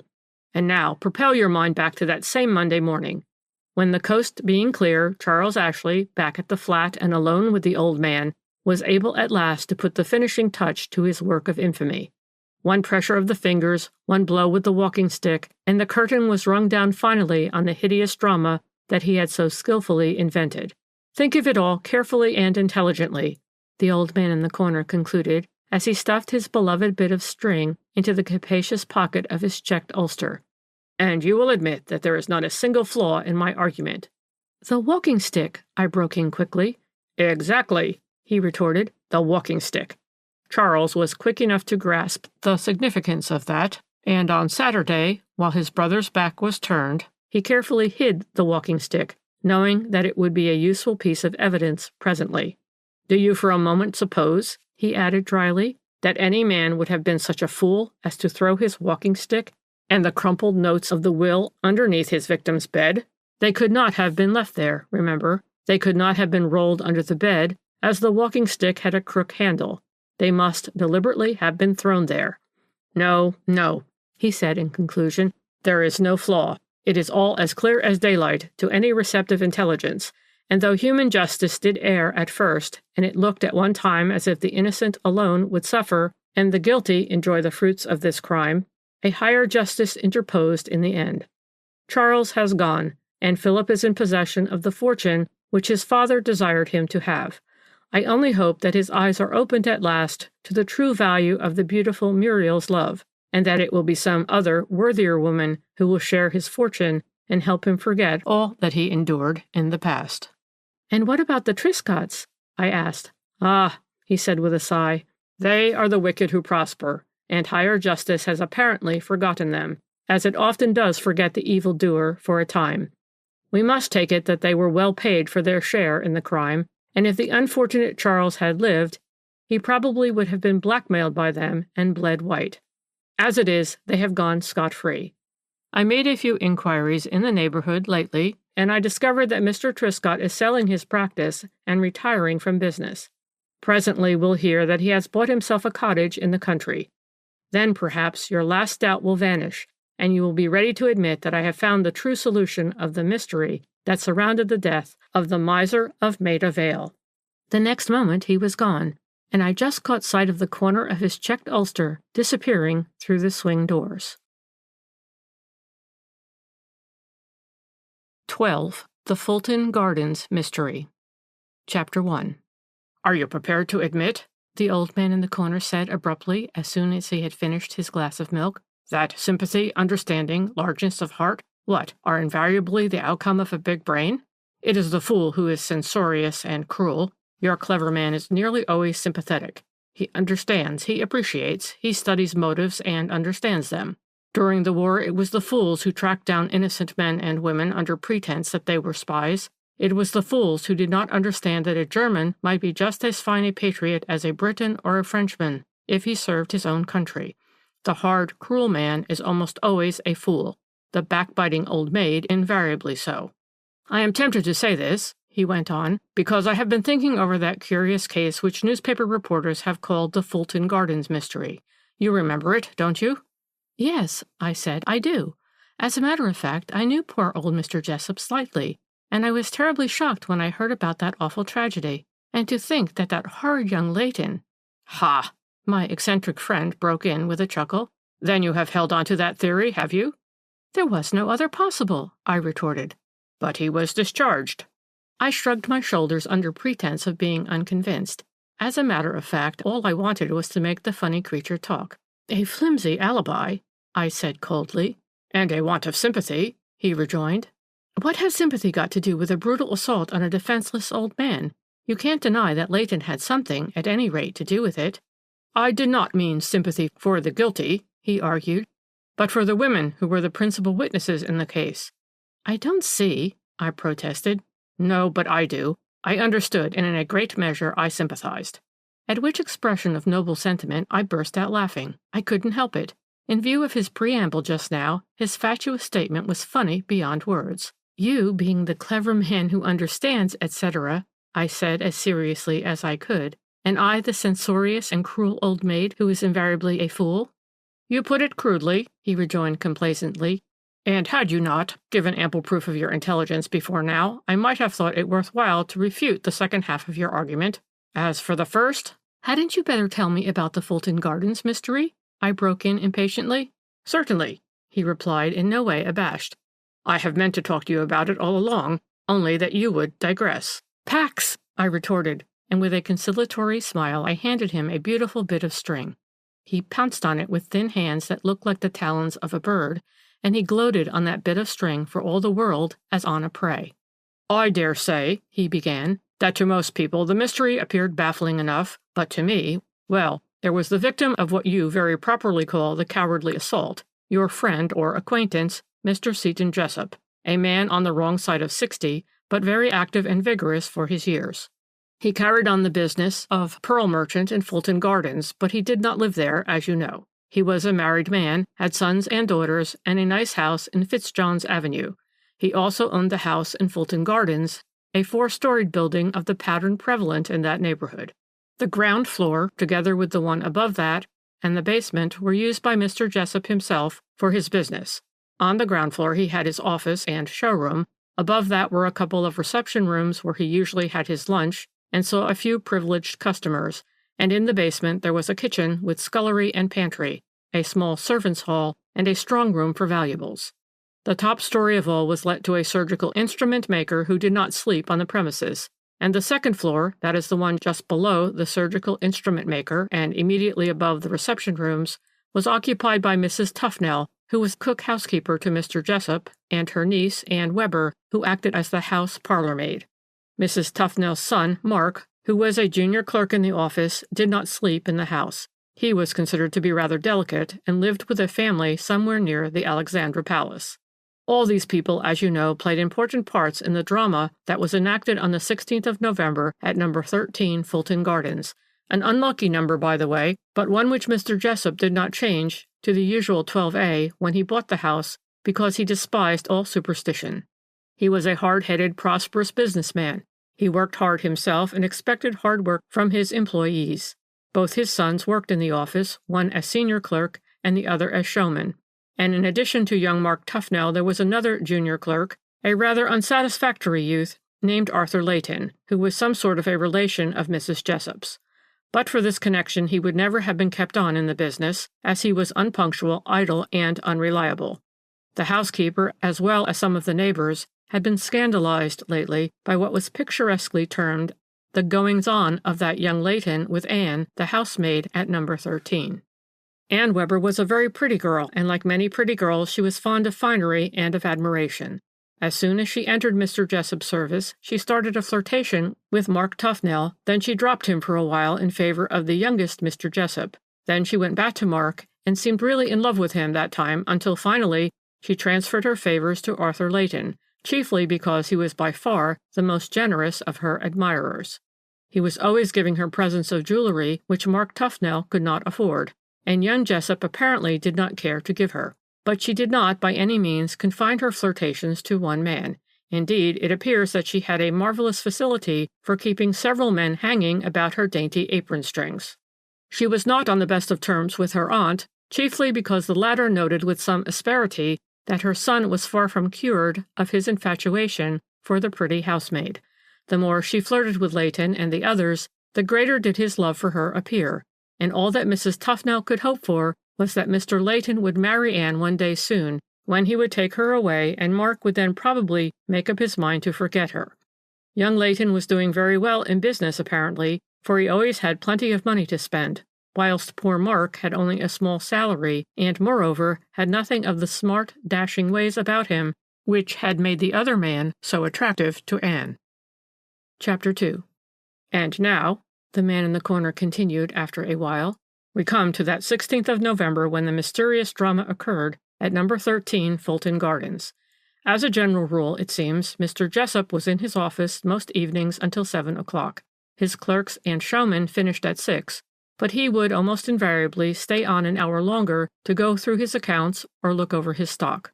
On this particular evening, just before 7 o'clock, he rang for the housekeeper, Mrs. Tufnell, and told her that he would be staying until quite late, and would she send him in a cup of tea and a plate of sandwiches in about an hour's time. Mrs. Tufnell owned to being rather disappointed when she had this order, because her son Mark had arranged to take her and Anne to the cinema that evening, and now, of course, they could not leave until after Mr. Jessop had gone, in case he wanted anything, and he might be staying on until all hours. However, Mark stayed to supper, and after supper Mrs. Tufnell got the tea and sandwiches ready and took the tray up to Mr. Jessop herself. Mr. Jessop was then sitting at his desk with 2 or 3 big books in front of him, and Mrs. Tufnell noticed that the safe in which the cash was kept that came in after banking hours was wide open. Mrs. Tufnell put down the tray and was about to leave the room again when Mr. Jessop spoke to her. "I expect Mr. Leighton back presently. Show him in here when he comes. But I don't want to see anybody else, not any of you. Understand?" It seems that he said this in such a harsh and peremptory manner that Mrs. Tufnell was not only upset, but quite frightened. Mr. Jessop had always been very kind and considerate to his servants, and the housekeeper declared that she had never been spoken to like that before. But we all know what those sort of people are. They have no understanding, and unless you are perpetually smiling at them, they turn huffy at the slightest word of impatience. Undoubtedly, Mr. Jessop was both tired and worried, and no great stress was laid by the police subsequently on the fact that he had spoken harshly on this occasion. Even to you at this moment I dare say that this seems a trifling circumstance, but I mention it because to my mind it had a great deal of significance, and I think that the police were very wrong to dismiss it quite so lightly. Well, to resume. Mr. Jessop was in his office with his books and with the safe, where he kept all the cash that came in after banking hours, open. Mrs. Tufnell saw and spoke to him at 8 o'clock, and he was then expecting Arthur Leighton to come to him at 9. No one saw him alive after that. The next morning Mrs. Tufnell was downstairs as usual at 6:45. After she had lighted the kitchen fire, done her front steps, and swept the hall, she went to do the ground-floor rooms. She told the police afterwards that from the moment she got up she felt that there was something wrong in the house. Somehow or other she was frightened. She didn't know of what, but she was frightened. As soon as she had opened the office door she gave a terrified scream. Mr. Jessop was sitting at his desk, just as Mrs. Tufnell had seen him the night before, with his big books in front of him and the safe door open, but his head had fallen forward on the desk, and his arms were spread out over his books. Mrs. Tufnell never doubted for a second but that he was dead. Even before she saw the stick lying on the floor, and that horrible, horrible, dull red stain which spread from the back of the old man's head right down to his neck and stained his collar and the top of his coat. Even before she saw all that, she knew that Mr. Jessup was dead. Terrified, she clung to the open door. She could do nothing but stare and stare, for the room, the furniture, the motionless figure by the desk had started whirling round and round before her eyes, so that she felt that at any moment she might fall down in a dead faint. It seemed ages before she heard Anne's voice calling to her, asking what was the matter. Anne was lazy and never came downstairs before 8 o'clock. She had apparently only just tumbled out of bed when she heard Mrs. Tufnell scream. Now she came running downstairs with her bare feet thrust into her slippers and a dressing gown wrapped round her. "What is it, Auntie?" she kept on asking as she ran. "What has happened?" And when she reached the office door, she only gave one look into the room and exclaimed, "Oh, my God, he's killed him!" Somehow Anne's exclamation of horror brought Mrs. Tufnell to her senses. With a great effort she pulled herself together, just in time to grip Anne by the arm, or the girl would have measured her length on the tiled floor behind her. As it was, Mrs. Tufnell gave her a vigorous shake. "What do you mean, Anne Webber?" she demanded in a hoarse whisper. "What do you mean? Who has killed him?" But Anne couldn't or wouldn't utter another word. She was as white as a sheet, and, staggering backwards, she had fallen up against the banisters at the foot of the stairs, and was clinging to them wide-eyed, with twitching mouth and shaking knees. "Pull yourself together, Anne Webber," Mrs. Tufnell said peremptorily, "and run and fetch the police at once." But Anne looked as if she couldn't move. She kept on reiterating in a dry, meaningless manner, "The police, the police," until Mrs. Tufnell, who by now had gathered her wits together, gave her a vigorous push, and then went upstairs to put on her bonnet. A few minutes later, she had gone for the police. Chapter 3. "I don't know," the old man in the corner went on glibly, "whether you remember all the circumstances which made that case such a puzzling one. Indeed, it well deserved the popular name that the evening papers bestowed on it, the Fulton Gardens mystery, for it was indeed a mystery, and to most people it has so remained to this day." "Not to you," I put in with a smile, just to humor him, as I could see he was waiting to be buttered up before he would proceed with his narrative. "No, not to me," he admitted, with his fatuous smile. "If members of the police force who had the case in hand had been psychologists, they would not have been puzzled either, but they were satisfied with their own investigations and with all that was revealed at the inquest, and they looked no further, with the result that when the edifice of their deductions collapsed, they had nowhere to turn. Time had gone on, evidences had become blurred, witnesses were less sure of themselves and less reliable, and a certain blackguard, on whom I for one could lay my fingers at this moment, is going through the world scot-free. But let me begin by telling you the facts as they were revealed at the inquest. You can then form your own conclusions, and I dare say that these will be quite as erroneous as those arrived at by the public and the police. The drama began to unfold itself when Mr. Ernest Jessup, the younger son of the deceased gentleman, was called.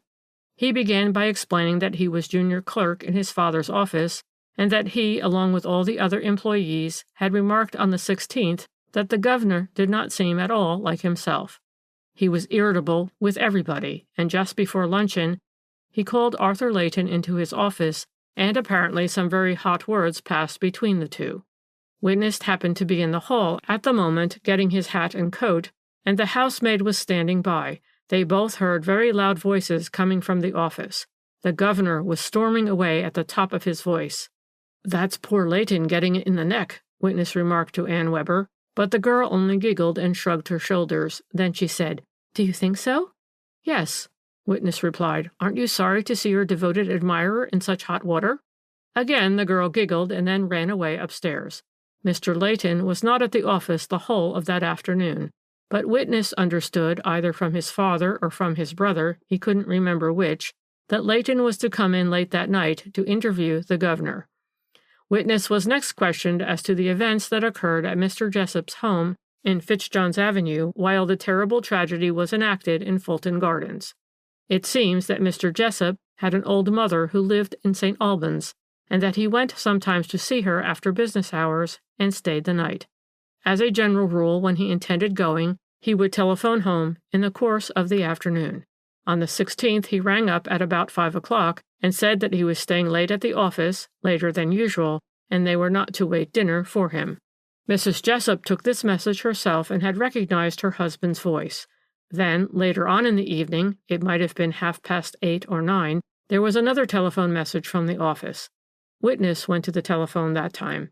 A voice, which at first he did not think that he recognized, said, "Mr. Jessup has gone to St. Albans. He caught the 7:50 and won't be home tonight."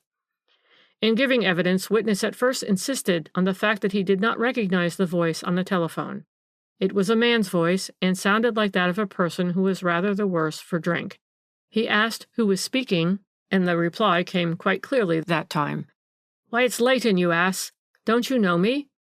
Witness then asked, "Where are you speaking from?" And the reply was, "From the office, of course. I've had my wigging, and am being consoled by our Annie Bird." Annie Bird was the name the pretty housemaid went by among the young clerks at the office. Witness then hung up the receiver and gave his mother the message.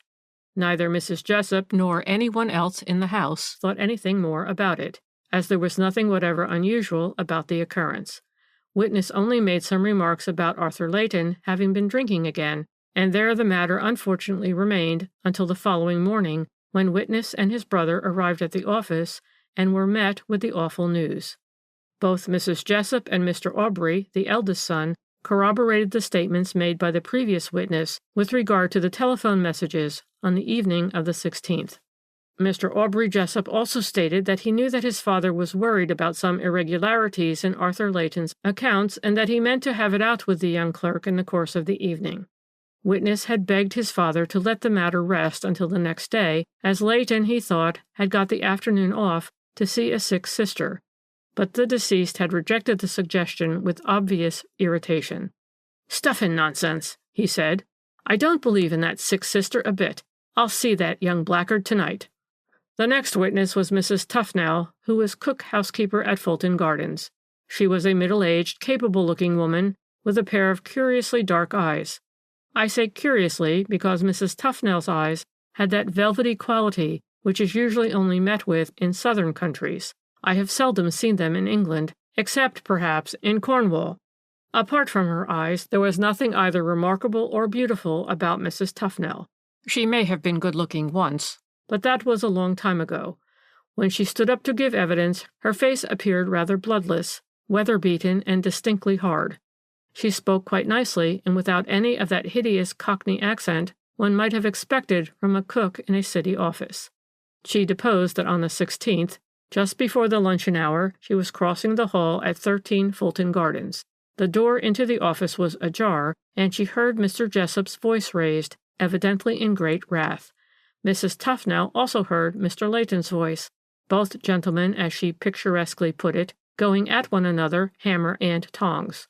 Obviously, though she wouldn't admit it, Mrs. Tufnell stopped to listen, but she does not seem to have understood much of what was said.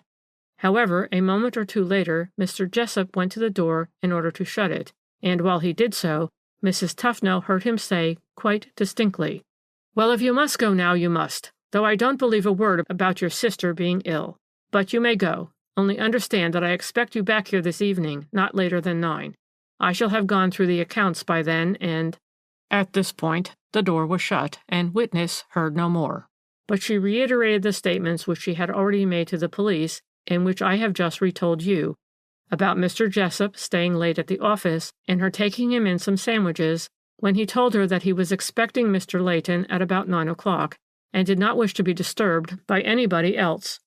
Witness was asked to repeat what the deceased had actually said to her with reference to this matter, and she laid great stress on Mr. Jessup's harsh and dictatorial manner, so different, she said, to his usual gentlemanly ways. "I don't want to see anybody else, not any of you. That's what he said," Mrs. Tufnell replied with an air of dignity, and then added, "as if Anne Webber or I had ever thought of disturbing him while he was at work." Witness went on to relate that after she had taken in the tray of tea and sandwiches, she went upstairs and found Anne Webber sitting in her room by herself. Mark, the girl explained, had gone off, very disappointed that they couldn't all go together to the cinema. Mrs. Tufnell argued the point for a moment or two, as she didn't see why Anne should have refused to go if she wanted to see the show. But the girl seemed to have turned sulky. Anyway, it was too late, she said, as Mark had gone off by himself. He had booked the places and didn't want to waste them, so he was going to get another friend to go with him. Mrs. Tufnell then settled down to do some sewing, and Anne turned over the pages of a stale magazine. Mrs. Tufnell thought that she appeared restless and agitated. Her cheeks were flushed, and at the slightest sound she gave a startled jump. Presently she said that she had some silver to clean in the pantry, and went downstairs to do it. Some little time after, there was a ring at the front door bell, and Mrs. Tufnell heard Anne going through the hall to open the door. A quarter of an hour went by, and then another.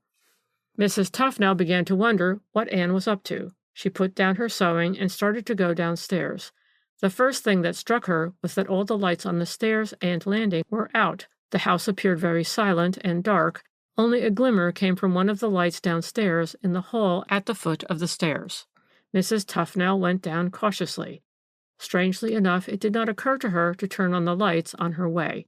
After she had passed the first-floor landing, she heard the sound of muffled voices coming from the hall below. Thinking that she recognized Anne's voice, she called to her, "Is that you, Anne?" And Anne immediately replied, "Coming, Aunt."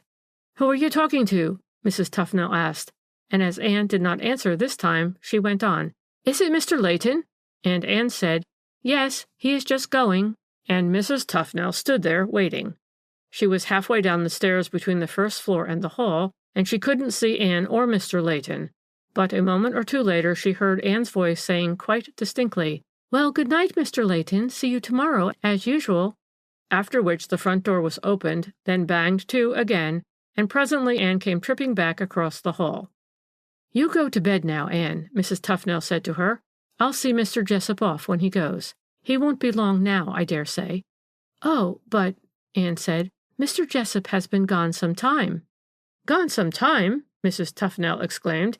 "He can't have been gone some time. Why, he was expecting Mr. Layton, and Mr. Layton has only just gone."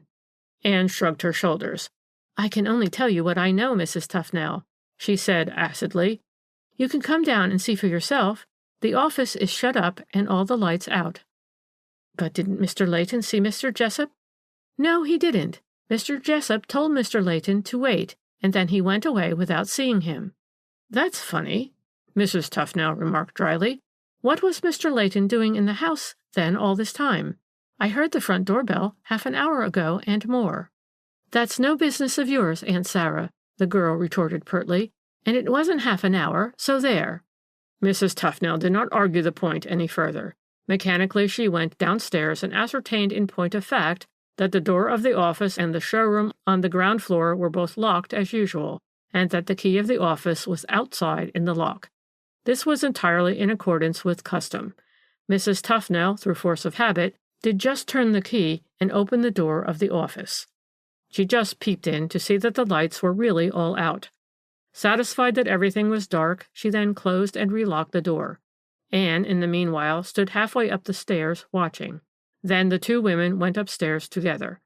They had only just got back in their room when the front doorbell rang once more. "Now, whoever can that be?" Mrs. Tufnell exclaimed. "Don't trouble, Aunt," Anne said with alacrity. "I'll run down and see." Which she did. Again it was some time before she came back, and when she did get back to her room, she seemed rather breathless and agitated. "Someone for Mr. Jessup," she said in answer to Mrs. Tufnell's rather acid remark that she had been gone a long time. "He kept me talking ever such a while. I don't think he believed me when I said Mr. Jessup had gone." "Who was it?" Witness asked. "I don't know," the girl replied. "I never saw him before." "Didn't you ask his name?" "I did, but he said it didn't matter. He would call again tomorrow." After that, the two women sat for a little while longer, Mrs. Tufnell sewing, and Anne still rather restlessly turning over the pages of a magazine. At 10 o'clock, they went to bed. And that was the end of the day as far as the household of Mr. Jessup was concerned. You may well imagine that all the amateur detectives who were present at the inquest had made up their minds by now that Arthur Layton had murdered Mr. Seton Jessup, and robbed the till both before and after the crime. It was a simple deduction easily arrived at and presenting the usual features. A flirty minx, an enamored young man, extravagance, greed, opportunity, and supreme temptation. Amongst the public there were many who did not even think it worth while to hear further witnesses. To their minds, the hangman's rope was already round young Leighton's neck. Of course, I admit that at this point it seemed a very clear case. It was only after this that complications arose, and soon the investigation bristled with difficulties. Chapter 4. After a good deal of tedious and irrelevant evidence had been gone through, the inquest was adjourned, and the public left the court on the tiptoe of expectation as to what the morrow would bring. Nor was anyone disappointed, for on the morrow the mystery deepened even though there was plenty of sensational evidence for newspaper reporters to feed on. The police, it seems, had brought forward a very valuable witness in the person of the point policeman, who was on duty from 8 o'clock onwards on the evening of the 16th at the corner of Clerkenwell Road and Fulton Gardens. Number 13 is only a few yards up the street. The man had stated, it seems, that soon after 8:30 he had seen a man come along Fulton Gardens from the direction of Holborn, go up to the front door of number 13, and ring the bell. He was admitted after a minute or two, and he stayed in the house about half an hour. It was a dark night, and there was a slight drizzle. The witness could not swear to the man's identity. He was slight and of middle height, and walked like a young man. When he arrived he wore a bowler hat and no overcoat, but when he came out again he had an overcoat on and a soft gray hat, and he carried the bowler in his hand. Witness noticed as he walked away up Fulton Gardens towards Finsbury this time he took off the soft hat, slipped it into the pocket of his overcoat, and put on the bowler. About 10 minutes later, not more, another visitor called at number 13. He was also slight and tallish, and he wore an overcoat and a bowler hat. He turned into Fulton Gardens from Clerkenwell Road, but on the opposite corner to the one where witness was standing. He rang the bell and was admitted and stayed about 20 minutes. He walked away in the direction of Holborn. Witness would not undertake to identify either of these two visitors. He had not been close enough to them to see their faces, and there was a good deal of fog that night, as well as the drizzle. There was nothing suspicious-looking about either of the men. They had walked quite openly up to the front door, rung the bell, and been admitted. The only thing that had struck the constable as queer was the way the first visitor had changed hats when he walked away. Witness swore positively that no one else had gone in or out of number 13 that night except those two visitors.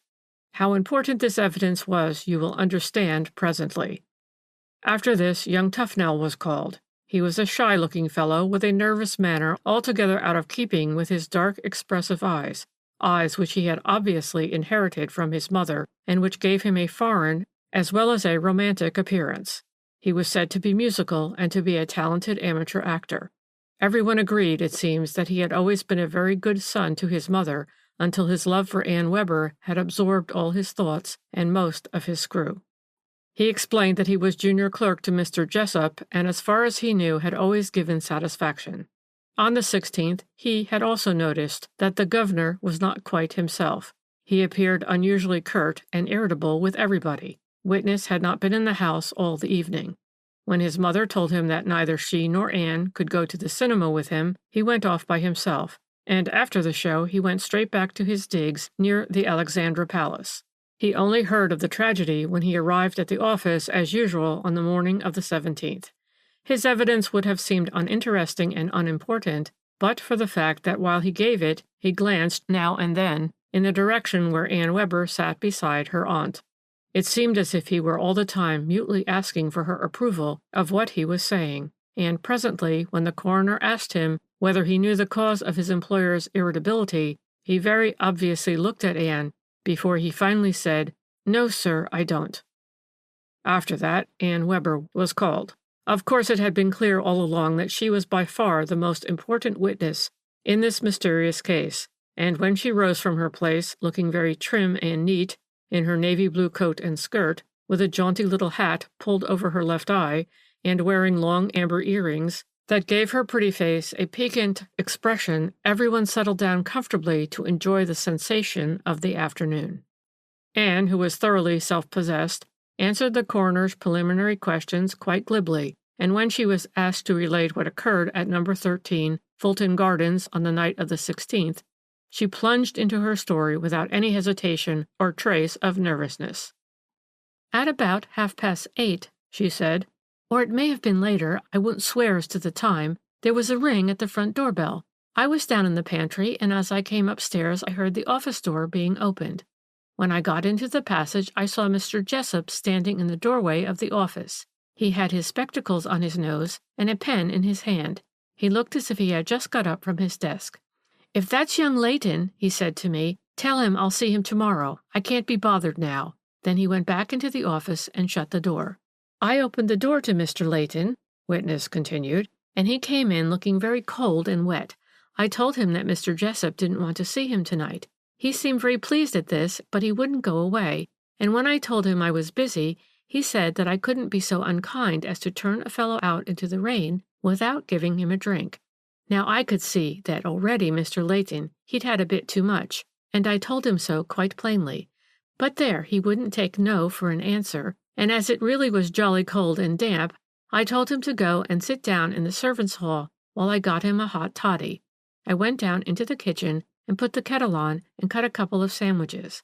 I don't know where Mr. Leighton was during that time or what he was doing. I was in the kitchen some time because I couldn't get the kettle to boil as the fire had gone down and we have no gas downstairs.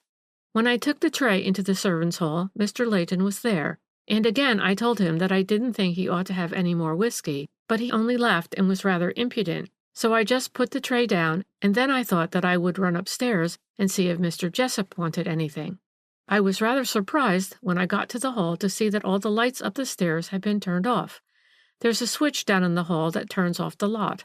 The whole house looked very dark. There was but a very little light that came from the lamp at the other end of the hall near the front door. I was just thinking that I would turn on the lights again when I saw what I could have sworn was Mr. Jessup coming out of his office. He had already got his hat and coat on, and when he came out of the office he shut the door and turned the key in the lock, just as Mr. Jessup always did. It never struck me for a moment that it could be anybody but him. Though it was dark, I recognized his hat and his overcoat, and his own way of turning the key. I spoke to him, witness continued in answer to a question put to her by the coroner, but he didn't reply. He just went straight through the hall and out by the front door. Then, after a bit, Mr. Leighton came up, and I told him Mr. Jessup had gone. He was quite pleased, and stopped talking in the hall for a moment, and then Aunt called to me, and Mr. Leighton went away. Witness was then questioned as to the other visitor who called later that same evening, but she stated that she had no idea who it was. He came about 9, she explained, and I went down to open the door. He kept me talking ever such a time, asking all sorts of silly questions. I didn't know how to get rid of him, and he wouldn't leave his name.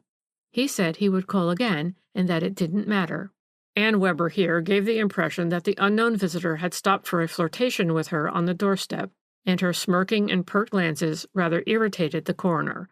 He pulled her up sharply by putting a few straight questions to her. He wanted to pin her down to a definite statement as to the time when, 1, she opened the door to Mr. Leighton, 2, she saw what she thought was Mr. Jessup go out of the house, and 3, the second visitor arrived. Though doubtful as to the exact time, Anne was quite sure that the 3 events occurred in the order in which she had originally related, and in this she was, of course, corroborating the evidence of the point policeman. But there was the mysterious contradiction. Ann Weber swore that Mr. Leighton followed her up from the servants' hall just after she had seen the mysterious individual go out by the front door.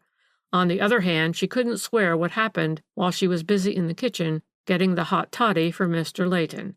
She had been trying to make the fire burn up and had rattled coals and fire irons. She certainly had not heard anyone using the telephone, which was in the office, and she did not know where Mr. Leighton was during that time.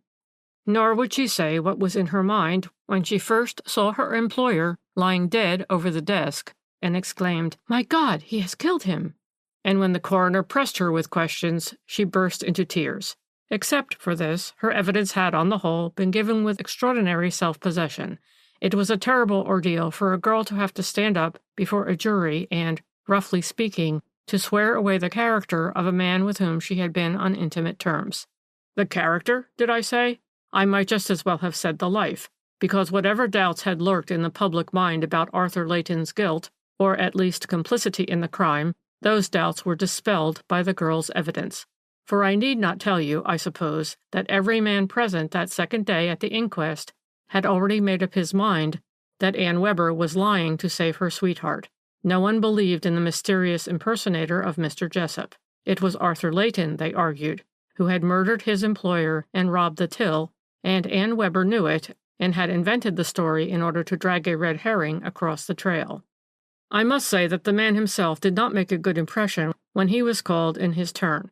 As he stepped forward with a swaggering air and a bold glance at coroner and jury, the interest which he aroused was not a kindly one. He was rather a vulgar-looking creature, with a horsey get-up, high collar, stock tie, fancy waistcoat, and so on. His hair was of a ginger color, his eyes light, and his face tanned. Everyone noticed that he winked at Anne Webber when he caught her eye, and also that the girl immediately averted her glance and almost imperceptibly shrugged her shoulders. Thereupon Layton frowned and very obviously swore under his breath. Questioned as to his doings on the 16th, he admitted that the governor had been waxy with him because, as he put it with an indifferent swagger, there were a few pounds missing in the till. He also admitted that he had not been looking forward to the evening's interview, but that he had not dared refuse to come. In order to kill time and to put heart into himself, he had gone with a couple of friends to the Café Royal in Regent Street, and they had all had whiskies and sodas till it was time for him to go to Fulton Gardens. His friends were to wait for him until he returned, when they intended to have supper together.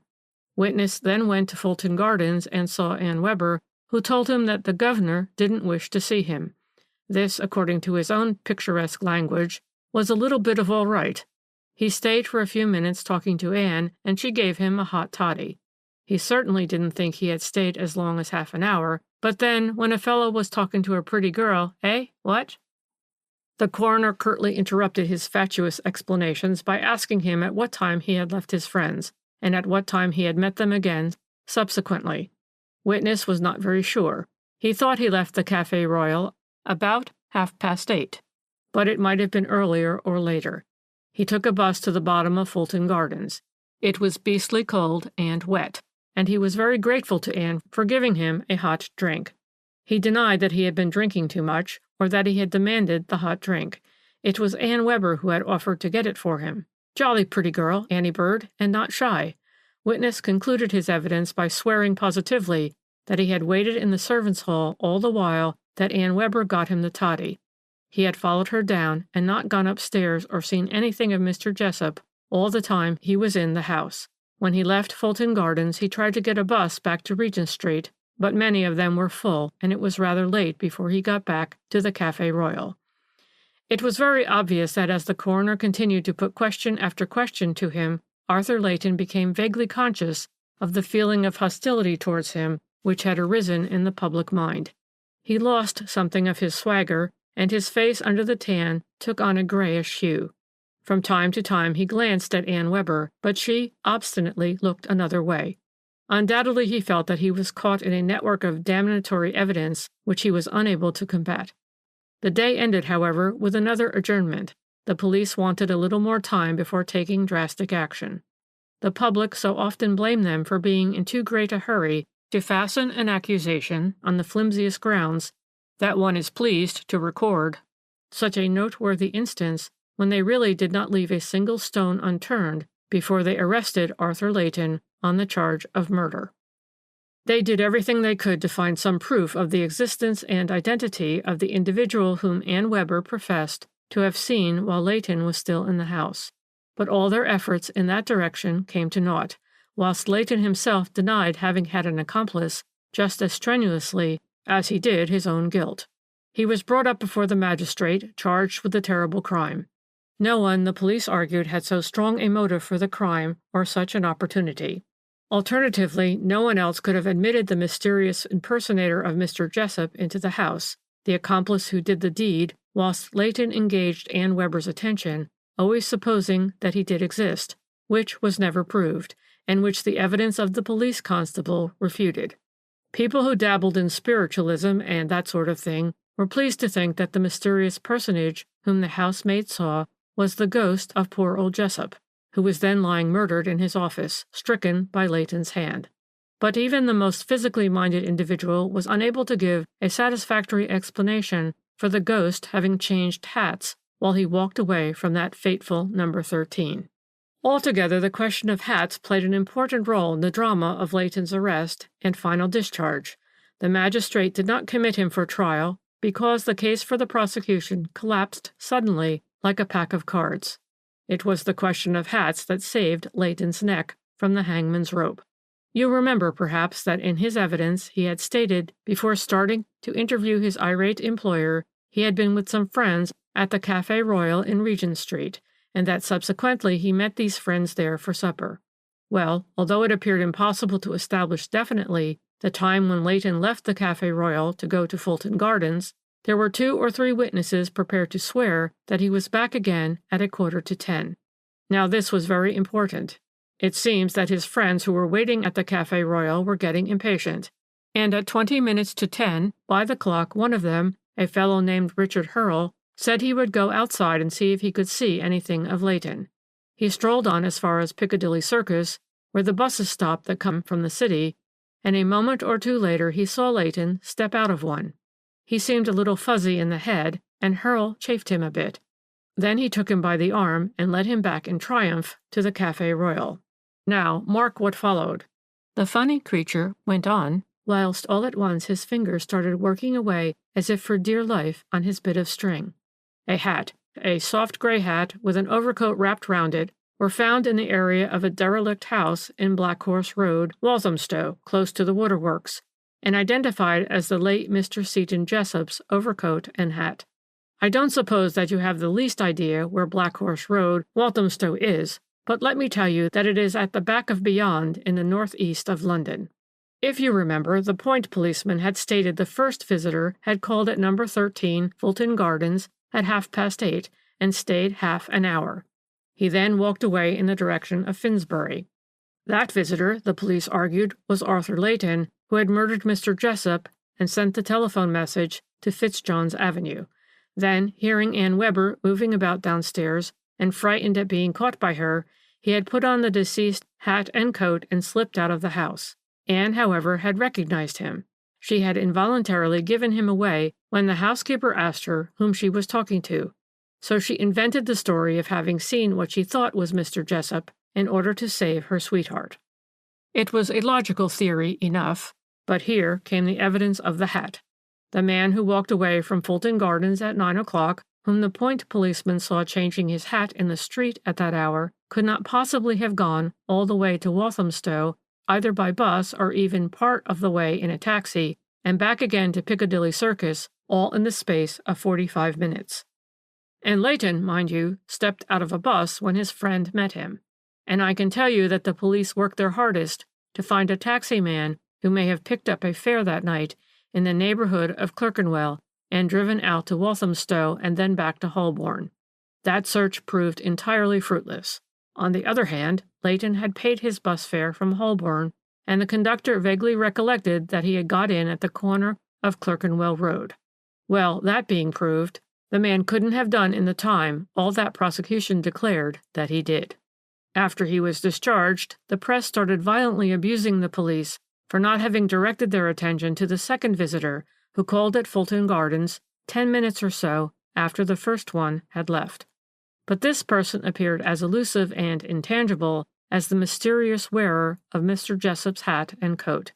The point policeman saw him in the distance, and Anne Webber admitted him into the house and chatted with him for over 20 minutes. She didn't know him, but she declared that she could easily recognize him if she saw him again. For some time after that, the poor girl was constantly called upon by the police to see, and if possible identify, the mysterious visitor. Half the shady characters in London passed, I believe, before her eyes during the next 3 months. But this search proved as fruitless as the other. The murder of Mr. Seton Jessop has remained as complete and as baffling a mystery as any in the annals of crime. Many there are, you amongst the number, who firmly believe that Arthur Leighton had, at any rate, something to do with it. I know that the family of the deceased were convinced that he did.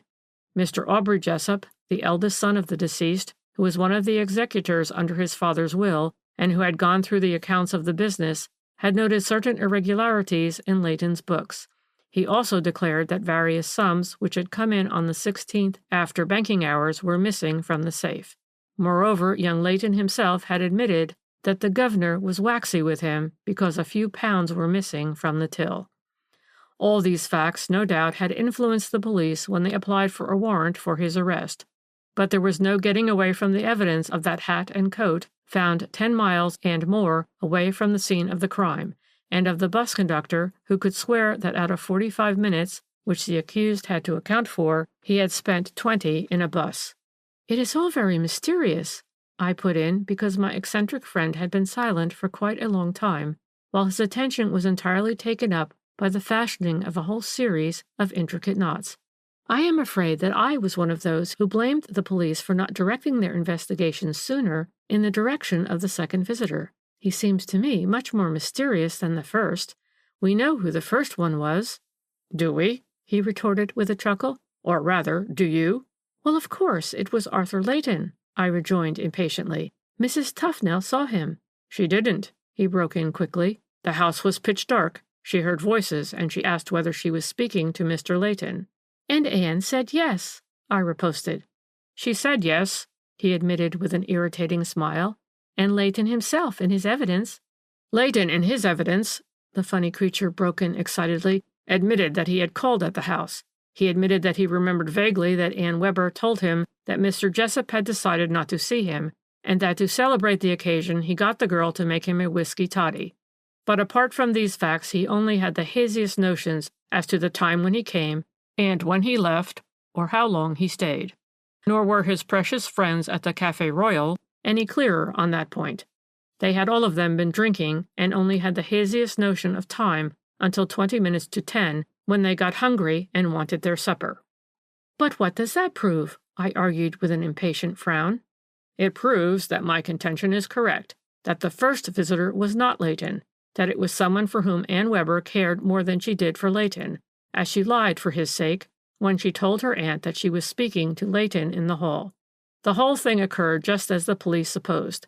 The first visitor called, and while Anne Weber was down in the kitchen getting him something to eat and drink, he entered the office, probably not with any evil intention, and saw his employer sitting at his desk with the safe containing a quantity of loose cash, invitingly open. Let us be charitable and assume that he yielded to sudden temptation. Mr. Jessup's coat, hat, and stick were lying there on a chair. The stick was one of those heavily weighted ones which men like to carry nowadays. He seizes the stick and strikes the old man on the head with it. Then he collects the money from the safe and thrusts it into his pockets. At that moment, Anne Weber comes up the stairs. I say that this man was her lover. She had returned to him as she did once before. Imagine her horror first, and then her desire, her mad desire to save him from the consequences of his crime. It is her woman's wit which first suggests the idea of telephoning to Fitzjohn's Avenue. She, who thinks of plunging the house in darkness. And now to get the criminal out of the house. It can be done in a moment, but just then Mrs. Tufnell opens her door on the second floor and begins to grope her way downstairs.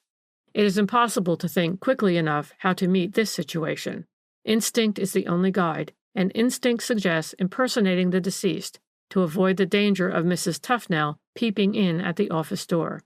The criminal hastily dons his victim's hat and coat, and he is almost through the hall when Mrs. Tufnell calls to Anne.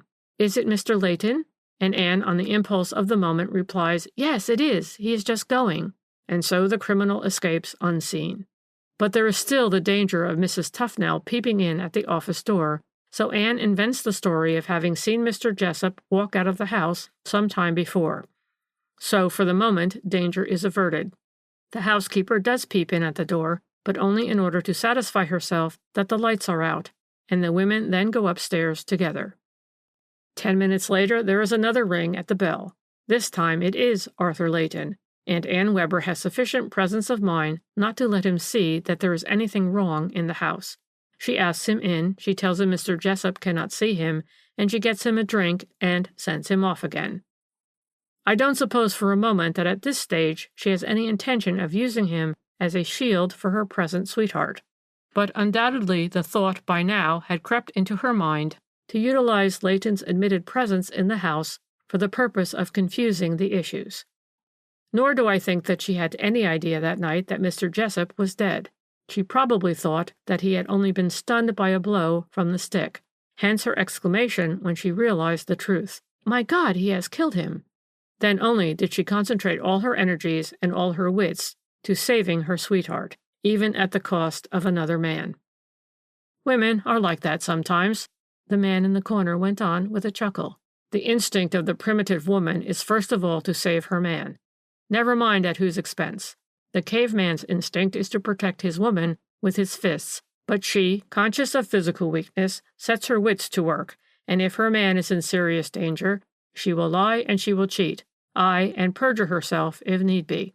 And those flirtatious minxes of which Annie Bird is a striking example are only cave women with a veneer of civilization over them.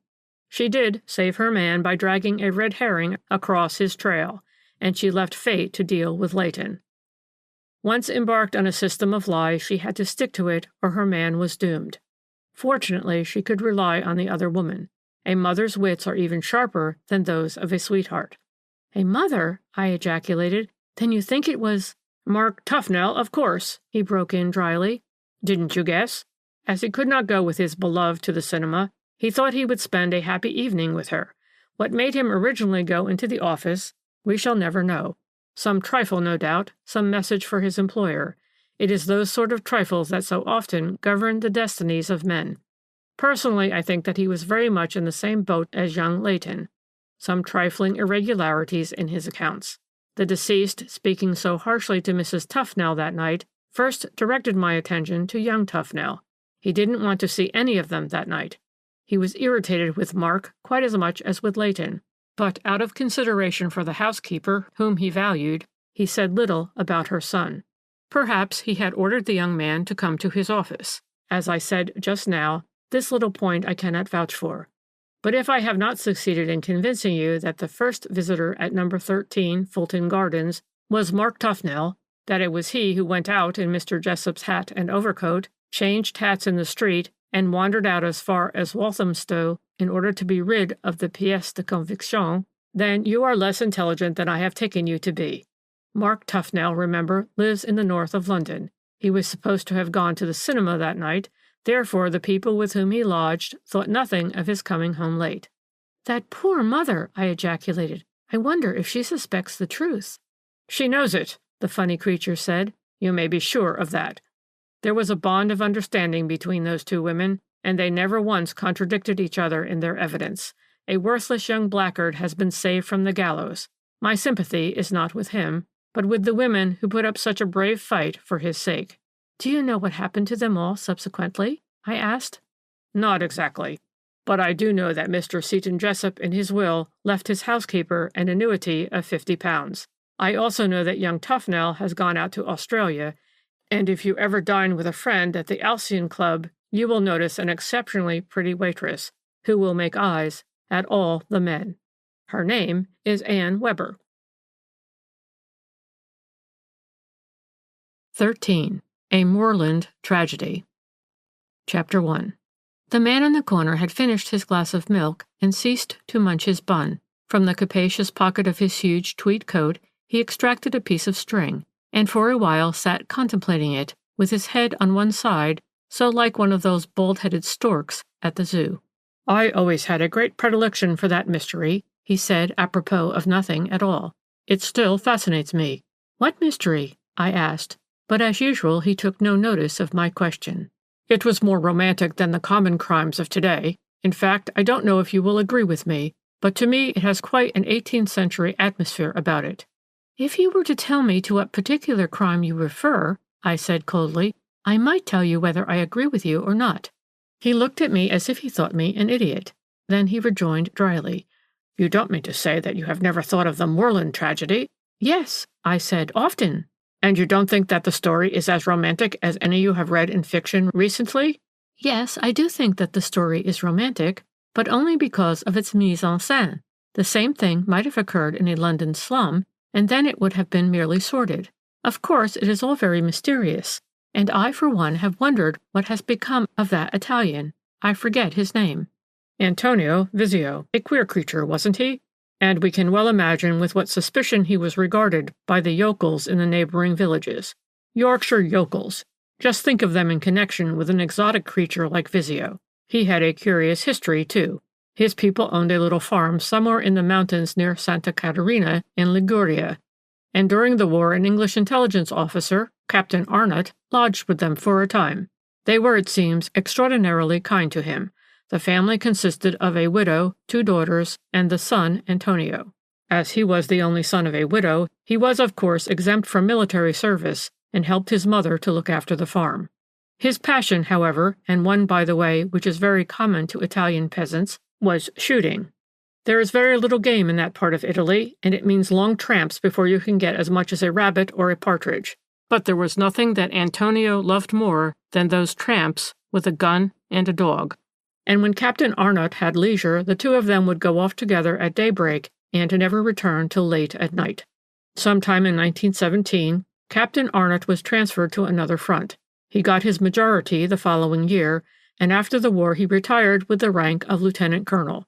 He hadn't seen the Visio family for some time, but he always retained the happiest recollections of their kindness to him and of Antonio's pleasant companionship.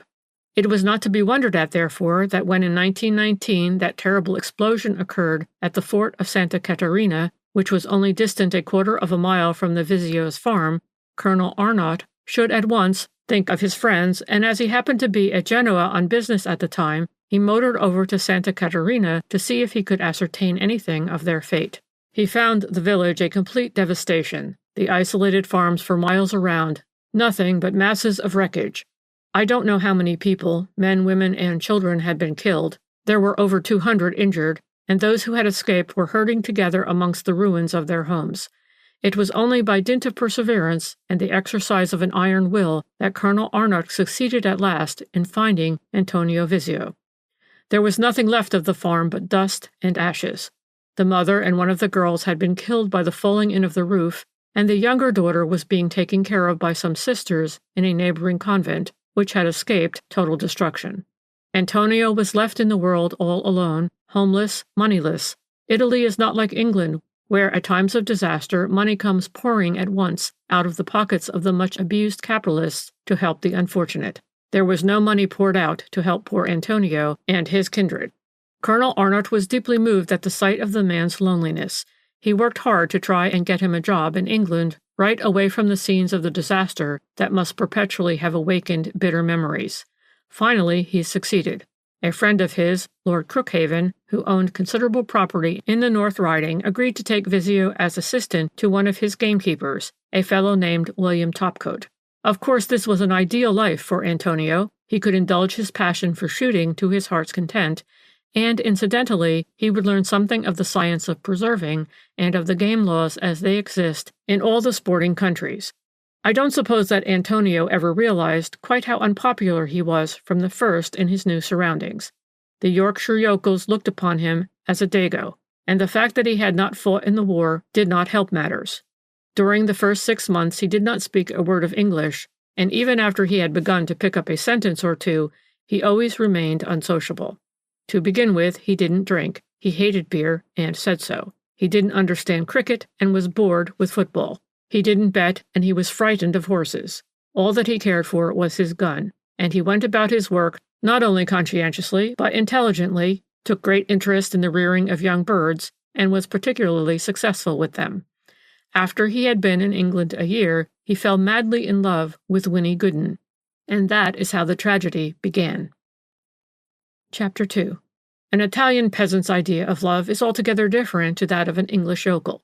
The latter will begin by keeping company with his sweetheart. He will walk out with her in the twilight and sit beside her on the stile, chewing the end of a straw and timidly holding her hand. Kisses are exchanged and sighs, and usually no end of jokes and chaff. On the whole, the English yokel is a cheerful lover.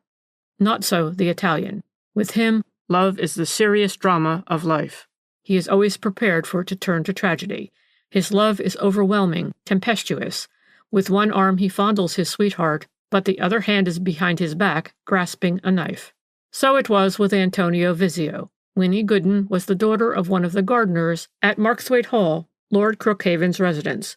She was remarkably pretty, and I suppose that she was attracted by the silent, rather sullen Italian, who, by the way, was extraordinarily good-looking. Dark eyes, a soft, creamy skin, quantities of wavy hair. Everyone admitted that the two of them made a splendid pair when they walked out together on Sunday afternoons. Thanks to the kindness of Colonel Arnott, Vizio had succeeded in selling the bit of land on which his farm had stood, so he had a good bit of money, too, and though James Gooden, the father, was said to be averse to the idea of his daughter marrying a foreigner, it was thought that Winnie would talk her father over easily enough if she really meant to have Antonio. But people didn't think that she was seriously in love with him. During the spring of 1922, Mr. Gerald Moville came home from Argentina, where he was said to be engaged in cattle rearing. He was the youngest son of Sir Timothy Moville, whose property adjoined that of Lord Crookhaven. His arrival caused quite a flutter in feminine hearts for miles around. For smart young men are scarce in those parts, and Gerald Moville was both good-looking and smart, a splendid dancer, a fine tennis and bridge player, and in fact was possessed of the very qualities which young ladies of all classes admire, and which were so sadly lacking in the other young men of the neighborhood. The fact that he had always been very wild, and that it was only through joining the Air Force at the beginning of the war that he escaped prosecution for some shady transaction in connection with a bridge club in London, did not seriously stand against him, at any rate with the ladies. The men perhaps cold-shouldered him at first, and he was not made an honorary member of the country club at Richmond, but he was welcome at all the tea and garden parties, the dances and the tennis matches throughout the North Riding. And in social matters it is, after all, the ladies who rule the roost. The Movilles, moreover, were big people in the neighborhood, whom nobody would have cared to offend. The eldest son was colonel, commanding a smart regiment, I forget which. One daughter had married an eminent K.C., and the other was the wife of a bishop. So for the sake of the family, if for no other reason, Gerald Moville was accepted socially, and his peccadilloes, of which it seems there was more than one, in connection with the bridge club, were conveniently forgotten. Besides which it was declared that he was now a reformed character. He had joined the Air Force quite early in the war, been a prisoner of the Germans until 1919, when he went out to Argentina, where he had made good, and where it was said he was making a huge fortune. This rumor also helped, no doubt, to make Gerald Moville popular, even though he himself had laughingly sworn on more than one occasion that he was not a marrying man. He was in love with too many girls ever to settle down with one. He certainly was a terrible flirt, and gave all the pretty girls of the neighborhood a very good time. He had hired a smart little two-seater at Richmond, and motor excursions, lunches at the Wheatsheaf at Reeth, jade earrings or wristwatches. The girls who were ready to flirt with him and to amuse him could get anything they wanted out of him. But it was soon pretty evident that though Gerald Moville flirted with many, it was Winnie Gooden whom he admired the most. From the first he ran after that girl in a way that scandalized the village gossips. She, of course, was flattered by his attentions, but did not show the slightest inclination to throw Antonio over. She was sensible enough to know that Gerald Moville would never marry her, and she made it very clear that though he amused her, her heart would remain true to her Italian lover. But here was the trouble. Antonio was not the man to run in double harness. His fiery southern blood rose in revolt against any thought of rivalry. He had won Winnie's love and meant to hold it against all comers, and more than once in public and in private he threatened to do for any man who came between him and Winnie. You would have thought that those who were in the know would have foreseen the tragedy from the moment that Winnie Gooden started to flirt with Gerald Moville.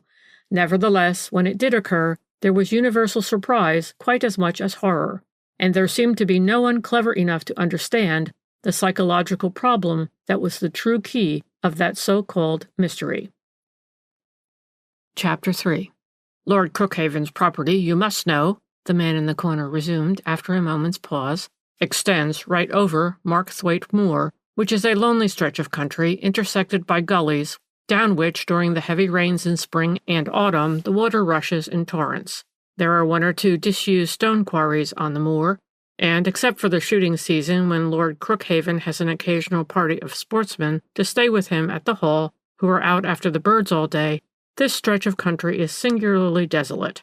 Topcoat's cottage, where Vizio lodged, is on the edge of the moor, on the Markthwaite side. About a couple of miles away to the north, the moor is intersected by the secondary road, which runs from Kirkby Stephen and joins up with the main road at Richmond, and 3 or 4 miles again to the north of the road is the boundary wall that divides Lord Crookhaven's property from that of his neighbor, Sir Timothy Moville. It was in September 1922 that the tragedy occurred which made Markthwaite Moor so notorious at the time. Topcoat was walking across the moor in the company of the Italian, both carrying their guns, when about a half a mile away on the further side of the quarry, known as the Poacher's Leap, the gamekeeper spied a man who appeared to be crouching behind some scrub. Without much reflection, he pointed this crouching figure out to Visio and said, "There's a fellow who is up to no good. After the birds again, the damn thief. Run along, my lad, and see if you can't put a shot or two into his legs." Topcoat swore subsequently that when he said this, he had not recognized who the crouching figure was. But he was a very hard man where poachers were concerned. He had been much worried with them lately, and a day or two ago had been reprimanded by Lord Crookhaven for want of vigilance.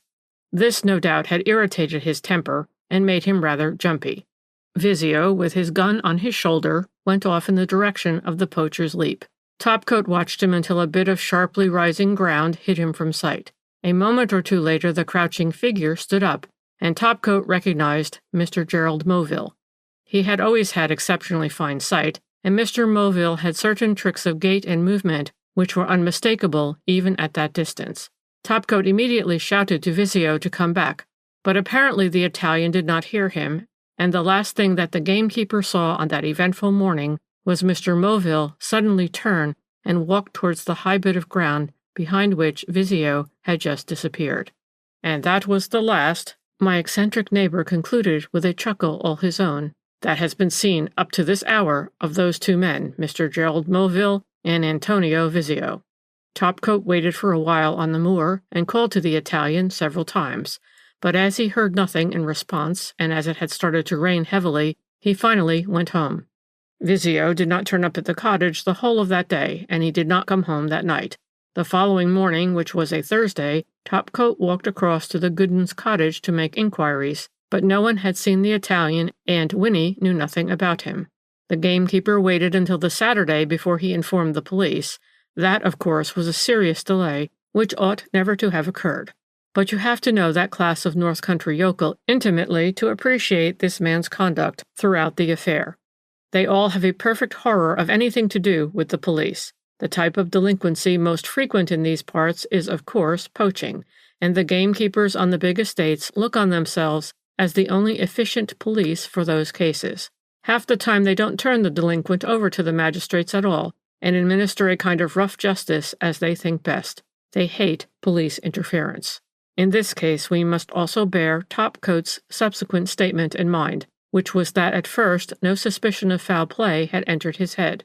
He had not heard the report of a gun, and all he feared was that the Italian had tried to pick a quarrel with Mr. Moville and been soundly punished for his impertinence, and that probably he did not dare show his face until the trouble had blown over. Topcoat, however, spent a couple of days scouring the moor for the missing man, in case he had met with an accident and was lying somewhere unable to move. On the second day he found Visio's gun lying in a gully close to the Poacher's Leap. It had not been discharged, and the next day, that is, on the Saturday, he, very reluctantly, went to the police.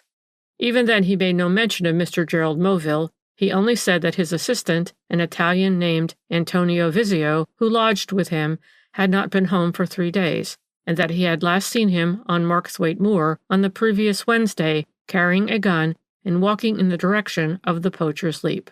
Poachers, of course, were at once suspected. Topcoat referred vaguely to Visio having gone after a man whose movements had appeared suspicious. He was severely blamed for having delayed so long before informing the police. Even if the Italian had not been the victim of foul play, he might, it was argued, have met with a serious accident, and been lying for days, perhaps with a broken leg out in the cold and wet, and might even have perished of exposure and neglect. But this latter theory Topcoat would not admit. He had scoured the moor, he declared, from end to end.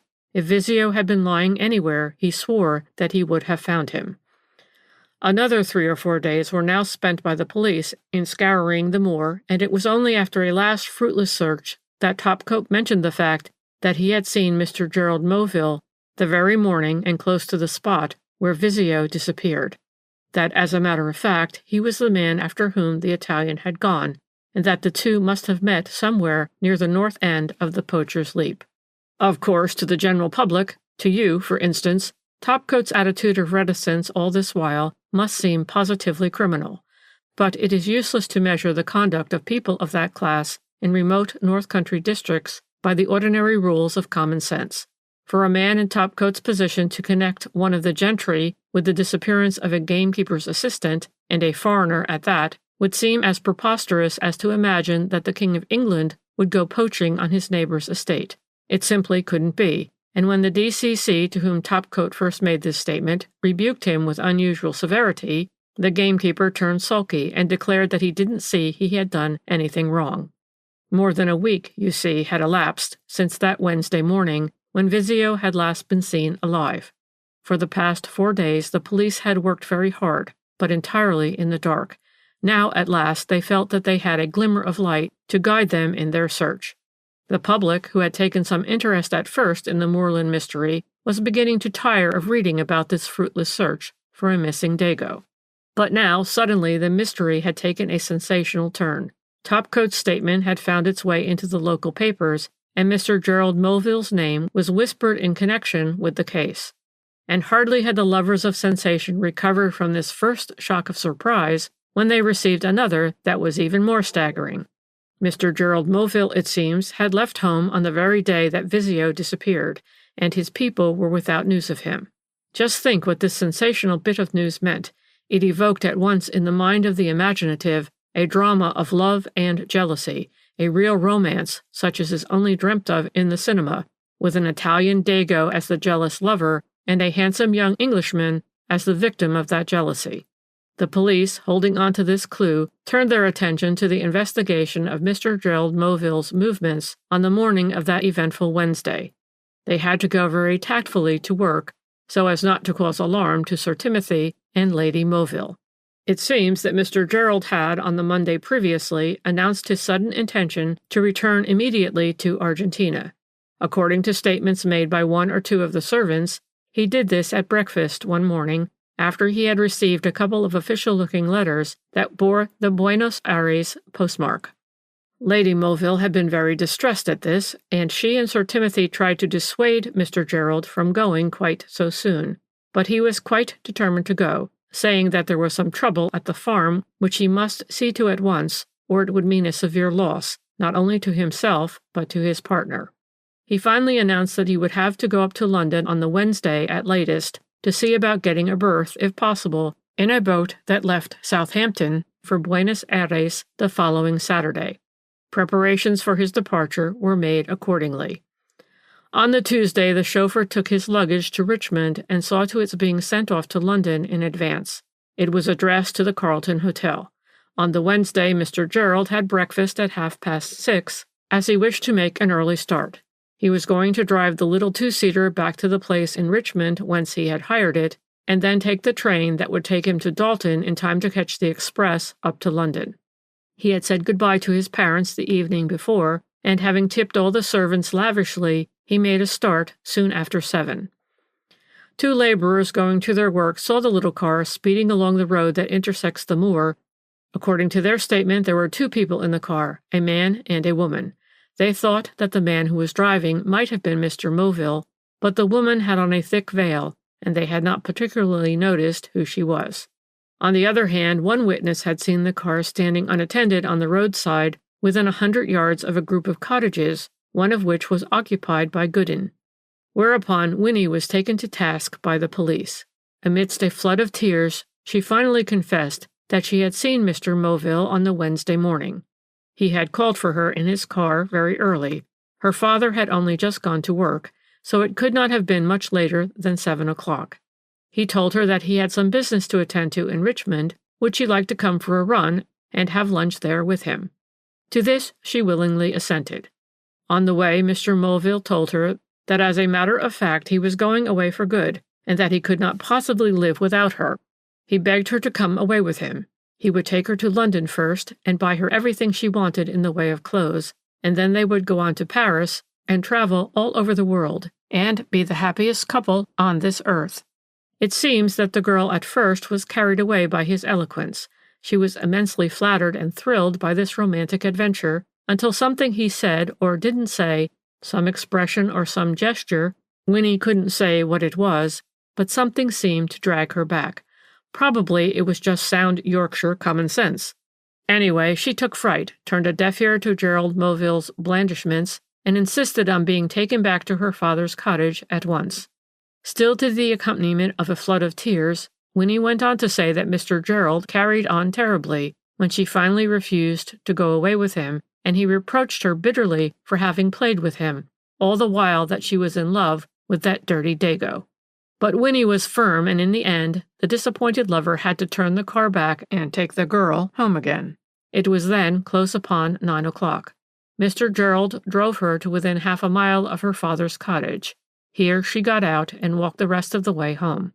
She had not seen Mr. Moville since. On the other hand, one of the neighbors told her that soon after she went off in the car that morning, Antonio Vizio had called at the cottage and seemed in a terrible way when he was told that she had gone out with Mr. Moville. As you see, the mystery was deepening. Instead of the one missing man, there were now two who had disappeared, and the question was what had become of Mr. Gerald Moville and his car. Inquiries at the garage where it belonged brought no light upon the subject. The car had not been returned, and nothing had been seen in Richmond of Mr. Moville or the car. Inquiries were then telegraphed all over the place, and 24 hours later the car was traced to a small place called Falconblain, which is about 12 miles from Paisley, where it was left at a garage late on the Wednesday night by a man who had never since been to claim it. The people at the garage could only give a vague description of this man. It was about 11 o'clock, a very dark night, and just upon closing time. The man wore a big motor coat and a cap with flaps over the ears. He had on a pair of goggles, and the lower part of his face looked coated with grime. It would be next to impossible to swear to his identity, but the assistant who took charge of the car said that the man spoke broken English. The police searched the car and found a handbag containing a number of effects such as a man would take with him if he was going on a long train journey: brush and comb, a novel, a couple of handkerchiefs, and so on. Some of these effects bore the initials G.M.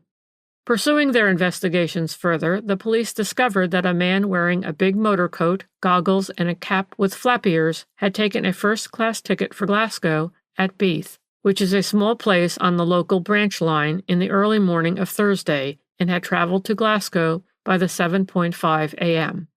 Glasgow being a very busy terminus, no one appears to have noticed him there, but one of the porters found a motor coat, a cap, and a pair of goggles in one of the first-class carriages on the local from Beath, and a certain Mr. Eddy, who was a gentleman's outfitter in the station road, stated that he had a customer in his shop early on Thursday morning who purchased a tweed cap and an overcoat off the peg. He had come in without either hat or coat. His face and hands were black with grime, and his hair looked covered with coal dust. He explained that he was an engineer who had been engaged all night on some salvage work down the line where there had been a breakdown, and that he had somehow lost his coat and his cap. He paid for the goods with a £5 note, which he took from a case out of his pocket, and the case appeared to be bulging over with notes. Mr. Eddy thought that he might possibly be able to identify the man if he saw him again. One thing he did note about him, and that was that he spoke broken English. But from that moment, in spite of strenuous efforts on the part of the police, all traces of the man with the dirty face, who spoke broken English, vanished completely, and what's more, all trace of Mr. Gerald Moville had also vanished. He did not go up to London, and all this while his luggage was at the Carlton Hotel waiting to be claimed.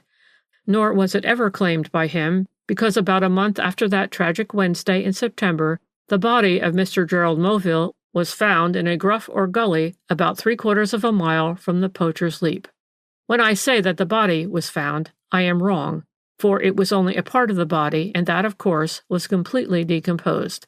The head was missing, and it was never found, in spite of the most strenuous efforts on the part of professional and amateur detectives, and lavish expenditure of money, thought, and trouble on the part of Sir Timothy Moville. It lies buried, I imagine, somewhere on the moor. The clothes, though sodden, were, however, still recognizable. Also, the unfortunate man's wristwatch, which had stopped at 5 minutes past 11, his cufflinks, and his signet ring, which had fallen from his fleshless finger and lay beside it in the gruff. And about 70 yards higher up in the gully, a search party found a knife of obviously foreign make, which still bore certain stains, which scientific analysis proved to be human blood. That knife was identified by Topcoat as the property of Vizio. Chapter 4.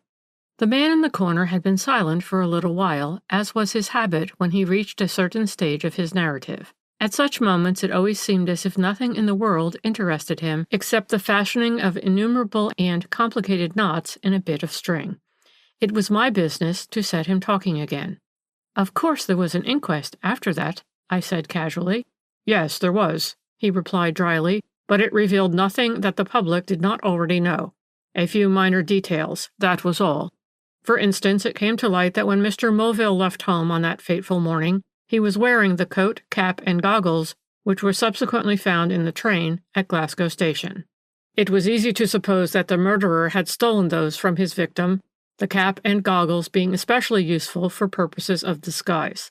The same supposition applies to money. Vizio, it was argued, had probably only a few shillings in his pocket when in a moment of mad jealousy he killed Gerald Moville. That, of course, was the universally accepted theory. It was only desperate necessity that pushed him on to robbing the dead. Topcoat and others who knew Antonio well declared that he was quite harmless, except where Winnie Gooden was concerned. But it was more than likely that that morning he was tortured by one of his jealous fits. He had hated Gerald Moville from the first, and according to the girl's own admissions, she must have given him definite cause for jealousy. That very morning he had called at her cottage and found that she had gone out with his rival. Perhaps he knew that Moville was going away for good. Perhaps he guessed that he would try and induce Winnie to go with him. With such torturing fears in his heart, what wonder that when he met his rival on the lonely moor, he saw red, and used his knife, as Southerners, unfortunately, are only too apt to do? The coroner's jury returned a verdict of willful murder against Antonio Vizio, and the police hold a warrant for his arrest. But more than 2 years have gone by since then, and Vizio has succeeded in eluding the police. For many weeks the public were deeply interested in the mystery. The evening papers used to come out with the headlines, "Where is Antonio Vizio?" and one great daily offered a reward of £500 for information that would lead to his apprehension. But, as you know, it has all been in vain. The public want to know how a man of unusual personality and speaking broken English could possibly lie perdu so long in this tight little island. And if he did leave the country, then how did he do it? He hadn't his passport with him, as that remained with his effects at Topcoat's cottage. How then did he evade the passport officials at Glasgow or any other port of embarkation? It is done sometimes, we all know that, and in this case Vizio had 4 days' start before Topcoat gave information to the police. But somehow the newspaper-reading public felt that if Vizio got out of the country, something would have betrayed him. Someone would have seen him and furnished the first clue that would lead to discovery.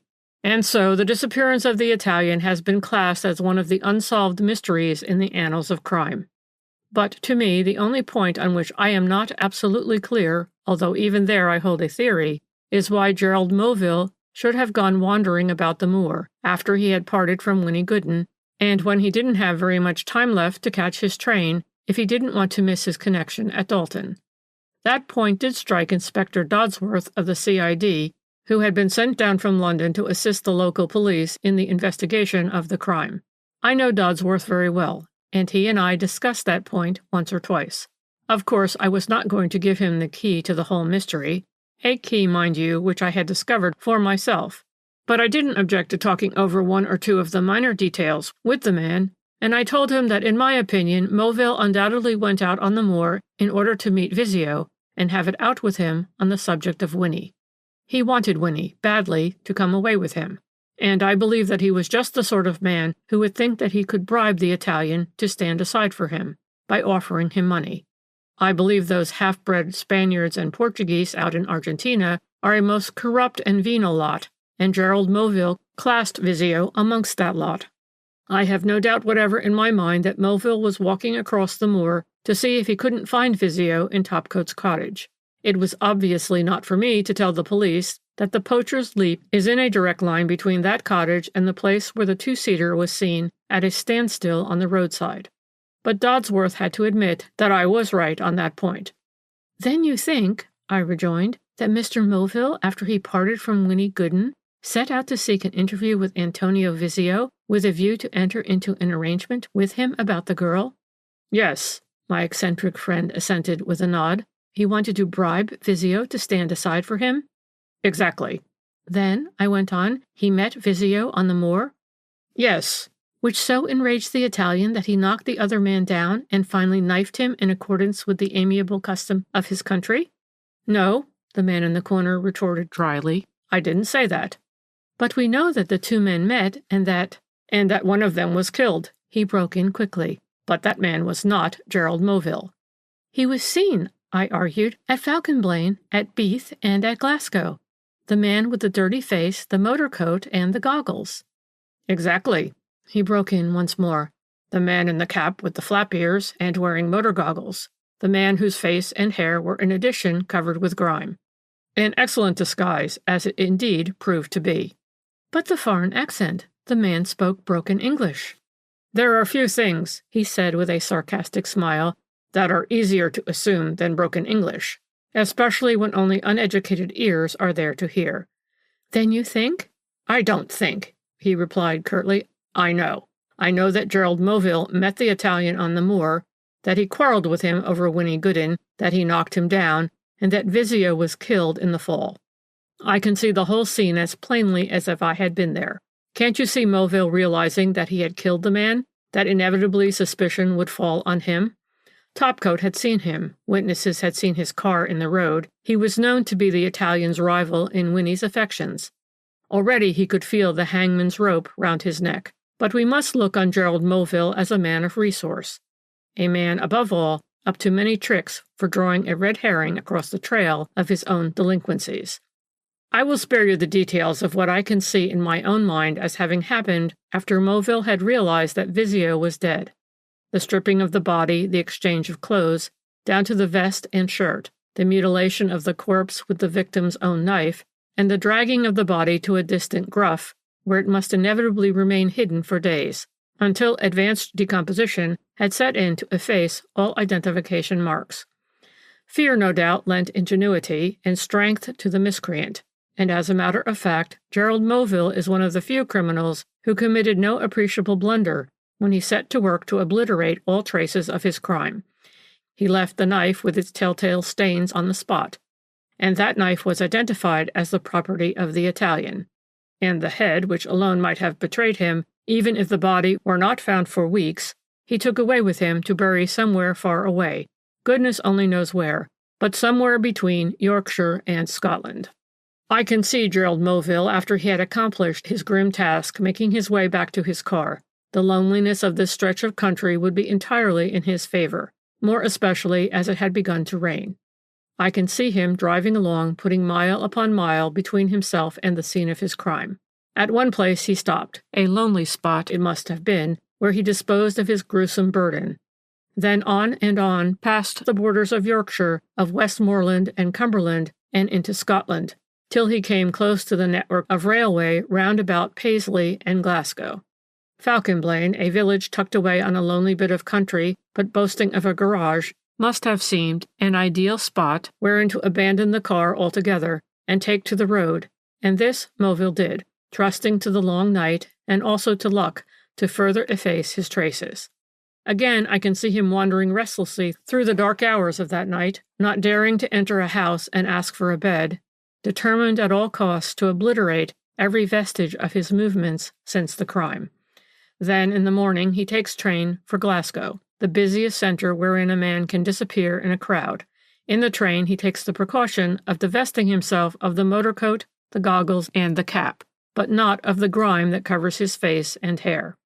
We know how he provided himself with a more suitable hat and coat. We know how all through his wanderings he kept up his broken English.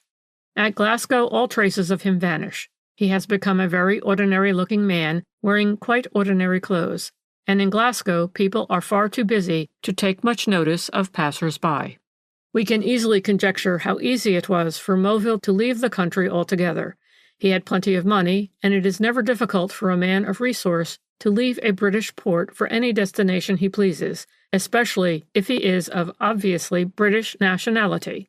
Money, we all know, will accomplish anything, and rogues will slip through a cordon of officials where the respectable citizens will be chivied about and harassed with regulations. Moreover, we must always bear this in mind, that the police were not on his track, nor on that of the Italian, for that matter. Moville was free to come and go, and you may be sure that he was quite clever enough not to behave in any way that might create suspicion. The man in the corner paused quite abruptly. A complicated knot was absorbing his whole attention. I felt thoughtful, meditative, and after a few minutes' silence, I put my meditations into words. "That is all very well," I said, "but personally I don't see that you have anything definite this time on which to base your theory. Both the men have disappeared. The police say that Vizio killed Moville. You assert the reverse, and declare that Moville deliberately dressed up the body of the Italian in his own clothes. But you have nothing more to go on for your assertion than the police have for theirs." "I was waiting for that," he rejoined with a dry chuckle. "But let me assure you that I have at least 3 psychological facts to go on for my assertion, whereas the police only go on 2 very superficial matters for theirs. They base their whole argument, firstly, on the clothes, watch, jewelry, and so on, found on a body that was otherwise unidentifiable, and secondly, on a blood-stained knife known to have belonged to the Italian. Now, I have demonstrated to you, have I not, how easy it was for Moville to manufacture both these pieces of evidence?